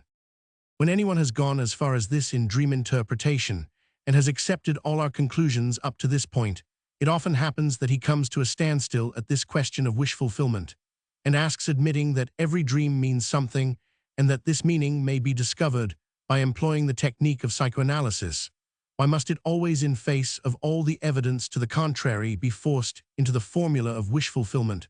Why must our thoughts at night be any less man-decided than our thoughts by day, so that at one time a dream might be a fulfillment of some wish, at another time, as you say yourself, the opposite, the actualization of a dread, or again the expression of a resolution, a warning, a weighing of some problem with its pros and cons, or a reproof, some prick of conscience, or an attempt to prepare oneself for something which has to be done, and so forth? Why this perpetual insistence upon a wish, or at the most, its opposite? It might be supposed that a difference of opinion on this point is a matter of no great moment if there is agreement on all others. Cannot we be satisfied with having discovered the meaning of dreams and the ways by which we can find out the meaning? We surely go back on the advance we have made if we try to limit this meaning too strictly, but this is not so. A misunderstanding on this head touches what is essential to our knowledge of dreams and imperils its value for the understanding. 188 of neuroses. Moreover, that readiness to oblige the other party, which has its value in business life, is not only out of place, but actually harmful in scientific matters. My first answer to the question why dreams should not be man-decided in their meaning is the usual one. In such a case, I do not know why they should not be so, and should have no objection if they were. As far as I am concerned, they can be so, but there is just one trifling obstacle in the way of this wider and more convenient conception of dreams, that, as a matter of fact, they are not so. My second answer would emphasize the point that to assume that dreams represent manifold modes of thought and intellectual operations is by no means a novel idea to myself. Once in the history of a pathological case, I recorded a dream which occurred 3 nights running and never again, and gave it as my explanation that this dream corresponded to a resolution, the repetition of which became unnecessary as soon as that resolution was carried out. Later on, I published a dream which represented a confession. How is it possible for me then to contradict myself and assert that dreams are always and only wish fulfillments? I do it rather than permit a stupid misunderstanding which might cost us the fruit of all our labors on the subject of dreams, a misunderstanding that confounds the dream with the latent dream thoughts, and makes statements with regard to the former which are applicable to the latter, and to the latter only, for it is perfectly true that dreams can represent and be themselves replaced by all the modes of thought, just enumerated resolutions, warnings, reflections, preparations, or attempts to solve some problem in regard to conduct, and so on. But when you look closely, you will recognize that all this is true only of the latent thoughts, which have been transformed into the dream. You learn from interpretations of dreams that the unconscious thought processes of mankind are occupied with such resolutions, preparations, and reflections, out of which dreams are formed by means of the dreamwork. If your interest at any given moment is not so much in the dream work, but centers on the unconscious thought processes in people you will then eliminate. The dream formation and say of dreams themselves, what is for all practical purposes correct, that they represent a warning, a resolve, and so on. This is what is often done in psychoanalytic work. Generally, we endeavor simply to demolish the manifest form of dreams and to substitute for it the corresponding latent thoughts in which the dream originated. Thus it is that we learn quite incidentally from our attempt to assess the latent dream thoughts that all the highly complicated mental acts we have enumerated can be performed unconsciously, a conclusion surely as tremendous as it is bewildering. But to go back a little, you are quite right in speaking of dreams as representing these various modes of thought, provided that you are quite clear in your own minds that you are using an abbreviated form of expression, and do not imagine that the manifold variety of which you speak is in itself part of the essential nature of dreams. When you speak of a dream, you must mean either the manifest dream, Roman 1e, the product of the dream work, or at most, that work itself, Roman 1e, the mental process, which forms the latent dream thoughts into the manifest dream. To use the word in any other sense is a confusion of ideas which is bound to be mischievous. If what you say is meant to apply to the latent thoughts behind the dream, then say so plainly, and do not add to the obscurity of the problem by your loose way of expressing yourselves. The latent dream thoughts are the material which is transformed by the dream work into the manifest dream. What makes you constantly confound the material with the process which deals with it? If you do that, in what way are you superior to those who know of the final product only without being able to explain where it comes from or how it is constructed? The only thing essential to the dream itself is the dream work which has operated upon the thought material, and when we come to theory, we have no right to disregard this, even if in certain practical situations it may be neglected. Further analytic observation shows that the dream work never consists merely in translating the latent thoughts into the archaic or regressive forms of expression described. On the contrary, something is invariably added which does not belong to the latent thoughts of the daytime, but which is the actual motive force in dream formation, this indispensable component being the equally unconscious wish to fulfill which the content of the dream is transformed. In so far, then, as you are considering only the thoughts represented in it, the dream may be any conceivable thing, a warning, a resolve, a preparation, and so on, but besides this, it itself is always the fulfillment of an unconscious wish. And when you regard it as the result of the dream work, it is this alone. A dream, then, is never simply the expression of a resolve or warning, and nothing more in it. The resolve, or whatever it may be, is translated 190 into the archaic form with the assistance of an unconscious wish, and metamorphosed in such a way as to be a fulfillment of that wish. This single characteristic, that of fulfilling a wish, is the constant one. The other component varies. It may indeed itself be a wish, in which event the dream represents the fulfillment of a latent wish from our waking hours, brought about by the aid of an unconscious wish. Now all this is quite clear to myself, but I do not know whether I have succeeded in making it equally clear to you, and it is difficult to prove it to you, for on the one hand proof requires the evidence afforded by a careful analysis of many dreams, and on the other hand, this, the crucial and most important point in our conception of dreams, cannot be presented convincingly without reference to considerations upon which we have not yet touched. Seeing how closely linked up all phenomena are, you can hardly imagine that we can penetrate very far into the nature of any one of them without troubling ourselves about others of a similar nature, since as yet we know nothing about those phenomena which are so nearly akin to dreams' neurotic symptoms. We must once more content ourselves with what we actually have achieved. I will merely give you the explanation of one more example and adduce a new consideration. Let us take once more that dream to which we have already reverted several times, the one about the 3 theater tickets for 1 florin and a half. I can assure you that I had no ulterior motive in selecting it in the first instance.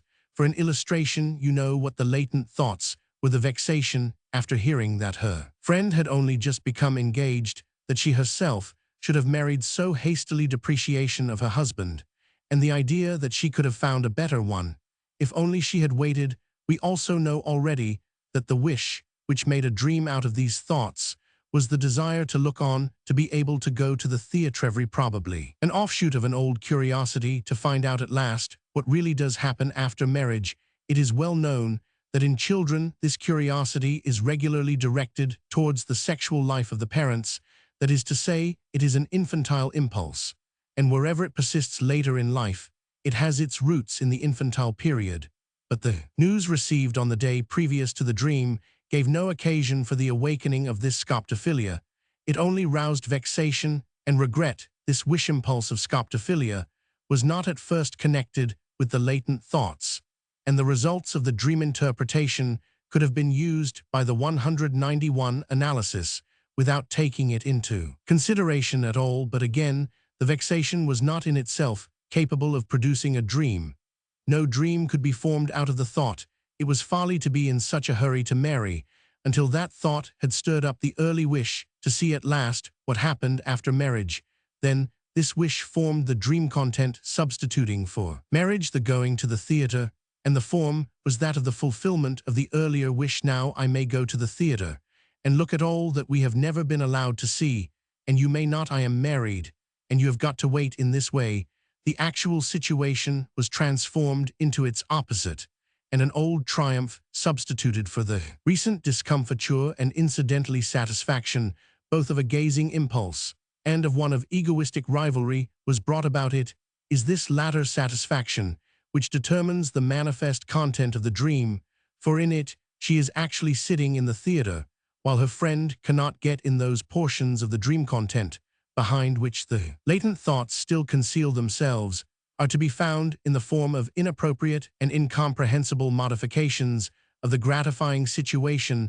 The business of interpretation is to put aside those features in the whole which merely represent a wish fulfillment, and to reconstruct the painful latent dream thoughts from these indications. The consideration which I said I wished to call to your notice is intended to direct your attention to these latent dream thoughts now brought into prominence. I must beg you not to forget that first, the dreamer is unconscious of them; secondly, that they are quite reasonable and coherent, so that we can understand them as comprehensible reactions to whatever stimulus has given rise to the dream; and thirdly, that they may have the value of any mental impulse or intellectual operation. I will designate these thoughts more strictly now than hitherto as the residue from the previous day. The dreamer may acknowledge them or not. I then distinguish between this residue and latent dream thoughts, so that, as we have been accustomed to do all along, I will call everything which we learn from the interpretation of the dream the latent dream thoughts, while the residue from the previous day is only a part of the latent dream thoughts. Then our conception of what happens is this: something has been added to the residue from the previous day, something which also belongs to the unconscious, a strong but repressed wish impulse, and it is this alone which makes the formation of a dream possible. The wish impulse, acting upon the residue, creates the other 192 part of the latent dream thoughts, that part which no longer need appear rational or comprehensible from the point of view of our waking life. To illustrate the relation between the residue and the unconscious wish, I have elsewhere made use of a comparison which I cannot do better than repeat here. Every business undertaking requires a capitalist to defray the expenses and an entrepreneur who has the idea and understands how to carry it out. Now, the part of the capitalist in dream formation is always and only played by the unconscious wish. It supplies the necessary fund of mental energy. For it, the entrepreneur is the residue from the previous day, determining the manner of the expenditure. It is, of course, quite possible for the capitalist himself to have the idea and the special knowledge needed, or for the entrepreneur himself to have capital. This simplifies the practical situation, but makes the theory of it more difficult. In economics, we discriminate between the man in his function of capitalist and the same man in his capacity as entrepreneur, and this distinction restores the fundamental situation upon which our comparison is based. The same variations are to be found in the formation of dreams. I leave you to follow them out for yourselves. We cannot go any further at this point, for I think it likely that a disturbing thought has long since occurred to you, and it deserves a hearing. You may ask, is the so-called residue really unconscious in the sense in which the wish necessary for the formation of the dream is unconscious, your suspicion is justified. This is the salient point in the whole matter. They are not both unconscious in the same sense. The dream wish belongs to a different type of unconscious, which, as we have seen, has its roots in the infantile period and is furnished with special mechanisms. It is very expedient to distinguish the two types of unconscious from one another by speaking of them in different terms, but all the same we will rather wait until we have familiarized ourselves with the phenomena of the neuroses. If our conception of the existence of any kind of unconscious be already regarded as fantastic, what will people say if we admit that to reach our solution we have had to assume two kinds? Let us break off at this point. Once more, you have heard only an incomplete statement, but is it not a hopeful thought that this knowledge will be carried further either by ourselves or by those who come after us, and have not we ourselves learnt enough that is new and startling? 15th lecture. Doubtful points and critical observations. We will not leave the subject of dreams without dealing with the most common doubts and uncertainties arising in connection with the novel ideas and conceptions we have been discussing. Those of you who have followed these lectures attentively will have collected some material of the kind. You may have received an impression that even with strict adherence to technique, our work of dream interpretation leaves so much room for uncertainty that reliable translation of manifest dreams into their latent dream thoughts will be thereby frustrated. You will urge first that one never knows whether any particular element in a dream is to be understood literally or symbolically, since things employed as symbols do not thereby cease to be themselves.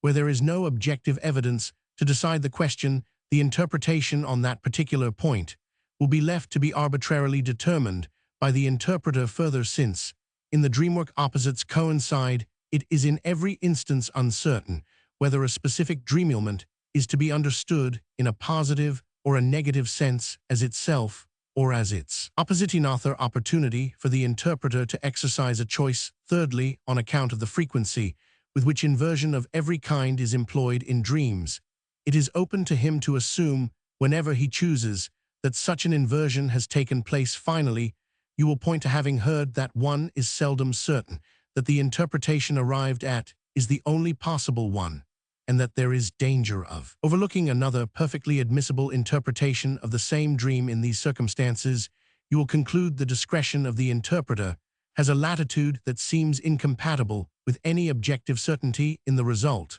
or you may also assume that the fault does not lie in dreams themselves, but that something erroneous in our conceptions and premises produces the unsatisfactory character of our interpretations.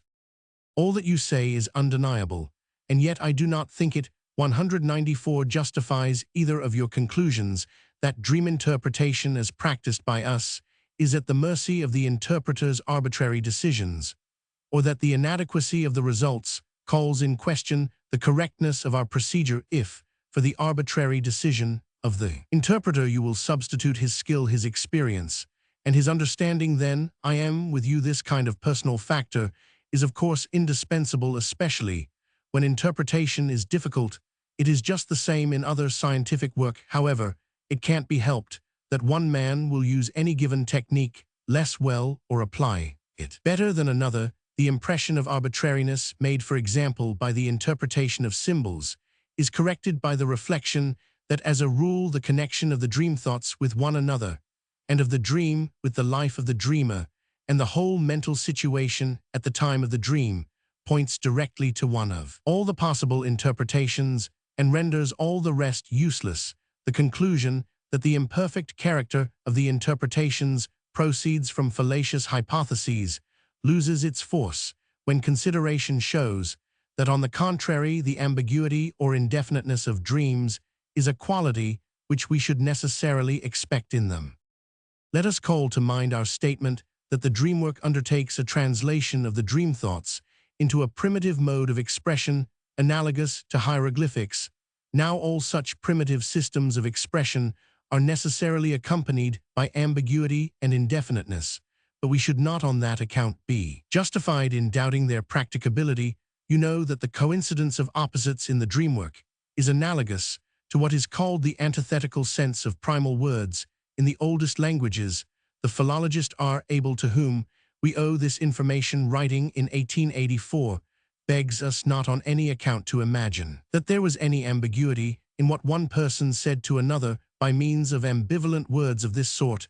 On the contrary, intonation, gestures, and the whole context can have left no doubt whatever which of the two opposites the speaker had in mind to convey in writing. Where gestures are absent, the addition of little pictorial signs, not meant to receive separate oral expression, replace them. For example, a drawing of a little man either crouching or standing upright, according as the ambiguous ken of the hieroglyphic meant weak or strong, so that misunderstanding was avoided, in spite of the ambiguity of sounds and signs. In ancient systems of expression, for instance, in the scripts of the oldest languages, indefiniteness of various kinds is found with a frequency which we should not tolerate in our writings. 195 today. Thus, in many Semitic writings, only the consonants of the words appear. The omitted vowels have to be supplied by the reader from his knowledge, and from the context. Hieroglyphic writing follows a similar principle, although not exactly the same, and this is the reason why nothing is known of the pronunciation of ancient Egyptian. There are besides other kinds of indefiniteness in the sacred writings of the Egyptians. For example, it is left to the writer's choice to inscribe the pictures from right to left or from left to right. To be able to read them, we have to remember that we must be guided by the direction of the faces of the figures, birds, and so forth.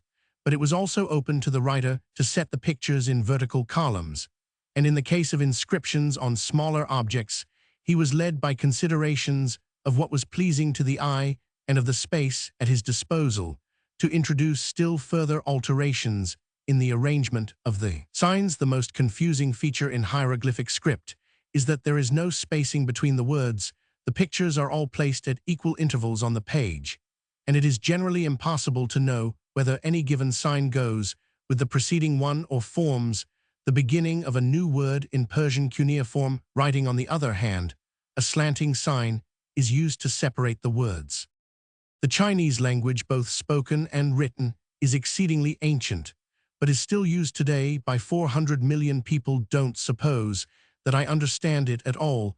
I only obtained some information about it, because I hoped to find in it analogies to the kinds of indefiniteness occurring in dreams. Nor was I disappointed in my expectation, for Chinese is so full of uncertainties as positively to terrify one.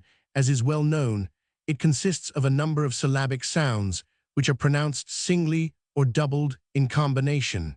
One of the chief dialects has about 400 of these sounds, and since the vocabulary of this dialect is estimated at somewhere about 4,000 words, it is evident that every sound has an average of 10 different means, some fewer, but some all the more. For this reason, there are a whole series of devices to escape ambiguity, for the context alone will not show which of the 10 possible meanings of the syllable the speaker wishes to convey to the hearer. Amongst these devices is the combining of two sounds into a single word, and the use of 4 different tones in which these syllables may be spoken for purposes of our comparison. A still more interesting fact is that this language is practically without grammar.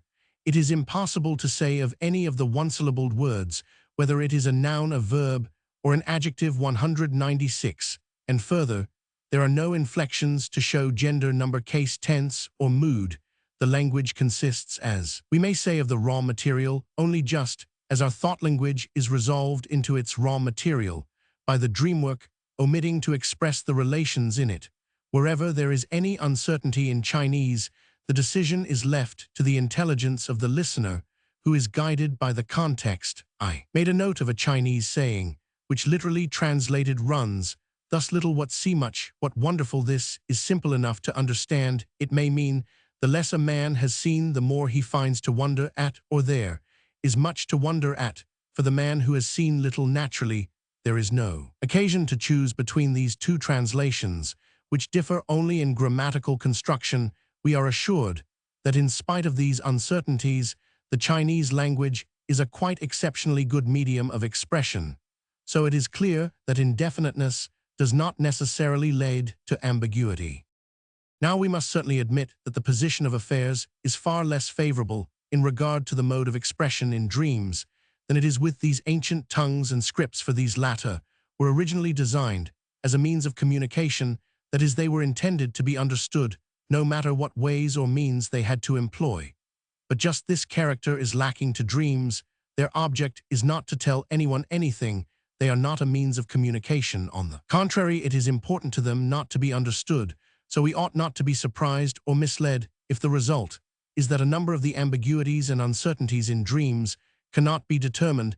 The only certain piece of knowledge gained from our comparison is that this indefiniteness, which people would like to make use of as an argument against the accuracy of our dream interpretations, is rather to be recognized as a regular characteristic of all primitive systems of expression. Practice and experience alone can determine the extent to which dreams can in actual fact be understood. My own opinion is that this is possible to a very great extent, and a comparison of the results obtained by properly trained analysts confirms my view. It is well known that the lay public, even in scientific circles, delights to make a parade of superior skepticism in the face of the difficulties and uncertainties which beset a scientific achievement. I think they are wrong in so doing. You may possibly not at all know that the same thing happened at the time when the Babylonian and Assyrian inscriptions were being deciphered. There was a point at which public opinion 197 was active in declaring that the men deciphering the cuneiform writing were victims of a chimera, and that the whole business of investigation was a fraud. But in the year 1857, the Royal Asiatic Society made a conclusive test. They challenged 4 of the most distinguished men engaged in this branch of research, Rawlinson, Hinks, Fox, Talbot, and Oporto, sent to the Society in sealed envelopes independent translations, newly discovered inscription, and after comparing the 4 versions, they were able to announce that there was sufficient agreement between the 4 to justify belief in what had been achieved and confidence in further progress. The mockery of the learned laity then gradually came to an end, and certainty in the reading of cuneiform documents has advanced enormously since then. A second series of objections is closely connected with an impression which you also have probably not escaped, namely, that a number of the solutions achieved by our method of dream interpretation seem strained, specious, dragged in other words, forced, or even comical or joking. These criticisms are so frequent that I will take at random the last that has come to my ears. Now listen. A headmaster in Switzerland, that free country, was recently asked to resign his post on account of his interest in psychoanalysis. He protested, and a burned paper published the decision of the school authorities on his case. I shall quote a few sentences from the article which refer to psychoanalysis. Further, we are amazed at the far-fetched and factitious character of many of the examples given in the said book by Dr. Pfister of Zurich. It is indeed a matter for surprise that the headmaster of a training college should accept so credulously all these assertions and such specious evidence. These sentences purport to be the final opinion of one who judges calmly. I am much more inclined to think this calm factitious. Let us examine these remarks more closely in the expectation that a certain amount of reflection and knowledge of the subject will do no harm even to a calm judgment. It is really quite refreshing to see how swiftly and unerringly anyone relying merely on his first impressions can arrive at an opinion on some critical question of psychology. In its more abstruse aspects, the interpretations seem to him far-fetched and strained, and do not commend themselves to him. Consequently, they are wrong, and the whole business is rubbish. Such critics never give even a passing thought to the possibility that there may be good reasons why the interpretations are 198 bound to convey this very impression, a thought which would lead to the further question what these good reasons are. The circumstance which calls forth this criticism is essentially related to the effect of displacement, which you have learnt to know as the most powerful instrument in the service of the dream censorship. With its aid, the substitutive formations, which we call illusions, are created. But these illusions are of a kind not easy to recognize as such, nor is it easy to discover the thought proper by working back from them, for they are connected with it by the most extraordinary and unusual extrinsic associations. but the whole matter throughout concerns things which are meant to be hidden, intended to be concealed. That is exactly the object of the dream censorship.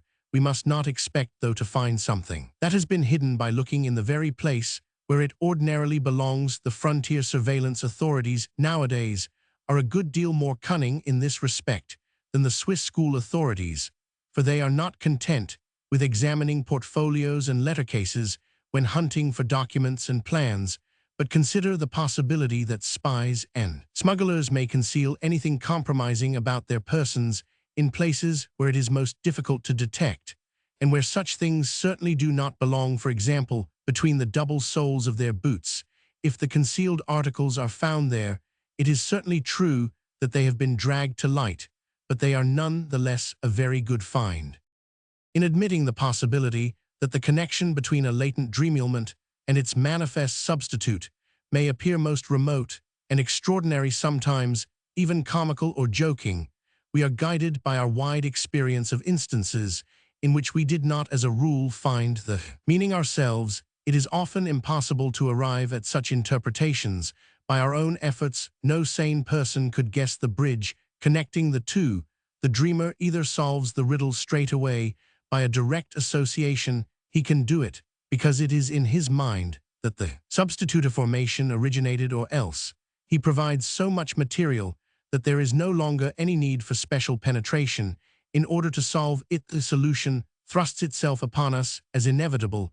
If the dreamer does not help us in either of these two ways, the manifest element in question will remain forever incomprehensible.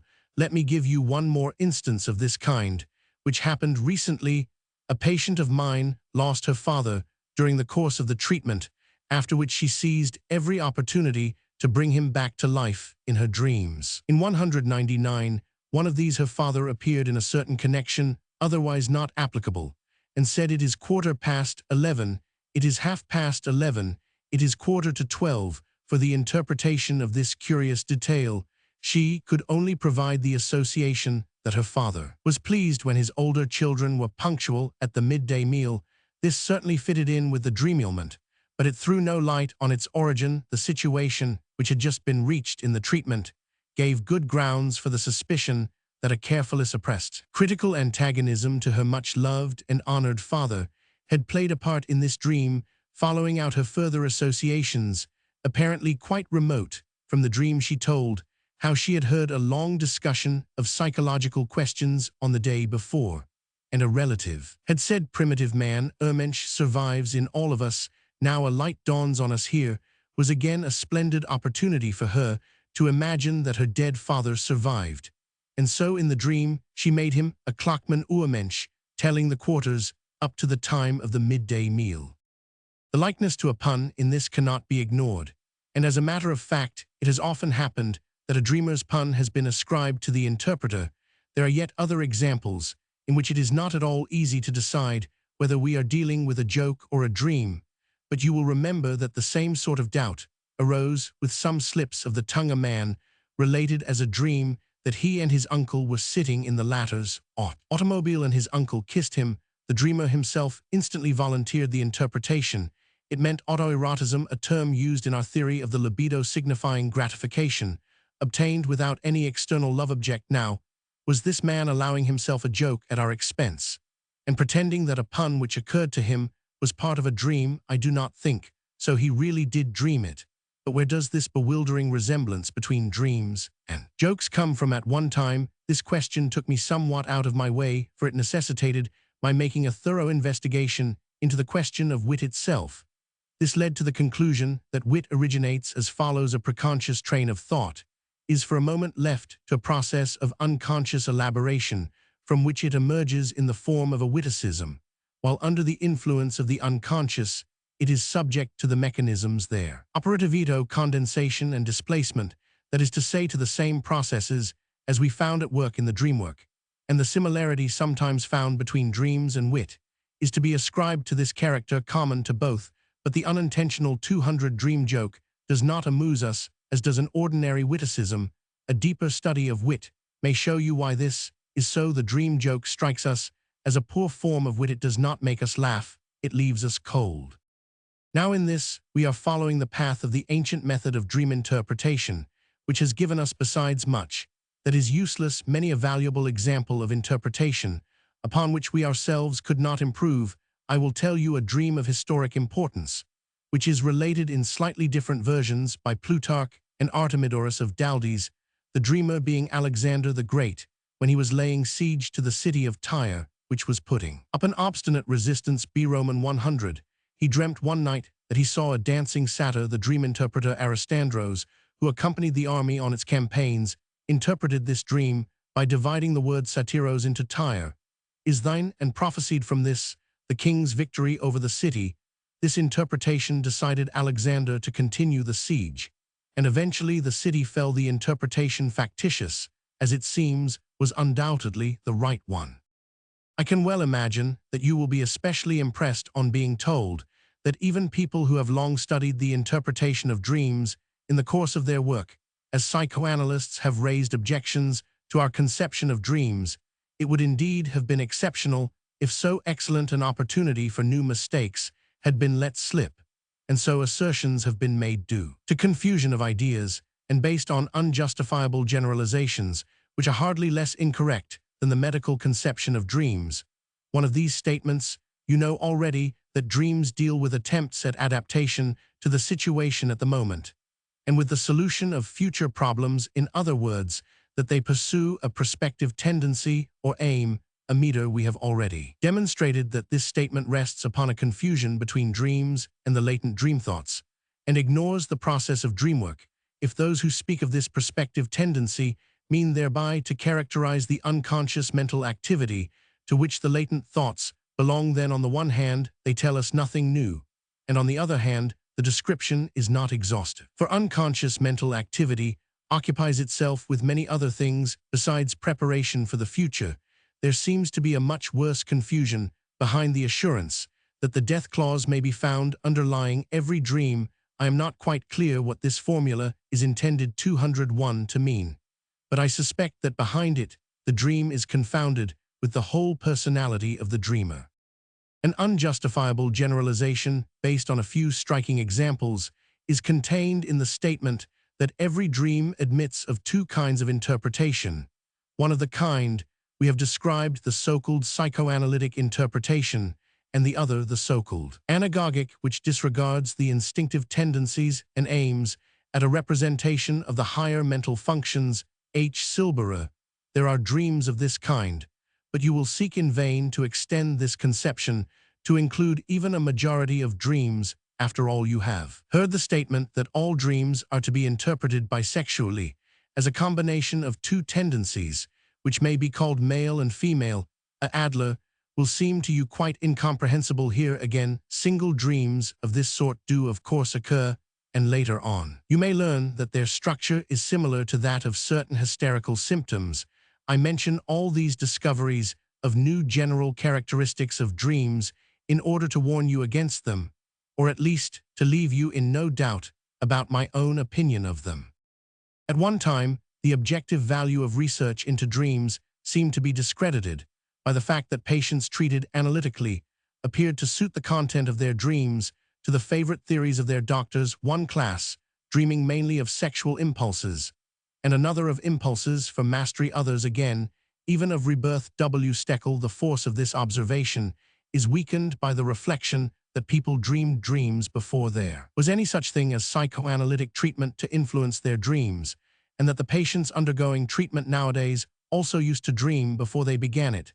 The actual fact in this supposedly new observation is soon shown to be self-evident, and of no consequence for the theory of dreams. The residue from the previous day, which gives rise to dreams, is a residue from the great interests of waking life. If the physician's words and the stimuli which he gives have become of importance to the patient, they then enter into whatever constitutes the residue, and can act as mental stimuli for dream formation, just like other interests of effective value, roused on the preceding day, which have not subsided. They operate in the same way as bodily stimuli, which affect the sleeper during sleep. Like these other factors, inciting dreams, the trains of thought roused by the physician can appear in the manifest dream content or be revealed in the latent thoughts. We know indeed that dreams can be experimentally produced, or to speak more 202 accurately, a part of the dream material, can be thus introduced into the dream in influencing his patients.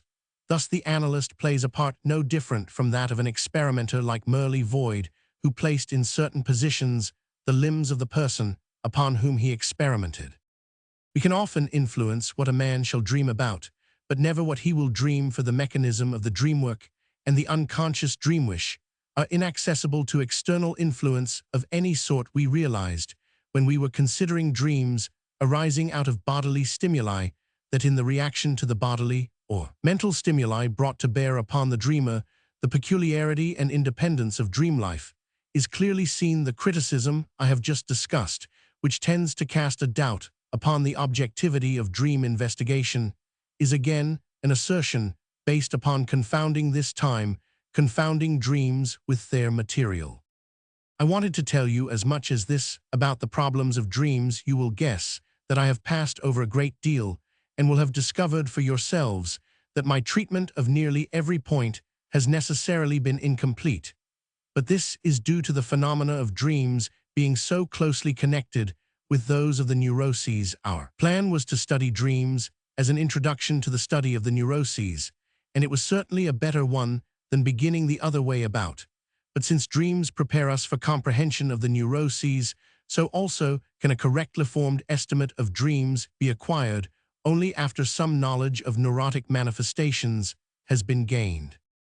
I do not know how you may think about it, but I can assure you that I do not regret having taken up so much of your interest and of the time at our disposal in the consideration of problems connected with dreams. I know no other way by which one can so speedily arrive at conviction of the correctness of those statements by which psychoanalysis stands or falls.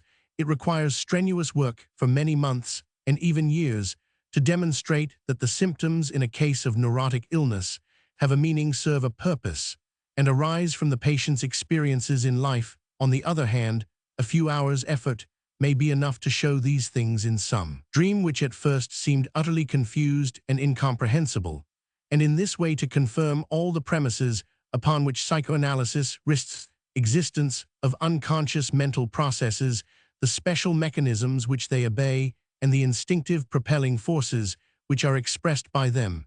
And when we remember how far-reaching is the analogy in the 203 structure of dreams to that of neurotic symptoms, and with that reflect how rapid is the transformation of a dreamer into a wide-awake, reasonable human being, we acquire an assurance that the neuroses too depend only upon an alteration in the balance of the forces at work in mental life.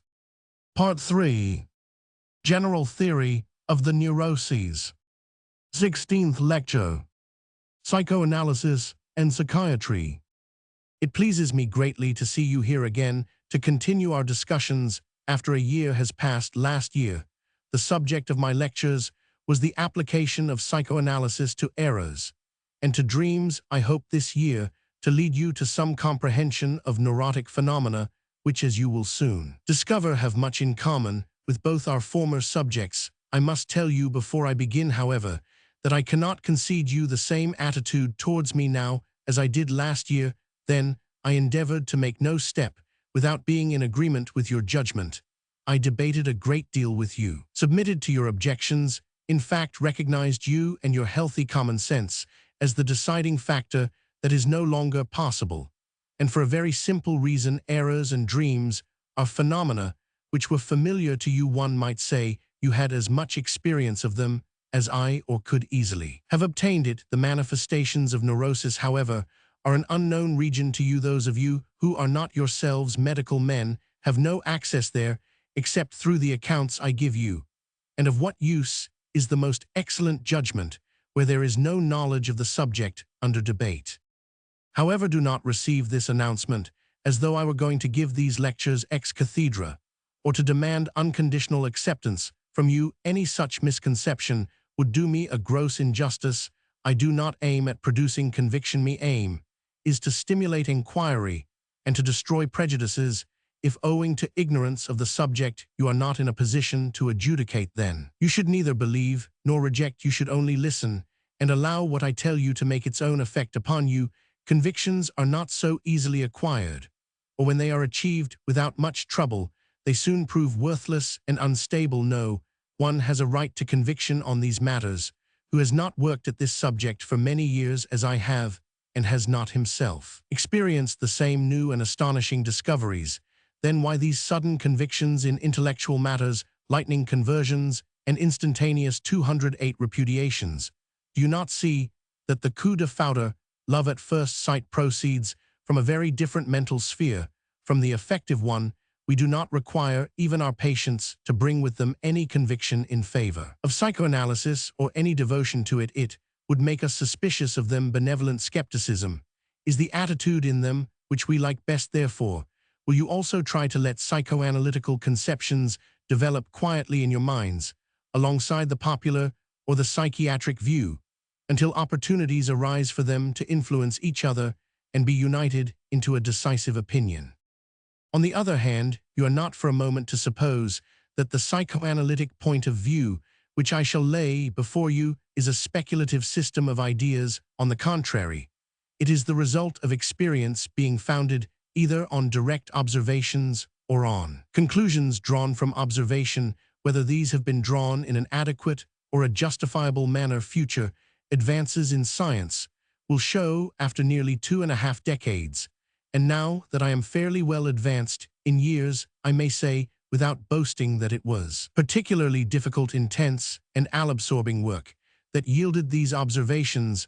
I have often had the impression that our opponents were unwilling to consider this source of our statements, as if they looked upon them as ideas derived subjectively, which anyone could dispute at his own sweet will. This attitude on the part of my opponents is not quite comprehensible to me. Perhaps it comes from the circumstance that physicians pay so little attention to neurotics and listen so carelessly to what they say that it has become impossible for them to perceive anything in the patient's communications or to make detailed observations from them.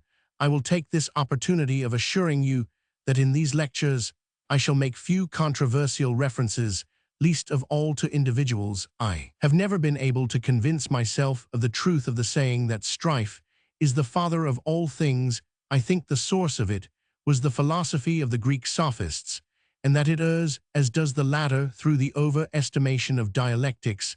It seems to me, on the contrary, that scientific controversy, so-called, is on the whole quite unfruitful, apart from the fact that it is almost always conducted in a highly personal manner. Until a few years ago, I could boast that I had only once been engaged in a regular scientific dispute, and that with one single investigator, Lowenfeld of Munich. The end of it was that we became friends and have remained so to this day. But I did not repeat the experiment for a very long time, because I was not certain that the outcome would be the same. Now you will surely judge that a refusal of this kind to discuss matters publicly points to a high degree of inaccessibility to criticism, to obstinacy, or in the polite colloquialism of the scientific world, to pig-headedness. My reply to you would be that should you have arrived at a conviction by means of such hard work, you would also thereby derive a certain right to maintain it with some tenacity. Further, on my own behalf, I can say that in the course of my work, I have modified my views on important points, changed them, or replaced them by others, and have, of course, in each case, published the fact. What has been the result of this frankness? Some people have ignored my corrections of myself altogether, and still today criticize me in respect of views which no longer mean the same to me. Others positively reproach me for these changes and declare me to be unreliable on that account. No one who changes his views once or twice deserves to be believed, for it is only too likely that he will be mistaken again in his latest assertions. But anyone who sticks to anything he has once said or refuses to give way upon it easily enough is obstinate or pig-headed. Is it not so? What is to be done in the face of these self-contradictory criticisms, except to remain as one is, and behave as seems best to one? This is what I decided to do, and I am not deterred from remodeling and improving my theories in accordance with later experience. I have so far found nothing to alter in my fundamental standpoint, and I hope this will never be necessary. So now I have to lay before you the psychoanalytic theory of neurotic manifestations. For this purpose, it will be simplest on account of both the analogy and the contrast. To take an example, which links up with the phenomena we have already considered, I will take a symptomatic act which I see many people commit in my own consulting room. The analyst has little to offer to the people who come to a physician's consulting room for half an hour to recount the lifelong misery of their fate. His deeper comprehension makes it difficult for him to give as another might the opinion that there is nothing wrong with them and that they had better take a light course of hydrotherapy. One of our colleagues once replied with a shrug when asked how he dealt with consultation patients, that he fined them so many crowns for wasting the time of the court. You will therefore not be surprised to hear that even the busiest psychoanalysts are not much sought after for consultations. I have had the ordinary door between the waiting room and 210, my consulting room supplemented by another door, and covered with felt. The reason for this is obvious now. It constantly happens when I admit people from the waiting room that they omit to close these doors, leaving even both doors open behind them. When I see this happen, I at once, with some stiffness, request him or her to go back and make good the omission, no matter how fine a gentleman he may be nor how many hours she had spent on her toilet. My action gives the impression of being uncalled for and pedantic. Occasionally, too, I have found myself in the wrong when the person turned out to be one of those who cannot themselves grasp a door handle and are glad when those with them avoid it. But in the majority of cases, I was right, for anyone who behaves in this way and leaves the door of a physician's consulting room open into the waiting room belongs to the rabble and deserves to be received with coldness. Now don't allow yourselves to be biased before you have heard the rest. This omission on the part of a patient occurs only when he has been waiting alone in the outer room and thus leaves an empty room behind him, never when others, strangers to him, have also been waiting there. In the latter case, he knows very well that it is to his own interest not to be overheard while he talks to the physician, and he never neglects to close both doors carefully. Occurring in this way, the patient's omission is neither accidental nor meaningless, and not even unimportant, for it betrays the visitor's attitude to the physician. He belongs to that large class who seek those in high places and wish to be dazzled and intimidated. Perhaps he had made inquiries by telephone at what time he would be most likely to gain admittance, and had been expecting to find a crowd of applicants in a queue, as if at the grocer's in wartime. Then he is shown into an empty room, which moreover is most modestly furnished, and he is dumbfounded. He must somehow make the physician atone for the superfluous respect he had been prepared to show him, and so he omits to close the doors between the waiting and the consulting rooms. He intends this to mean, "Pooh, there is no one here, and I dare say there won't be however long I stay." He would behave during the interview in an uncivil and supercilious manner, too, if his presumption were not curbed at the outset by a sharp reminder. In the analysis of this little symptomatic act, you find nothing that is not already known to you, namely the conclusion that it is no accident, but has in it motive, meaning, and intention, that it belongs to a mental context which can be specified, and that it provides a small indication of a more important mental process.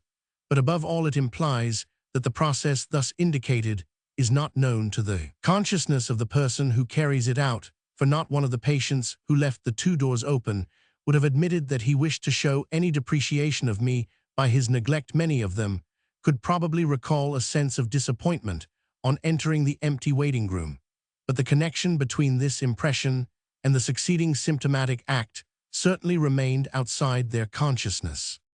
Now let us place this little analysis of a symptomatic act by the side of an observation made on a patient.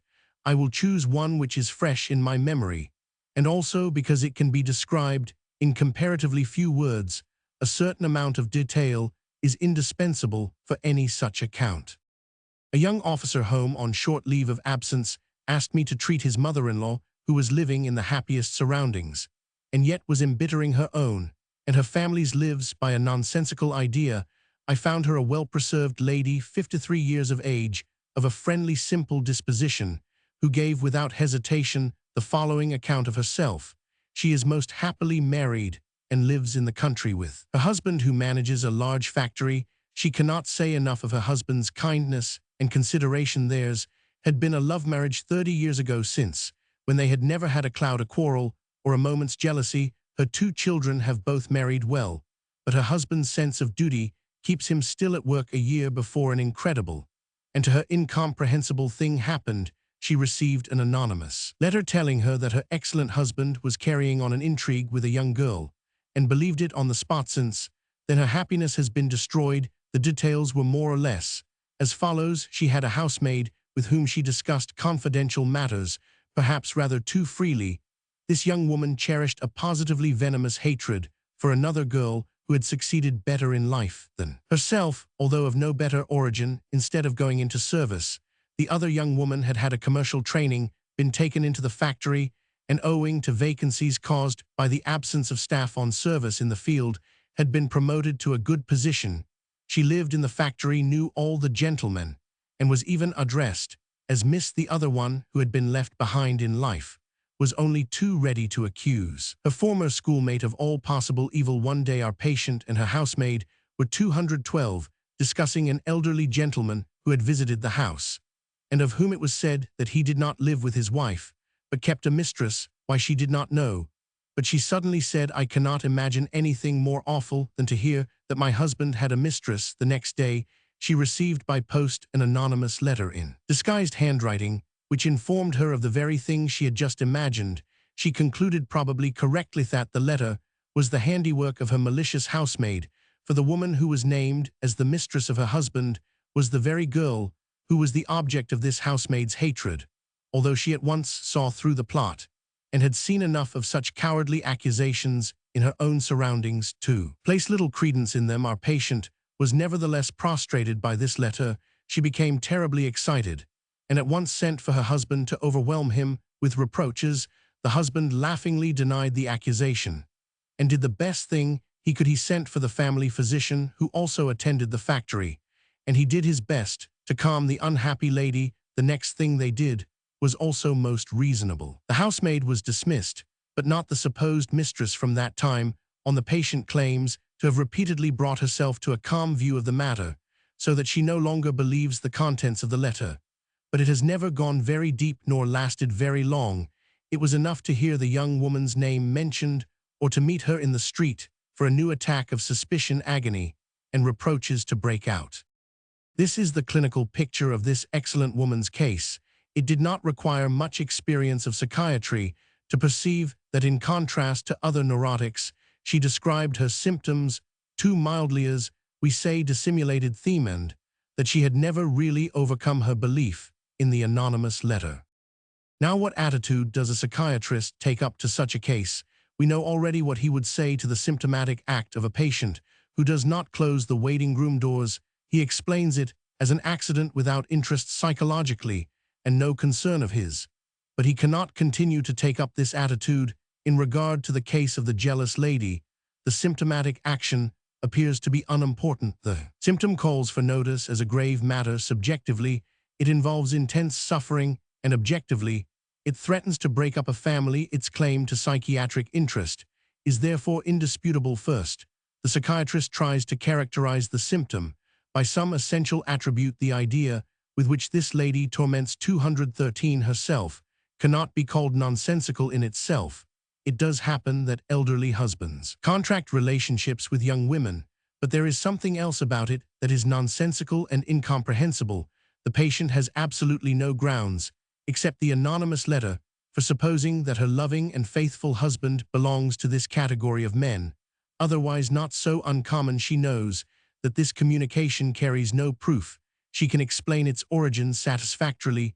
She ought, therefore, to be able to say to herself that she has no grounds for her jealousy, and she does even say so, but she suffers just as much as if she regarded her jealousy as well-funded. Ideas of this kind that are inaccessible to logic and the arguments of reality are unanimously described as delusions. The good lady suffers, therefore, from a delusion of jealousy that is evidently the essential characteristic of the case. Having established this first point, our psychiatric interest increases. When a delusion cannot be dissipated by the facts of reality, it probably does not spring from reality. Where else then does it spring from? Delusions can have the most various contents. Why is the content of it, in this case, jealousy? What kind of people have delusions, and particularly delusions of jealousy? Now we should like to listen to the psychiatrist, but he leaves us in the lurch here. He considers only one of our questions. He will examine the family history of this woman, and will perhaps bring us the answer that the kind of people who suffer from delusions are those in whose families similar or different disorders have occurred repeatedly. In other words, this lady has developed a delusion because she had an hereditary predisposition to do so. That is certainly something, but is it all that we want to know? Is it the sole cause of her disease? Does it satisfy us to assume that it is unimportant, arbitrary, or inexplicable that one kind of delusion should have been developed instead of another? And are we to understand the proposition that the hereditary predisposition is decisive also in a negative sense, that is that no matter what experiences and emotions life had brought her, she was destined some time or other to produce a delusion? You will want to know why scientific psychiatry gives no further explanation. And I reply, only a rogue gives more than he has. The psychiatrist knows of no path leading to any further explanation. In such a case, he has to content himself with a diagnosis, and in spite of wide experience, with a very uncertain prognosis of its future course. Now, can psychoanalysis do better than this? Yes, certainly. 214. I hope to show you that even in such an obscure case as this, it is possible to discover something which makes closer comprehension possible. First, I shall ask you to notice this incomprehensible detail, that the anonymous letter on which her delusion is founded was positively provoked by the patient herself, by her saying to the scheming housemaid the day before that nothing could be more awful than to hear that her husband had an intrigue with a young woman. She first put the idea of sending the letter into the servant's mind by this. So the delusion acquires a certain independence of the letter. It existed beforehand, as a fear, as a wish in her mind. Besides this, the further small indications revealed in the bare 2 hours of analysis are noteworthy. The patient responded very coldly, it is true, to the request to tell me her further thoughts, ideas, and recollections. After she had finished her story, she declared that nothing came to her mind. She had told me everything. And after 2 hours, the attempt had to be given up, because she announced that she felt quite well already, and was certain that the morbid idea would not return. Her saying this was naturally due to resistance, and to the fear of further analysis. In these 2 hours, she had let fall some remarks, nevertheless, which made a certain interpretation not only possible, but inevitable, and this interpretation threw a sharp light on the origin of the delusion of jealousy. There actually existed in her an infatuation for a young man, for the very son-in-law who had urged her to seek my assistance. Of this infatuation, she herself knew nothing, or only perhaps very little. In the circumstances of their relationship, it was easily possible for it to disguise itself as harmless tenderness on her part. After what we have already learnt, it is not difficult to see into the mind of this good woman and excellent mother. Such an infatuation, such a monstrous, impossible thing, could not come into her conscious mind. It persisted nevertheless, and unconsciously exerted a heavy pressure. Something had to happen, some sort of relief had to be found, and the simplest alleviation lay in that mechanism of displacement, which so regularly plays its part in the formation of delusional jealousy.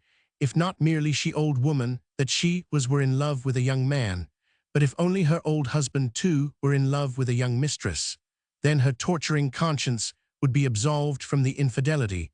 The fantasy of her husband's infidelity was thus a cooling balm on her burning wound. Of her own love she never became conscious, but its reflection in the delusion which brought such advantages thus became compulsive, delusional, and conscious. 215. All arguments against it could naturally avail nothing, for they were directed only against the reflection, and not against the original to which its strength was due, and which lay buried out of reach in the unconscious. Let us now piece together the results of this short, obstructed psychoanalytic attempt to understand this case. It is assumed, of course, that the information acquired was correct, a point which I cannot submit to your judgment here. First of all, the delusion is no longer senseless and incomprehensible. It is sensible, logically motivated, and has its place in connection with an effective experience of the patient. Secondly, it has arisen as a necessary reaction to another mental process, which has itself been revealed by other indications, and it owes its delusional character its quality of resisting real and logical objections to this relation with this other mental process. It is something desired in itself, a kind of consolation. Thirdly, the fact that the delusion is one of jealousy, and no other is unmistakably determined. By the experience underlying the disease, you will also recognize the two important analogies with the symptomatic act. We analyzed namely the discovery of the sense or intention behind the symptom, and the relation of it to something in the given situation which is unconscious. This does not, of course, answer all the questions arising out of this case. On the contrary, it bristles with further problems, some of which have not yet proved soluble at all, while others cannot be solved owing to the unfavorable circumstances met with in this case. For instance, why does this happily married lady fall in love with her son-in-law, and why does relief come to her in the form of this kind of reflection, this projection of her own state of mind onto her husband, when other forms of relief were also possible? Do not think that it is idle and uncalled for to propound these questions. We have already a good deal of material at hand to provide possible answers. The patient had come to that critical time of life, which brings a sudden and unwelcome increase of sexual desire to a woman that may have been sufficient in itself, or there may have been an additional reason in that the sexual capacity of her excellent and faithful husband may have been for some years insufficient for the still vigorous woman's needs. Observation has taught us that it is just such men, whose fidelity is thus a matter of course, who treat their wives with particular tenderness, and are unusually considerate of their nervous ailments. Neither is it unimportant, moreover, that the object of this abnormal infatuation should be her daughter's young husband. A strong 216 erotic attachment to the daughter, with its roots in the individual sexual constitution of the mother, often manages to maintain itself in such a transformation. I may perhaps remind you in this connection that the relation between mother-in-law and son-in-law has from time immemorial been regarded by mankind as a particularly sensitive one, which among primitive races has given rise to very powerful taboos and precautions on the positive, as well as on the negative side. It frequently exceeds the limits regarded as desirable in civilized society. Of these three possible factors, whether one of them has been at work in the case before us, or two of them, or whether all three together have taken part, I cannot tell you, though only because the analysis of the case could not be continued beyond the second hour. I perceive now that I have been speaking entirely of things which you are not yet prepared to understand. I did so in order to carry out the comparison between psychiatry and psychoanalysis. But I may ask you one thing at this point. Have you observed anything in the nature of a contradiction between the two? Psychiatry does not employ the technical methods of psychoanalysis, neglects any consideration of the content of the delusion, and in pointing to heredity gives us general and remote theology, instead of first disclosing the more specific and immediate one. But is any contradiction or opposition contained in this? Is not the one rather a supplement to the other? Is the hereditary factor inconsistent with the importance of experience? And would they not both work together most effectively? You will admit that there is nothing essential in the work of psychiatry which could oppose psychoanalytic researches. It is therefore the psychiatrists who oppose it, and not psychiatry itself. Psychoanalysis stands to psychiatry more or less, as histology does to anatomy. In one, the outer forms of organs are studied; in the other, the construction of these out of the tissues and constituent elements. It is not easy to conceive of any contradiction between these two fields of study, in which the work of the one is continued in the other. You know that nowadays anatomy is the basis of the scientific study of medicine, but time was when dissecting human corpses in order to discover the internal structure of the body was as much a matter for severe prohibition as practicing psychoanalysis in order to discover the internal workings of the human mind seems today to be a matter for condemnation. And presumably at a not too distant date, we shall have perceived that there can 217 be no psychiatry which is scientifically radical without a thorough knowledge of the deep-seated unconscious processes in mental life.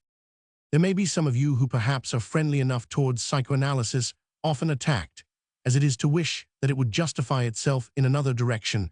Also, that is therapeutically, you know that psychiatric therapy has hitherto been unable to influence delusions Can psychoanalysis do so perhaps by reason of its insight into the mechanism of these symptoms? No, I have to tell you that it cannot for the present at any rate. It is just as powerless as any other therapy. To heal these sufferers, it is true that we can understand what has happened to the patient, but we have no means by which we can make him understand it himself. You have heard that I could not continue the analysis of this delusion beyond the first preliminaries. Would you then maintain that analysis of such cases is undesirable? Because it remains fruitless, I do not think so. It is our right, yes, and our duty to pursue our researches without respect to the immediate gain affected. The day will come where, and when we know not when, every little piece of knowledge will be converted into power and into therapeutic power, even if psychoanalysis showed itself as unsuccessful with all other forms of nervous and mental diseases. As with delusions, it would still remain justified as an irreplaceable instrument of scientific research. It is true that we should not be in a position to practice it. The human material on which we learn lives and has its own will and must have its own motives in order to participate in the work, and it would then refuse to do so. I will therefore close my lecture for today by telling you that there are large groups of nervous disturbances for which this conversion of our own advance in knowledge into therapeutic power has actually been carried out, and that with these diseases, otherwise so refractory, our measures yield, under certain conditions, results which give place to none in the domain of medical therapy. 17th lecture. The meaning of symptoms. In the last lecture, I explained to you that clinical psychiatry troubles itself little about the actual form of the individual symptom or the content of it, but that psychoanalysis has made this its starting point and has ascertained that the symptom itself has a meaning and is connected with experiences in the life of the patient. The meaning of neurotic symptoms was first discovered by J. Brewer in the study and successful cure of Case of Hysteria 188,082, which has since then become famous. It is true that P. Janet independently reached the same result. In fact, priority in publication must be granted to the French investigator, for Brewer did not publish his observations until more than a decade later, 189,395. During the period of our work together, incidentally, it is of no great importance to us who made the discovery, for you know that every discovery is made more than once, and none is made all at once, nor is success meted out according to deserts. America is not called after Columbus. Before Brewer and Janet, the great psychiatrist Leuret expressed the opinion that even the delusions of the insane would prove to have some meaning if only we knew how to translate them. I confess that for a long time I was willing to accord Janet very high recognition for his explanation of neurotic symptoms, because he regarded them as expressions of idi's inconscience possessing the patient's mind. Since then, however, Janet has taken up an attitude of undue reserve, as if he meant to imply that the unconscious had been nothing more to him than a manner of speaking, a makeshift une facon de parler, and that he had nothing real in mind. Since then, I have not understood Janet's views, but I believe that he has gratuitously deprived himself of great credit. Neurotic symptoms, then, just like errors and dreams, have their meaning, and like these are related to the life of the person in whom they appear. This is an important matter, which I should like to demonstrate to you by some examples. I can 219 merely assert, I cannot prove, that it is so in every case. Anyone observing for himself will be convinced of it for certain reasons, though I shall not take these examples from cases of hysteria, but from another very remarkable form of neurosis, closely allied in origin to the latter, about which I must say a few preliminary words. This, which we call the obsessional neurosis, is not so popular as the widely known hysteria.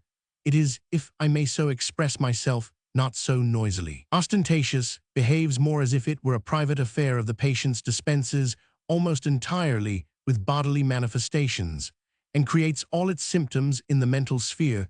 The obsessional neurosis and hysteria are the two forms of neurotic disease upon the study of which psychoanalysis was first built up, and in the treatment of which also our therapy celebrates its triumphs. In the obsessional neurosis, however, that mysterious leap from the mental to the physical is absent, and it has really become more intimately comprehensible and transparent to us through psychoanalytic research than hysteria. We have come to understand that it displays far more markedly certain extreme features of the neurotic constitution. The obsessional neurosis takes this form. The patient's mind is occupied with thoughts that do not really interest him. He feels impulses which seem alien to him, and he is impelled to perform actions which not only afford him no pleasure, but from which he is powerless to desist. The thought's obsessions may be meaningless in themselves or only of no interest to the patient.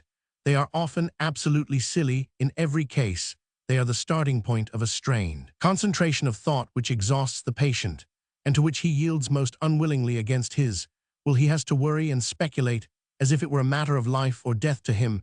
The impulses which he perceives within him may seem to be of an equally childish and meaningless character. Mostly, however, they consist of something terrifying, such as temptations to commit serious crimes, so that the patient not only repudiates them as alien, but flees from them in horror and guards himself by prohibitions, precautions, and restrictions against the possibility of carrying them out. As a matter of fact, he never literally, not even once, carries these impulses into effect. Flight and precautions invariably win what he does really commit are very harmless, certainly trivial acts. What are termed the obsessive action switch are mostly repetitions and ceremonial elaborations of ordinary 220 everyday performances, making these necessary actions: going to bed, washing, dressing, going for walks, etc., highly laborious tasks of almost insuperable difficulty. The morbid ideas, impulses, and actions are not by any means combined in the same proportions in individual types and cases of the obsessional neurosis. On the contrary, the rule is that one or another of these manifestations dominates the picture and gives the disease its name, but what is common to all forms of it is unmistakable enough. This is a mad disease, surely. I don't think the wildest psychiatric fantasy could have invented anything like it. And if we did not see it every day with our own eyes, we could hardly bring ourselves to believe in it. Now, do not imagine that you can do anything for such a patient by advising him to distract himself, to pay no attention to these silly ideas, and to do something sensible instead of his nonsensical practices. This is what he would like himself, for he is perfectly aware of his condition. He shares your opinion about his obsessional symptoms. He even volunteers it quite readily, only he simply cannot help himself. The actions performed in an obsessional condition are supported by a kind of energy which probably has no counterpart in normal mental life. Only one thing is open to him: can displace, and he can exchange. Instead of one silly idea, he can adopt another of a slightly milder character. From one precaution or prohibition, he can proceed to another. Instead of one ceremonial rite, he can perform another. He can displace his sense of compulsion, but he cannot dispel it. This capacity for displacing all the symptoms, involving radical alteration of their original forms, is a main characteristic of the disease.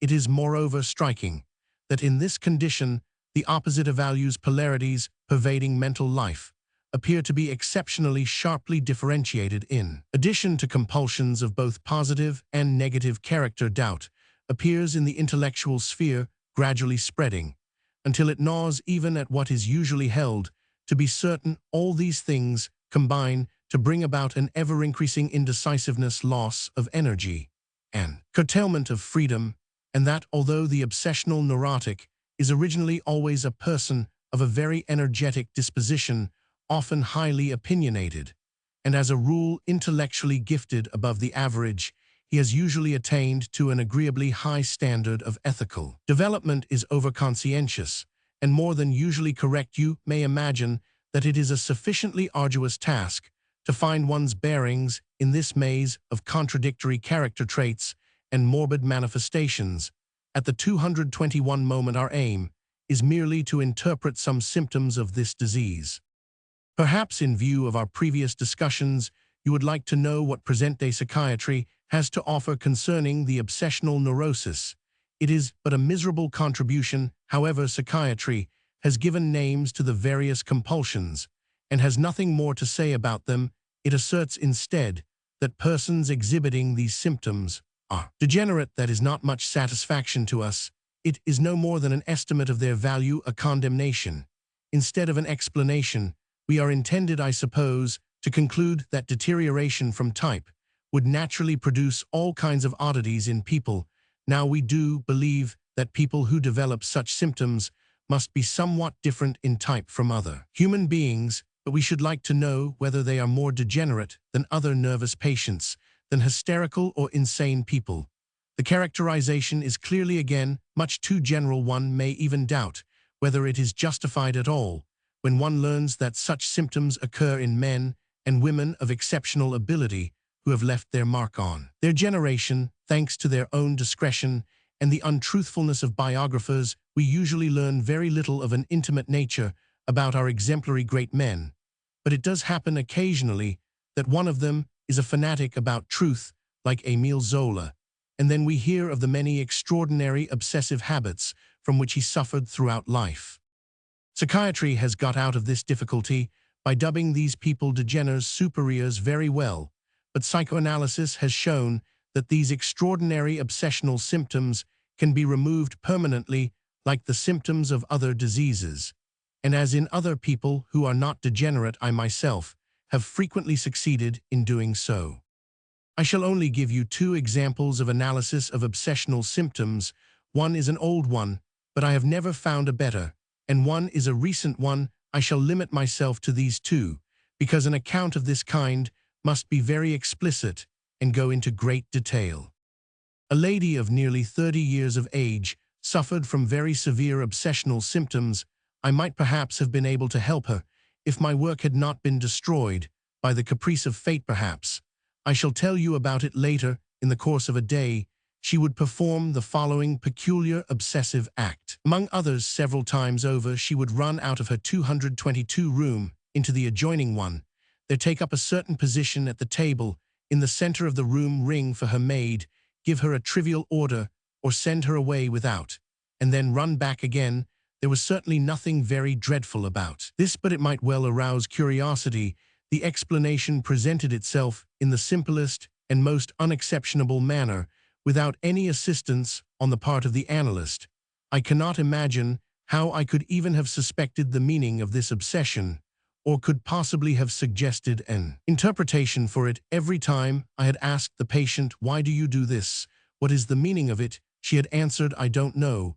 But one day, after I had succeeded in overcoming a great hesitation on her part, involving a matter of principle, she suddenly did know, for she related the history of the obsessive act. More than 10 years previously, she had married a man very much older than herself, who had proved impotent on the wedding night innumerable times. On that night, he had run out of his room into hers in order to make the attempt, but had failed every time. In the morning, he had said angrily, "It's enough to disgrace one in the eyes of the maid who does the beds," and seizing a bottle of red ink, which happened to be at hand, he poured it on the sheet, but not exactly in the place where such a mark might have been. At first, I did not understand what this recollection could have to do with the obsessive act in question, for I could see no similarity between the two situations, except in the running from one room into the other, and perhaps also in the appearance of the servant on the scene. The patient then led me to the table in the adjoining room, where I found a great mark on the table cover. She explained further that she stood by the table in such a way that, when the maid came in, she could not miss seeing this mark. After this, there could no longer be any doubt about the connection between the current obsessive act and the scene of the wedding night, though there was still a great deal to learn about it. It was clear, first of all, that the patient identified herself with her husband. In imitating his running from one room into another, she acted his part to keep up the similarity. We must assume that she has substituted the table and table cover for the bed and sheet. This might seem too arbitrary, but then we have not studied dream symbolism in vain. In dreams, a table is very often found to represent a bed, and board together mean marriage, so that the one easily stands for the other. All this would be proof enough that the obsessive act is full 223 of meaning. It seems to be a representation, a repetition of that all-important scene. But we are not bound to stop at this semblance. If we investigate more closely the relation between the two situations, we shall probably find out something more. The purpose of the obsessive act, the kernel of it, evidently lies in the calling of the maid, to whom she displays the mark in contrast to her husband's words.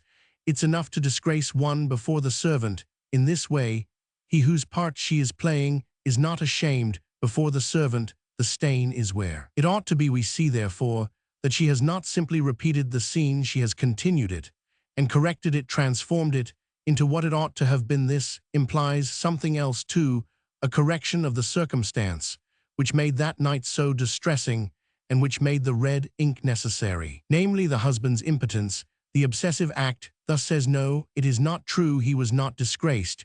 Before the servant he was not impotent, as, in a dream, she represents this wish as fulfilled in a current obsessive act, which serves the purpose of restoring her husband's credit after that unfortunate incident.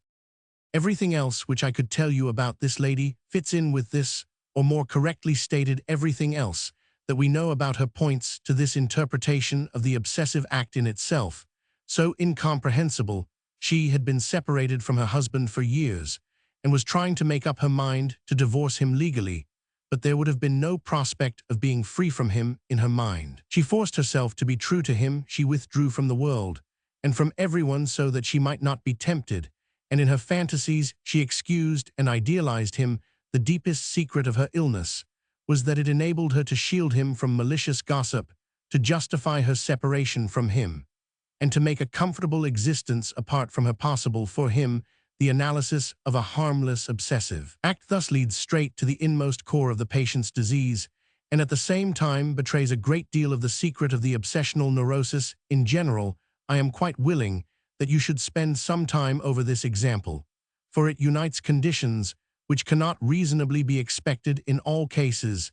The interpretation of the symptom was discovered by the patient herself in a flash, without guidance or interference from the analyst, and it had arisen in connection with an event which did not belong, as it commonly does, to a forgotten period in childhood, but which had occurred in the patient's adult life, and was clear in her memory. All those objections which critics habitually raise against our interpretations of symptoms are 224 quite out of place here. To be sure, we cannot always be so fortunate. And one thing more, has it not struck you that this innocent obsessive act leads directly to this lady's most private affairs?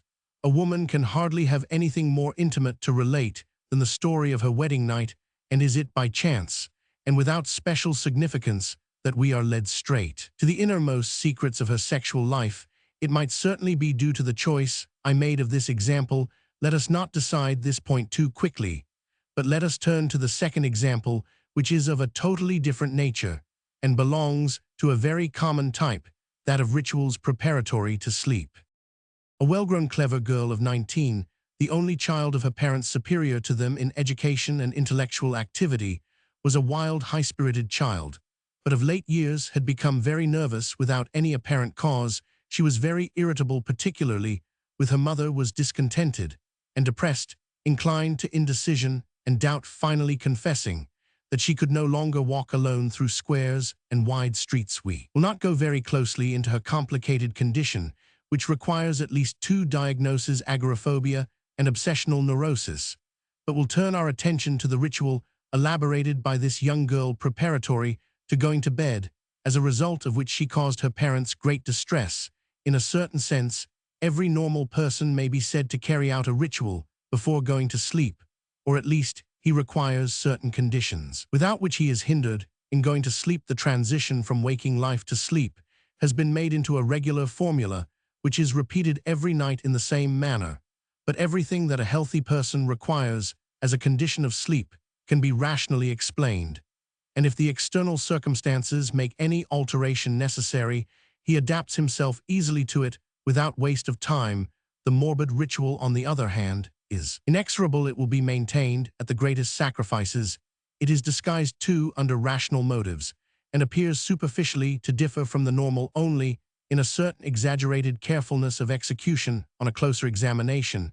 However, it is clear that the disguise is insufficient, that the ritual includes observances which go far beyond what reason can justify, and even some which directly contravene this as the motive of her nightly precautions. Our patient declares that she must have silence at night, and must exclude all possibility of noise. She does two things for this purpose.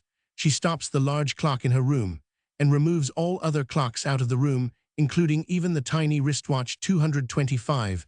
On her bettable, flowerpots and vases are placed carefully together on the writing table, so that they cannot fall down in the night. and break and so disturb her sleep. She knows that these precautions have only an illusory justification in the demand for quiet. The ticking of the little watch could not be heard even if it lay on the table by the bed. And we all know that the regular ticking of a pendulum clock never disturbs sleep, but is more likely to induce it. She also admits that her fear that the flower pots and vases, if left in their places at night, might fall down of themselves and break, is utterly improbable for some other practices. In her ritual, this insistence upon silence as a motive is dropped indeed, by ordering that the door between her bedroom and that of her parents shall remain half open, a condition which she ensures by placing various objects in the doorway. She seems, on the contrary, to open the way to sources of noise. The most important observances are concerned with the bed itself. However, the bolster at the head of the bed must not touch the back of the wooden bedstead. The pillow must lie across the bolster exactly in a diagonal position, and in no other. She then places her head exactly in the middle of this diamond lengthways. The eiderdown must be shaken before she puts it over her, so that all the feathers sink to the foot end. She never fails, however, to press this out and redistribute them all over it again. I will pass over other trivial details of her ritual. They would teach us nothing new and lead us too far from our purpose. Do not suppose, though, that all this is carried out with perfect smoothness. Everything is accompanied by the anxiety that it has not all been done properly. It must be tested and repeated. Her doubts fix first upon one then another of the precautions, and the result is that 1 or 2 hours elapse before the girl herself can sleep or lets the intimidated parents sleep. The analysis of these torments did not proceed so simply as that of the former patient's obsessive act. I had to offer hints and suggestions of its interpretation, which were invariably received by her with a positive denial or with scornful doubt. After this first reaction of rejection, however, there followed a period in which she herself took up the possibilities suggested to her, noted the associations they aroused, produced memories, and established connections, until she herself had accepted all the interpretations. In working them out for herself, in proportion as she did this, she began to relax the performance of her obsessive precautions, and before the end of the treatment, she had given up the whole ritual. I must also tell you that 226 analytic work, as we conduct it nowadays, definitely excludes any uninterrupted concentration on a single symptom. Until its meaning becomes fully clear, it is necessary, on the contrary, to abandon a given theme again and again, in the assurance that one will come upon it anew in another context. The interpretation of the symptom, which I am now going to tell you, is therefore a synthesis of the results, which, amid the interruptions of work on other points, took weeks and months to procure. The patient gradually learnt to understand that she banished clocks and watches from her room at night, because they were symbols of the female genitals. Clocks, which we know may have other symbolic meanings besides this, acquire this significance of a genital organ by their relation to periodical processes and regular intervals. A woman may be heard to boast that menstruation occurs in her as regularly as clockwork. Now, this patient's special fear was that the ticking of the clocks would disturb her during sleep. The ticking of a clock is comparable to the throbbing of the clitoris in sexual excitation. This sensation, which was distressing to her, had actually on several occasions wakened her from sleep, and now her fear of an erection of the clitoris expressed itself by the imposition of a rule to remove all going clocks and watches far away from her during the night. Flower pots and vases are, like all receptacles, also symbols of the female genitals. Precautions to prevent them from falling and breaking during the night are therefore not lacking in meaning.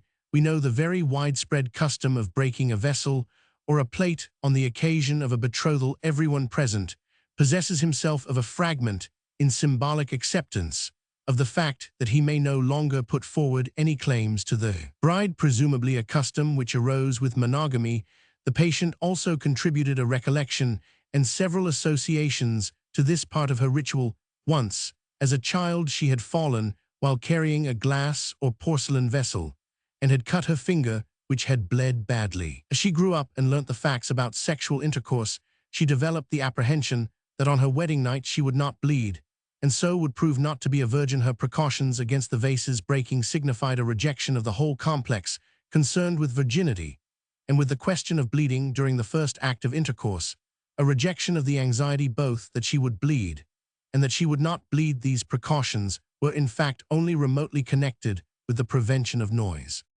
One day she divined the central idea of her ritual when she suddenly understood her rule not to let the bolster touch the 227 back of the bed.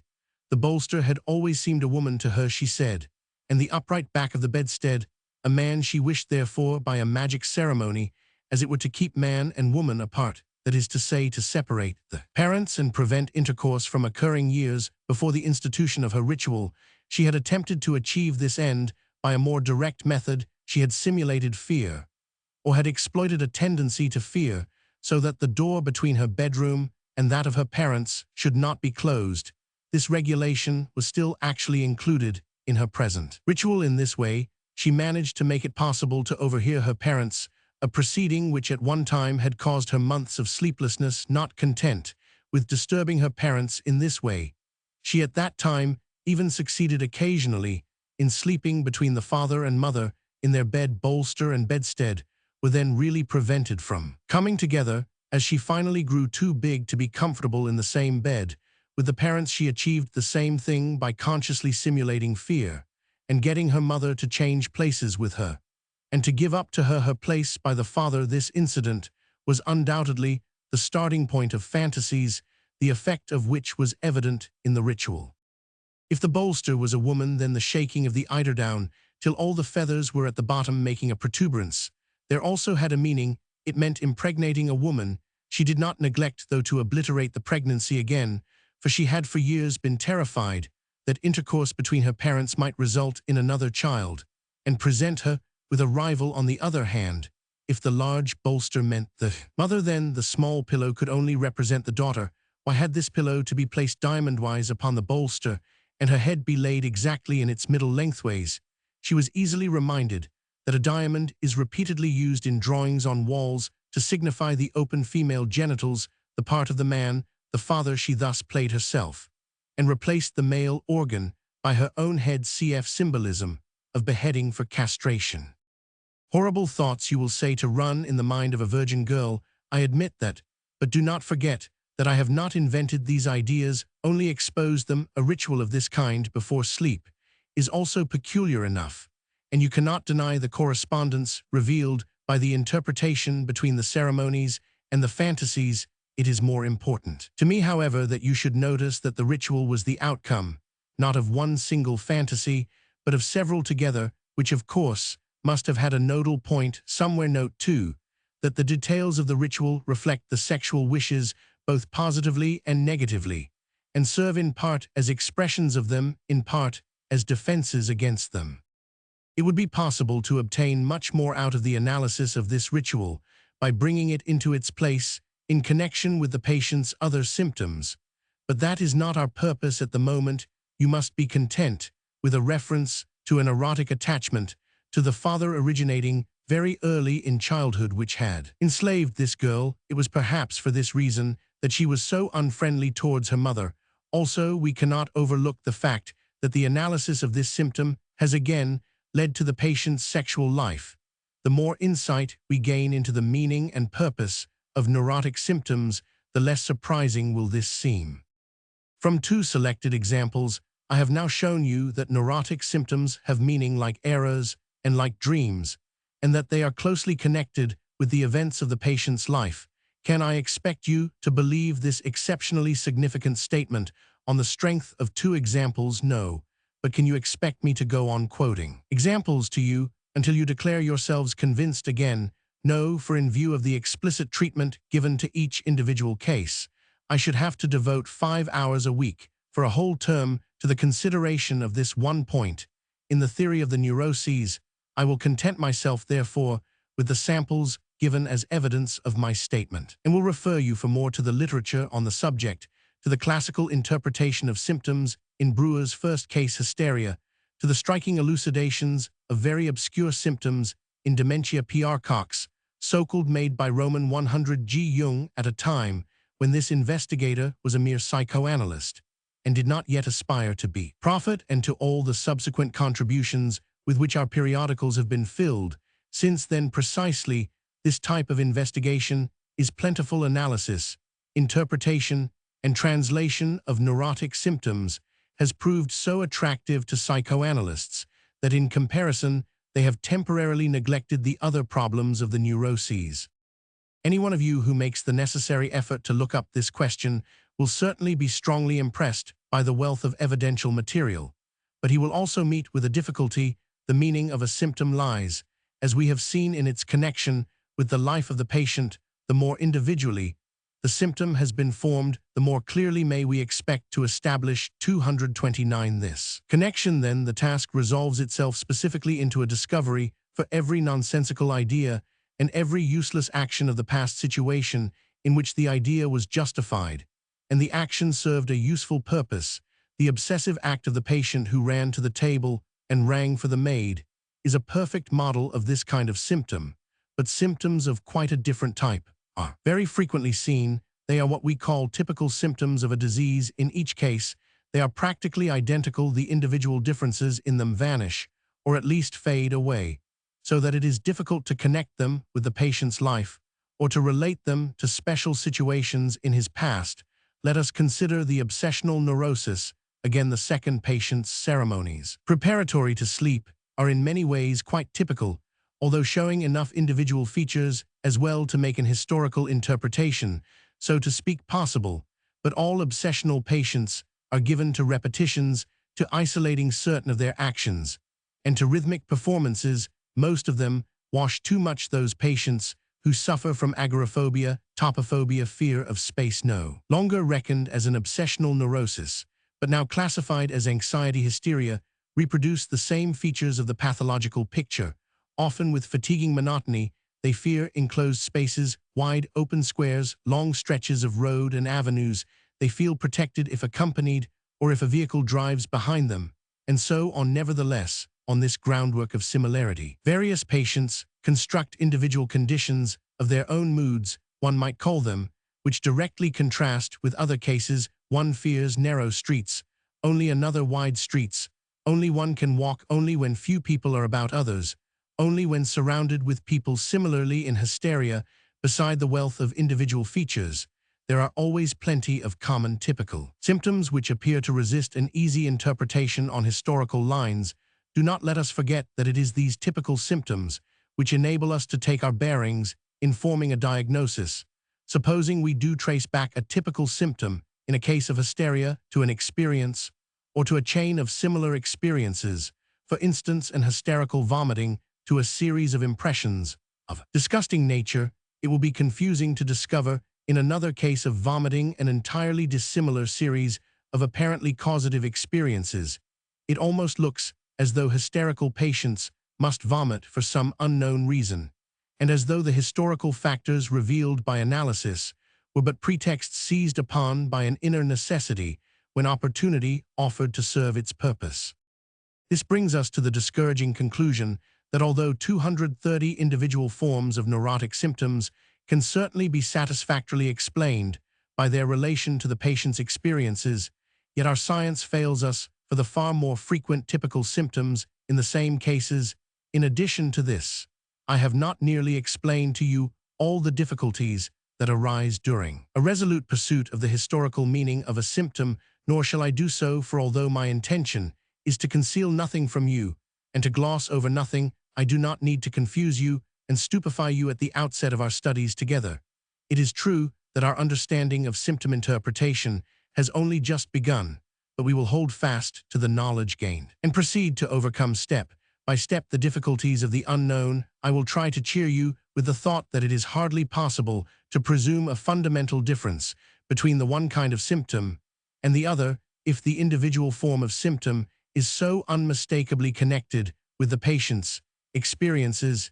It is possible that the typical symptom relates to an experience which is itself typical and common to all humanity. Other regularly recurring features of a neurosis, such as the repetition and doubt of the obsessional neurosis, may be universal reactions, which the patient is compelled to exaggerate by the nature of the morbid change. In short, there is no reason to give up hastily in despair. Let us see what more we can find out.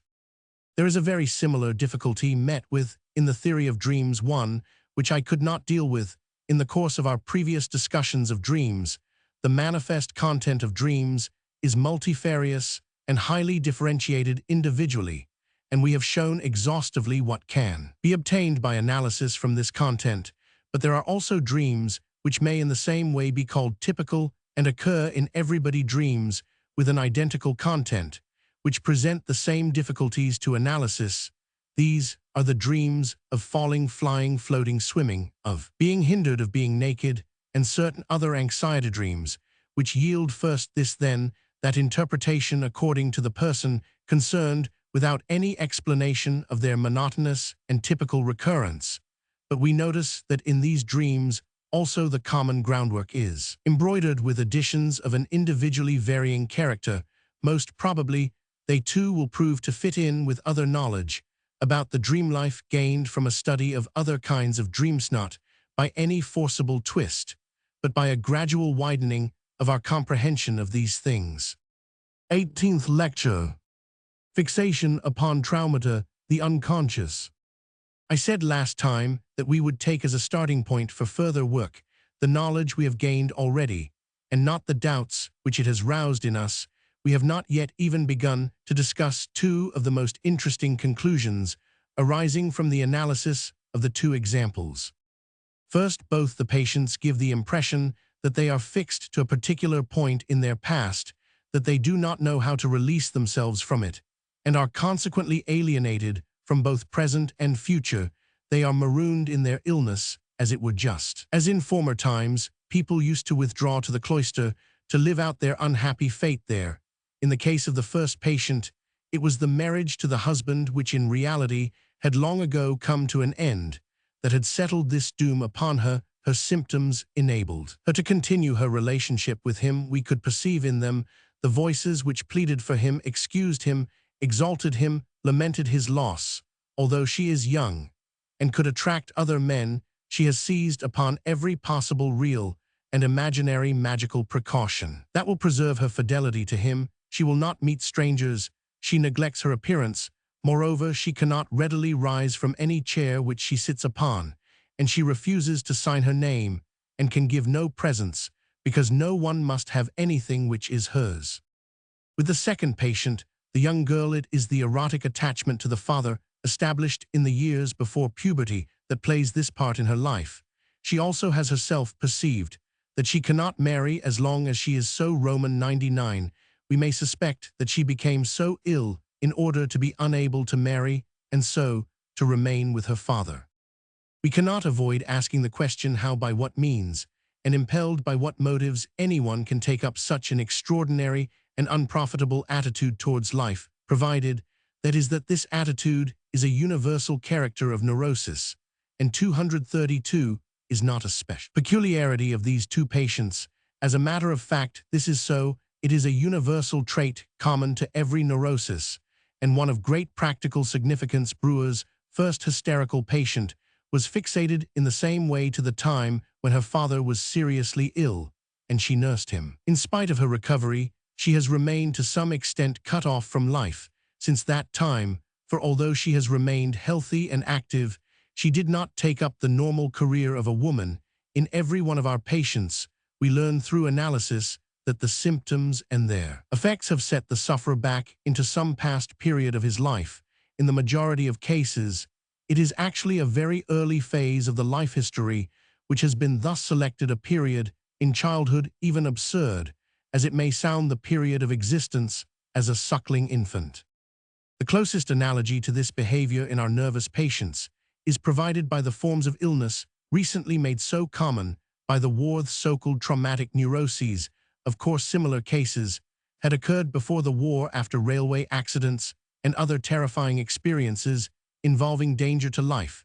The traumatic neuroses are not fundamentally the same as those which occur spontaneously, which we investigate analytically and are accustomed to treat. Neither have we been successful so far in correlating them with our views on other subjects. Later on, I hope to show you where this limitation lies, yet there is a complete agreement between them on one point, which may be emphasized. The traumatic neuroses demonstrate very clearly that a fixation to the moment of the traumatic occurrence lies at their root. these patients regularly reproduce the traumatic situation in their dreams in cases showing attacks of an hysterical type, in which analysis is possible. It appears that the attack constitutes a complete reproduction of this situation. It is as though these persons had not yet been able to deal adequately with the situation, as if this task was still actually before them, unaccomplished. We take this attitude of theirs in all seriousness. It points the way to what we may call an economic conception of the mental processes. The term traumatic has actually no other meaning, but this economic one, an experience which we call traumatic, is one which within a very short space of time subjects the mind to such a very high increase of stimulation that assimilation or elaboration of it can no longer be effected by normal means, so that lasting disturbances must result in the distribution of the available energy in the mind. This analogy tempts us also to classify as traumatic those experiences to which our nervous patients seem to be fixated. 233. In this way, we should be provided with a simple condition for a neurotic illness. It would be comparable to a traumatic illness, and would result from an incapacity to deal with an overpowering affective experience. Indeed, the first formula in which Brewer and I in 189,395 reduced our new observations to a theory was expressed very similarly. A case, like that of the first patient, described the young woman separated from her husband fits very well into this description. She had not been able to get over the impracticability of her marriage, and was still attached to her trauma. But the second case of the young girl who was tied to her father shows us at once that the formula is not comprehensive enough. On the one hand, an infantile adoration of her father by a little girl is such a common experience, and so frequently grown out of that the term traumatic would lose all its meaning. If applied to it, on the other hand, the history of the case shows that this first erotic fixation was gone through by the patient quite harmlessly at the time to all appearances, and only several years later came to expression in the obsessional neurosis. So we see that there are complications ahead, a considerable variety and number of determining factors in neurosis. But we divine that the traumatic view will not necessarily be abandoned as false, and that it will fit in and have to be coordinated properly elsewhere. Here again, we must leave the path we have been following at the moment. It will take us no further, and we have much more to learn before we can find a satisfactory continuation of it. But before leaving the subject of fixation to traumata, it should be noted that it is a phenomenon manifested extensively outside the neuroses. Every neurosis contains such a fixation, but not every fixation leads to a neurosis or is necessarily combined with a neurosis or arises in the course of a neurosis. Grief is a prototype and perfect example of an affective fixation upon something that is past, and like the neuroses, it also involves a state of complete alienation from the present and the future. But even the lay public distinguishes clearly between grief and neurosis. On the other hand, there are neuroses which may be described as morbid forms of grief. It does also happen that persons may be brought to a complete standstill in life by a traumatic experience which has shaken the whole structure of their lives to the foundations, so that they give up all interest in the present and the future and live permanently absorbed in their retrospections. But these unhappy persons do not necessarily become neurotic. Therefore, this single feature must not be overestimated as a 234 characteristic of neurosis, however invariable and significant it may be otherwise. Now let us turn to the second conclusion to be drawn from our analyses. It is one upon which we shall not need to impose any subsequent limitation. With the first patient, we have heard of the senseless obsessive act she performed, and of the intimate memories she recalled in connection with it. We also considered the relation between the two and deduced the purpose of the obsessive act from its connection with the memory. But there is one factor which we have entirely neglected, and yet it is one which deserves our fullest attention. As long as the patient continued this performance, she did not know that it was in any way connected with the previous experience. The connection between the two things was hidden. She could quite truly answer that she did not know what impulse led her to do it. Then it happened suddenly that under the influence of the treatment she found this connection and was able to tell it. But even then she knew nothing of the purpose she had in performing the action, the purpose that was to correct a painful event of the past. and to raise the husband she loved in her own estimation, it took a long time and much effort for her to grasp and admit to me that such a motive as this alone could have been the driving force behind the obsessive act. The connection with the scene on the morning after the unhappy bridal night and the patient's own tender feeling for her husband together make up what we have called the meaning of the obsessive act. But both sides of this meaning were hidden from her. She understood neither the whence nor the whither of her act as long as she carried it on mental processes. Had been at work in her, therefore, of which the obsessive act was the effect. She was aware, in a normal manner, of their effect, but nothing of the mental antecedents of this effect had come to the knowledge of her consciousness. She was behaving exactly like a subject under hypnotism, whom Bernheim had ordered to open an umbrella in the ward 5 minutes after he awoke, but who had no idea why he was doing it. This is the kind of occurrence we have in mind when we speak of the existence of unconscious mental processes. We may challenge anyone in the world to give a more correctly scientific explanation of this matter, and will then gladly withdraw our inference that unconscious mental processes exist until they do. However, we will adhere to this inference, and when anyone objects that in a scientific sense the unconscious has no reality, that it is a mere makeshift une façon de parler, we must resign ourselves with a 235 shrug to rejecting his statement as incomprehensible, something unreal, which can nevertheless produce something so real and palpable as an obsessive action. In the second patient, fundamentally, the same thing is found. She has instituted a rule that the bolster must not touch the back of the bedstead, and she had to carry out this rule, but she does not know whence it comes, what it means, or to what it owes its strength. Whether she regards it indifferently, or struggles against it, or rages against it, or determines to overcome it matters not. It will be followed. It must be followed. In vain she asks herself why it is undeniable that these symptoms of the obsessional neurosis, these ideas, and these impulses which arise no man knows where, and which oppose such a powerful resistance against all the influences to which an otherwise normal mental life is susceptible, give the impression, even to the patients themselves, of being all-powerful visitants from another world, immortal beings mingling in the whirlpool of mortal things. In these symptoms lies the clearest indication of a special sphere of mental activity cut off from all the rest. They show the way unmistakably to conviction on the question of the unconscious in the mind. And for that very reason, clinical psychiatry, which only recognizes a psychology of consciousness, can do nothing with these symptoms except to stigmatize them as signs of a special kind of degeneration. Naturally, the obsessive ideas and impulses are not themselves unconscious any more than is the performance of the obsessive acts. They would not have become symptoms if they had not penetrated into consciousness. But the mental antecedents of them, disclosed by analysis, the connections into which they fit after interpretation, are unconscious, at least until the time when we make the patient conscious of them by the work of the analysis. Consider now, in addition, that the facts established in these two cases are confirmed in every symptom of every neurotic disease, that always and everywhere the meaning of the symptoms is unknown to the sufferer, that analysis invariably shows that these symptoms are derived from unconscious mental processes, which can, however, under various favorable conditions, become conscious.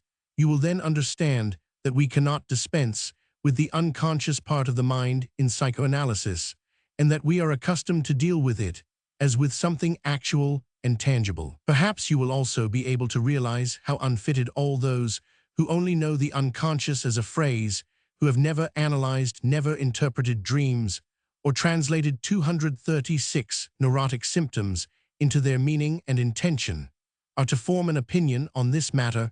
I will repeat the substance of it again, in order to impress it upon you. The fact that it is possible to find meaning in neurotic symptoms by means of analytic interpretation is an irrefutable proof of the existencia, if you prefer it, of the necessity for assuming the existencia of unconscious mental processes. But that is not all, thanks to a second discovery of Breuer's, for which he alone deserves credit, and which seems to me even more far-reaching in its significance than the first. More still has been learnt about the relation between the unconscious and the symptoms of neurotics, not merely is the meaning of the symptom invariably unconscious. There exists also a connection of a substitutive nature. Between the two, the existence of the symptom is only possible by reason of this unconscious activity. You will soon understand what I mean with Brewer. I maintain the following: every time we meet with a symptom, we may conclude that definite unconscious activities, which contain the meaning of the symptom, are present in the patient's mind. Conversely, this meaning must be unconscious before a symptom can arise from it. Symptoms are not produced by conscious processes. As soon as the unconscious processes involved are made conscious, the symptom must vanish. You will perceive at once that here is an opening for therapy, a way by which symptoms can be made to disappear. It was by this means that Brewer actually achieved the recovery of his patient, that is, freed her from her symptoms. He found a method of bringing into her consciousness the unconscious processes which contain the meaning of her symptoms, and the symptoms vanished. This discovery of Brewer's was not the result of any speculation, but of a fortunate observation made possible by the cooperation of the patient. Now, you must not rack your brains to try and understand this by seeking to compare it with something similar that is already familiar to you, but you must recognize in it a fundamentally new fact by means of which much else becomes explicable. Allow me, therefore, to express it again to you in other words. The symptom is formed as a substitute for something else, which remains submerged. Certain mental processes would under normal conditions develop until the person became aware of them consciously. This has not happened, and instead the symptom has arisen out of these processes, which have been interrupted and interfered with in some way, and have had to remain unconscious. Thus something in the nature of an 237 exchange has occurred. If we can succeed in reversing this process by our therapy, we shall have performed our task of dispersing the symptom. Brewer's discovery still remains the foundation of psychoanalytic therapy. The proposition that symptoms vanish when their unconscious antecedents have been made conscious has been borne out by all subsequent research, although the most extraordinary and unexpected complications are met with in attempting to carry this proposition out in practice. Our therapy does its work by transforming something unconscious into something conscious, and only succeeds in its work insofar as it is able to effect this transformation. Now for a rapid digression, lest you should run the risk of imagining that this therapeutic effect is achieved too easily according to the conclusions we have reached so far. Neurosis would be the result of a kind of ignorance, a not knowing of mental processes which should be known. This would approach very closely to the well-known Socratic doctrine, according to which even vice is the result of ignorance. Now it happens in analysis that an experienced practitioner can usually surmise very easily what those feelings are which have remained unconscious in each individual patient. It should not therefore be a matter of great difficulty to cure the patient by imparting this knowledge to him, and so relieving his ignorance. At least one side of the unconscious meaning of the symptom would be easily dealt with in this way, although it is true that the other side of it, the connection between the symptom and the previous experiences in the patient's life, can hardly be divined. Thus, for the analyst does not know what the experiences have been, he has to wait till the patient remembers them and tells him. But one might find a substitute even for this. In many cases, one might ask for information about his past life from the friends and relations. They are often in a position to know what events have been of a traumatic nature. Perhaps they can even relate some of which the patient is ignorant, because they took place at some very early period of childhood. By a combination of these two means, it would seem that the pathogenic ignorance of the patients might be overcome in a short time without much trouble. If only it were so, but we have made discoveries that we were quite unprepared for. At first there is knowing, and knowing. They are not always the same thing. There are various kinds of knowing, which psychologically are not by any means of equal value. Why a faggots et faggots, as Molière says, knowing on the part of the physician is not the same thing as knowing 238 on the part of the patient, and does not have the same effect when the physician conveys his knowledge to the patient. By telling him what he knows, it has no effect. No, it would be incorrect to say that it does not have the effect of dispersing the symptoms, but it has a different one. It sets the analysis in motion. and the first result of this is often an energetic denial. The patient has learned something that he did not know before, the meaning of his symptom, and yet he knows it as little as ever. Thus, we discover that there is more than one kind of ignorance. It requires a considerable degree of insight and understanding of psychological matters in order to see in what the difference consists. But the proposition that symptoms vanish with the acquisition of knowledge of their meaning remains true nevertheless. The necessary condition is that the knowledge must be founded upon an inner change in the patient, which can only come about by a mental operation directed to that end. We are here confronted by problems which to us will soon develop into the dynamics of symptom formation. Now I must really stop and ask you whether all that I have been saying is not too obscure and complicated. Am I confusing you by so often qualifying and restricting, spinning out trains of thought, and then letting them drop? I should be sorry if it was so, but I have a strong dislike of simplification at the expense of truth. I am not averse from giving you a full impression of the many-sidedness and intricacy of the subject, and also I believe that it does no harm to tell you more about each point than you can assimilate at the moment. I know that every listener and every reader arranges what is offered him as suits him in his own mind, shortens it, simplifies it, and extracts from it what he will retain. Within certain limits, it is true that the more we begin with, the more we shall have at the end. So let me hope that in spite of the elaboration, you will have grasped the essential substance of my remarks concerning the meaning of symptoms, the unconscious, and the connection between the two. You have probably understood also that our further efforts will proceed in two directions. First, towards discovering how people become ill, how they come to take up the characteristic neurotic attitude towards life, which is a clinical problem, and secondly, how they develop the morbid symptoms out of the conditions of a neurosis, which remains a problem of mental dynamics. The two problems must somewhere have a point of contact. I shall not go further into this today, but as our time is not yet up, I propose to draw your attention to another characteristic 239 of our two analyses, namely the memory gaps or amnesias, again a point which only later will appear in its full significance. You have heard that the task of the psychoanalytic treatment can be summed up in this formula: everything pathogenic in the unconscious must be transferred into consciousness. Now you will be perhaps astonished to hear that another formula may be substituted for that one: all gaps in the patient's memory must be filled in, his amnesias removed. It amounts to the same thing, which means that an important connection is to be recognized between the development of the symptoms and the amnesias. If you consider the case of the first patient analyzed, you will, however, not find this view of amnesia justified. The patient had not forgotten the scene from which the obsessive act is derived. On the contrary, it was vivid in her memory, nor is there any other forgotten factor involved in the formation of her symptom. The situation is quite analogous, although less clear in the second case. The girl with the obsessional ceremonies, she too had not really forgotten her behavior in former years. The fact that she had insisted upon the open door between her parents' bedroom and her own, and that she had turned her mother out of her place in the parents' bed. She remembered it quite clearly, although with hesitation and unwillingness.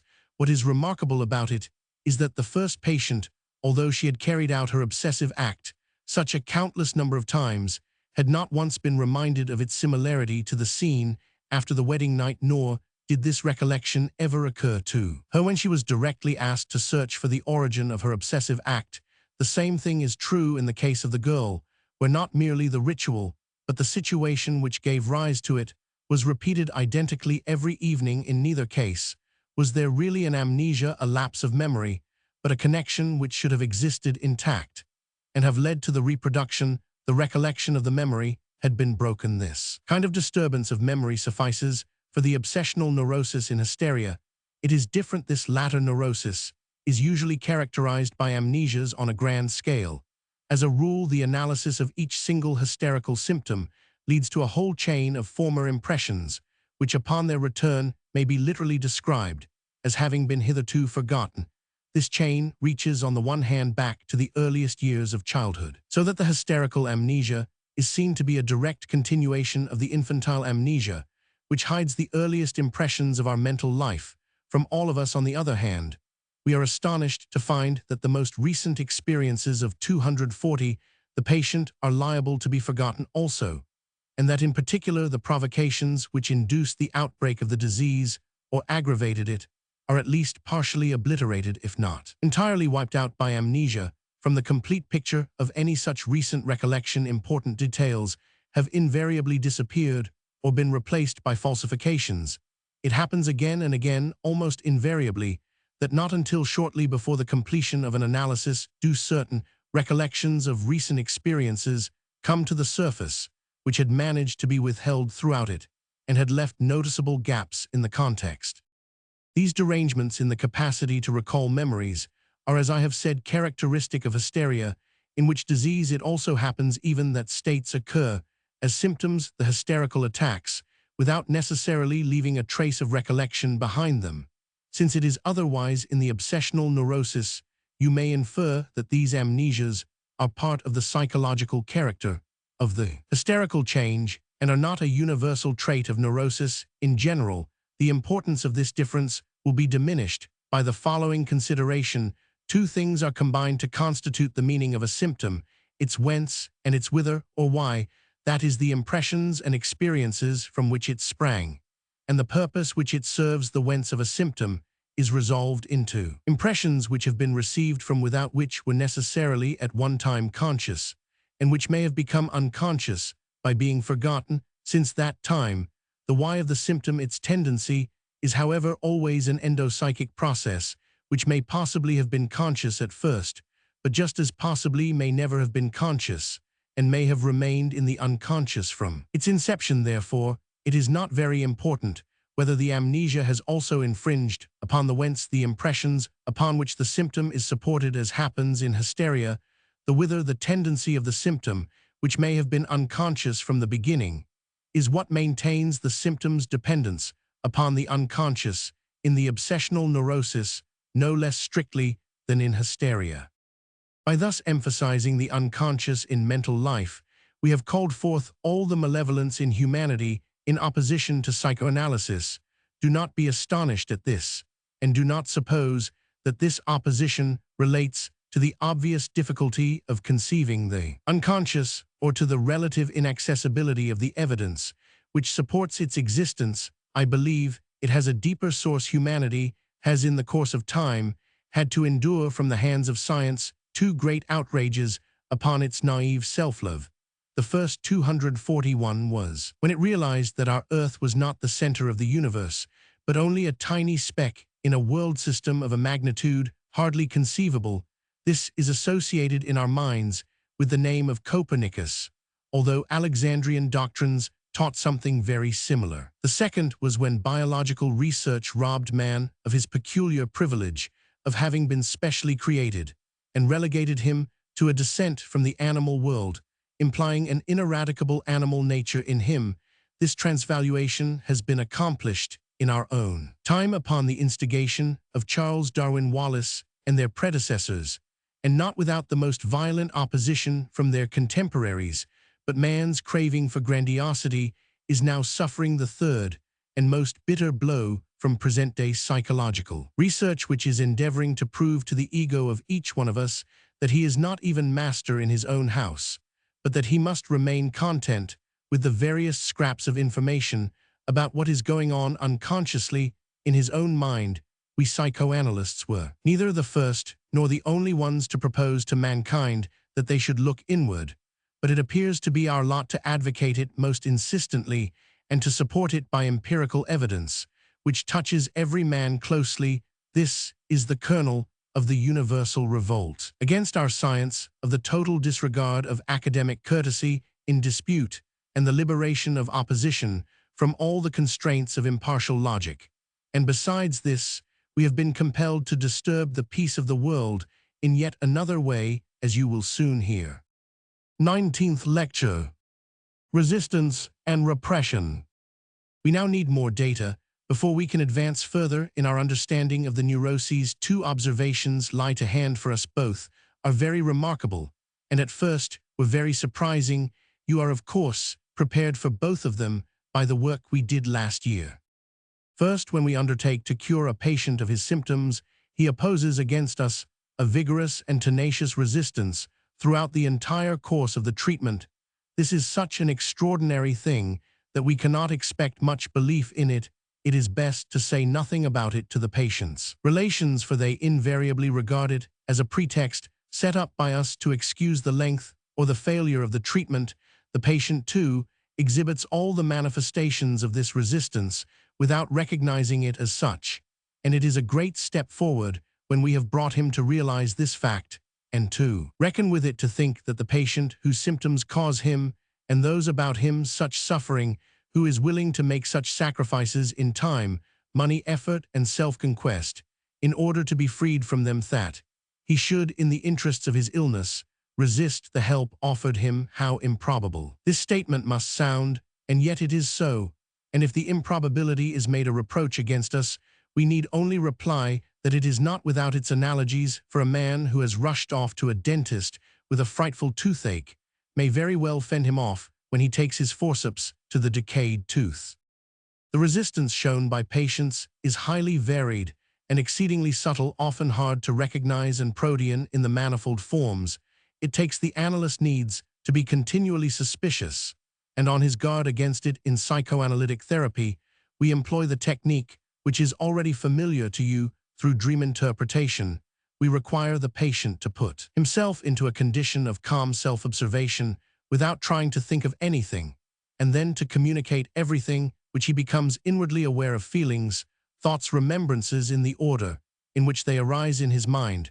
We expressly warn 243 him against giving way to any kind of motive which would cause him to select from or to exclude any of the ideas. Associations, whether because they are too disagreeable or too indiscreet to be mentioned, or too unimportant or irrelevant or nonsensical to be worth saying, we impress upon him that he has only to attend to what is on the surface consciously in his mind, and to abandon all objections to whatever he finds, no matter what form they take.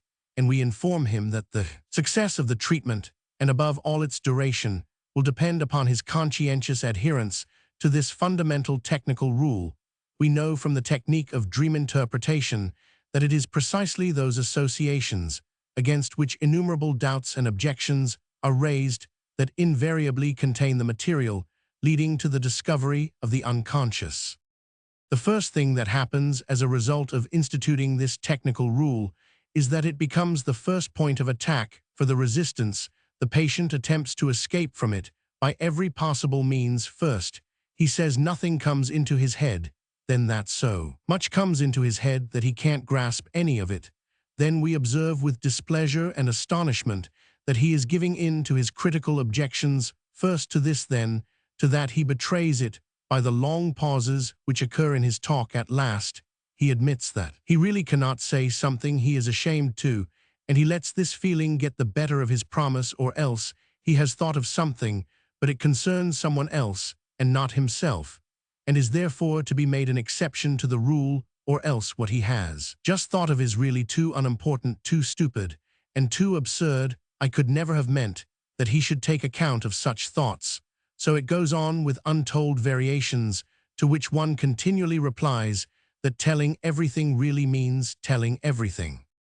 One hardly ever meets with a patient who does not attempt to make a reservation in some department of his thoughts in order to guard them against intrusion by the analysis. One patient who in the ordinary way was remarkably intelligent concealed a most intimate love affair from me for weeks in this way. When accused of this violation of the sacred rule, he defended himself with the argument that he considered this particular story his private affair. Naturally, analytic treatment cannot countenance a right of sanctuary like this. One might as well try to allow an exception to be made in certain parts of a town like Vienna, and forbid that any arrests should be made in the marketplace or in the square by St. Stephen's Church, and then attempt to take up a wanted man. Of course, he would 244 never be found anywhere, but in those safe places. Once I decided to permit a man to make an exception of such point, for a great deal depended on his recovering his capacity for work, and he was bound by his oath as a civil servant not to communicate certain matters to any other person. He was content with the result, it is true, but I was not. I made up my mind never again to repeat the attempt under such conditions. Obsessional patients are exceedingly clever at making the technical rule almost useless by bringing their over-conscientiousness and doubt to bear upon it. Patients with anxiety hysteria sometimes succeed in reducing it to absurdity by only producing associations which are so far removed from what is wanted that they yield nothing for analysis. However, I do not intend to introduce you to these technical difficulties of the treatment. It is enough to know that finally, with resolution and perseverance, we do succeed in extracting from the patient a certain amount of obedience for the rule of the technique. And then the resistance takes another line altogether. It appears as intellectual opposition, employs arguments as weapons and turns to its own use all the difficulties and improbabilities which normal but uninstructed reasoning finds in analytical doctrines. We then have to hear from the mouth of the individual patient the criticisms and objections which thunder about us in chorus in scientific literature. What the critics outside shout at us is nothing new, therefore it is indeed a storm in a teacup. Still, the patient can be argued with. He is very glad to get us to instruct him, teach him, defeat him, point out the literature to him so that he can learn more. He is perfectly ready to become a supporter of psychoanalysis on the condition that analysis shall spare him personally. We recognize resistance in this desire for knowledge. However, it is a digression from the particular task in hand, and we refuse to allow it. In the obsessional neurosis, the resistance makes use of special tactics which we are prepared for. It permits the analysis to proceed uninterruptedly along its course, so that more and more light is thrown upon the problems of the case, until we begin to wonder at last why these explanations have no practical effect and entail no corresponding improvement in the symptoms.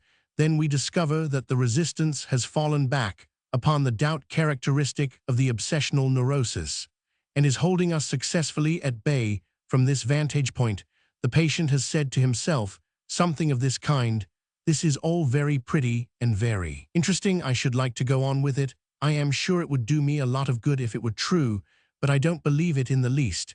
And as long as I don't 245 believe it, it doesn't affect my illness." So it goes on for a long time until at last this reservation itself is reached, and then the decisive battle begins. The intellectual resistances are not the worst. One can always get the better of them, but the patient knows how to set up resistances within the boundaries of analysis proper, and the defeat of these is one of the most difficult tasks of the technique. Instead of remembering certain of the feelings and states of mind of his previous life, he reproduces them, lives through again such of them as by means of what is called the transference may be made effective in opposition against the physician and the treatment. If the patient is a man, he usually takes this material from his relationship with his father, in whose place he has now put the physician, and in so doing he erects resistances out of his struggles to attain to personal independence and independence of judgment, out of his ambition, the earliest aim of which was to equal or to excel the father, out of his disinclination to take the burden of gratitude upon himself for the second time in his life. There are periods in which one feels that the patient's desire to put the analyst in the wrong, to make him feel his impotence, to triumph over him, has completely ousted the worthier desire to bring the illness to an end. Women have a genius for exploiting in the interests of resistance a tender, erotically-tinged transference to the analyst. When this attraction reaches a certain intensity, all interest in the actual situation of treatment fades away together with every obligation incurred upon undertaking it, the inevitable jealousy and the embitterment consequent upon the unavoidable rejection, however considerately it is handled, is bound to injure the personal relationship with the physician, and so to put out of action one of the most powerful propelling forces in the analysis. Resistances of this kind must not be narrowly condemned.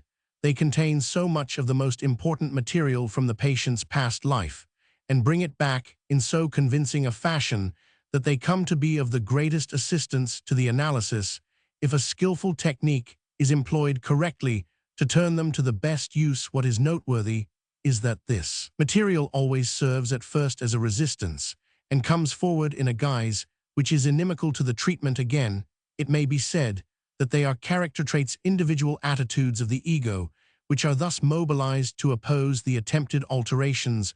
One learns then how these character traits have been developed in connection with the conditions of the neurosis and in reaction against its demands, and observes features in this character which would not otherwise have appeared, at least not so clearly, that is, which may be designated latent also. You must not carry away the impression that we look upon the appearance of these resistances as an unforeseen danger threatening our analytic influence. No, we know that these resistances are bound to appear. We are dissatisfied only if we cannot rouse them definitely enough and make the patient perceive them as such. Indeed, we understand at last that the overcoming of these resistances is the essential work of the analysis, that part of the work which alone assures us that we have achieved something for the patient. Besides this, you must take into account that all accidental occurrences arising during the treatment are made use of by the patient to interfere with it. Anything which could distract him or deter him from it, every hostile expression of opinion from anyone in his circle, whom he can regard as an authority, any chance organic illness, or one complicating the neurosis.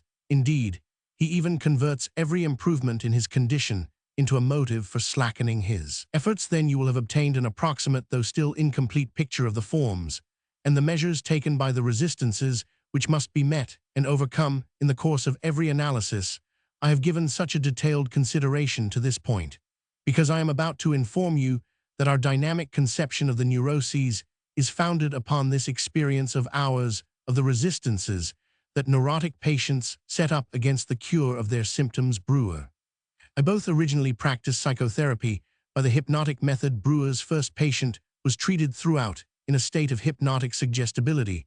At first I followed his example. I admit that at that time my work went forward more easily and agreeably, and also took much less time, but the results were capricious and not permanent. Therefore, I finally gave up hypnotism.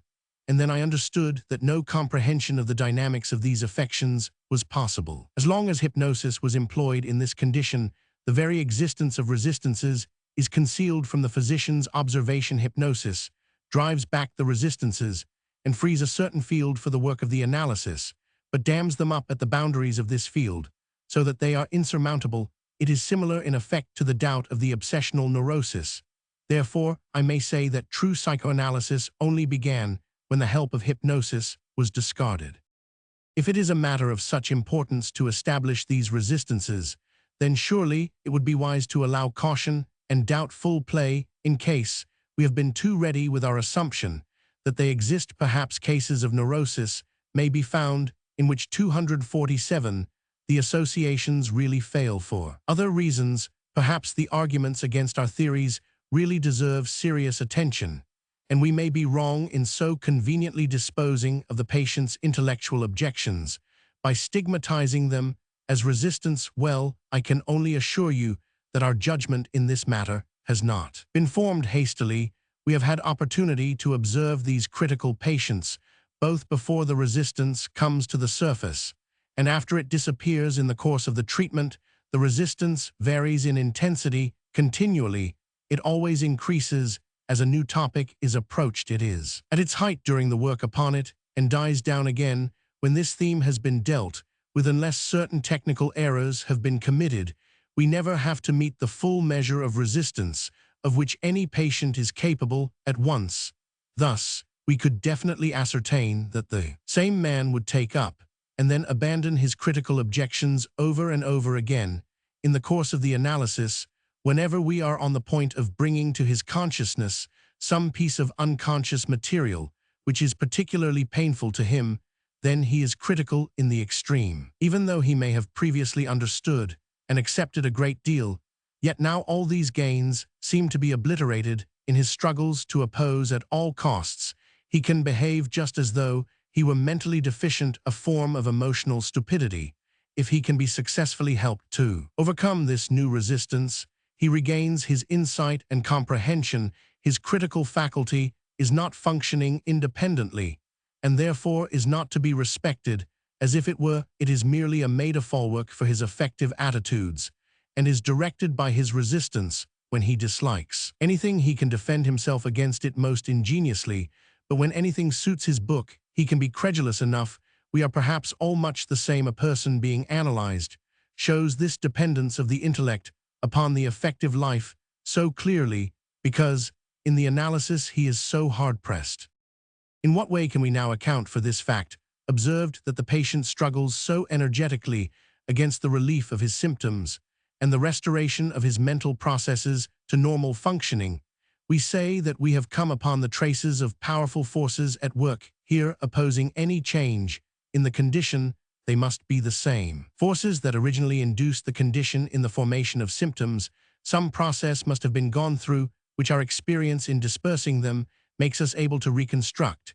As we already know from Brewer's observations, it follows from the existence of a symptom that some mental process has not been carried 248 through to an end in a normal manner, so that it could become conscious. The symptom is a substitute for that which has not come through. Now we know where to place the forces which we suspect to be at work.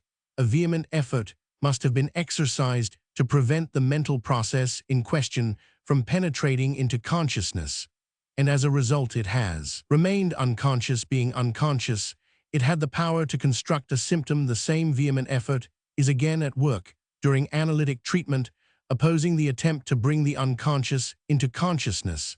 This we perceive in the form of resistances, the pathogenic process, which is demonstrated by the resistances we call repression. It will now be necessary to make our conception of this process of repression more precise.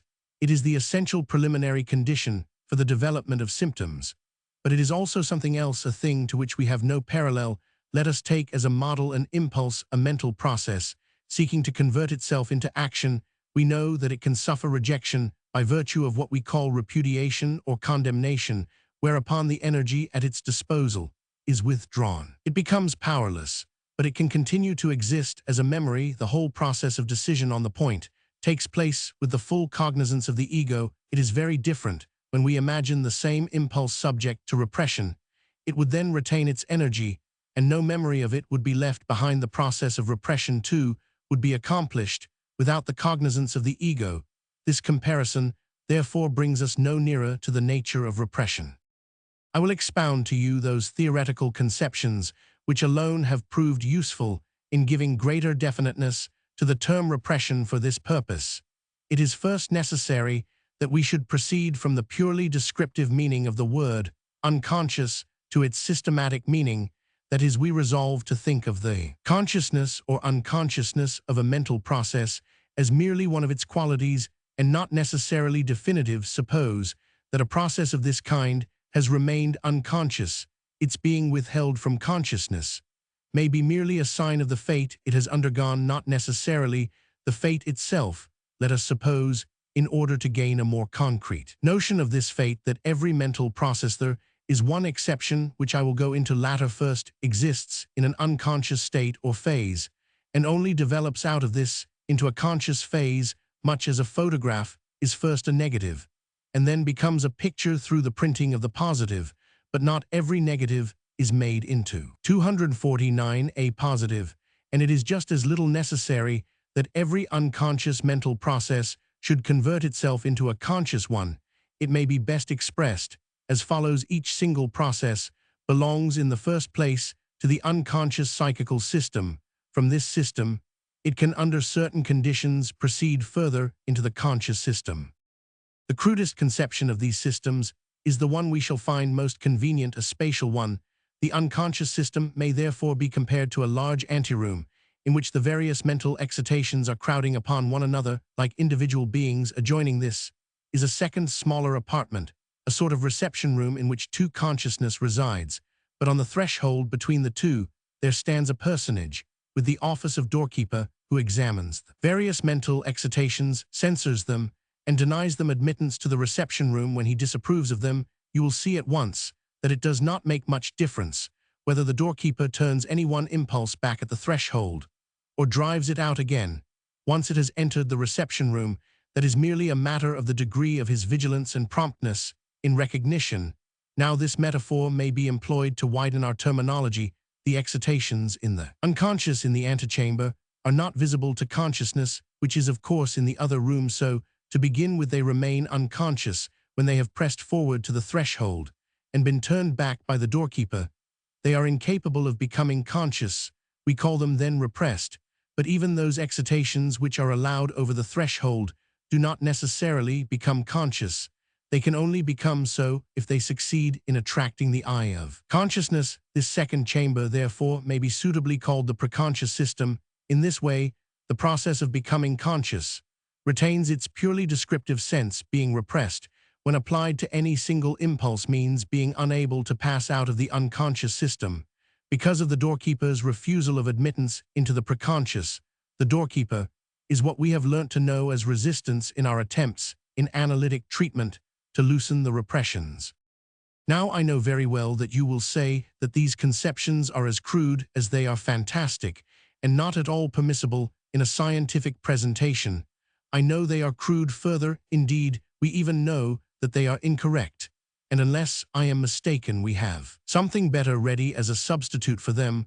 Whether you will then continue to think them so fantastic, I do not know. 250.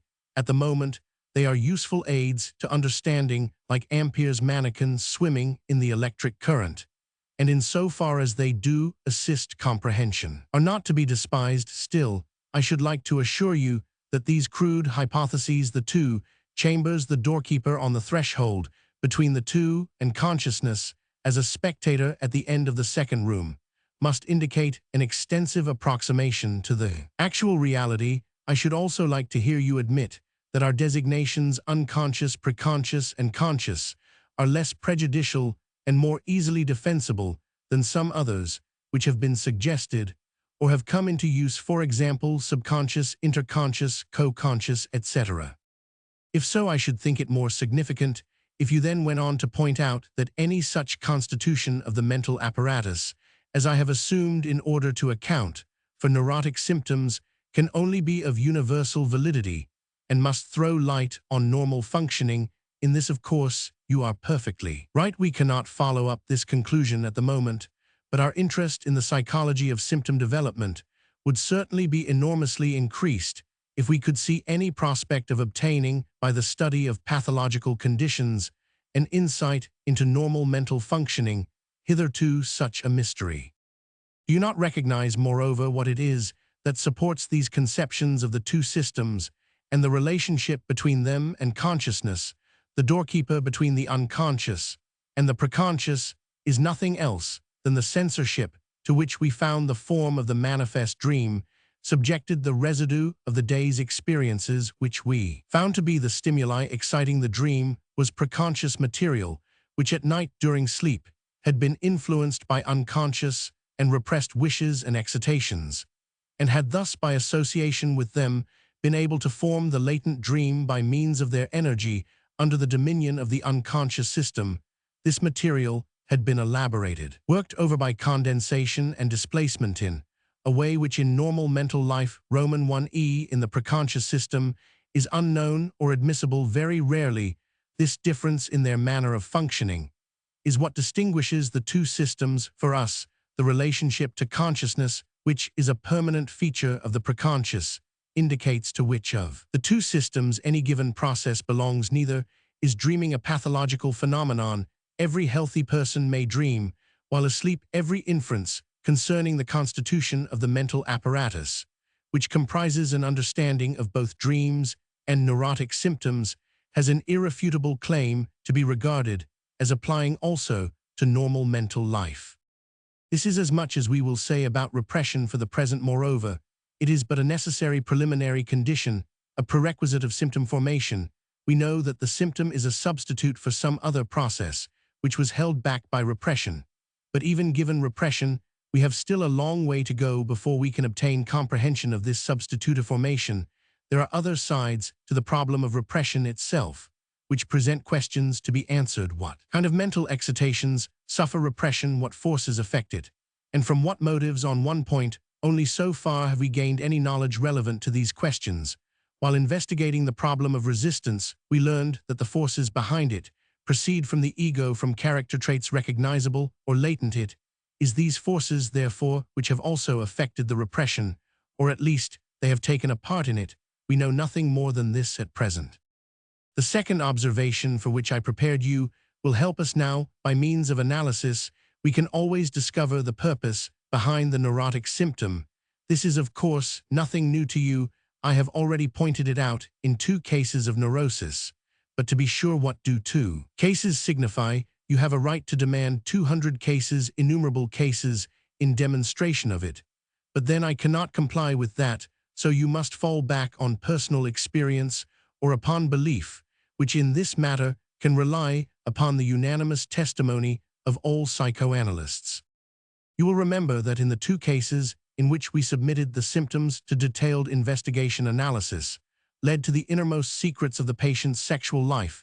In the first case, moreover, the purpose or tendency of the symptom under examination was particularly evident. In the second case, it was perhaps to some extent veiled by another factor to be mentioned later. Well, now what we found in these 2 examples we should find in every case we submitted to analysis. Every time we should be led by analysis to the sexual experiences and desires of the patient, and every time we should have to affirm that the symptom served the same purpose.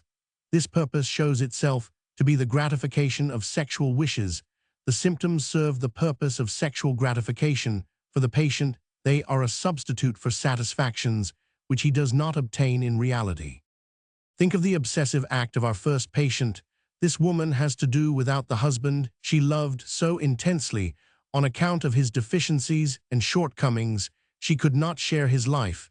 She had to be faithful to him. She could not put anyone else in. 252. His place. Her obsessional symptom gives her what she so much desires. It exalts her husband, denies, and corrects his deficiencies above all his impotence.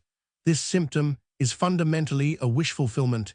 In that respect, exactly like a dream, it is moreover. What a dream is not always an erotic wish fulfillment. In the case of the second patient, you could see that her ritual aims at preventing intercourse between the parents, or at hindering the procreation of another child. You have probably also divined that. Fundamentally, it seeks to set her in her mother's place. It again, therefore, constitutes a removal of hindrances to sexual satisfaction and the fulfillment of the subject's own sexual wishes. Of the complications referred to in the second case, I shall speak shortly. I wish to avoid making reservations later on about the universal applicability of these statements, and therefore I will ask you to notice that all I have just been saying about repression, symptom formation, and symptom interpretation has been obtained from the study of 3 types of neurosis, and for the present is only applicable to these 3 types, namely anxiety hysteria, conversion hysteria, and the obsessional neurosis. These 3 disorders, which we are accustomed to combine together in a group as the transference neuroses, constitute the field open to psychoanalytic therapy. The other neuroses have been far less closely studied psychoanalytically. In one group of them, the impossibility of therapeutic influence has no doubt been one reason for this neglect. You must not forget that psychoanalysis is still a very young science, that much time and trouble are required for the study of it, and that not so very long ago there was only one man practicing it. Yet we are approaching from all directions to a nearer comprehension of these other conditions, which are not transference neuroses. I hope I shall still be able to tell you of the developments that our hypotheses and conclusions have undergone in the course of adaptation to this new material, and to show you that these further studies have not yielded contradictions, but have led to a higher degree of unification in our knowledge. Everything that has been said then applies only to the 3 transference neuroses, and I will now add another piece of information which throws further light upon the significance of the symptoms. A comparative examination of the situations out of which the disease arose yields the following result, which may be reduced to a formula, namely, that these persons have fallen ill owing to some kind of privation which they suffer when reality withholds from them gratification of their sexual wishes. You will perceive how beautifully these 2 conclusions supplement one another. The symptoms are now explicable as substituted gratifications for desires which are unsatisfied in life. It is certainly possible to make all kinds of objections to the proposition that neurotic symptoms are substitutes for sexual gratifications. I will discuss 2 of them today.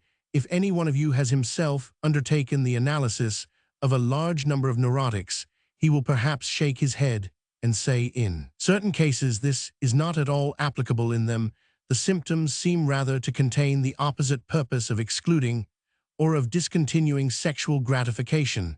I shall not dispute your interpretation. In psychoanalysis, things are often a good deal more complicated than we could wish if they had been simpler. Psychoanalysis would perhaps not have been required to bring them to light. Certain features of the ritual of our second patient are distinctly recognizable as being of this ascetic character, inimical to sexual satisfaction.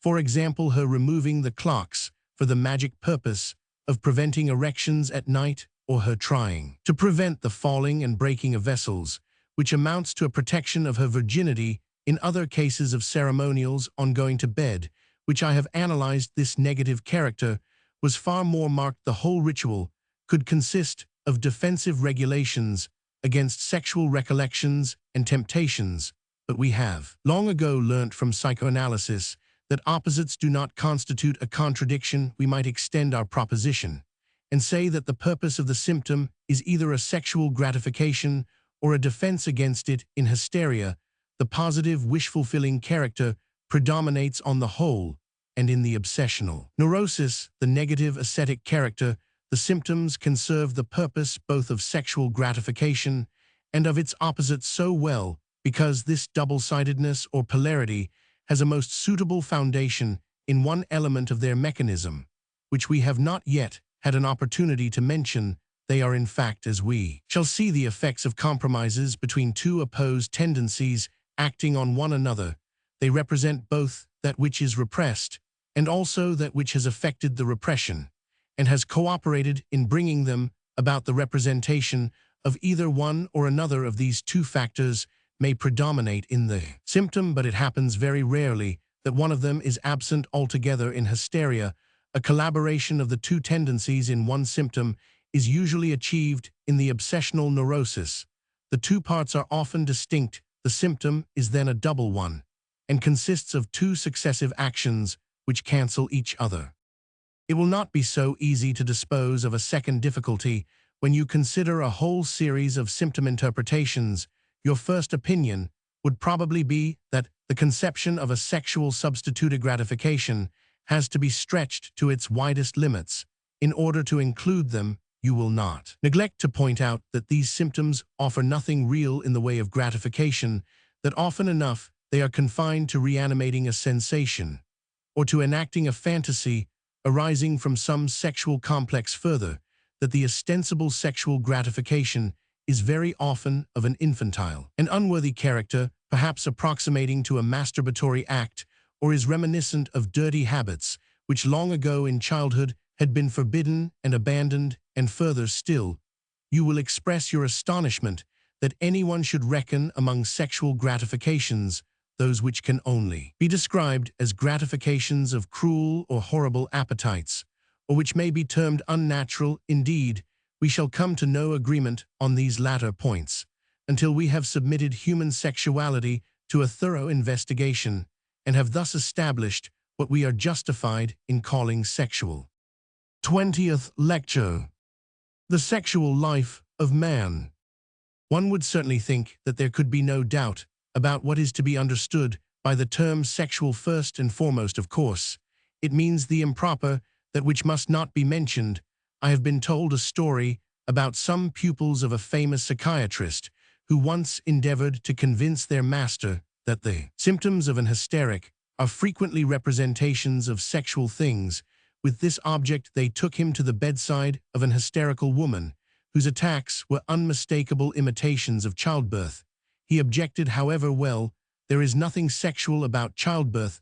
To be sure, childbirth is not necessarily always improper.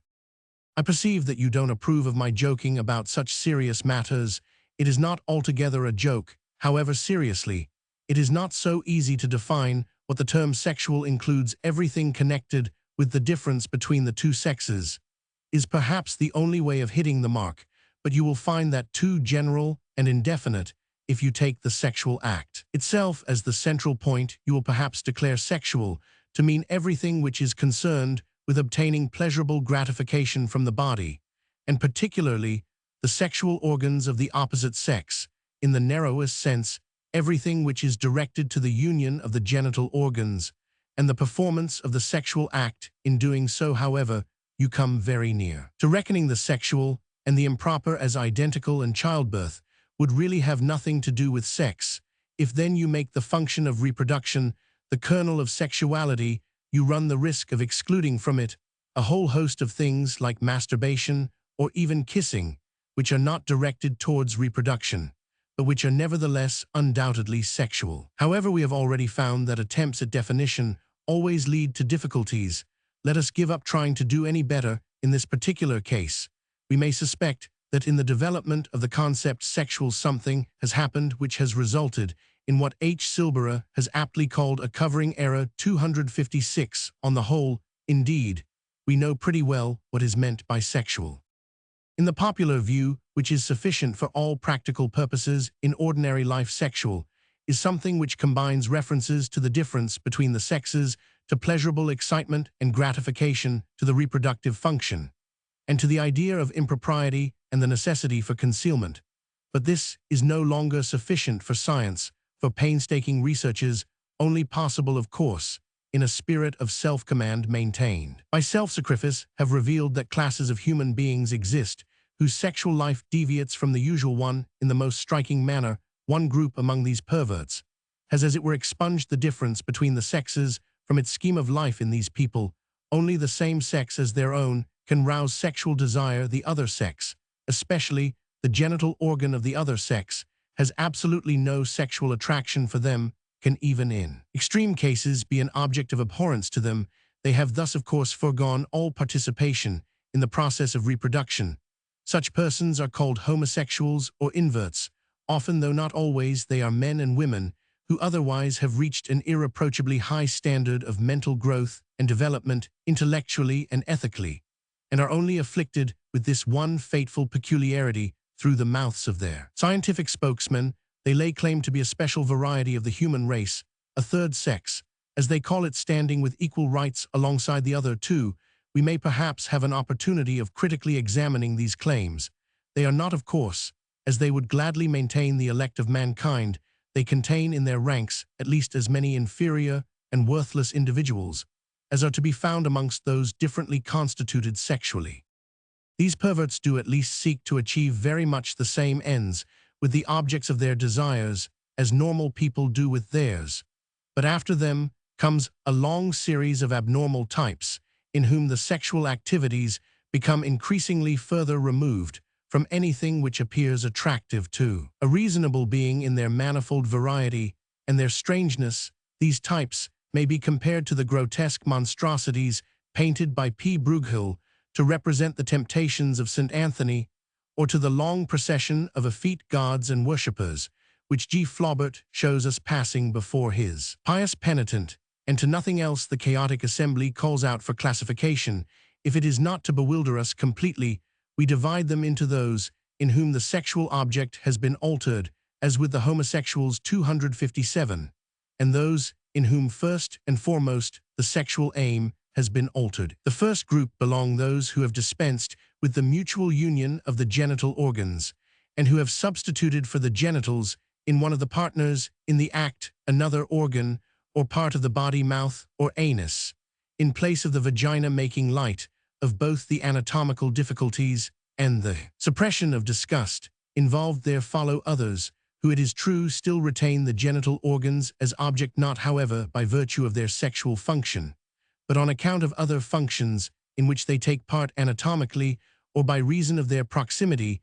These people demonstrate that the excretory functions, which in the course of the child's upbringing are relegated to a limbo, as indecent, remain capable of attracting the entire sexual interest.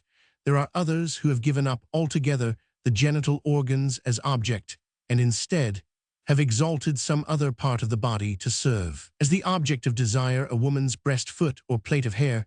There are others yet to whom even a part of the body is meaningless, while a particle of clothing, a shoe, or a piece of underclothing, will gratify all their desires. These are the fetishists. Farther on in the scale come those who indeed demand the object as a whole, but whose requirements in regard to it take specific forms of an extraordinary or horrible nature, even to the point of seeking it as a defenseless corpse, and urged on by their criminal obsessions of making it one in order so to enjoy it, but enough of these horrors.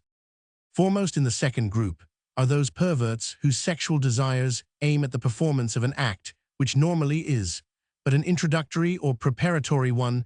They are those who seek gratification in looking and touching, or in watching the other person's most intimate doings, or those who expose parts of their own bodies which should be concealed in the vague expectation of being rewarded by a similar action on the part of the other. Then come the incomprehensible sadists, in whom all affectionate feeling strains towards the one goal of causing their object pain and torture, ranging in degree from mere indications of a tendency to humiliate the other up to the infliction of severe bodily injuries. Then, as though complementary to these, come the masochists, whose only longing is to suffer in real or in symbolic form humiliations and tortures at the hands of the loved object. There are others yet in whom several abnormal characteristics of this kind are combined and interwoven with one another. Finally, we learn that the persons belonging to each of these groups may be divided again into those who seek their particular form of sexual satisfaction in reality, and those who are satisfied merely 258 to imagine it in their own minds, needing no real object at all, but being able to substitute for it a creation of fantasy. There is not the slightest possible doubt that these mad, extraordinary, and horrible things do actually constitute the sexual activities of these people. Not merely do they themselves so regard them, recognizing their substitutive character, but we also have to acknowledge that they play the same part in their lives as normal sexual satisfaction plays in ours, exacting the same often excessive sacrifices. It is possible to trace out both broadly and in great detail where these abnormalities merge into the normal and where they diverge from it, nor will it escape you that quality of impropriety which adheres inevitably to a sexual activity is not absent from these forms of it. In most of them, it is intensified to the point of odium. Well, now what attitude are we to take up to these unusual forms of sexual satisfaction, indignation, and expressions of our personal disgust, together with assurances that we do not share these appetites, will obviously not carry us very far. That is not the point at issue. After all, this is a field of phenomena like any other. Attempts to turn away and flee from it on the pretext that these are but rarities and curiosities could easily be rebutted. On the contrary, the phenomena are common enough and widely distributed, but if it is objected that our views on the sexual life of mankind require no revision on this account, since these things are one and all aberrations and divagations of the sexual instinct, a serious reply will be necessary if we do not understand these morbid forms of sexuality and cannot relate them to what is normal in sexual life. Then neither can we understand normal sexuality. It remains, in short, our undeniable duty to account satisfactorily in theory for the existence of all the perversions described, and to explain their relation to normal sexuality, so-called. In this task we can be helped by a point of view, and by two new evidential observations. The first we owe to Ivan Bloch. According to him, the view that all the perversions are signs of degeneration is incorrect, because of the evidence existing that such aberrations from the sexual aim, such erratic relationships to the sexual object, have been manifested since the beginning of time, through every age of which we have knowledge, in every race, from the most primitive to the most highly civilized, and at times have succeeded in attaining to toleration and general prevalence. The two evidential observations have been made in the course of psychoanalytic investigations of 259 neurotic patients. They must undoubtedly influence our conception of sexual perversions in a decisive manner. We have said that neurotic symptoms are substitutes for sexual satisfactions, and I have already indicated that many difficulties will be met with in proving this statement from the analysis of symptoms. It is indeed only accurate if the perverse sexual needs, so-called, are included under the sexual satisfactions, for an interpretation of the symptoms on this basis is forced upon us with astonishing frequency. The claim made by homosexuals or inverts that they constitute a select class of mankind falls at once to the ground when we discover that in every single neurotic evidence of homosexual tendencies is forthcoming, and that a large proportion of the symptoms are expressions of this latent inversion. Those who openly call themselves homosexuals are merely those in whom the inversion is conscious and manifest. Their number is negligible compared with those in whom it is latent. We are bound, in fact, to regard the choice of an object of the same sex as a regular type of offshoot of the capacity to love, and are learning every day more and more to recognize it as especially important. The differences between manifest homosexuality and the normal attitude are certainly not thereby abrogated. They have their practical importance, which remains, but theoretically, their value is very considerably diminished. In fact, we have even come to the conclusion that one particular mental disorder, paranoia, no longer to be reckoned among the transference neuroses, invariably arises from an attempt to subdue unduly powerful homosexual tendencies. Perhaps you will remember that one of our patients in her obsessive act played the part of a man of her own husband, that is, whom she had left. Such symptoms representing the impersonation of a man are very commonly produced by neurotic women. If this is not actually attributable to homosexuality, it is certainly very closely connected with its origins. As you probably know, the neurosis of hysteria can create its symptoms in all systems of the body, circulatory, respiratory, etc., and may thus disturb all the functions. Analysis shows that all those impulses described as perverse, which aim at replacing the genital organ by another, come to expression in these symptoms.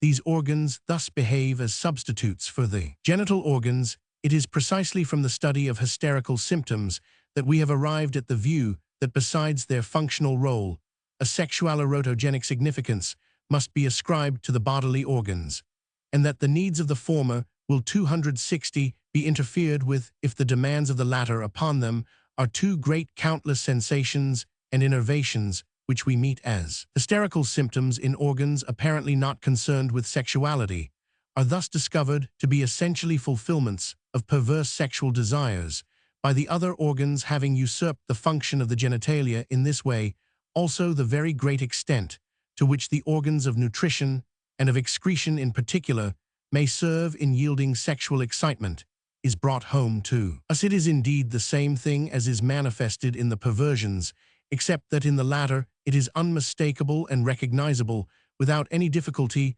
whereas in hysteria we have to make the detour of interpreting the symptom, and then do not impute the perverse sexual impulse in question to the person's consciousness, but account it to the unconscious part of his personality. Of the many types of symptom characteristic of the obsessional neurosis, the most important are found to be brought about by the undue strength of one group of sexual tendencies with a perverted aim. Roman 1e, the sadistic group. These symptoms, in accordance with the structure of the obsessional neurosis, serve mainly as a defense against these wishes, or else they express the conflict between satisfaction and rejection. Satisfaction does not find short shrift, however, it knows how to get its own way by a roundabout route in the patient's behavior, by preference turning against him in self-inflicted torment. Other forms of this neurosis are seen in excessive worry and brooding. These are the expressions of an exaggerated sexualization of acts, which are normally only preparatory to sexual satisfaction. The desire to see, to touch, and to investigate. In this lies the explanation of the very great importance dread of contact and obsessive washing attains to. In this disease, an unsuspectedly large proportion of obsessive actions are found to be disguised repetitions and modifications of masturbation, admittedly the only uniform act which accompanies all the varied flights of sexual fantasy. It would not be difficult to show you the connections between perversion and neurosis in a much more detailed manner, but I believe that I have said enough for our purposes. We must beware, however, of overestimating the frequency and intensity of the perverse tendencies in mankind. After these revelations of their importance in the interpretation of symptoms, you have heard that privation in normal sexual satisfactions may lead to the development of neurosis. In consequence of this privation, in reality, the need is forced into the abnormal paths of sexual excitation. 261. Later, you will be able to understand how this happens. You will at any rate understand that collateral damming up of this kind must swell the force of the perverse impulses, so that they become more powerful than they would have been had no hindrance to normal sexual satisfaction been present in reality. Incidentally, a similar factor may be recognized also in the manifest perversions. In many cases, they are provoked or activated by the unduly great difficulties in the way of normal satisfaction of the sexual instinct, which are produced either by temporary conditions or by permanent social institutions. In other cases, certainly perverse tendencies are quite independent of such conditions. They are, as it were, the natural kind of sexual life for the individual concerned. Perhaps you are momentarily under the impression that all this tends to confuse rather than to explain the relations between normal and perverted sexuality. But keep in mind this consideration if it is correct that real obstacles to sexual satisfaction or privation in regard to it bring to the surface perverse tendencies in people who would otherwise have shown none. We must conclude that something in these people is ready to embrace the perversions, or if you prefer it, the tendencies must have been present in them in a latent form. Thus we come to the second of the new evidential observations of which I spoke. Psychoanalytic investigation has found it necessary also to concern itself with the sexual life of children, for the reason that in the analysis of symptoms, the forthcoming reminiscences and associations invariably lead back to the earliest years of childhood. That which we discovered in this way has since been corroborated point by the direct observation of children. In this way, it has been found that all the perverse tendencies have their roots in childhood, that children are disposed towards them all, and practice them all to a degree, conforming with their immaturity. In short, perverted sexuality is nothing else but infantile sexuality, magnified and separated into its component parts. Now you will see the perversions in an altogether different light, and no longer ignore their connection with the sexual life of mankind. But what distressing emotions these astonishing and grotesque revelations will provoke in you!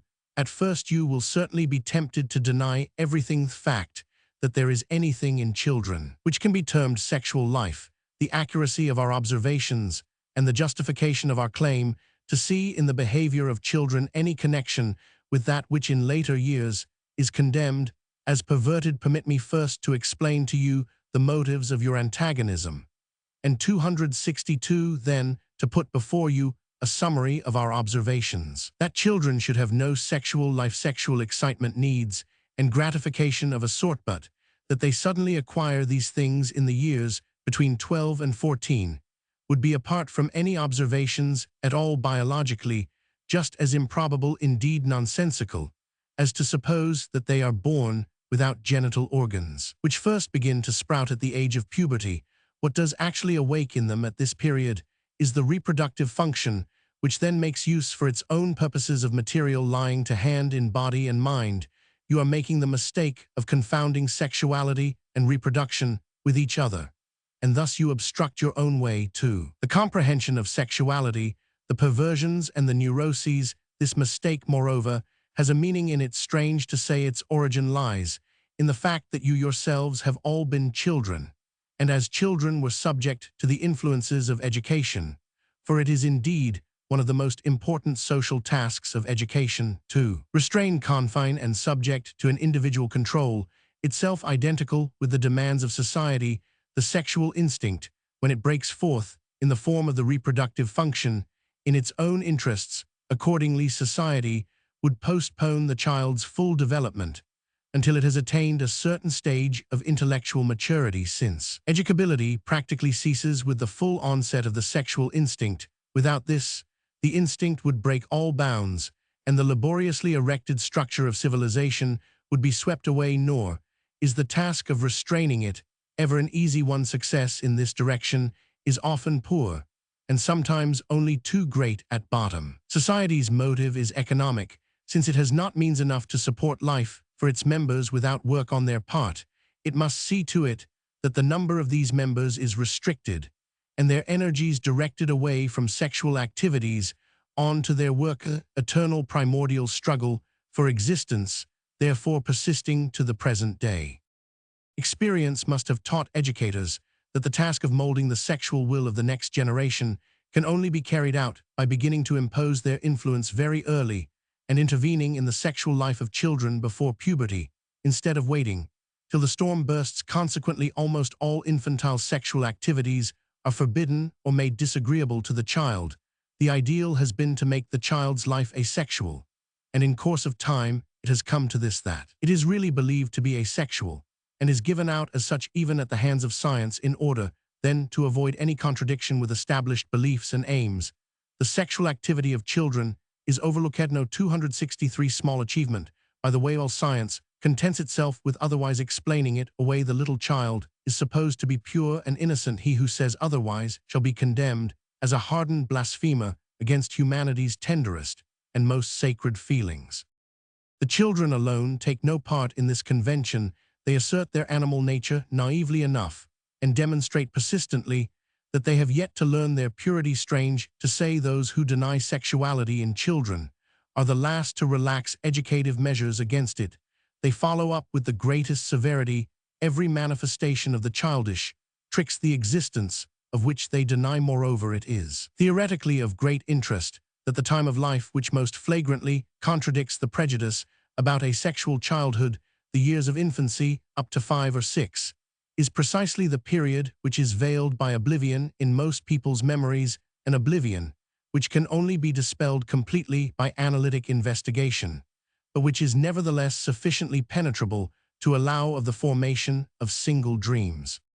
I will now tell you the most clearly recognizable of the child's sexual activities.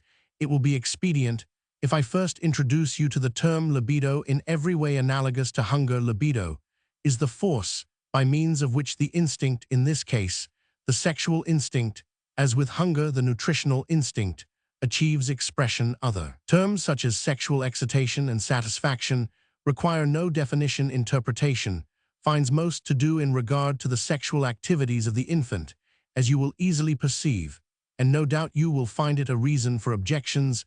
This interpretation is formed on the basis of analytic investigation, working backwards from a symptom. The infant's first sexual excitations appear in connection with the other functions important for life. Its chief interest, as you know, is concerned with taking nourishment. As it sinks asleep at the breast, utterly satisfied, it bears a look of perfect content, which will come back again later in life after the experience of the sexual orgasm. This would not be enough to found a conclusion upon. However, we perceive that infants wish to repeat, without really getting any nourishment, the action necessary to taking nourishment. They are therefore not impelled to this by hunger. We call this action Luchen or Ludeln, German words signifying the enjoyment of sucking for its own sake, as with a rubber comforter. And as when it does this, the infant again falls asleep with a blissful expression, we see that the action of sucking is sufficient in itself to give it satisfaction. Admittedly, it very soon contrives not to go to sleep without having sucked. In this 264 way, an old physician for children in Budapest, Dr. Lindner, was the first to maintain the sexual nature of this procedure. Nurses and people who look after children appear to take the same view of this kind of sucking Luchen, though without taking up any theoretic attitude about it.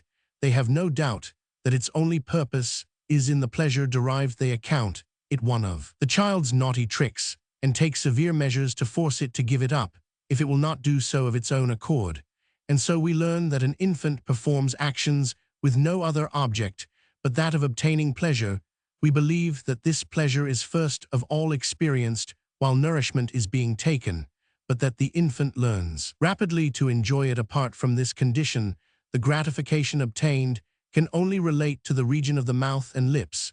We therefore call these areas of the body erotogenic zones, and describe the pleasure derived from sucking Luchen as a sexual one. To be sure, we have yet to discuss the justification for the use of this term. If the infant could express itself, it would undoubtedly acknowledge that the act of sucking at its mother's breast is far and away the most important thing in life. It would not be wrong in this, for by this act it gratifies at the same moment the two greatest needs in life. Then we learn from psychoanalysis, not without astonishment, how much of the mental significance of this act is retained throughout life. Sucking at the mother's breast sojourn becomes the point of departure from which the whole sexual life develops, the unattainable prototype of every later sexual satisfaction, to which in times of need fantasy often enough reverts. The desire to suck includes within it the desire for the mother's breast, which is therefore the first object of sexual desire, I cannot convey to you any adequate idea of the importance of this first object, determining every later object adopted of the profound influence it exerts through transformation and substitution upon the most distant fields of mental life. First of all, however, as the infant takes to sucking for its own sake Lutchen, this object is given up and is replaced by a part of its own body. It sucks its thumb or its own tongue for purposes of obtaining pleasure. It thus makes itself independent of the concurrence of the outer world, and in addition it extends the region of excitation to a second area of the body, thus intensifying it. The erotogenic zones are not all equally capable of yielding enjoyment. It is therefore an important experience when, as Dr. Lindner says, the infant, in feeling about on its own body, discovers the particularly excitable region of its genitalia, and so finds the way from sucking Lutchen to onanism. This assessment of the nature of sucking Lutchen has now brought to our notice two of the decisive characteristics of infantile sexuality. It appears in connection with the satisfaction of the great organic needs, and it behaves autoerotically, that is to say, it seeks and finds its objects in its own person. What is most clearly discernible in regard to the taking of nourishment is to some extent repeated with the process of excretion. We conclude that infants experience pleasure in the evacuation of urine and the contents of the bowels, and that they very soon endeavor to contrive these actions so that the accompanying excitation of the membranes in these erotogenic zones may secure them the maximum possible gratification. As Lou Andreas has pointed out with fine intuition, the outer world first steps in as a hindrance at this point, a hostile force, opposed to the child's desire for pleasure. First hint he receives of external and internal conflicts, to be experienced later on. He is not to pass his excretions whenever he likes, but at times appointed by other people to induce him to give up these sources of pleasure.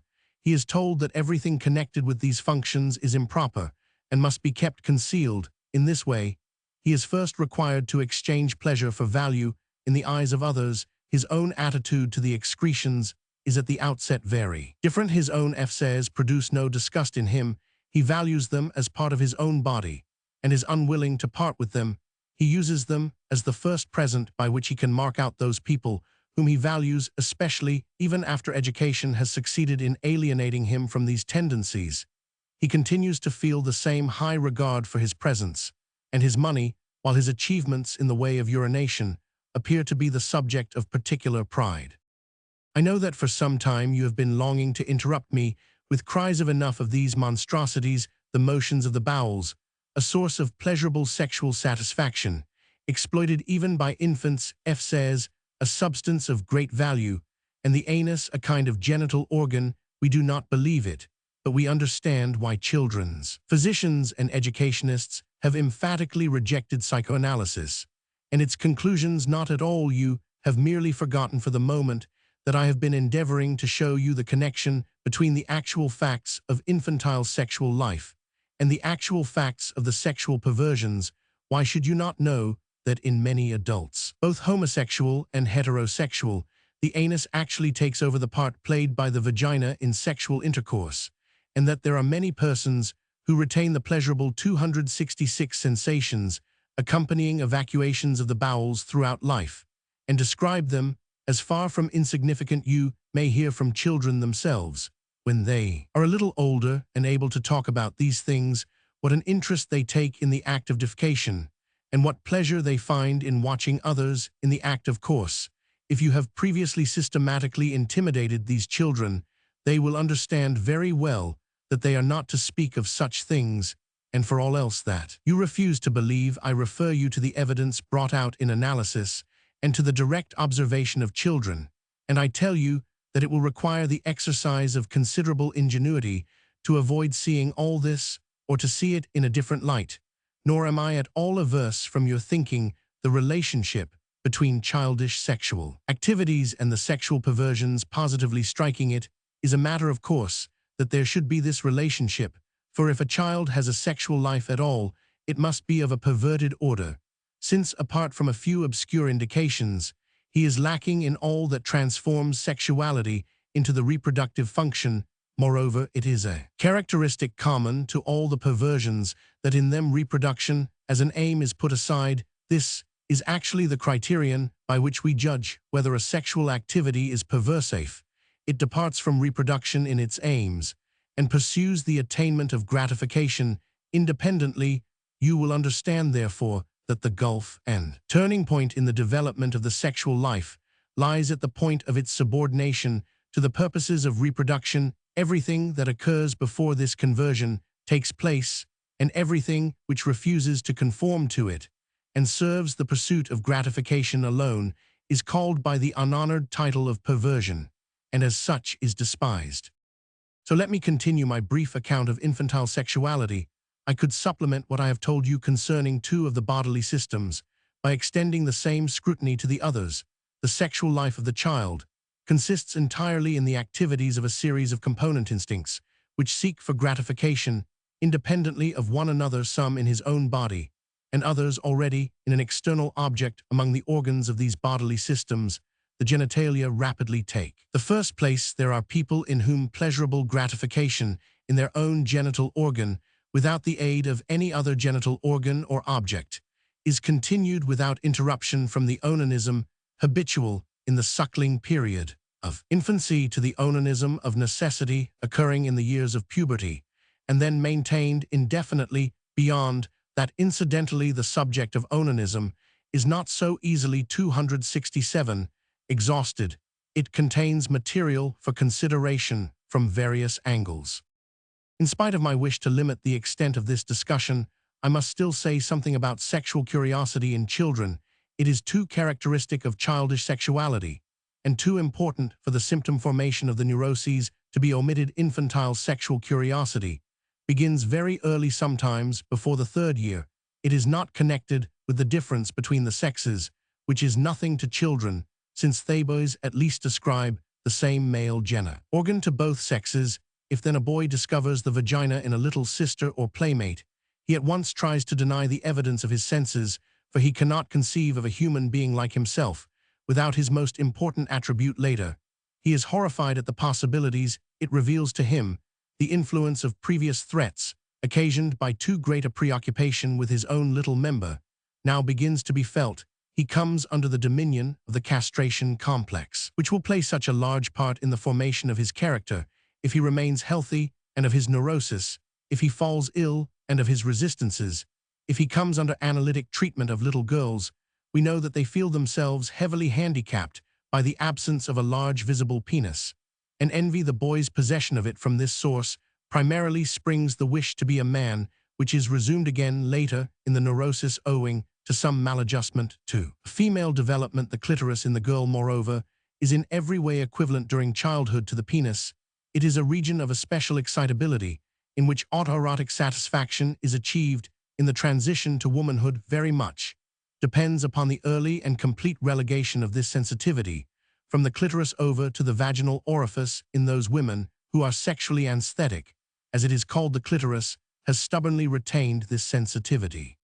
The sexual interest of children is primarily directed to the problem of birth, same problem that lies behind the riddle of the Theban Sphinx.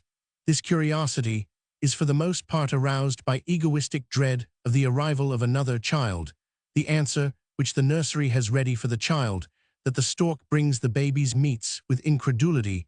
Even in little children, much more often than we imagine, the feeling of having been deceived by grown-up people and put off with lies contributes greatly to a sense of isolation and to the development of independence.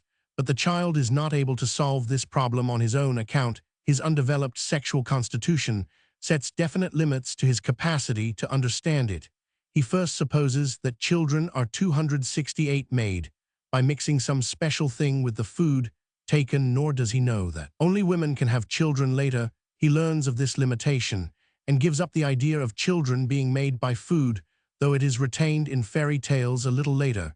He soon sees that the father must have something to do with making babies, but he cannot discover what it is. If, by chance, he is witness of the sexual act, he conceives it as an attempt to overpower the woman, as a combat the sadistic misconception of coitus. At first, however, he does not connect this act with the creation of children. If he discovers blood on the mother's bed or underlinen, he takes it as evidence of injury inflicted by the father in still later years of childhood. He probably guesses that the male organ of the man plays an essential part in the procreation of children, but cannot ascribe to this part of the body any function but that of urination. Children are all united from the outset in the belief that the birth of a child takes place by the bowel, that is to say, that the baby is produced like a piece of f-says, not until all interest has been weaned from the anal region. Is this theory abandoned and replaced by the supposition that the navel opens, or that the area between the two nipples is the birthplace of the child in some such manner as this? The inquiring child approaches some knowledge of the facts of sex. Unless misled by his ignorance, he overlooks them until he receives an imperfect and discrediting account of them, usually in the period before puberty, which not infrequently affects him traumatically. Now you will probably have heard that the term sexual has suffered an unwarrantable expansion of meaning at the hands of psychoanalysis, in order that its assertions regarding the sexual origin of the neuroses and the sexual significance of the symptoms may be maintained. You can now judge for yourselves whether this amplification is justified or not. We have extended the meaning of the concept sexuality only so far as to include the sexual life of perverted persons, and also of children. That is to say, we have restored to it its true breadth of meaning. What is called sexuality outside psychoanalysis applies only to the restricted sexual life that is subordinated to the reproductive function and is called normal.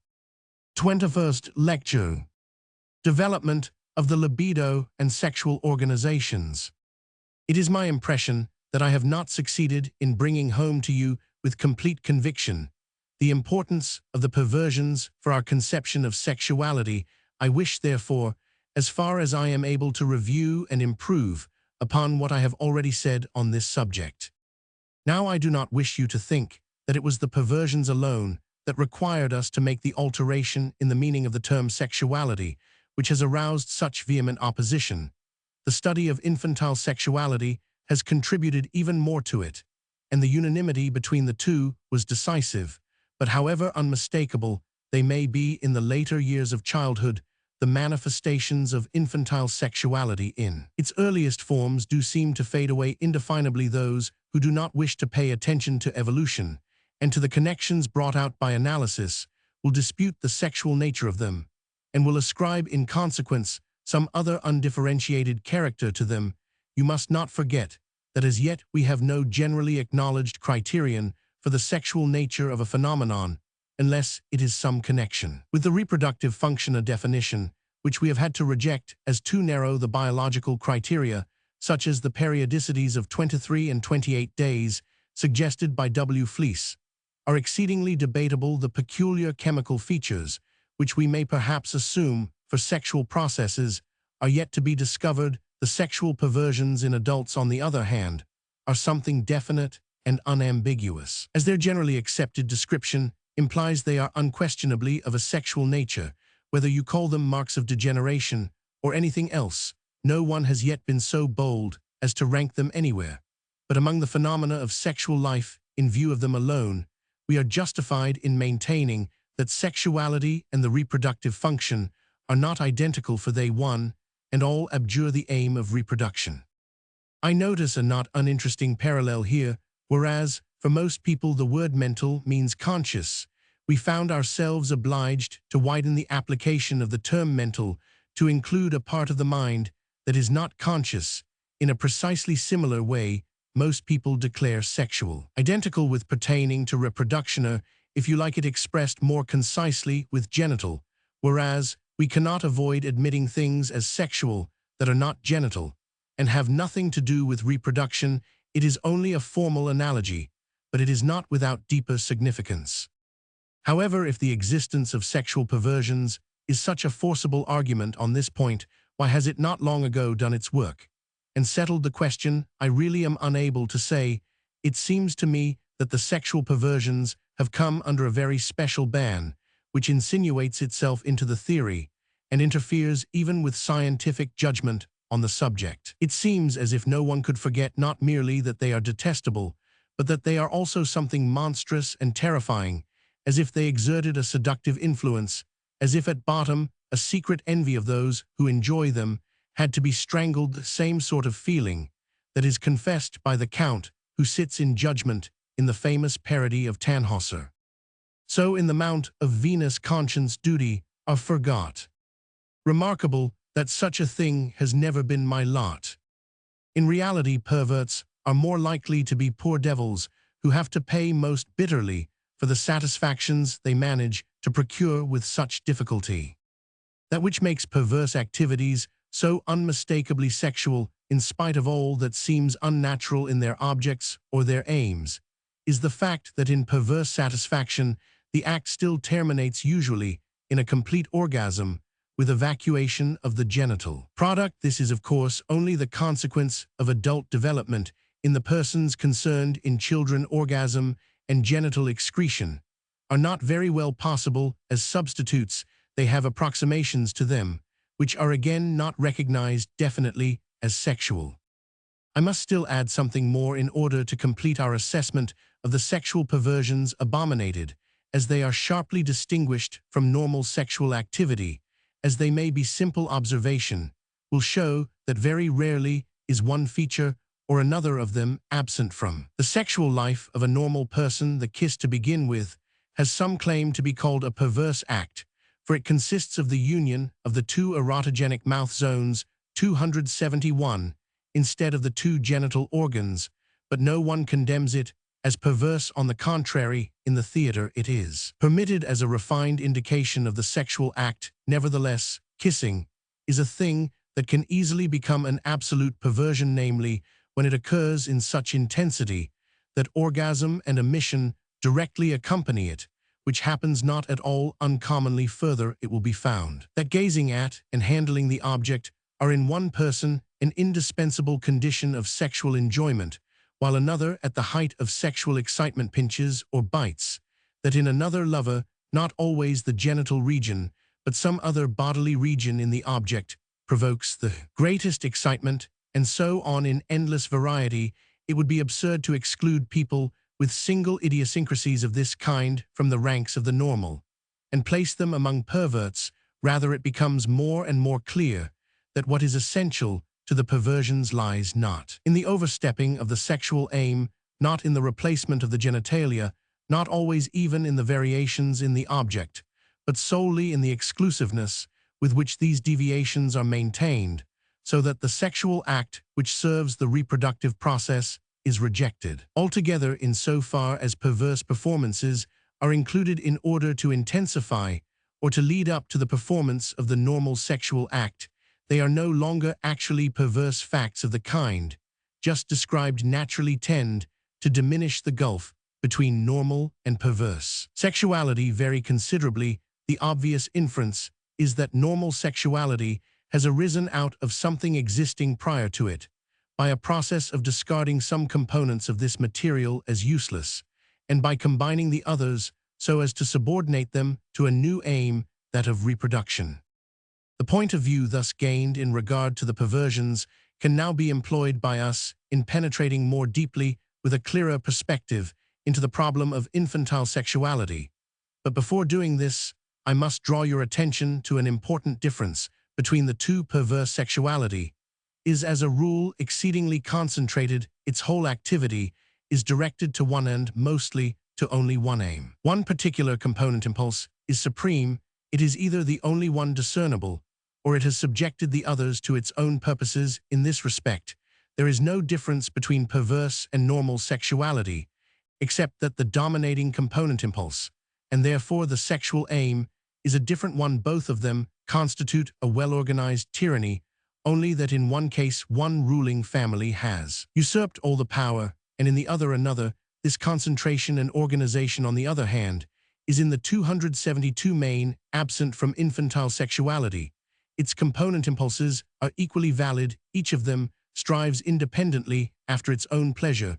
Both the lack of this concentration in childhood and the presence of it in the adult correspond well with the fact that both normal and perverse sexuality are derived from the same source, namely infantile sexuality.